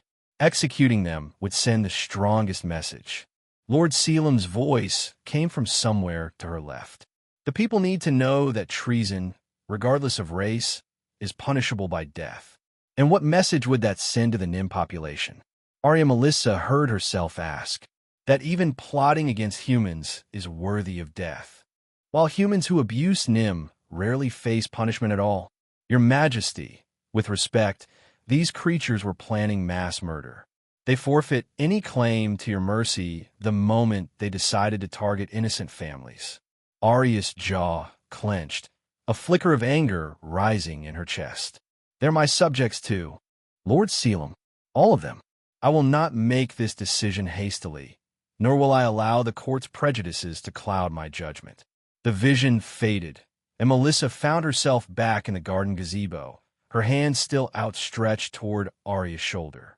The queen was looking at her with mild confusion, apparently unaware of what had just happened. Is something wrong? Arya asked, adjusting her dress herself. Melissa withdrew her hand quickly. No, sorry. Just noticed your dress was slipping. Arya nodded her thanks, apparently accepting the explanation. There was no sign that she had experienced anything unusual from Melissa's touch-no disorientation. No change in expression beyond mild surprise at the gesture. So it is one way, Melissa realized. Unless both people touched the disc. That would explain why she and Jalen had exchanged memories when they touched they'd both handled the artifact. But Arya hadn't, so she remained unaware of the brief intrusion into her mind. Then, wouldn't that mean? But Arya's words took her out of her thoughts. As I was saying, Arya continued, there are those in my court who believe only the harshest punishment will suffice. Melissa took a slow breath, carefully considering her next words. Your Majesty, if I may speak freely? Arya gestured for her to continue.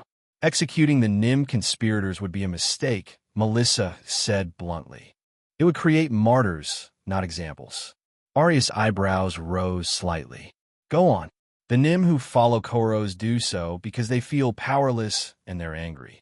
Executing him and his followers would only prove their point that humans will always choose violence against Nim when given the chance. That there's no way to bring both sides together. Melissa leaned forward, her voice low and urgent. But I think a public trial, where their crimes are laid bare, where your mercy is displayed alongside your justice, I think that tells a different story. It says that even Nim who commit terrible acts are still entitled to the same legal protections as humans. It says that your rule is defined by fairness, not vengeance. Arya studied Melissa with unreadable eyes, her fingers tapping lightly against her teacup. You make a compelling argument, she said finally. Though I'm curious why you're raising this specific concern today. The decision on their fate isn't scheduled for another week. I've been thinking about it since their arrest, she improvised.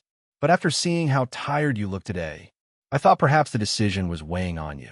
It wasn't a total lie. The decision clearly was troubling Arya, based on the memory Melissa had just witnessed. Arya's lips quirked in a half-smile. Perceptive as always, Melissa, she sighed, setting down her cup. The truth is, I've been considering similar points myself. Execution would be politically expedient, but I'm not convinced it would be just. Relief flooded through Melissa, though she kept her expression carefully neutral. I believe your wisdom will guide you to the right decision, Your Majesty. Your confidence is appreciated, if perhaps misplaced, Arya replied dryly. She straightened in her seat, her posture shifting subtly from casual to royal. Now, let's discuss the actual reason I called you here today. It wasn't the Nim arrests. That was one matter, yes. But there's another situation developing that requires your unique expertise. Melissa fought the urge to groan. Of course there was. There was always something. I'm at Your Majesty's service, she said instead. As Arya began outlining the latest political crisis requiring Melissa's attention, something about Nim laborers in the northern mines, Melissa found her thoughts repeatedly drifting back to the memory shed witnessed. Arya had been genuinely conflicted about the executions, weighing justice against politics, mercy against deterrence. It wasn't the calculation of a cold tyrant, but the deliberation of a ruler trying to balance competing interests. Maybe there's hope for this kingdom after all, Melissa thought, a small smile playing at her lips. Is something amusing about the mining dispute? Arya asked, one eyebrow raised. Not at all, Your Majesty, Melissa replied smoothly. I was just thinking that I'm starting to like you a little. Instantly, Arya blushed deeply. Please, refrain from making such vulgar statements, she muttered, looking away. Saw thee. Melissa giggled. My apologies, Your Majesty. Chapter 312. The Artifact, Part 8. The morning sunlight filtered through the Academy's stained glass windows as Melissa hurried toward Javer's office. Students parted before her, some whispering the usual as she passed. Infamous Nim mage defended the queen, yada yada.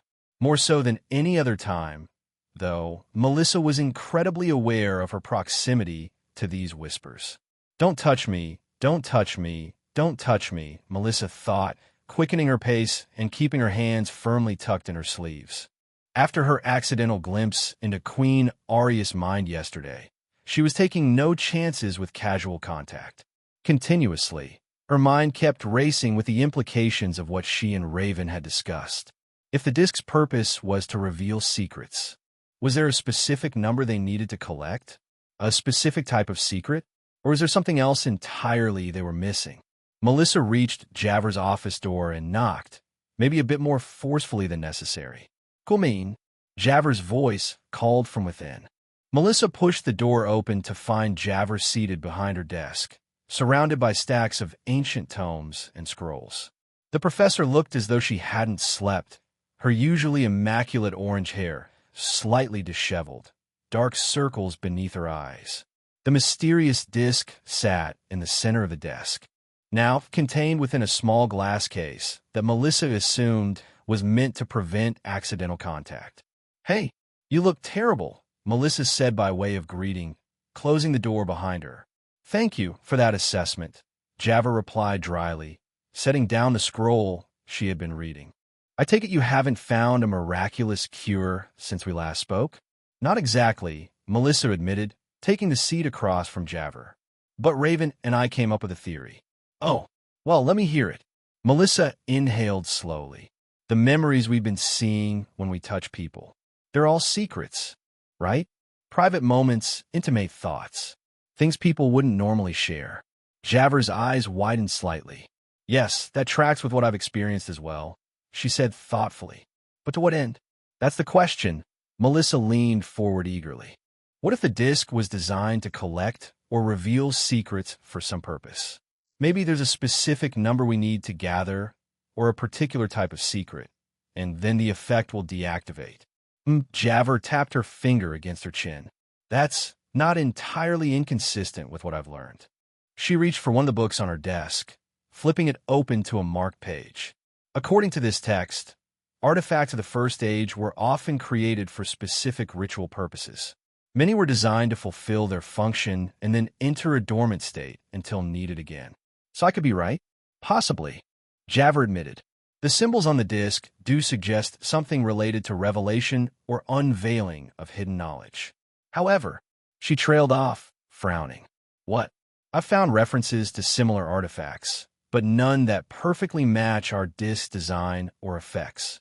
The closest mention I could find was of something called the Mirror of Secrets, which supposedly allowed ancient magistrates to determine if someone was lying by revealing their hidden thoughts. That sounds promising, Melissa said. Yes, except the text specifically mentions that the mirror required both parties to touch it simultaneously while asking specific questions. That's not how our disc functions. Melissa's enthusiasm dimmed slightly. So what does that mean? Javert sighed, leaning back in her chair. It means that without more specific information about this particular artifact, we're largely operating on educated guesswork. I've sent a message to a colleague who specializes in First Age history, but I doubt we'll hear back for at least a week. A week? Melissa exclaimed. I can't avoid touching people for a week. That's... She gestured wildly, unable to articulate just how impossible that would be. I understand your frustration, Javert said calmly, but there may be another solution. I'm all ears. Based on what I've read about similar artifacts, there's a strong possibility that the effect is temporary regardless of whether we discover its purpose or not. Temporary how? Well, many ancient enchantments operate on lunar cycles, Javert explained. They activate during certain phases of the twin moons and deactivate during others. Given that we've been experiencing these effects for approximately 2 days now, it's possible they'll naturally dissipate when the moons enter their next phase. Melissa stared at her. You're saying we might just have to wait it out? Essentially, yes. That's your big solution? Just wait and hope it goes away on its own? Melissa couldn't keep the disappointment from her voice. I wouldn't characterize it quite like that, Javert said, a hint of defensiveness creeping in her tone. I'm suggesting that based on historical precedent, this effect is likely to be temporary rather than permanent. There's a significant difference. Melissa slumped in her chair. How long? If I'm right about the lunar cycle theory, 3 to 5 days at most. And if you're wrong, Javert sighed, then we continue researching until we find a solution. She said finally. But in the meantime, yes, we need to be cautious about physical contact. Melissa groaned, dragging her hands down her face. 5 days of avoiding touch, in a school full of people, while living with my extremely touchy-feely family and friends. Fantastic. Look on the bright side, Javert suggested. At least you're probably not seeing anything exciting every time you touch Raven. You're actually right about that, but that's been weird actually. Melissa tilted her head thoughtfully. Everyone else, I get these intense private moments, but with Raven, it's just normal, everyday stuff. No secrets. No hidden sots. Just her doing regular things. Oh, well, that's interesting, Javert murmured, making a note on a piece of parchment. That could support the secrets theory. Perhaps Raven simply doesn't have many secrets? Or, Melissa said slowly, a new thought occurring to her. Maybe her secrets aren't what we think they are. Meaning? I don't know exactly, Melissa admitted. Just a feeling. Javert studied her for a moment, then nodded. While we wait for more information, I want you to keep track of any patterns you notice, which memories you see, under what circumstances, whether certain types of contact trigger different types of memories. The more data we have, the better chance we have of understanding this phenomenon. Will do, Melissa promised, standing up. Guess I'll go practice my no-touching skills now. Maybe I should start wearing a sign.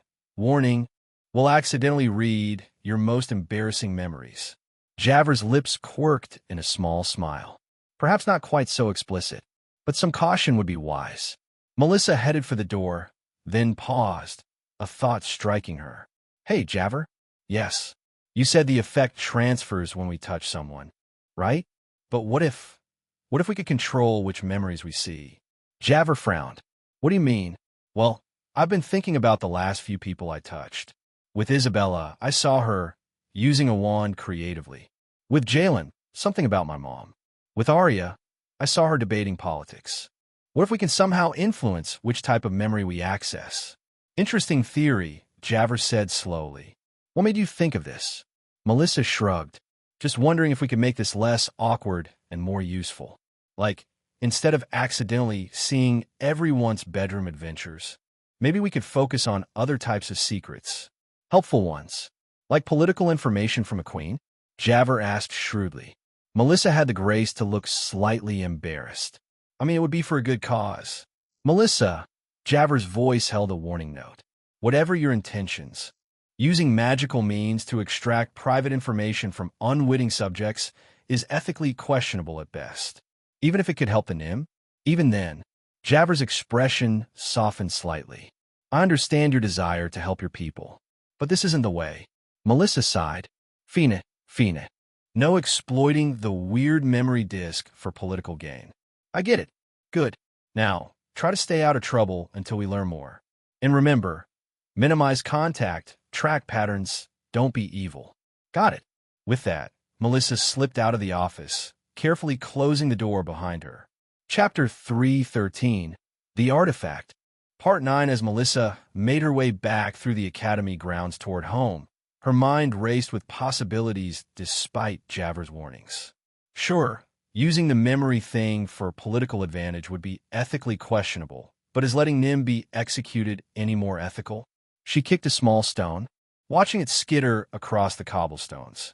But Javer has a point too. Using magic to spy on people without their knowledge? That's pretty shady, even for a good cause. The streets grew more crowded as she approached the market district. People everywhere. Too many bodies. Too many opportunities for accidental contact. She sidestepped a pair of children chasing each other, dodged around a cart piled high with vegetables, and nearly jumped out of her skin when a street vendor tried to press a sample into her hand.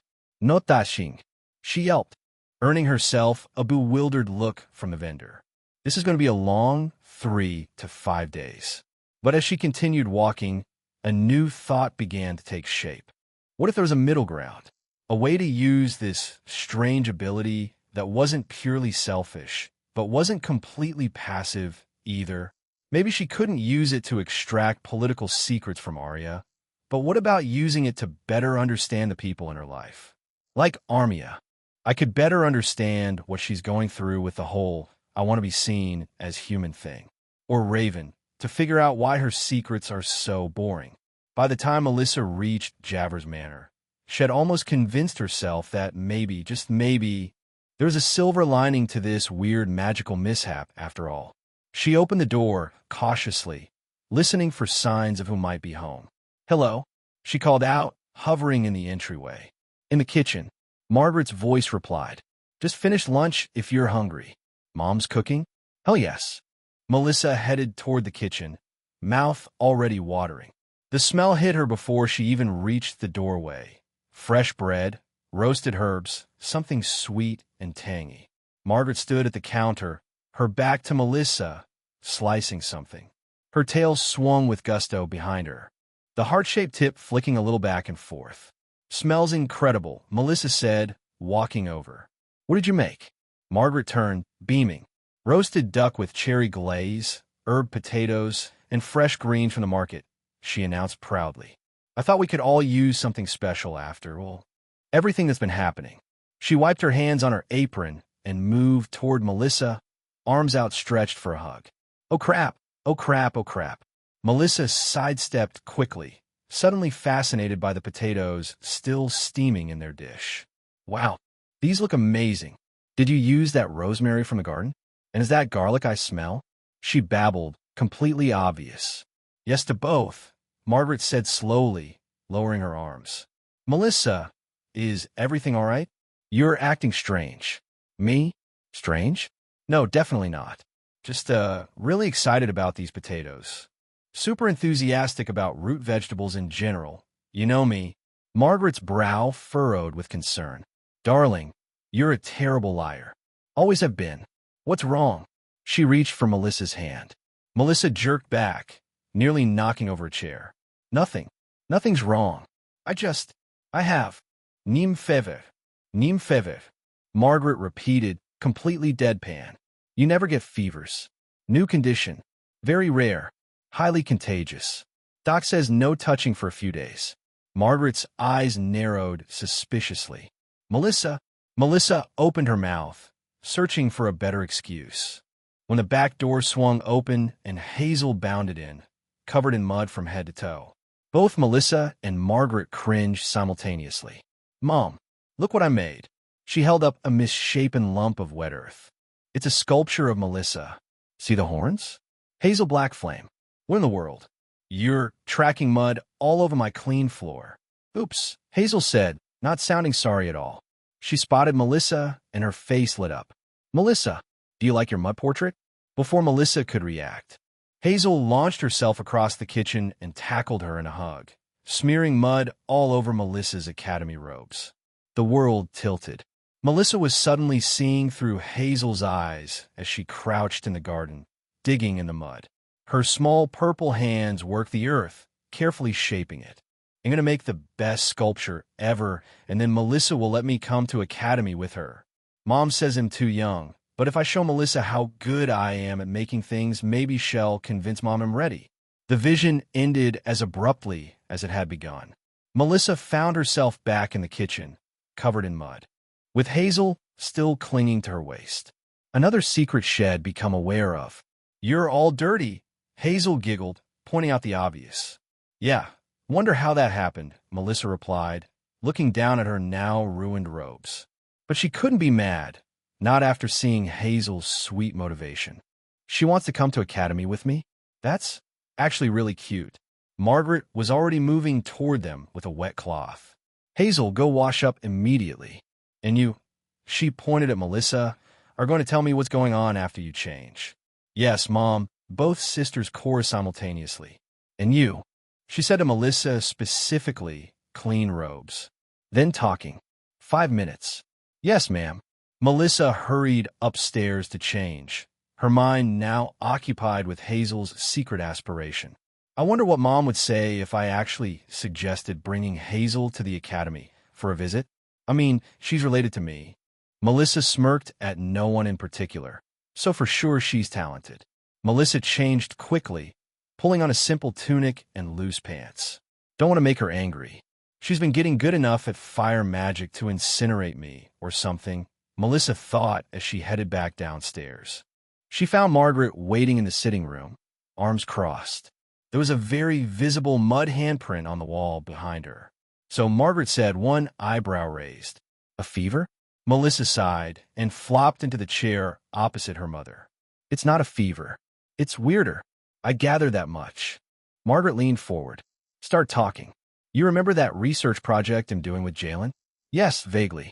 Melissa rolled her eyes. Well, we found something in the library. A secret passage. Of course you did. Margaret's head hung, and now was her turn to sigh. And Melissa continued. At the end of it, there was this disc. Ancient artifact thing. Margaret's expression shifted from skeptical to concerned. Melissa, please tell me you didn't touch an unidentified magical artifact. Melissa grinned sheepishly. In my defense, nothing happened. At first, Margaret pinched the bridge of her nose. Oh, sweet goddess, give me strength. But then later, like the next day, we figured out what it did. Melissa hesitated. When I touch someone now, I can see their memories. Their private ones. Their secrets. There was a long moment of silence. Then Margaret burst out laughing. That's your big excuse. A magic memory disk? She wiped away a tear. Darling, if you didn't want a hug, you could have just said so. I'm serious. It really happens. And it's not just me. Javer and Jalen touched it too. Melissa crossed her arms defensively. Why do you think Jalen hasn't come out of her room at all? At that, Margaret paused. Huh. I assumed she was staying with a friend. Margaret smirked. No, she's avoiding all of us because she accidentally saw a memory of you and Dad. You know? Melissa made a vague gesture. Margaret's eyes widened slightly. Oh, yeah. Oh. Margaret blushed. And this happens every time you or Jalen touch someone. You just see their private memories? And Javer. Melissa made sure to add. Though, not everyone has shown me sexy stuff, Melissa clarified.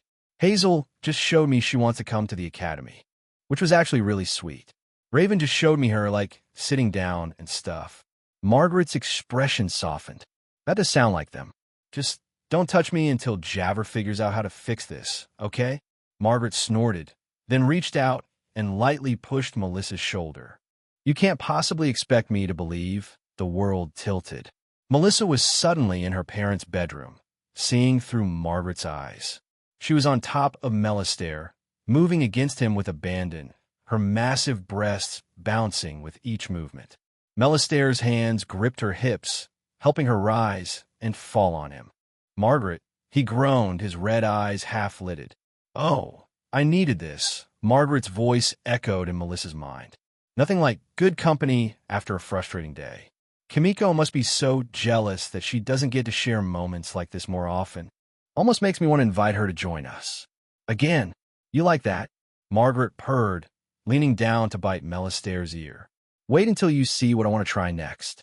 Melissa gasped as the vision ended, finding herself back in the sitting room. Margaret was staring at her with a shocked expression. Margaret smiled nervously. Did you just? Told you. Melissa threw her hands up, her face burning violet. You fantasized about Aunt Kimiko. Margaret's cheeks turned a darker shade of purple. That was private. No kidding. Melissa couldn't help but laugh despite her embarrassment. Dad has no idea what you're thinking, does he? Margaret's cheeks turned a darker shade of purple. Well, he could likely guess. Margaret laughed, her embarrassment fading into amusement at Melissa's discomfort. And if we're comparing awkward revelations here, I'm pretty sure I've walked in on you and Isabella enough times to balance the scales. That's different. Melissa protested, dropping her hands. How is that different? She's not my sister. No, Margaret replied, smirking. Just your cousin. Melissa opened her mouth, then closed it again. Touché. They sat in awkward silence for a moment. So, Margaret finally said, 3 to 5 days of this, huh? According to Javer.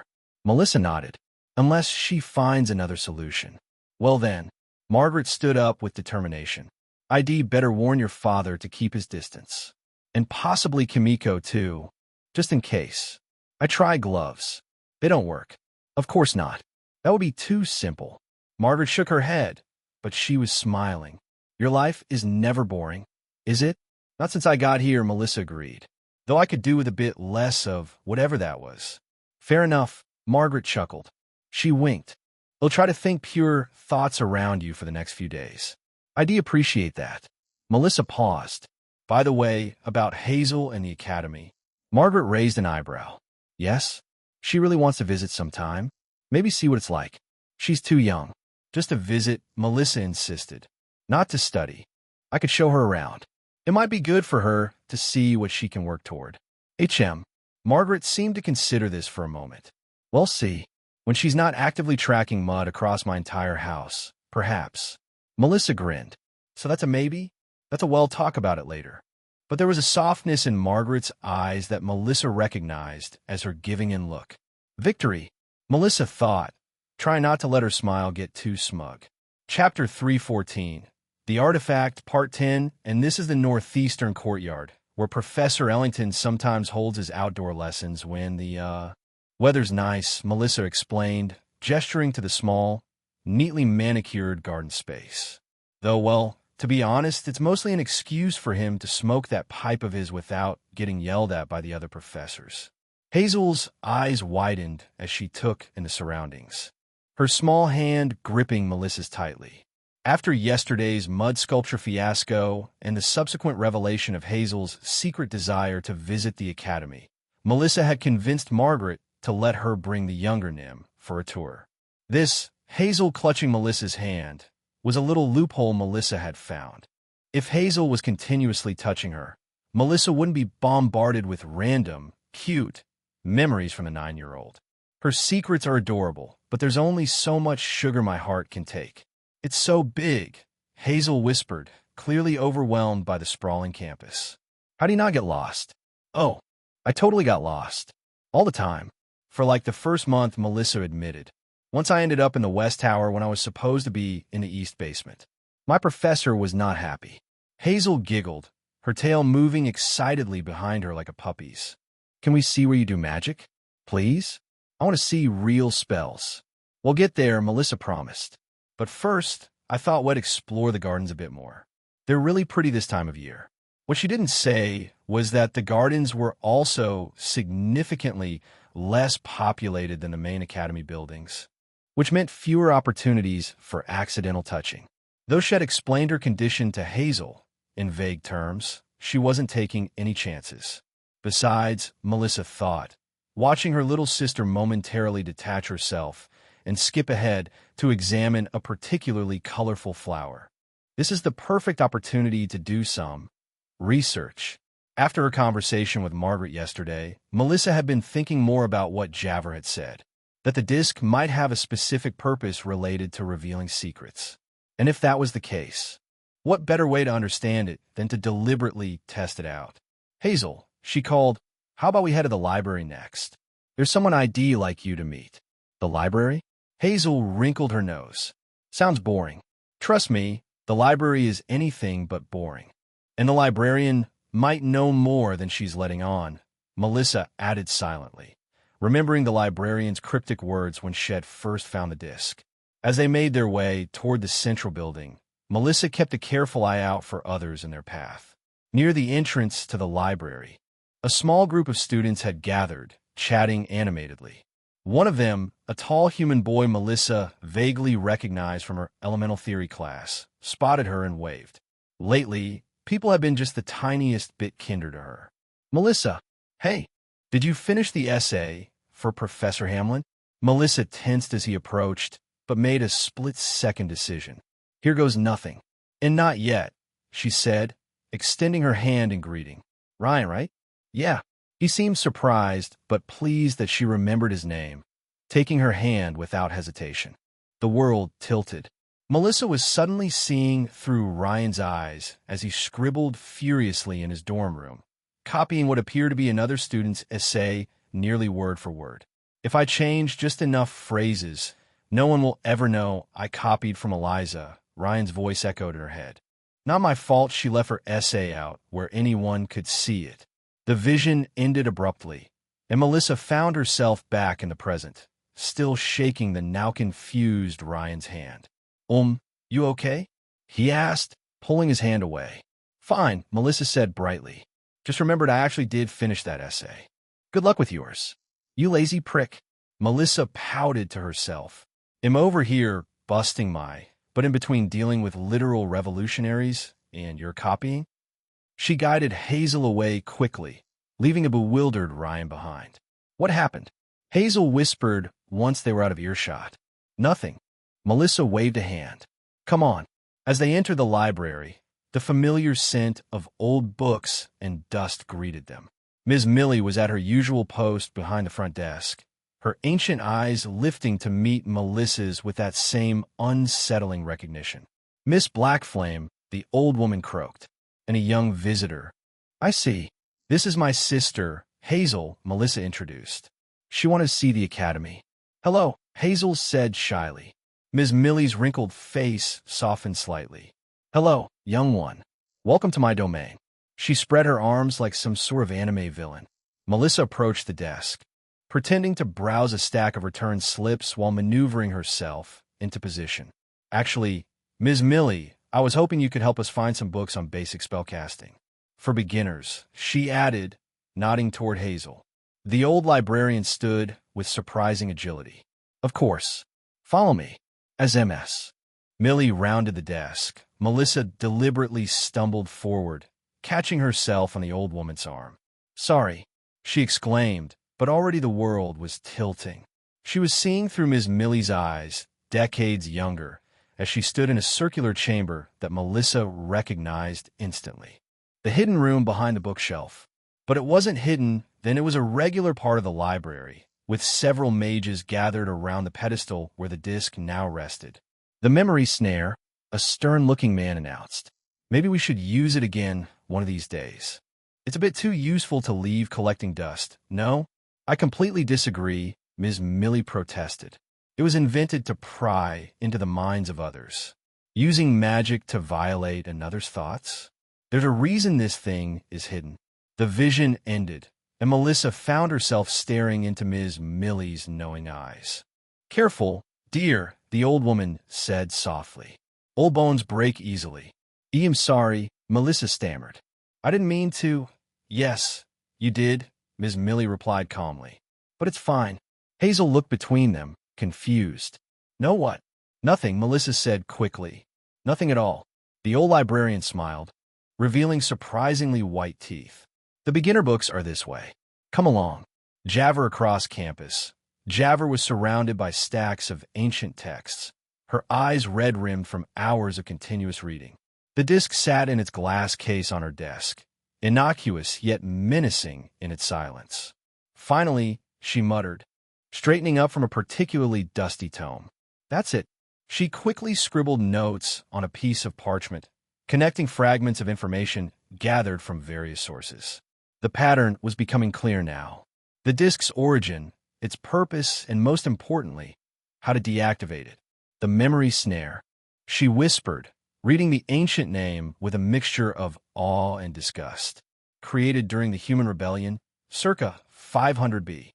According to her research, the disc had been developed by human mages as a weapon against their Nim oppressors. By forcing a connection to the Nim's most intimate thoughts, the humans gained strategic advantage in their uprising without the Nim ever even knowing. No wonder it's been hidden all these years, Javer thought, grimacing, though you'd think some humans would view it as a trophy or a holy weapon. But the most important discovery was the deactivation method. The text described a simple ritual, bringing all affected parties together to touch the disc simultaneously, acknowledging the secrets they'd seen and essentially closing the circuit. Simple enough solution. A knock at her office door interrupted her thoughts. Come in, she called, hastily organizing her notes. Raven entered, her face as expressionless as ever. You wanted to see me, Professor? Yes, thank you for coming, Javer said, gesturing to the chair across from her desk. I need help organizing these materials. I made significant progress in my research, but I'm afraid my methods have been chaotic. Raven nodded, already moving to gather scattered scrolls. Of course. Be careful with those near the disc, Javer warned, turning to retrieve a book from a high shelf. Don't touch the case. A soft click made her turn back sharply. Raven had lifted the glass case, her bare finger touching the edge of the bronze disc as she moved a scroll that had somehow gotten underneath it. Oh no, Javer groaned as Raven blinked in confusion, her normally stoic face showing rare surprise. I apologize, Raven said slowly, withdrawing her hand. Did I do something wrong? Javer sighed deeply, pinching the bridge of her nose. Well, congratulations, she said dryly. You're now part of our little memory-sharing circle. I hope you enjoy seeing everyone's most intimate thoughts for the next few days. Raven stared at the disc, then back at Javer. I don't understand. You will, Javer assured her. Very, very soon. Chapter 315. The Artifact, Part 11, I don't understand, Raven repeated, staring at the bronze disc with narrowed eyes. This object shares memories? Javer sighed, carefully replacing the glass case over the artifact. She had spent the last 20 minutes trying to explain the situation to Raven, who looked as confused as her typically expressionless face could manage. Not exactly, Javver said. It creates a connection. When you touch someone, you experience a random memory from their perspective. That seems... Raven paused, searching for the right word. Invasive. That's putting it mildly, Javver agreed. It was designed that way. The memory snare was a weapon created during the human rebellion as a way to spy on Nim. Raven tilted her head slightly. How'd I know if it's working? Javver couldn't help but smile. Of course, Raven would need proof rather than taking her word for it. Well, you'll find out the next time you touch someone. She glanced at the time crystal on her desk. Speaking of which, I need to find Melissa. She's showing her sister around campus today, and I should warn her about our new development. As they exited Javver's office, Raven stayed unnervingly close, her eyes fixed on Javver's face. Does it hurt? She asked abruptly. Does what hurt? Seeing other people's memories. Javver considered the question. Well, physically no, but I suppose you could make an argument that it hurts emotionally. I mean, people's private moments should remain private. Raven nodded thoughtfully, then asked in the same flat tone, what's the probability I'll see sexual memories if I touch someone? Javver nearly tripped over her own feet. I what? Melissa explained that Nim need regular sexual contact to survive. Kitsune engage in sexual activity frequently as well, as it energizes them. Statistically speaking, if memories are random and a significant portion of people's memorable experiences are sexual in nature, then, yes, I get the point, Javver cut her off, her cheeks burning. Look, just try not to touch anyone for now, all right? At least until we figure out how to fix this. Understood, Raven said. He'll make a list of questions about this phenomenon to ask Melissa later. Gods help us all. Melissa, so the disc is called the memory snare? Melissa asked, leaning against one of the library's massive bookshelves. Hazel was a few tables away, happily engrossed in a beginner's spellcasting book that Ms. Millie had recommended. The old librarian nodded, her weathered hands sorting through index cards with practiced efficiency. That's what they called it, yes. Nasty piece of work, if you ask me. And it was used against Nim during the rebellion? Melissa pressed, keeping her voice low. Among other things, Ms. Millie replied cryptically. The humans of that era were resourceful in their quest for freedom. Many things we'd consider unconscionable today were standard practice then. Melissa frowned. If it was such a powerful weapon, why hide it away? Ms. Millie paused her sorting, fixing Melissa with those ancient eyes. Because, child, some victories leave a bitter taste. Some weapons, once used, make you question whether you deserve to win at all. She resumed her work. Besides, after the rebellion succeeded, there was no need for such methods. The Nim were already subjugated. The word hit Melissa like a slap. Subjugated. Right. She pushed the thought away. This wasn't the time to revisit those issues. Ms. Millie, you knew about the disc all along, didn't you? Did you think I was going to find it? The old woman's lips quirked into a small smile. I've been the keeper of this library for longer than you might guess, Miss Blackflame. Very little happens here without my knowledge. Then why didn't you warn me? Would you have listened? Ms. Millie countered. Or would discovering the truth yourself make a more lasting impression? Before Melissa could answer, a familiar voice caught her attention. There you are. She turned to see Javver approaching, with Raven trailing silently behind her. Oh no, Melissa thought. Raven's eyes look even deader than usual. Professor Folden, Ms. Millie greeted with a respectful nod. I was just discussing literary history with your student. Javver's expression made it clear she didn't believe that for a second. Melissa, we need to talk, she said. Privately. Is something wrong? Hazel piped up, suddenly appearing at Melissa's side, her tiny hand clutching the spellbook to her chest. Javver's stern expression softened at the sight of the young Nim. Nothing to worry about, little one. Just academy business. She glanced around. Perhaps we could use one of the private study rooms? Ms. Millie produced a key from her sleeve with surprising dexterity. Room 3 is available. You try not to make a mess. As they filed toward the back of the library, Melissa placed a reassuring hand on Hazel's shoulder. Why don't you keep reading while I talk with my professor? He'll be right back. Can I come too? Hazel pouted. I won't tell anyone about your secret disc thing. Melissa froze, while Javver made a choking sound. How do you know about Melissa began? I heard you and Ms. Millie talk about it, Hazel said casually. You're loud. Fair enough. Fine, Melissa sighed. You can come, but you have to promise to stay quiet. Hazel mimicked locking her lips and throwing away the key. Once they were inside the study room, a small, cozy space lined with bookshelves and furnished with a round table and comfortable chairs, Javer got straight to the point. We have a new problem, she said, nodding toward Raven. She touched the disc. I touched the disc, Raven confirmed unnecessarily. Javer says it will make me see other people's memories. I haven't tested it yet. That's not good, Melissa said, then caught herself. I mean, not that I don't trust you, Raven, but this whole memory sharing thing is kind of a huge invasion of privacy. I agree, Raven said. It's unethical, but potentially useful. Melissa stared at her. Useful how? Exactly? Information gathering. Strategic advantage. Blackmail potential. Sexual research. Javer and Melissa both stared at her. Raven blinked. Melissa covered Hazel's ears. What? HM? Raven tilted her head. I've been meaning to improve my skills when it comes to, and this is why we're concerned. Javer cut in. The memory snare was designed as a weapon, and it's all too easy to use it as such, understand? Anyway, I believe I've found a solution. According to my research, the memory snare can be deactivated if all affected parties touch it simultaneously during a simple ritual. Define simple, Melissa said warily. Nothing dramatic.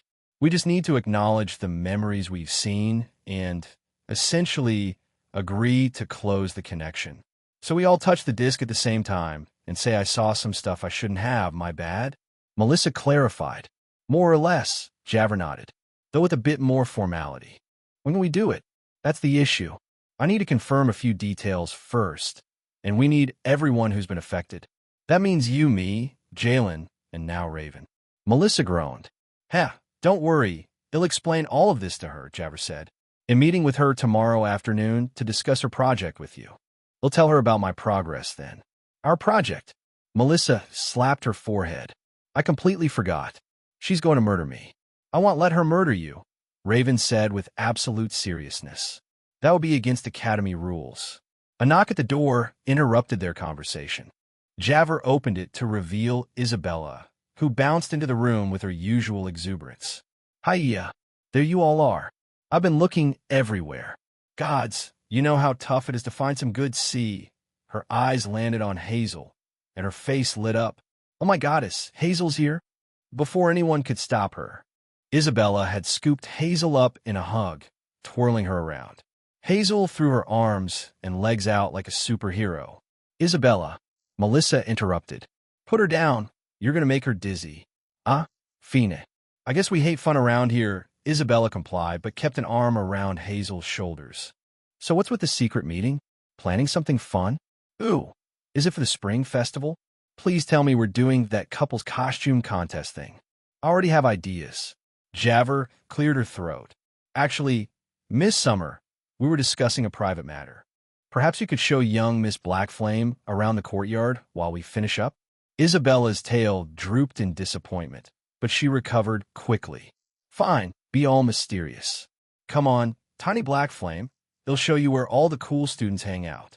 Don't, Melissa warned as Isabella led Hazel toward the door. Don't show her anything inappropriate. Me? Inappropriate? Isabella gasped in mock offense.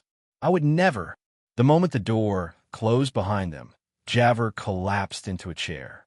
That was close. The last thing we need is Isabella finding out about the memory snare. Can you imagine? Melissa could all too clearly. Isabella would probably touch every person in the academy just to collect juicy gossip. So what's our next move? She asked. They'll confirm the ritual details tonight, Javer said. Tomorrow, they'll speak with Jalen.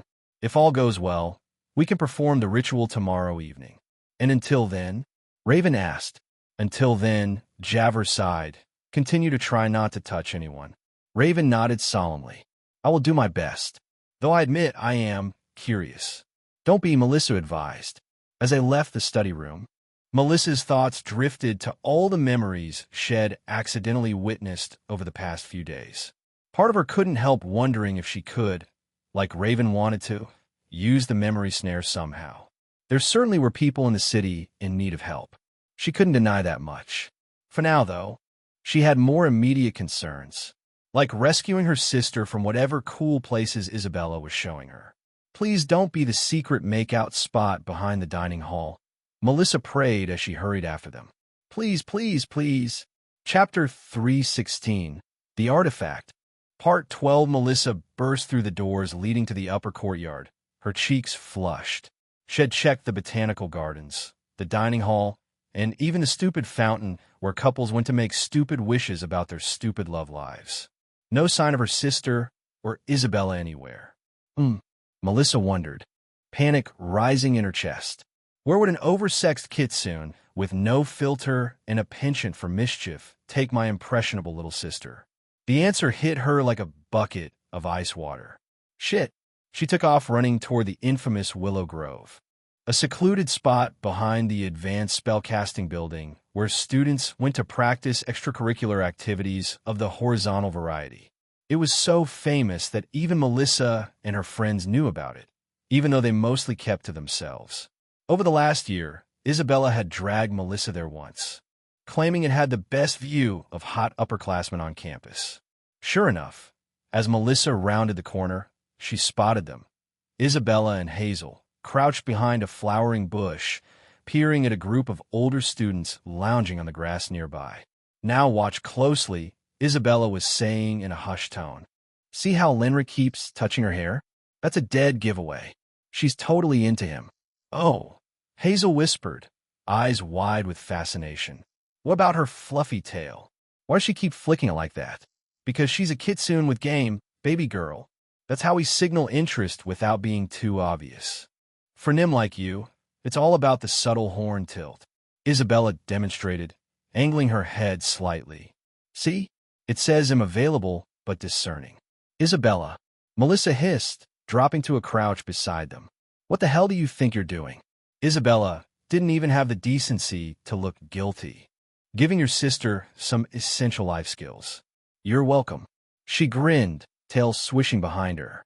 Figured I'd start her early, so she doesn't end up as socially constipated as you were when you first got here.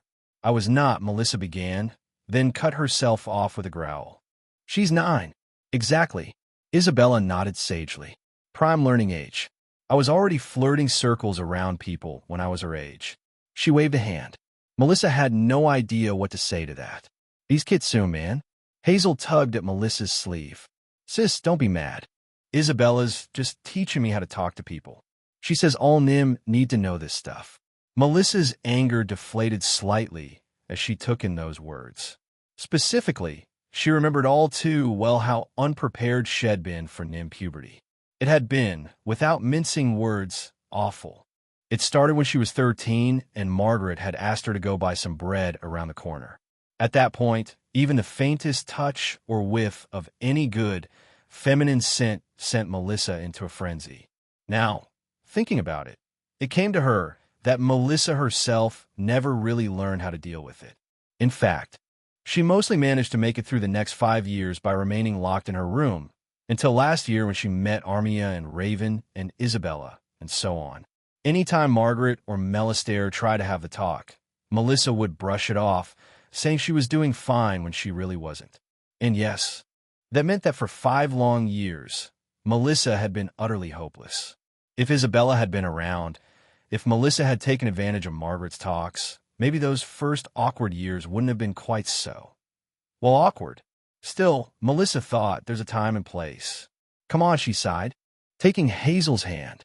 We're going back to the library. Isabella, you're on thin ice. What? Why? I didn't even get to all the juicy stuff, I swear.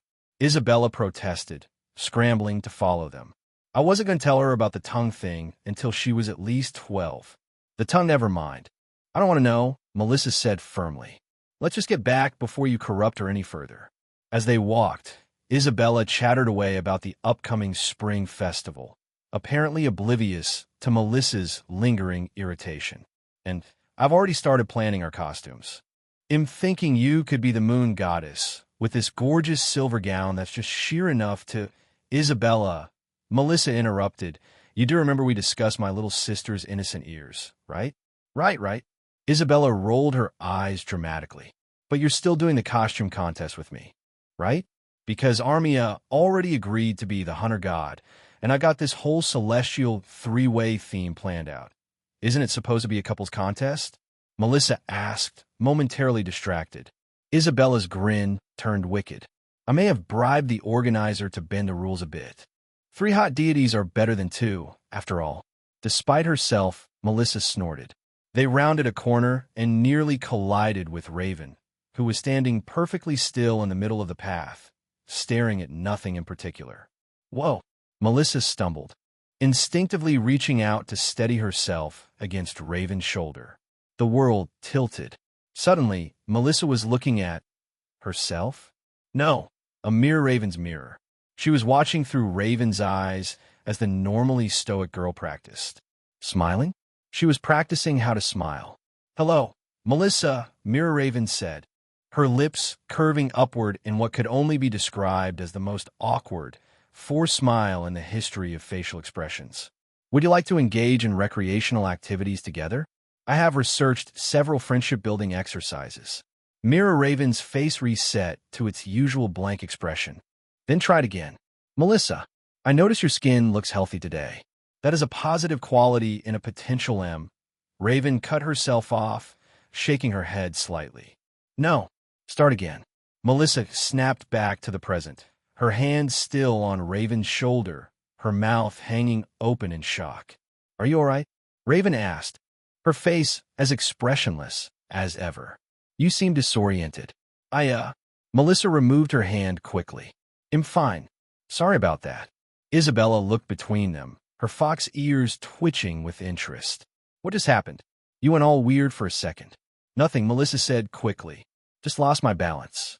Raven's gaze was uncomfortably bravado. Given that she touched the disc too, that meant she'd seen one of Melissa's recent memories, right? But she didn't react at all. Anyway, we should head to the library, Melissa said. Javert will be waiting. Melissa kept sneaking glances at Raven the whole time, though. Javert squinted at the ancient text. The faded script was barely legible. She'd been at it for hours, cross-referencing every mention of the memory snare she could find in the Academy's restricted archives. This can't be right, she muttered, tracing a finger along a particularly illuminating passage. According to this text, the memory snare had been commissioned by a very specific human, Lord Callum of Syux, the great-great-great-grandfather of Queen Melara. The late queen, huh? Javert sighed, who was herself a shadow mage. If the memory snare had been a royal family weapon, that would explain much about how the shadow mages had maintained such a powerful grip on the kingdom for over a century. They hadn't just been spying on Nim, they'd been spying on everyone, collecting secrets like currency. But then, why would they throw a weapon like this away? A knock at her door jolted her from her revelations. Come in, she called, hastily covering the most damning texts with blank parchment. Melistaire poked his head in, his expression apologetic. Sorry to disturb you, Javert, but Margaret sent me to check if you're joining us for dinner. She says you've been cooped up in here all day. Javert smiled tiredly. I lost track of time. Tell her I'll be down shortly. As Melistaire nodded and withdrew, Javert glanced back at her research. The shadow mages. At least they're gone now. And if they aren't, I'm damn sure they will be soon. Jalen sat on the edge of her bed, staring at her hands as if they held the answers to all her problems. She flopped backward onto her mattress with a groan. She'd been debating something recently. It's wrong, she reminded herself for the 1,000th time. She's practically family. Also, she's Melissa's mom, for fuck's sake. And married. But a traitorous voice in the back of her mind whispered something else entirely. But what if, just once or twice, she let herself touch Margaret? Just a brush of hands. A momentary contact. À quoi faut dire qu'il se traitait d'accident? She would, of course, see a memory. Probably something mundane, like cooking or shopping. Or something with Melistaire, the voice suggested. Jalen's cheeks burned at the thought. To see Margaret through Melistaire's eyes. To experience what he experienced when they were together. It'd be wrong. Definitely far from the right thing to do. But it might also be the only way she'd ever know what it was like to be with Margaret, given that, obviously, Margaret doesn't see her that way. A little stolen moment that no one would ever have to know about. A secret she could lock away and use to finally move on from this hopeless crush. Maybe, Jalen thought, rolling on her side and hugging her pillow, maybe that's what I need. One glimpse, and then I can let this go. As she drifted off to sleep, her mind filled with possibilities. Tomorrow, she decided as sleep claimed her. And, just once, just one time, ITLL be fine. Chapter 317. The Artifact. Part 13. Melissa tapped her quill against the parchment, adding another name to her list. The paper was headed people to accidentally touch, with quotation marks aggressively emphasized through multiple underlines. So far, the list included Professor Ellington probably knows something about the memory snare's history. MS. Millie definitely hiding something more. That smug guard who always gives me extra trouble at the academy gate, she hesitated, then scribbled a fourth name. Queen Arya again? If opportunity presents itself. Not likely, she thought with a snort. She's probably not going to invite me back to the palace for a little while. And when would I ever casually bump into the Queen of Syux? Melissa tucked the list into her pocket, satisfied with her plan. She had thought about what Shed talked about with Javert, and, to be honest, if Javert thought they should just deactivate the memory snare without using it to their advantage first, she was out of her mind. It was practically begging to be used for some good old-fashioned information gathering. Magic wand-wielding Nim by day, secret memory thief by night, Melissa muttered to herself. Impractically a superhero. She slung her bag over her shoulder and headed out, nearly colliding with Margaret in the hallway. Whoa there! Margaret almost tried to steady her, nearly touching her shoulders. Someone's in a hurry. Sorry, Mom. Just trying to get to the academy early. Big test in, theoretical magic today. Margaret raised an eyebrow. Really? Because I distinctly remember you complaining last night about how you had a free morning because the professor canceled class. Busted. Oh, right. That was yesterday I was thinking about, Melissa fumbled. Today is a special study session. With Jalen. For our project. Margaret's expression made it clear she wasn't buying it, but, thankfully, she let it slide. Well, since you're so eager to get to your study session, you can take Hazel with you. What? She's been begging to go back ever since yesterday, Margaret said with a sigh. Loved it, apparently. Especially her chat with Isabella. But, no buts, Margaret shook her head, smiling. She's already dressed and waiting by the door. Though please keep a better eye on her this time. It's a bit early for her to be coming home asking me about the tongue thing. Melissa's face heated. Izzy. I'm sure it was, Margaret said dryly, giggling. Just try to make sure my youngest isn't getting advanced lessons in Nim seduction techniques, all right? Fine, Melissa grumbled. But this totally messes up my plans. What plans? Margaret asked innocently. And nothing. Just, studying. With Jalen. Like I said, Margaret's eyes narrowed. But before she could press further, Hazel came bounding down the hallway, practically vibrating with excitement. Are we going? Are we going now? Can we see the big library again? Can I practice spells? Isabella said, show me how to make a light ball. Yes, we're going. Melissa sighed, resigning herself to a chaperoning duty. But no unsupervised time with Isabella, got it? Got it. Hazel nodded enthusiastically, already heading for the door. Let's go. As they left the house, Melissa glanced back to see Margaret watching them, smirking. She knows I'm up to something, Melissa thought. Of course she does. The walk to the academy was filled with Hazel's endless questions and observations.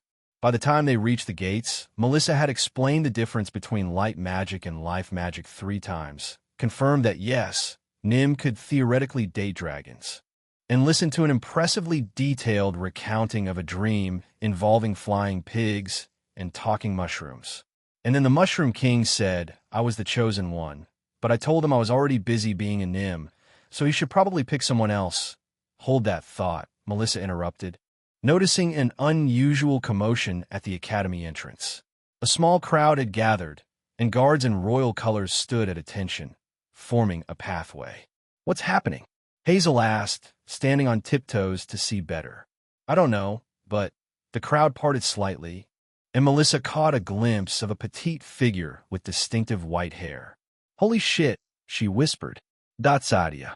"Language," Hazel hissed, mimicking Margaret's scolding tone perfectly.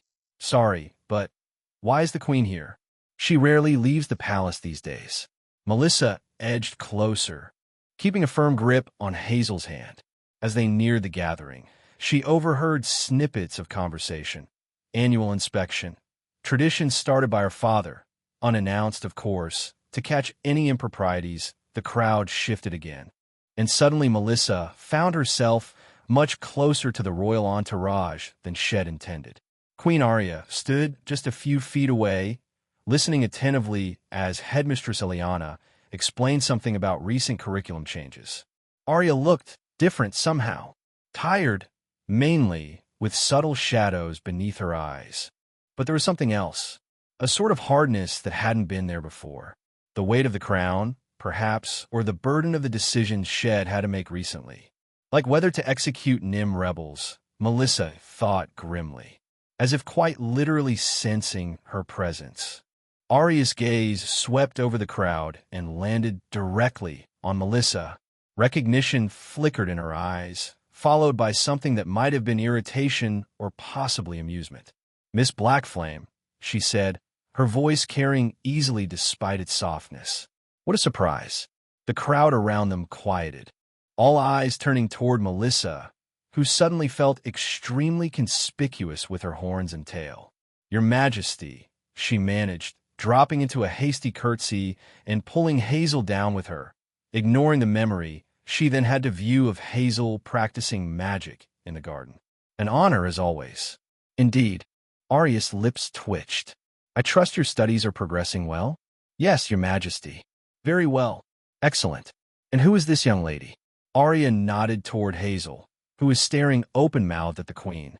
"My sister, Hazel, Your Majesty. She's visiting the academy today." Arya stepped closer, and Melissa caught a whiff of her signature jasmine perfume. "Hello, Hazel. Are you enjoying your visit?" Hazel nodded vigorously, seemingly incapable of speech for once. Arya smiled, a genuine expression that softened her features. "Perhaps you'll attend the academy yourself one day." Then, as she turned to continue her conversation with the headmistress, her hand suddenly brushed against Melissa's arm. The world tilted. Arya stood in her royal chambers, a stack of execution orders on her desk. Her face was drawn with exhaustion as she picked up a document and read the name aloud. "Koros Moonshade." She set it aside, reaching for another. "Execution approved. I will decide the day once I've revisited the evidence later." "Next name." "Varen Darkthorn." Her hand hesitated, then placed it on a different pile. "Commuted to life imprisonment." Another. "Vera Moonshade." This one gave her pause, her fingers tracing the name. "Insufficient evidence. Release pending." Lord Selim, standing nearby, cleared his throat. "Your Majesty, the court expects examples to be made. Leniency toward the Moonshade woman could be misinterpreted." Arya's eyes flashed. "The court can expect justice, Lord Selim, not blind vengeance. I will not execute someone without evidence of direct involvement in violence." "But her brother is not her—" Arya cut him off. "I made my decision." Selim bowed stiffly. "As you wish, Your Majesty. Though I feel compelled to remind you that your mother would have. I am not my mother," Arya said, her voice deadly quiet. "And I thank the gods for that every day." Reality snapped back into focus, and Melissa found herself still standing before the queen, only a second having passed.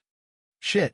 Do enjoy your day, Miss Blackflame," Arya said smoothly, already turning away. Melissa paused, thinking about what she just saw. In the end, it seemed Koros execution was going to happen. Melissa could hardly be sad about that. Koros was an actual murderer. He deserved it, plain and simple. "But," Vera, Melissa thought, sighing. "Damn." As the queen moved on, surrounded by her entourage, Hazel tugged at Melissa's hand. "Cease. You okay?" You went all weird for a second. I'm fine, Melissa assured her. Just surprised to see the queen, that's all. Yeah, that was the queen. Hazel squealed, finally finding her voice now that they were out of earshot. She knows your name. She talked to me. Yeah, Melissa said absently, still processing what she'd witnessed. Pretty cool, huh? The coolest. Can we go see the library now? I want to check out that book about elemental magic. Melissa nodded, allowing herself to be pulled along by her enthusiastic sister while her thoughts remained on Aria's memory. On the bright side, if the queen was showing lenience toward the Nim rebels, or at least toward Vera perhaps, there was hope for real change in Syux. After dropping Hazel off at the library, with firm instructions to stay put this time, Melissa headed to her elemental theory class. She was already late, but the professor was usually forgiving. She slipped into the classroom, muttering a quick apology, and took her seat beside Isabella, who immediately passed her a note. Where have you been? It read in Isabella's looping handwriting. You missed Armia wearing her tight practice clothes before she changed for class. Her ass looked divine. Melissa rolled her eyes, smiling, and scribbled back, Royal visit. Tell you later. Isabella's eyes widened, but Professor Hamlin cleared his throat pointedly before she could respond.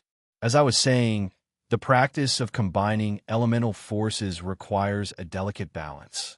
He droned on, and Melissa found her attention already wandering. I'm just glad my seat's finally here, Isabella then said, standing up so she could, as usual, sit on Melissa's lap. As soon as she did, the world tilted dramatically, almost violently. A sudden rush of adrenaline swept through her, leaving her flushed and breathless. Isabella lay on her back, eyes bright with excitement as Armia hovered over her, powerful muscles tensing with each movement. Yes, right there, Scales. Isabella called out.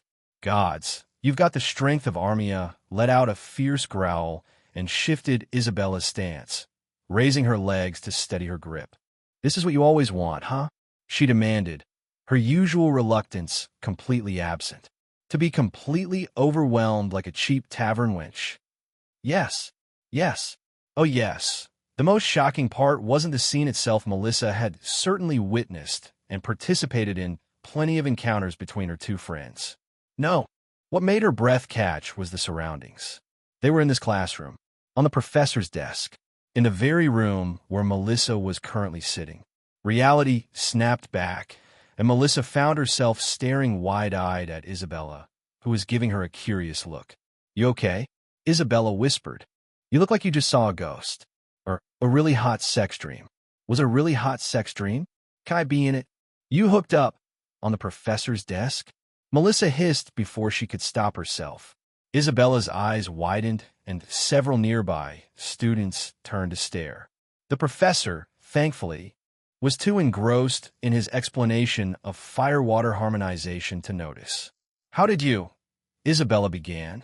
Then realization dawned on her face. Oh, the memory thingy. You saw. Isabella wasn't ashamed at all, funny enough. She grinned. Did you see the part where she picked me up and slammed me against the Miss Black Flame? Miss Summer, the professor's stern voice cut through their whispered conversation. As usual, he sounded eternally disappointed in them. Perhaps you'd like to share your discussion with the entire class? Sorry, Professor. They chorused. It won't happen again, Melissa added, face burning. See that it doesn't.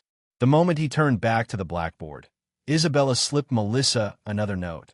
Bathroom after class? Melissa thought about it for a couple of seconds. I mean, it was hot. She answered back. Sure. Jalen paced her small dormitory room, rehearsing under her breath. Oh, Margaret, I didn't see you there. Let me help you with those groceries. She shook her head, dissatisfied with her delivery. Too eager. Try again. She cleared her throat, adopting a more casual tone. Hey, Margaret. Heading out? I was just... No, that's stupid.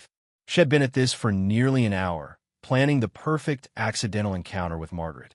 Each scenario she envisioned ended the same way, with her touching Margaret's hand, arm, shoulder, anything to trigger the memory snare's effect.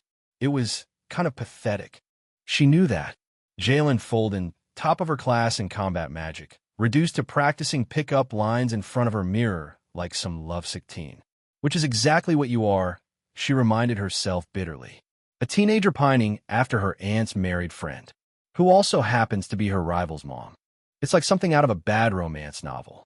But no matter how many times she told herself to abandon this ridiculous plan, her mind kept circling back to the same tantalizing possibility, seeing Margaret through someone else's eyes, experiencing her in a way Jalen never could otherwise. Ugh, this is so wrong. She groaned, flopping onto her bed. So wrong. And yet, she couldn't stop imagining it. If she touched Margaret, would she see a mundane memory of cooking or cleaning? Or would she see more? Melistare's perspective as Margaret straddled him, her silver hair cascading down her shoulders, her generous breasts bouncing with each movement. Jalen's face burned, and she buried it in her pillow. You're the worst, she told herself, voice muffled. The absolute worst. After a moment, she sat up again, smoothing her uniform and taking a deep breath. One more time, she decided. Then I'm done with this nonsense. She stood before the mirror, composing her features into what she hoped was a natural, casual expression. Margaret, I was just stopping by to talk to Javver about our project, but since you're here, maybe you can help me with something?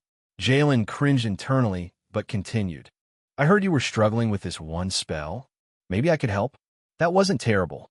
A plausible reason to be at the house. A plausible reason to interact with Margaret. All Shed need, then, was a plausible reason to touch her.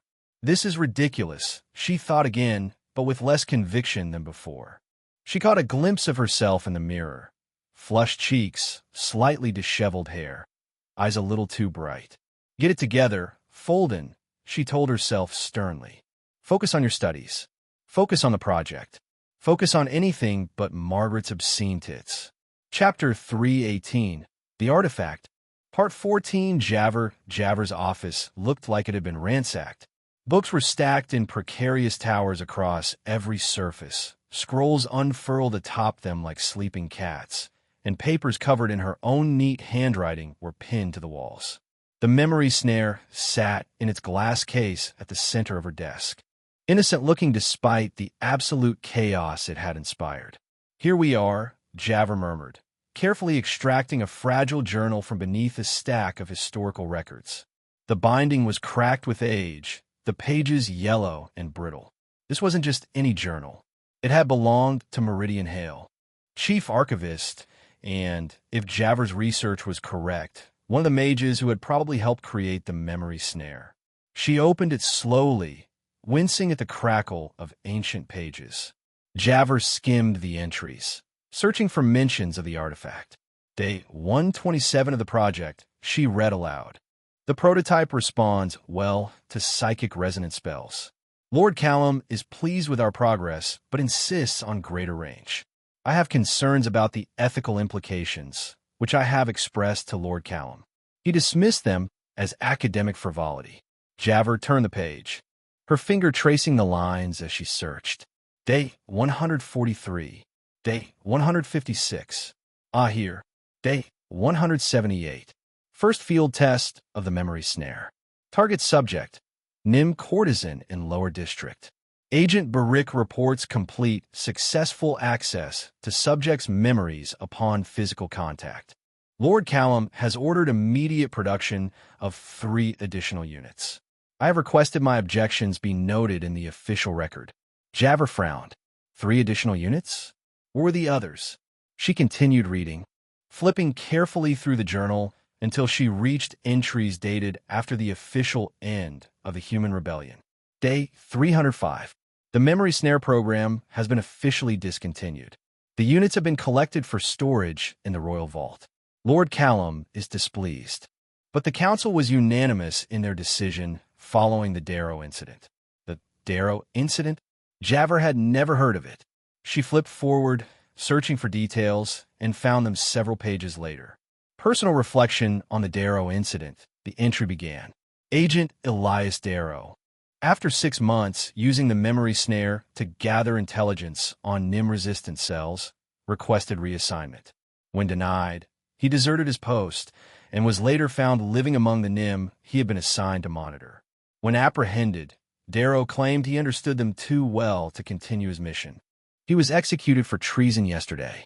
Under questioning before his execution, Darrow claimed extended use of the memory snare had given him profound insight into Nim experiences. He spoke of their suffering and humanity with disturbing empathy. 3 other agents have since reported similar hesitations in their duties. The Council fears the memory snare may be creating sympathy for our oppressors rather than providing tactical advantage. Lord Callum remains convinced of its value, but he has been overruled. All units are to be decommissioned and sealed. Javert sat back, her mind racing. The memory snare hadn't been abandoned because it was ineffective. It hadn't been left at the Academy collecting dust because it didn't work, but rather because it was too effective at cultivating empathy. Experiencing another's memories firsthand, she thought, makes it impossible to maintain the fiction that they're fundamentally different from you. She turned to the final pages of the journal, where the writing had become more hurried, less meticulous. Final entry. I have been summoned to oversee the sealing of the memory snare units. Lord Callum has requested one be preserved for historical documentation. I suspect his motives are less academic. Nevertheless, I am bound by my oath. The primary unit will be stored in the Academy archives, sealed with spells that should, if my calculations are correct, render it dormant for at least a century. I have left instructions with my successor to monitor for any signs of activation. I can only pray that when the seals eventually fail, as all magical seals must, the world will be a wiser one than ours one, where such weapons are no longer deemed necessary. Javert closed the journal gently, her thoughts in turmoil. So the memory snare had been sealed away not because it was dangerous to its users, but because it endangered the official narrative about Nim. Because it made humans see Nim as people rather than enemies. And now Melissa, a Nim, has found it, Javert thought. Well, there's a certain poetic justice there. She reached for a fresh sheet of parchment and began making notes, questions, and theories. If the memory snare had been designed to spy on Nim, but ended up creating sympathy instead, what would happen when Nim used it on humans? When Nim saw human memories, human perspectives, and if there were more units? Where were they now? Jalen smoothed down her tunic for the 5th time, checking her reflection just outside Javert's house. Get it together, Folden, she berated herself. It's just dinner with your aunt and her friends. Same as usual. She raised her hand to knock, but the door swung open before her knuckles made contact. There you are. Javert beamed, ushering her inside. I was beginning to think you'd forgotten. Sorry, Jalen mumbled. I was finishing some research for our project. This was technically not a lie.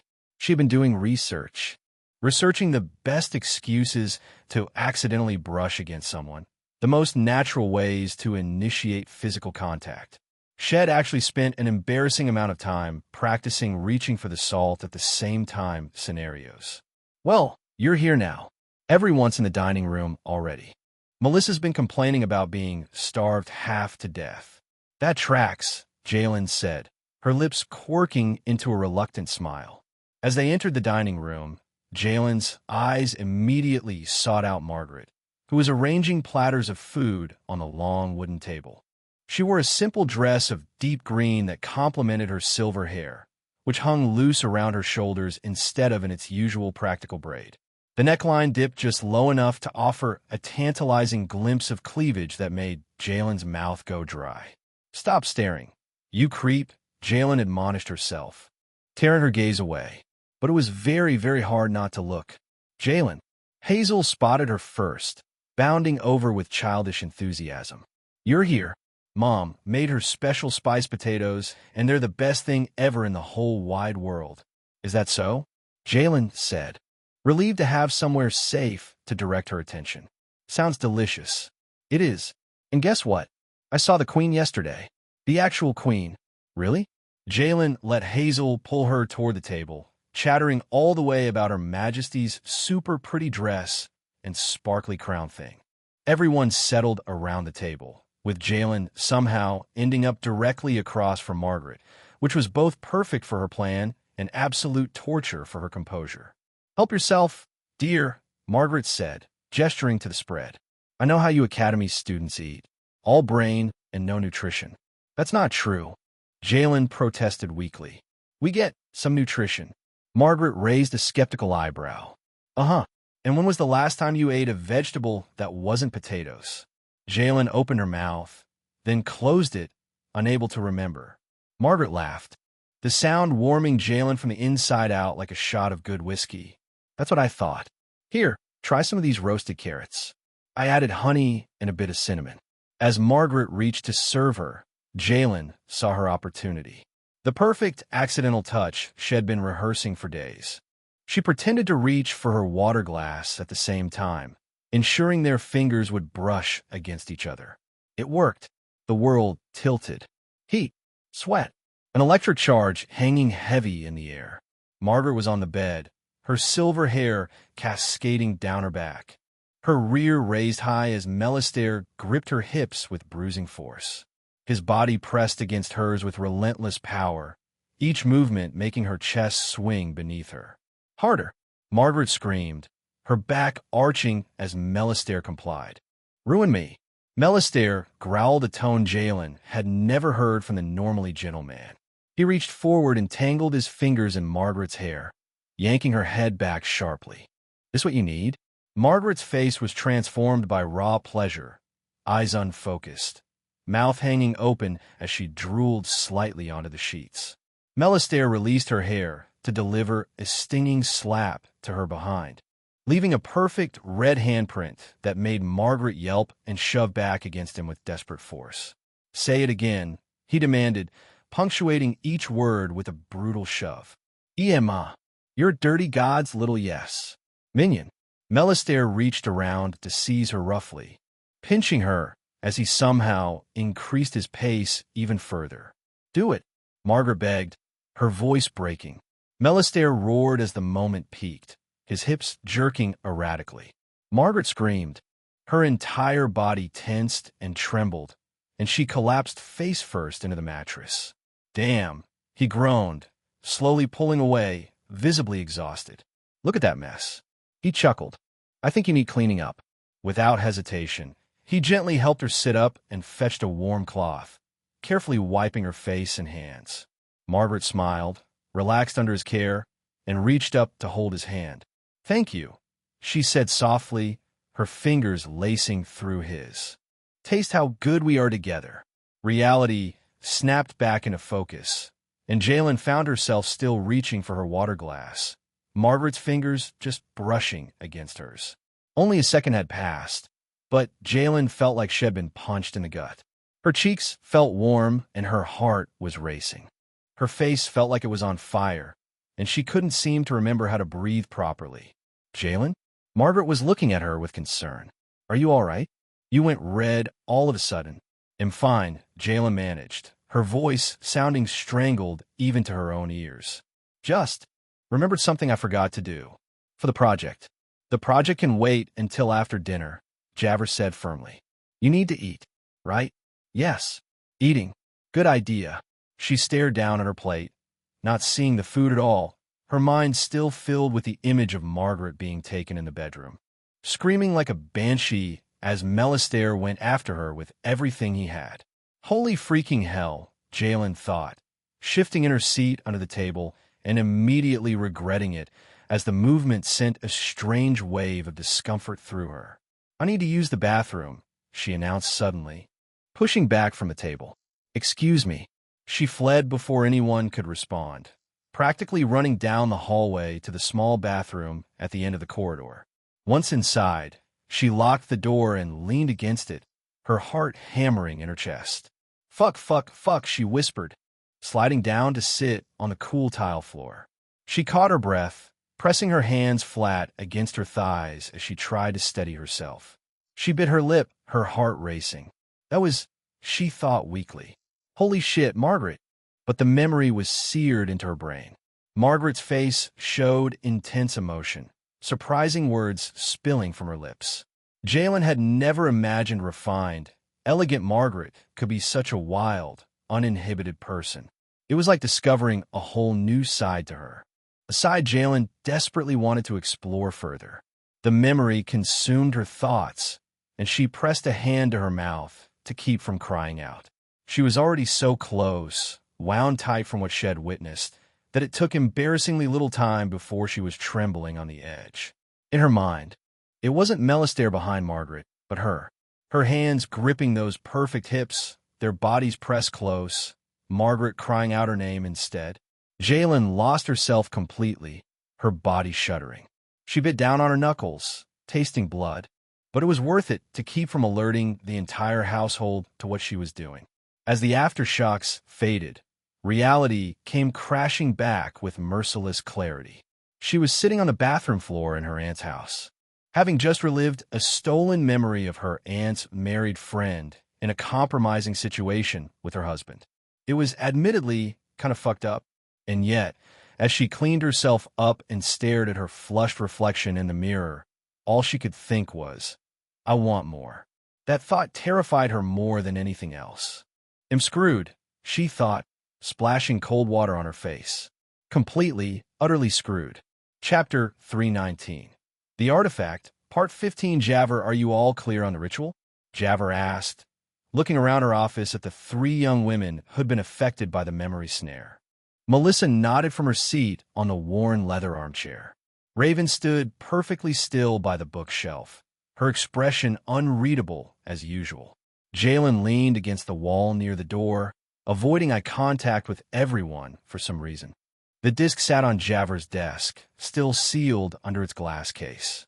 The ritual is simple, Javver continued. We form a circle around the disc, each place a hand on it simultaneously, and acknowledge the memories we've seen. This should close the connection and end the effect. And you're certain this will work? Melissa asked. As certain as I can be based on historical records. Javver replied. The question is, are we ready to proceed? The longer we wait, the more chance of accidental touches and privacy invasions. Javver expected immediate agreement. After all, she had made it clear how dangerous and unethical the memory snare's effects were. Instead, she was met with uncomfortable silence. Melissa cleared her throat first. About that, I was thinking maybe we could wait a few more days. Javver's eyebrows shot up. What? Wait? Why? While Melissa fiddled with the hem of her tunic, I've been learning some really interesting things. About the academy, about people, things that could be useful. Before Javver could respond, Raven spoke up. I also request a delay. Everyone turned to stare at her. You? Javver couldn't keep the surprise from her voice. May I ask why? Research, Raven said simply. The data I'm collecting is valuable. Data, Javver repeated flatly. Raven blinked. Yes. The memories provide insight into social dynamics I've struggled to understand. Javver turned to Jalen, who was studying her boots with suspicious intensity. And you? Do you also want to continue invading people's privacy? Jalen's head snapped up, her cheeks flushing. I didn't say that. I think maybe we should make sure we understand the artifact fully before we deactivate it. For academic purposes. Academic purposes.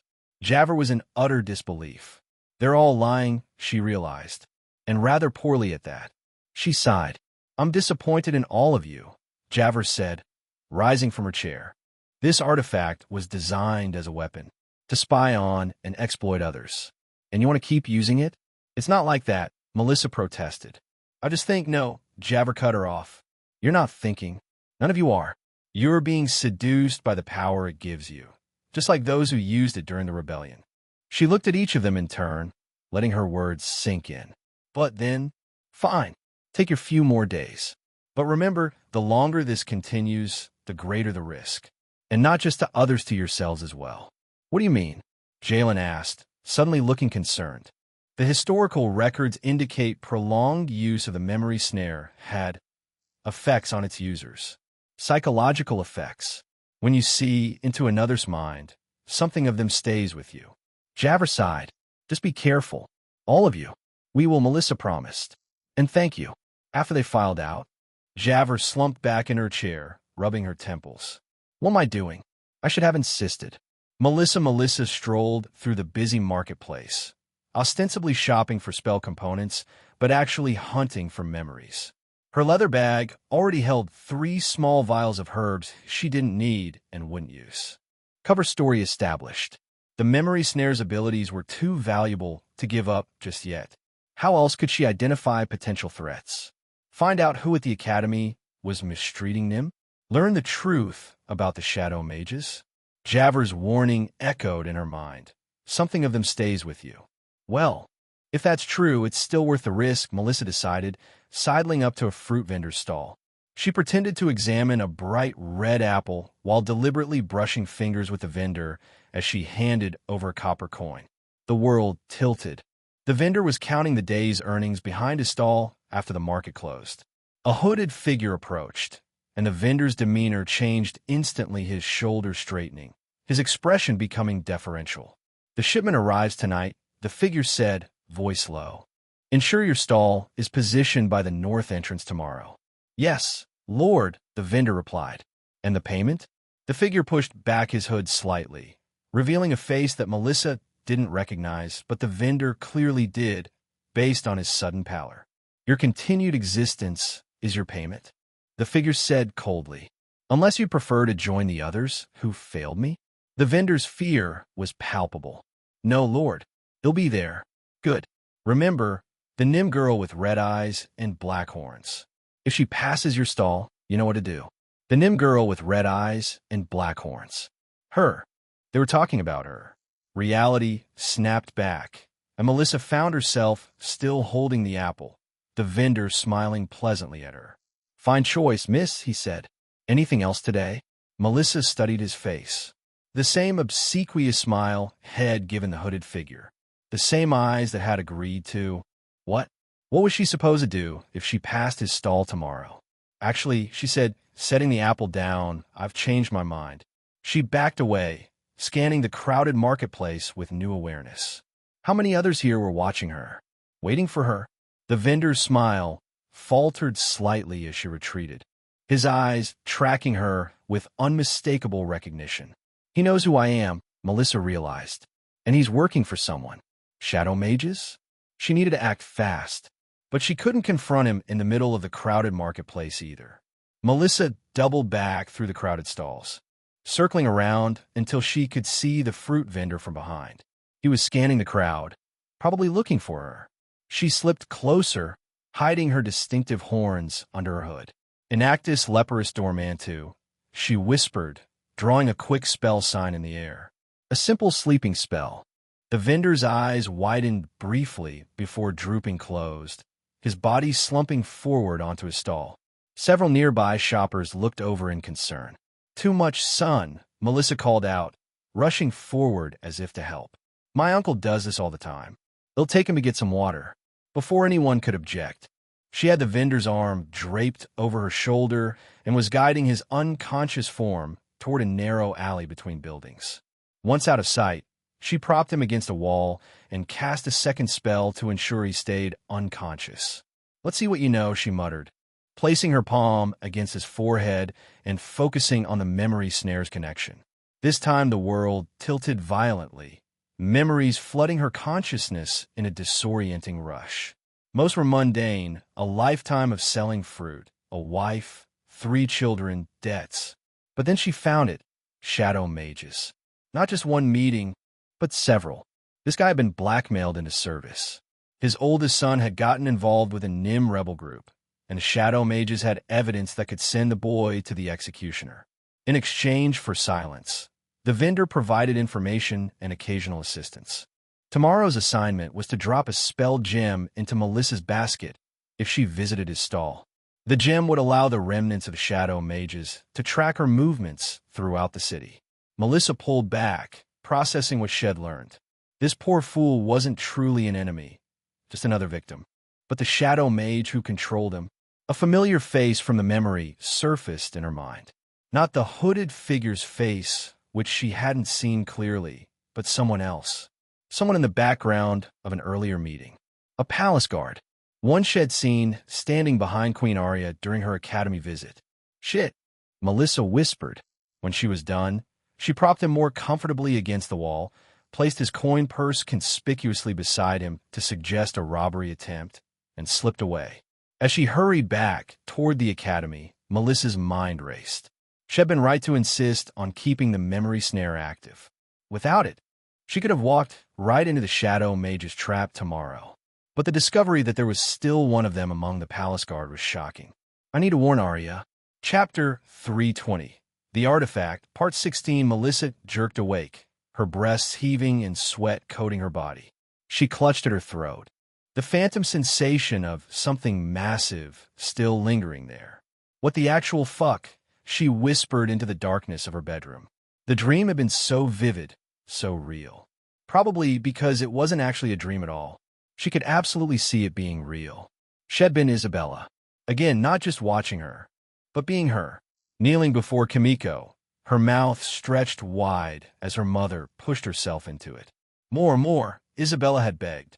And Kimiko had obliged, grabbing Isabella's pink hair and pressing deeper. Isabella had practically worshipped that moment. Her eyes glazed with desire as she struggled and gagged and loved every second of it. Melissa could still taste it, still feel the weight of Kimiko's movements brushing against her chin. Still hear Isabella's muffled sounds of ecstasy. But that wasn't me, she thought, shaking her head vigorously. That was Isabella's memory. And, well, what that meant was fairly clear. The memory snare's influence was spreading. Great, Melissa muttered, swinging her legs over the side of the bed. As if my life wasn't complicated enough. She glanced at the window. Still dark outside, but with hints of pre-dawn gray at the horizon. That special time that was a little too early to be awake, but tragically too late to try sleeping again. It didn't matter, though. She doubted she could sleep after what Shed just experienced, her hand rubbing her throat again. More importantly, she couldn't stop thinking about what Shed discovered yesterday at the marketplace. A shadow mage had infiltrated the palace guard, close enough to Queen Arya to pose a serious threat. Melissa needed to warn her. But how? Hey, Your Majesty, there's a traitor among your guards. How do I know? Oh, I just casually saw one of your guards in a fruit vendor's memory that I accessed with a forbidden magical artifact. She sighed and began dressing. There was no point in delaying. She had come up with something on the way. Getting into the palace was easier than expected. Melissa simply told the guards at the gate that she had urgent information for the Queen regarding yesterday's academy visit. Her previous interactions with Arya got her through with minimal questioning, though they did first check with Arya, of course. Now, she stood outside the Queen's study, rehearsing explanations in her head while a stern-faced guard, not the one Shed seen in the vendor's memory, thankfully announced her presence. Her Majesty will see you now, the guard said, opening the door. Arya sat behind a massive oak desk, looking surprisingly casual in a simple blue dress rather than her formal royal attire. Her white hair was pulled back in a loose braid, and she appeared to have been in the middle of reviewing a stack of miscellaneous documents. The boring part being Queen. Miss Blackflame, she said, setting aside a parchment. This is an unexpected pleasure. What brings you to the palace so early in the day? Melissa bowed, trying to project confidence despite her nerves. Your Majesty, I apologize for the intrusion, but I've discovered something that couldn't wait. Arya's expression sharpened. Go on. There's a traitor among your palace guards. A shadow mage. The Queen's face remained impressively neutral, but Melissa caught the slight widening of her eyes. That's a serious accusation, Arya said carefully. What evidence do you have? Melissa had prepared for this question during her walk to the palace. I overheard a conversation at the marketplace yesterday. A vendor was being blackmailed into helping trap me, and he mentioned a palace guard who works with the shadow mages. A man with a scar across his left cheek. It was a detail Shed glimpsed in the vendor's memory. I see. Arya's fingers drummed once on the desk, then stilled. And you came directly to me with this information? Yes, Your Majesty. Why? The question caught Melissa off guard. Because you're the Queen? And because I thought you should know there are dangerous people close to you? Most would go to the captain of the guard with such information, Arya pointed out. Or to one of my advisors. With all due respect, Your Majesty. How would I know which of them to trust? A smile flickered briefly across Arya's face. A fair point, Miss Blackflame. She stood, moving to a window that overlooked the palace gardens. The guard you described. I know who he is. He joined the palace guard 3 months ago with exemplary recommendations. 2 perfect recommendations, maybe? Melissa suggested. Perhaps. Arya turned back to face her. I've suspected that there's still some amount of infiltration for some time, but lack concrete evidence. Tell me, what else did you overhear about this plot? Melissa hesitated, then decided to share what she could without revealing her nebulous source. The Shadow Mages are still active in Syux, despite the arrests after the rebellion. They've been blackmailing people into helping them, targeting Nym who might cause trouble. Like me. You do seem to have a talent for finding trouble. Arya observed dryly. It's more like trouble finds me, Melissa protested. Arya's lips quirked in amusement. Indeed.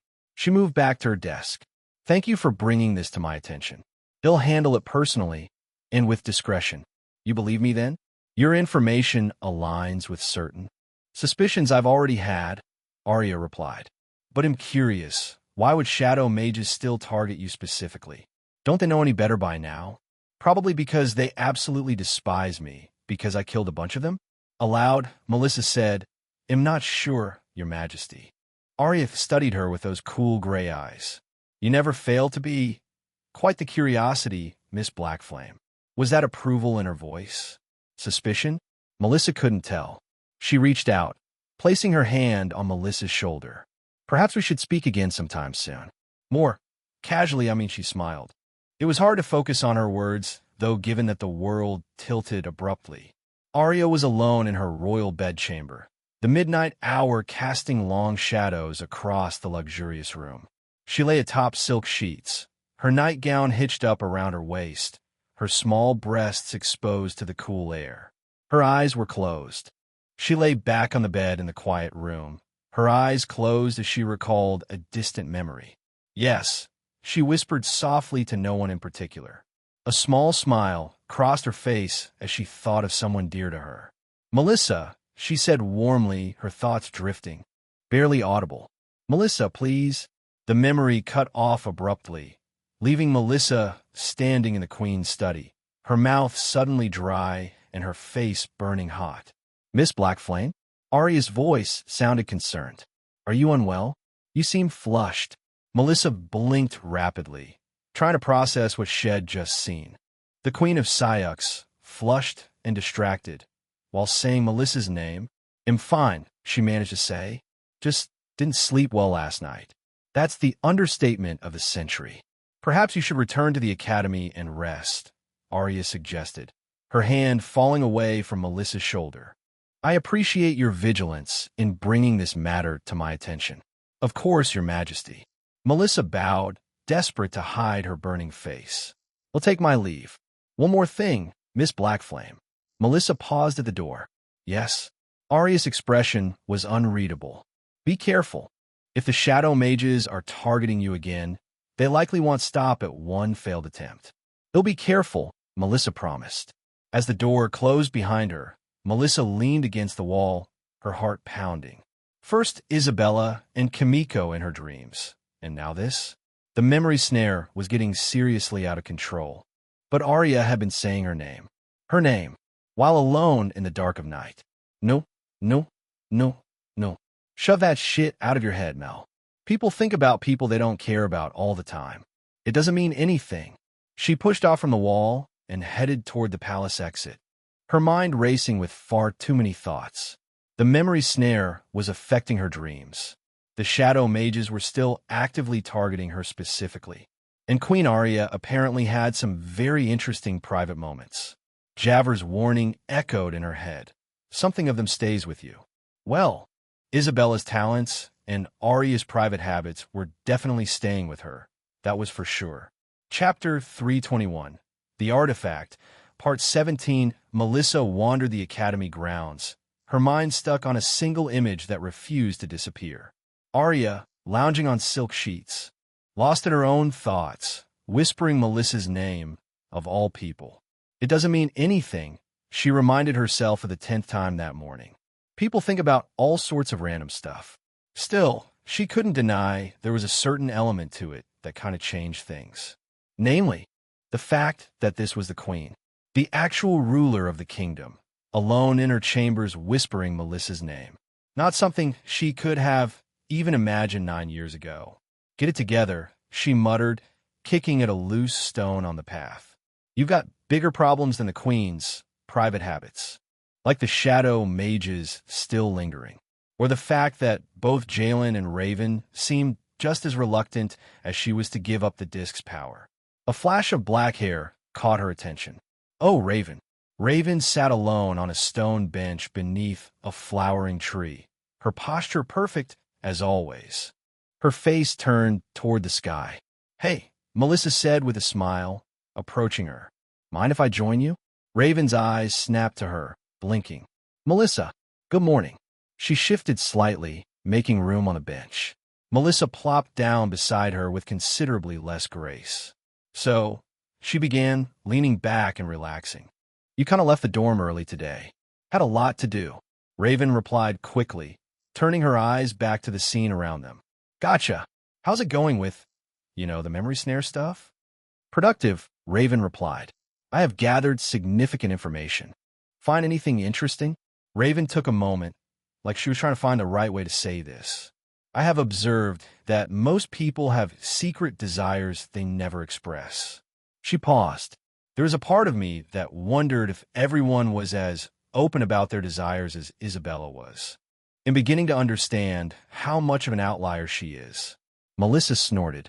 Well, I could have told you that much. She's a weirdo for sure. But, well, she's our weirdo. And Raven continued. Many engage in sexual activities that would be considered unusual by societal standards. Tell me about it. Ugh. I've seen things I can never unsee. Such as? Raven seemed curious.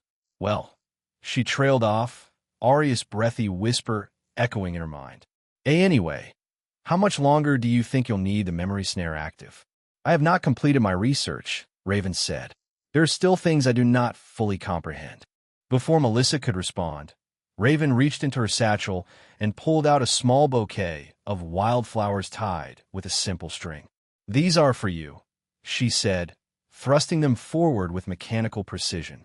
Melissa blinked in surprise. For me? Why? Raven started and then stopped herself. I figured you'd like them.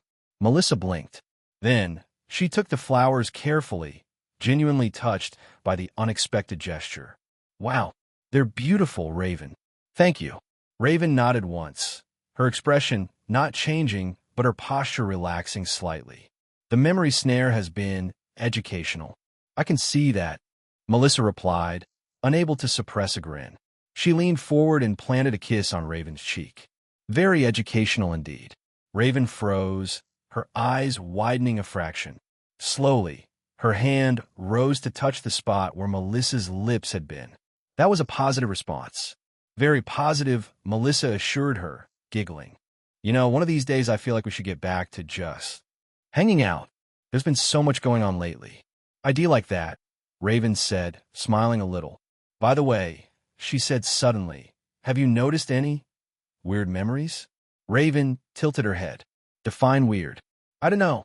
Just stuff you didn't expect to see. Well, Raven's eyes narrowed thoughtfully. I experienced an unusual memory last night in which I was viewing events from Professor Hamlin's perspective.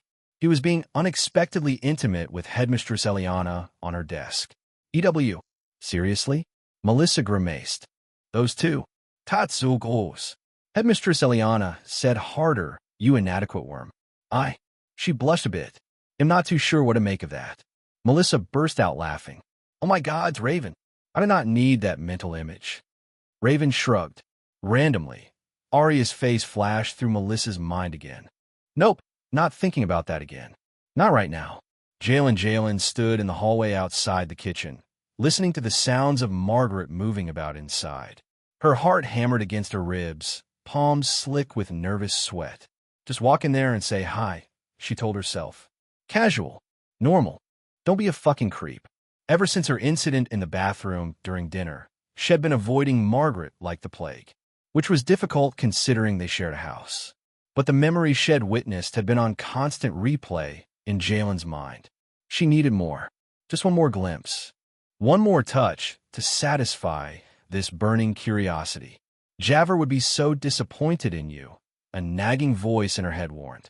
This is exactly what she warned against. But that voice was easily drowned out by the vivid memory of Margaret from earlier. Im zo week. Taking a deep breath, Jalen stepped into the kitchen doorway. Morning, she said, trying for nonchalance and failing spectacularly as her voice cracked on the simple word. Margaret looked up from the dough. She was kneading, flour dusting her hands, and a smudge of it on her cheek. Her hair was tied back in a loose braid, but strands had escaped to frame her face. Jalen, good morning, she smiled. You're up early. Hungry? Jalen began, but the words died in her throat as her eyes met Margaret's. The world tilted. Margaret was on her knees in the bedroom, her hands gripping Melistare's thighs as Margaret leaned in close, her red eyes gleaming. You feel incredible, she purred, moving slowly and deliberately, taking her time. She leaned close to him, her hand resting gently against him as she took him in. Melistare sighed softly, his hand coming to rest on her head. That's it, he encouraged softly. Margaret smiled warmly, sending vibrations that made him curse under his breath. Then, with practiced ease, she moved closer and took him in fully, pressing against him as she drew him deep. Damn, Melistare hissed, his hips jerking involuntarily. You really know what you're doing. Reality snapped back into focus. Jalen finding herself still standing in the doorway, her face burning hot and her pulse racing uncomfortably. The strangest part? She hadn't touched Margaret. They were standing several feet apart, connected only by contact. Jalen? Margaret's concerned voice broke through her daze. Are you feeling all right? You look flushed. Fine. Jalen squeaked, backing away. Just remembered assignment late, gotta go. She fled, practically running down the hallway and out the front door, not stopping until she reached the small garden behind the house. Her breath came in ragged gasps as she leaned against a tree, trying to make sense of what had just happened. The memory snare had activated without physical contact. Just by looking at Margaret, she had been thrust into another of her intimate memories. What did that mean? Was the artifact's influence growing stronger? Spreading? I need to tell Javert. Chapter 322. The Artifact. Part 18. Javert was in the middle of translating an ancient text when her office door burst open with enough force to scatter papers across her desk. She looked up, spell of protection already forming on her fingertips, only to find Jalen standing in the doorway, chest heaving and face flushed like she had run across the entire academy. We have a problem, Jalen blurted out. Javert took the misfire, gritting her teeth, letting the spell go. Knocking is customary before entering. You know, sorry, Jalen said, not sounding remotely sorry as she slammed the door shut behind her. But this is serious. I gathered that from your dramatic entrance. Javert gestured to the chair across from her desk. Seat, breathe, then tell me what's happened.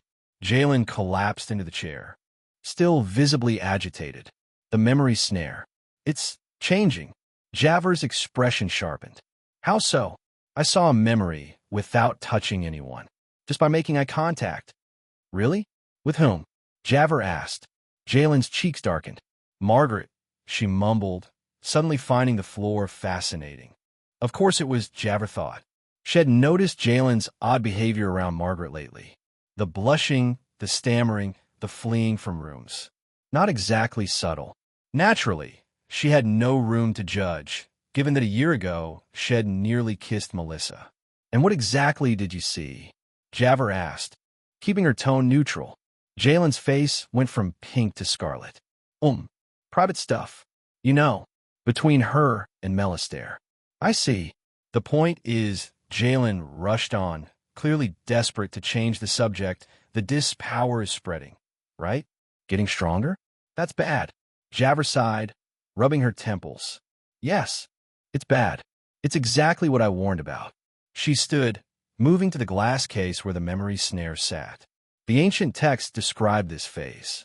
As users continue to access memories, the connection strengthens, requiring less and less effort to activate. I didn't think that literally meant accessing memories from a distance, though. So what happens next? We start seeing people's memories randomly? All the time? Well, now I imagine that eventually, yes, Jabber confirmed. Perhaps the boundaries between minds begin to blur. First eye contact, then proximity, then nothing at all. Shit, Jalen breathed. We need to do the ritual. Now. Oh, that's quite a change of tune from our last meeting. Jalen had the grace to look embarrassed. Yeah, well, that was before I realized this thing was going to turn me into some kind of walking memory leech. I do like to keep other people's thoughts out of my head. Thanks. Melissa hurried through the palace halls. Flanked by 2 guards had been sent to escort her. The summons had come less than an hour ago, a royal messenger arriving at the academy with an ornate scroll bearing Queen Aria's personal seal. The message had been brief. Her Majesty requested Melissa's presence immediately for a matter of utmost importance. Melissa had barely had time to change out of her practice clothes and into something marginally more presentable. Her hair was still damp. The guard stopped before an elegant door carved with flowering vines.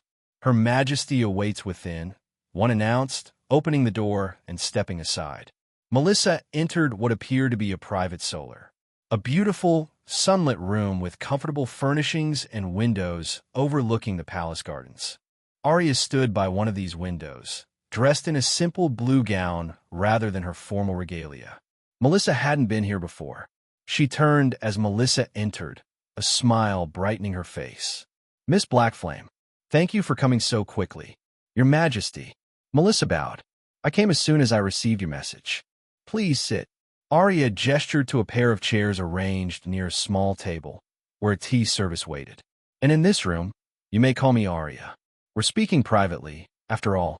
Melissa sat carefully, hyper-aware of the last private memory Shed witnessed of the Queen. Don't think about that. Don't think about her.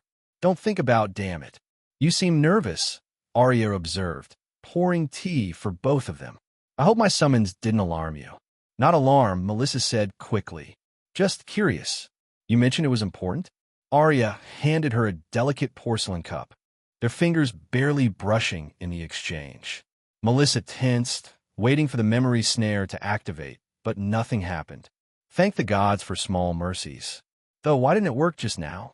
I've been experiencing something strange, Aria said, settling into her own chair.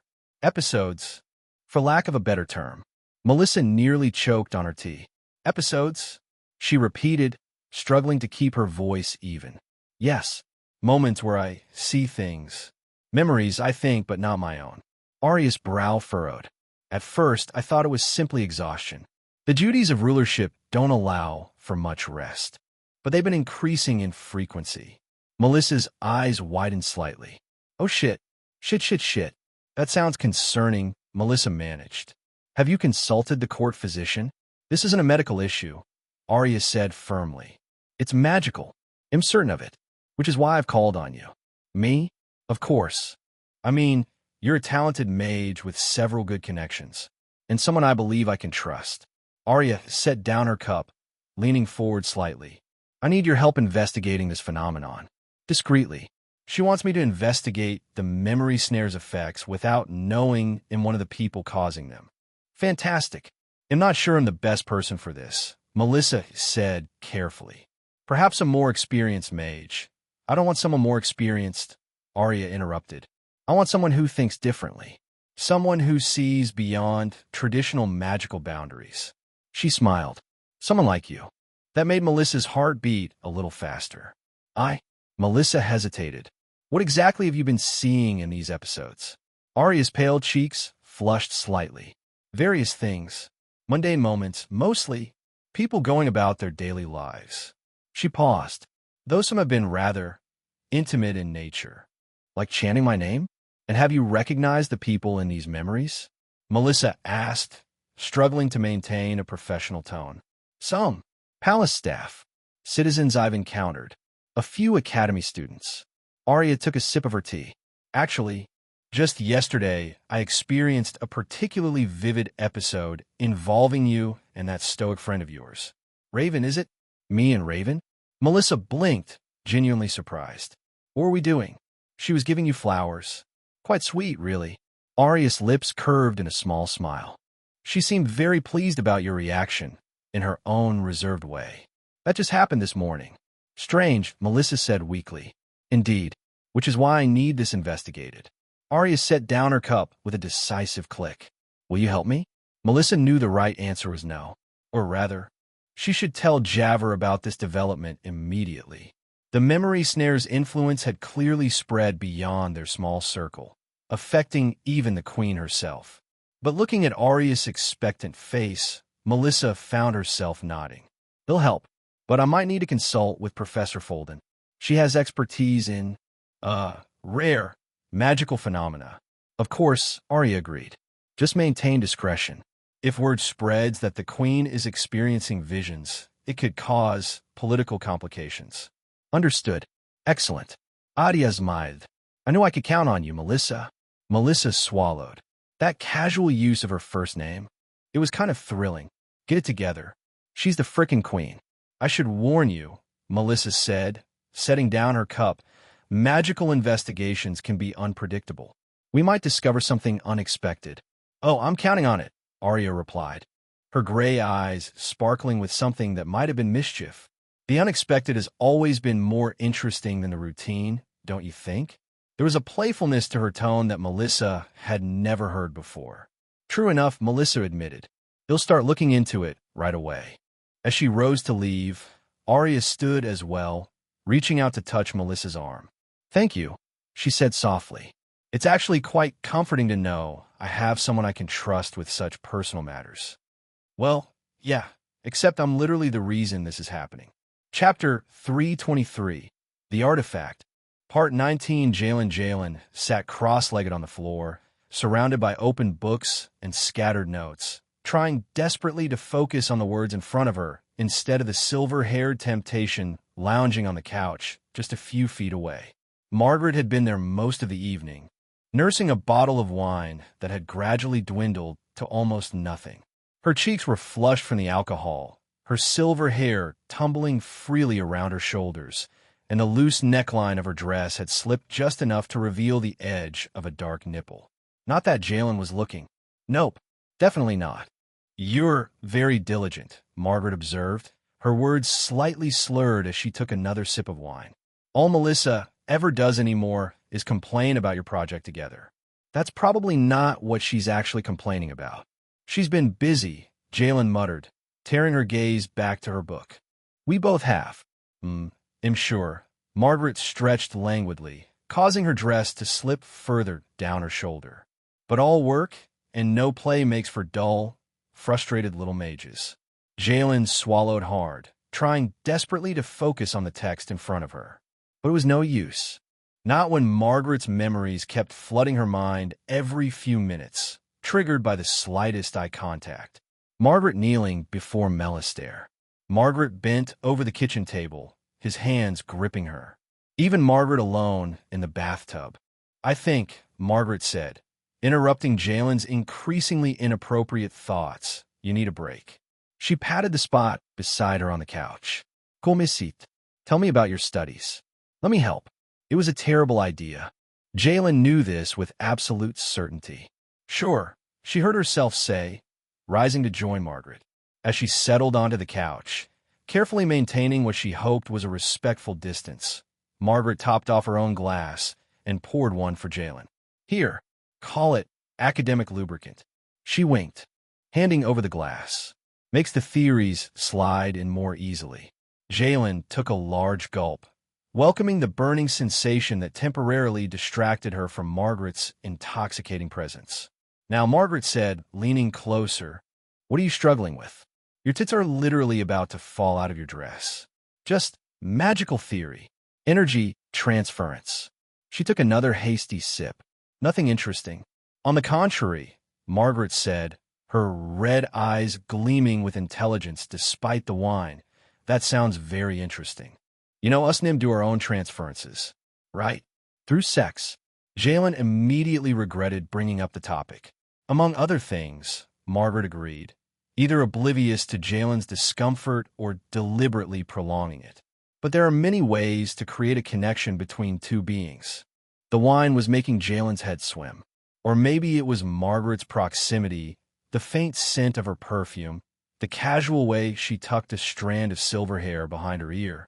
Like that time you and Melistaire sneaked off to the garden shed, Jalen blurted, then froze in horror at her own words.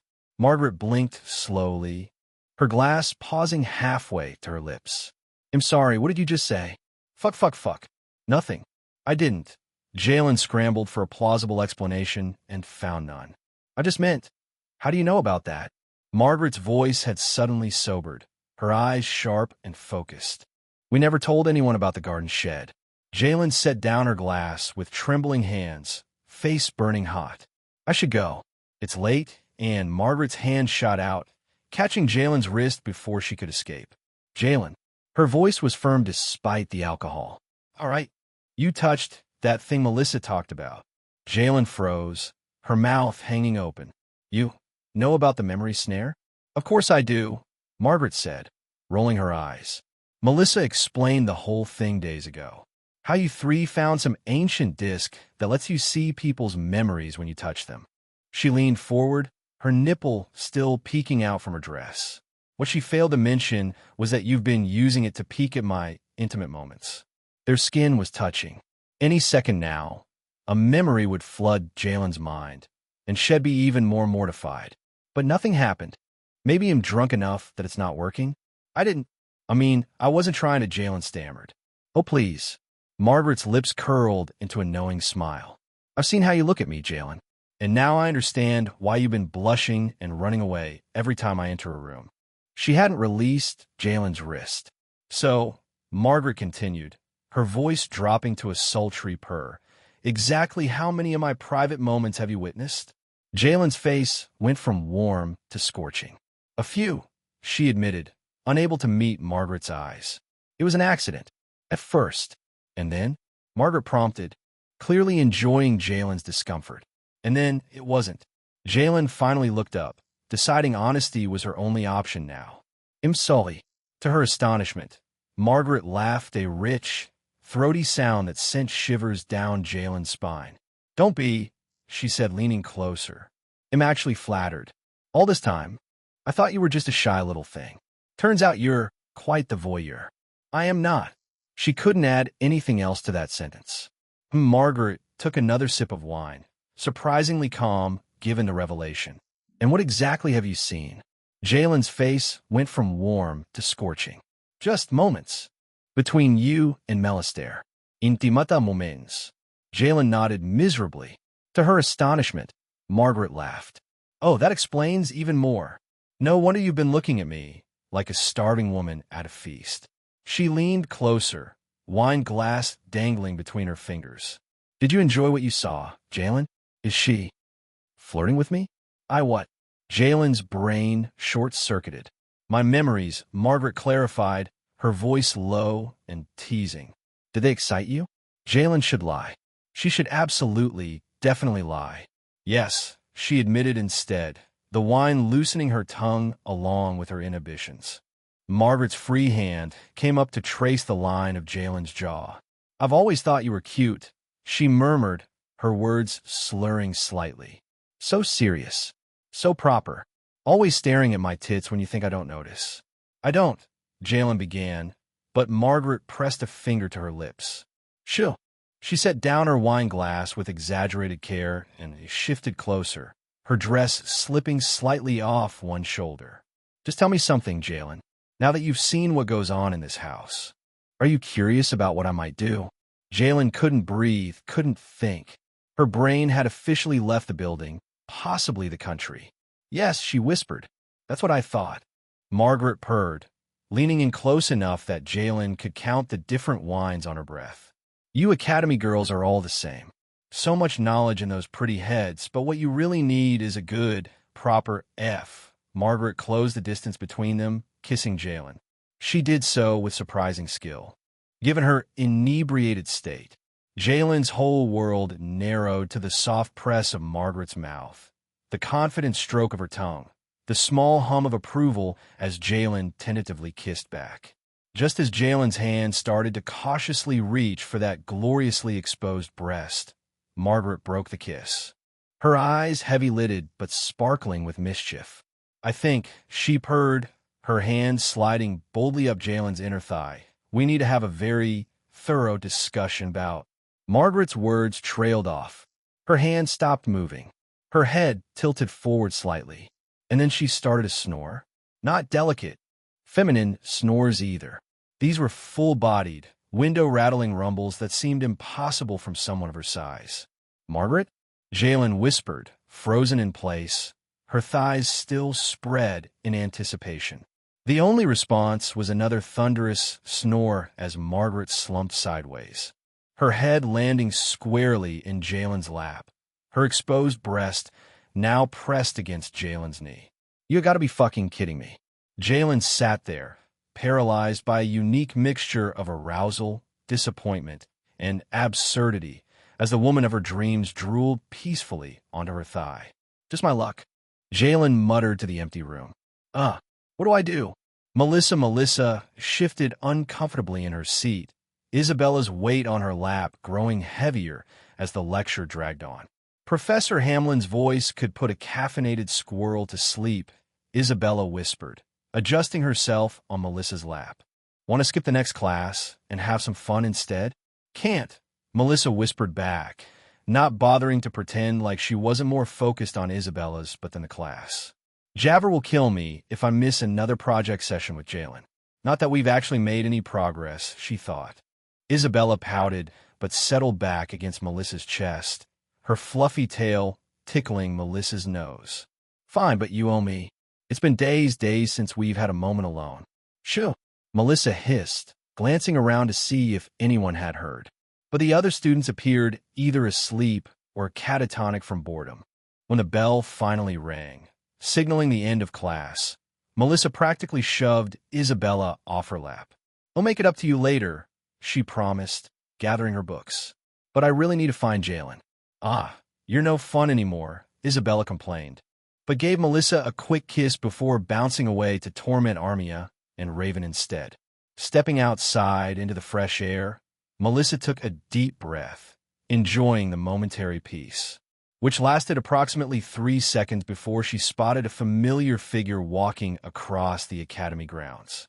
Queen Arya was dressed in a simple blue gown rather than her formal regalia, her white hair braided elegantly down her back. She was accompanied by only 2 guards, a minimal escort by royal standards, and appeared to be examining the academy architecture with interest. What's she doing here? Again? Before Melissa could decide whether to approach or flee in the opposite direction, Arya looked up and spotted her. The queen's face brightened with a smile as she changed course, heading directly toward Melissa. "Too late to run now." "Miss Blackflame," Arya greeted, her voice warm. "What a fortunate coincidence.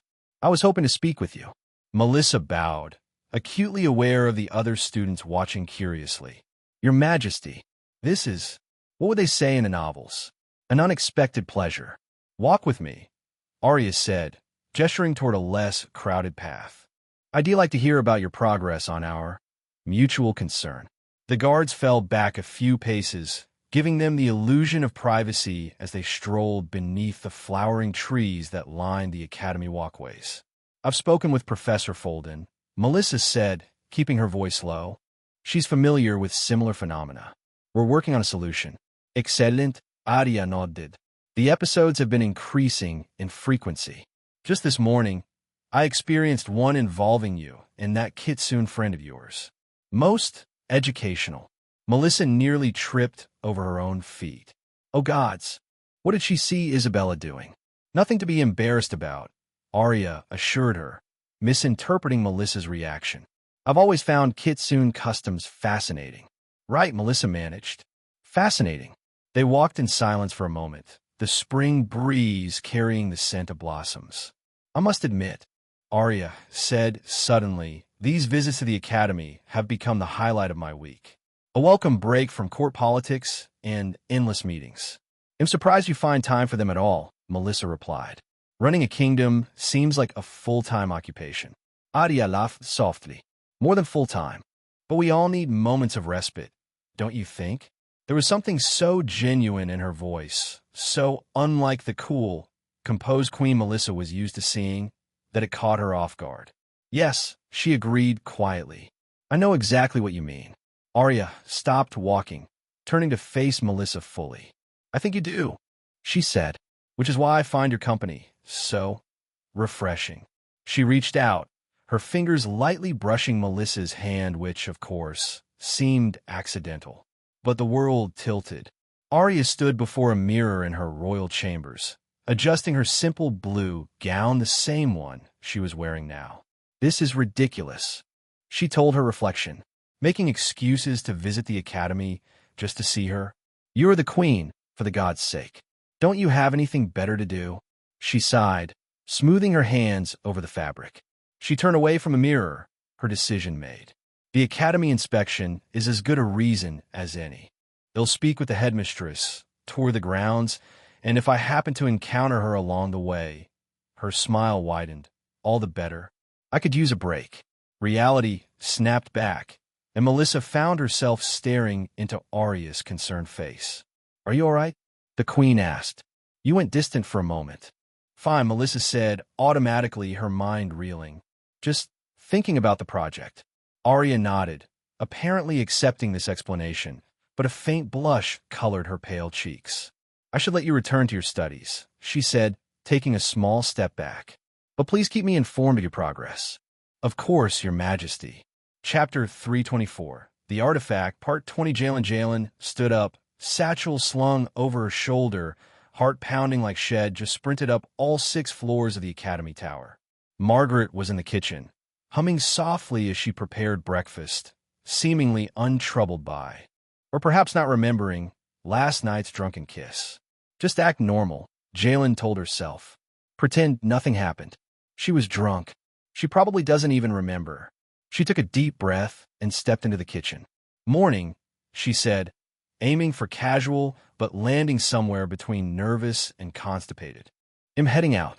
Margaret turned, a bright smile lighting her face up. Her silver hair was tied back in a loose braid, and she wore a simple dress that somehow still managed to showcase her impressive cleavage. No sign of a hangover darkened her perfect features. Good morning. Sleepyhead, want some breakfast before you go? No time, Jalen replied, already edging toward the door. Meeting with Javer. Always so busy. Margaret shook her head fondly. At least take this.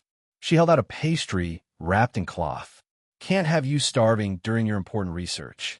Jalen stepped forward to accept the offering, her mind suddenly filled with a brilliant, terrible idea. Do it.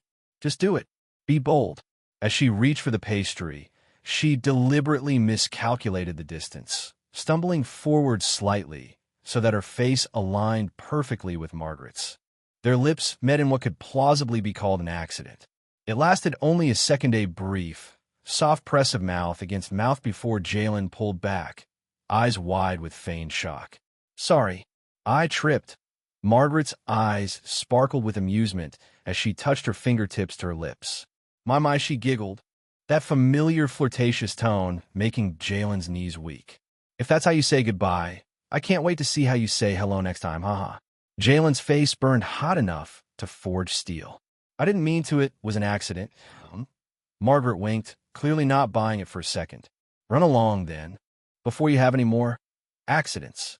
Somehow, Jalen's legs carried her out the door despite feeling like jelly. Her heart was doing a ridiculous victory dance in her chest. I kissed Margaret. Holy shit.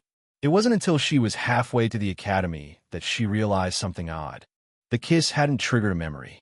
No vision had flooded her mind. No glimpse into Margaret's private moments.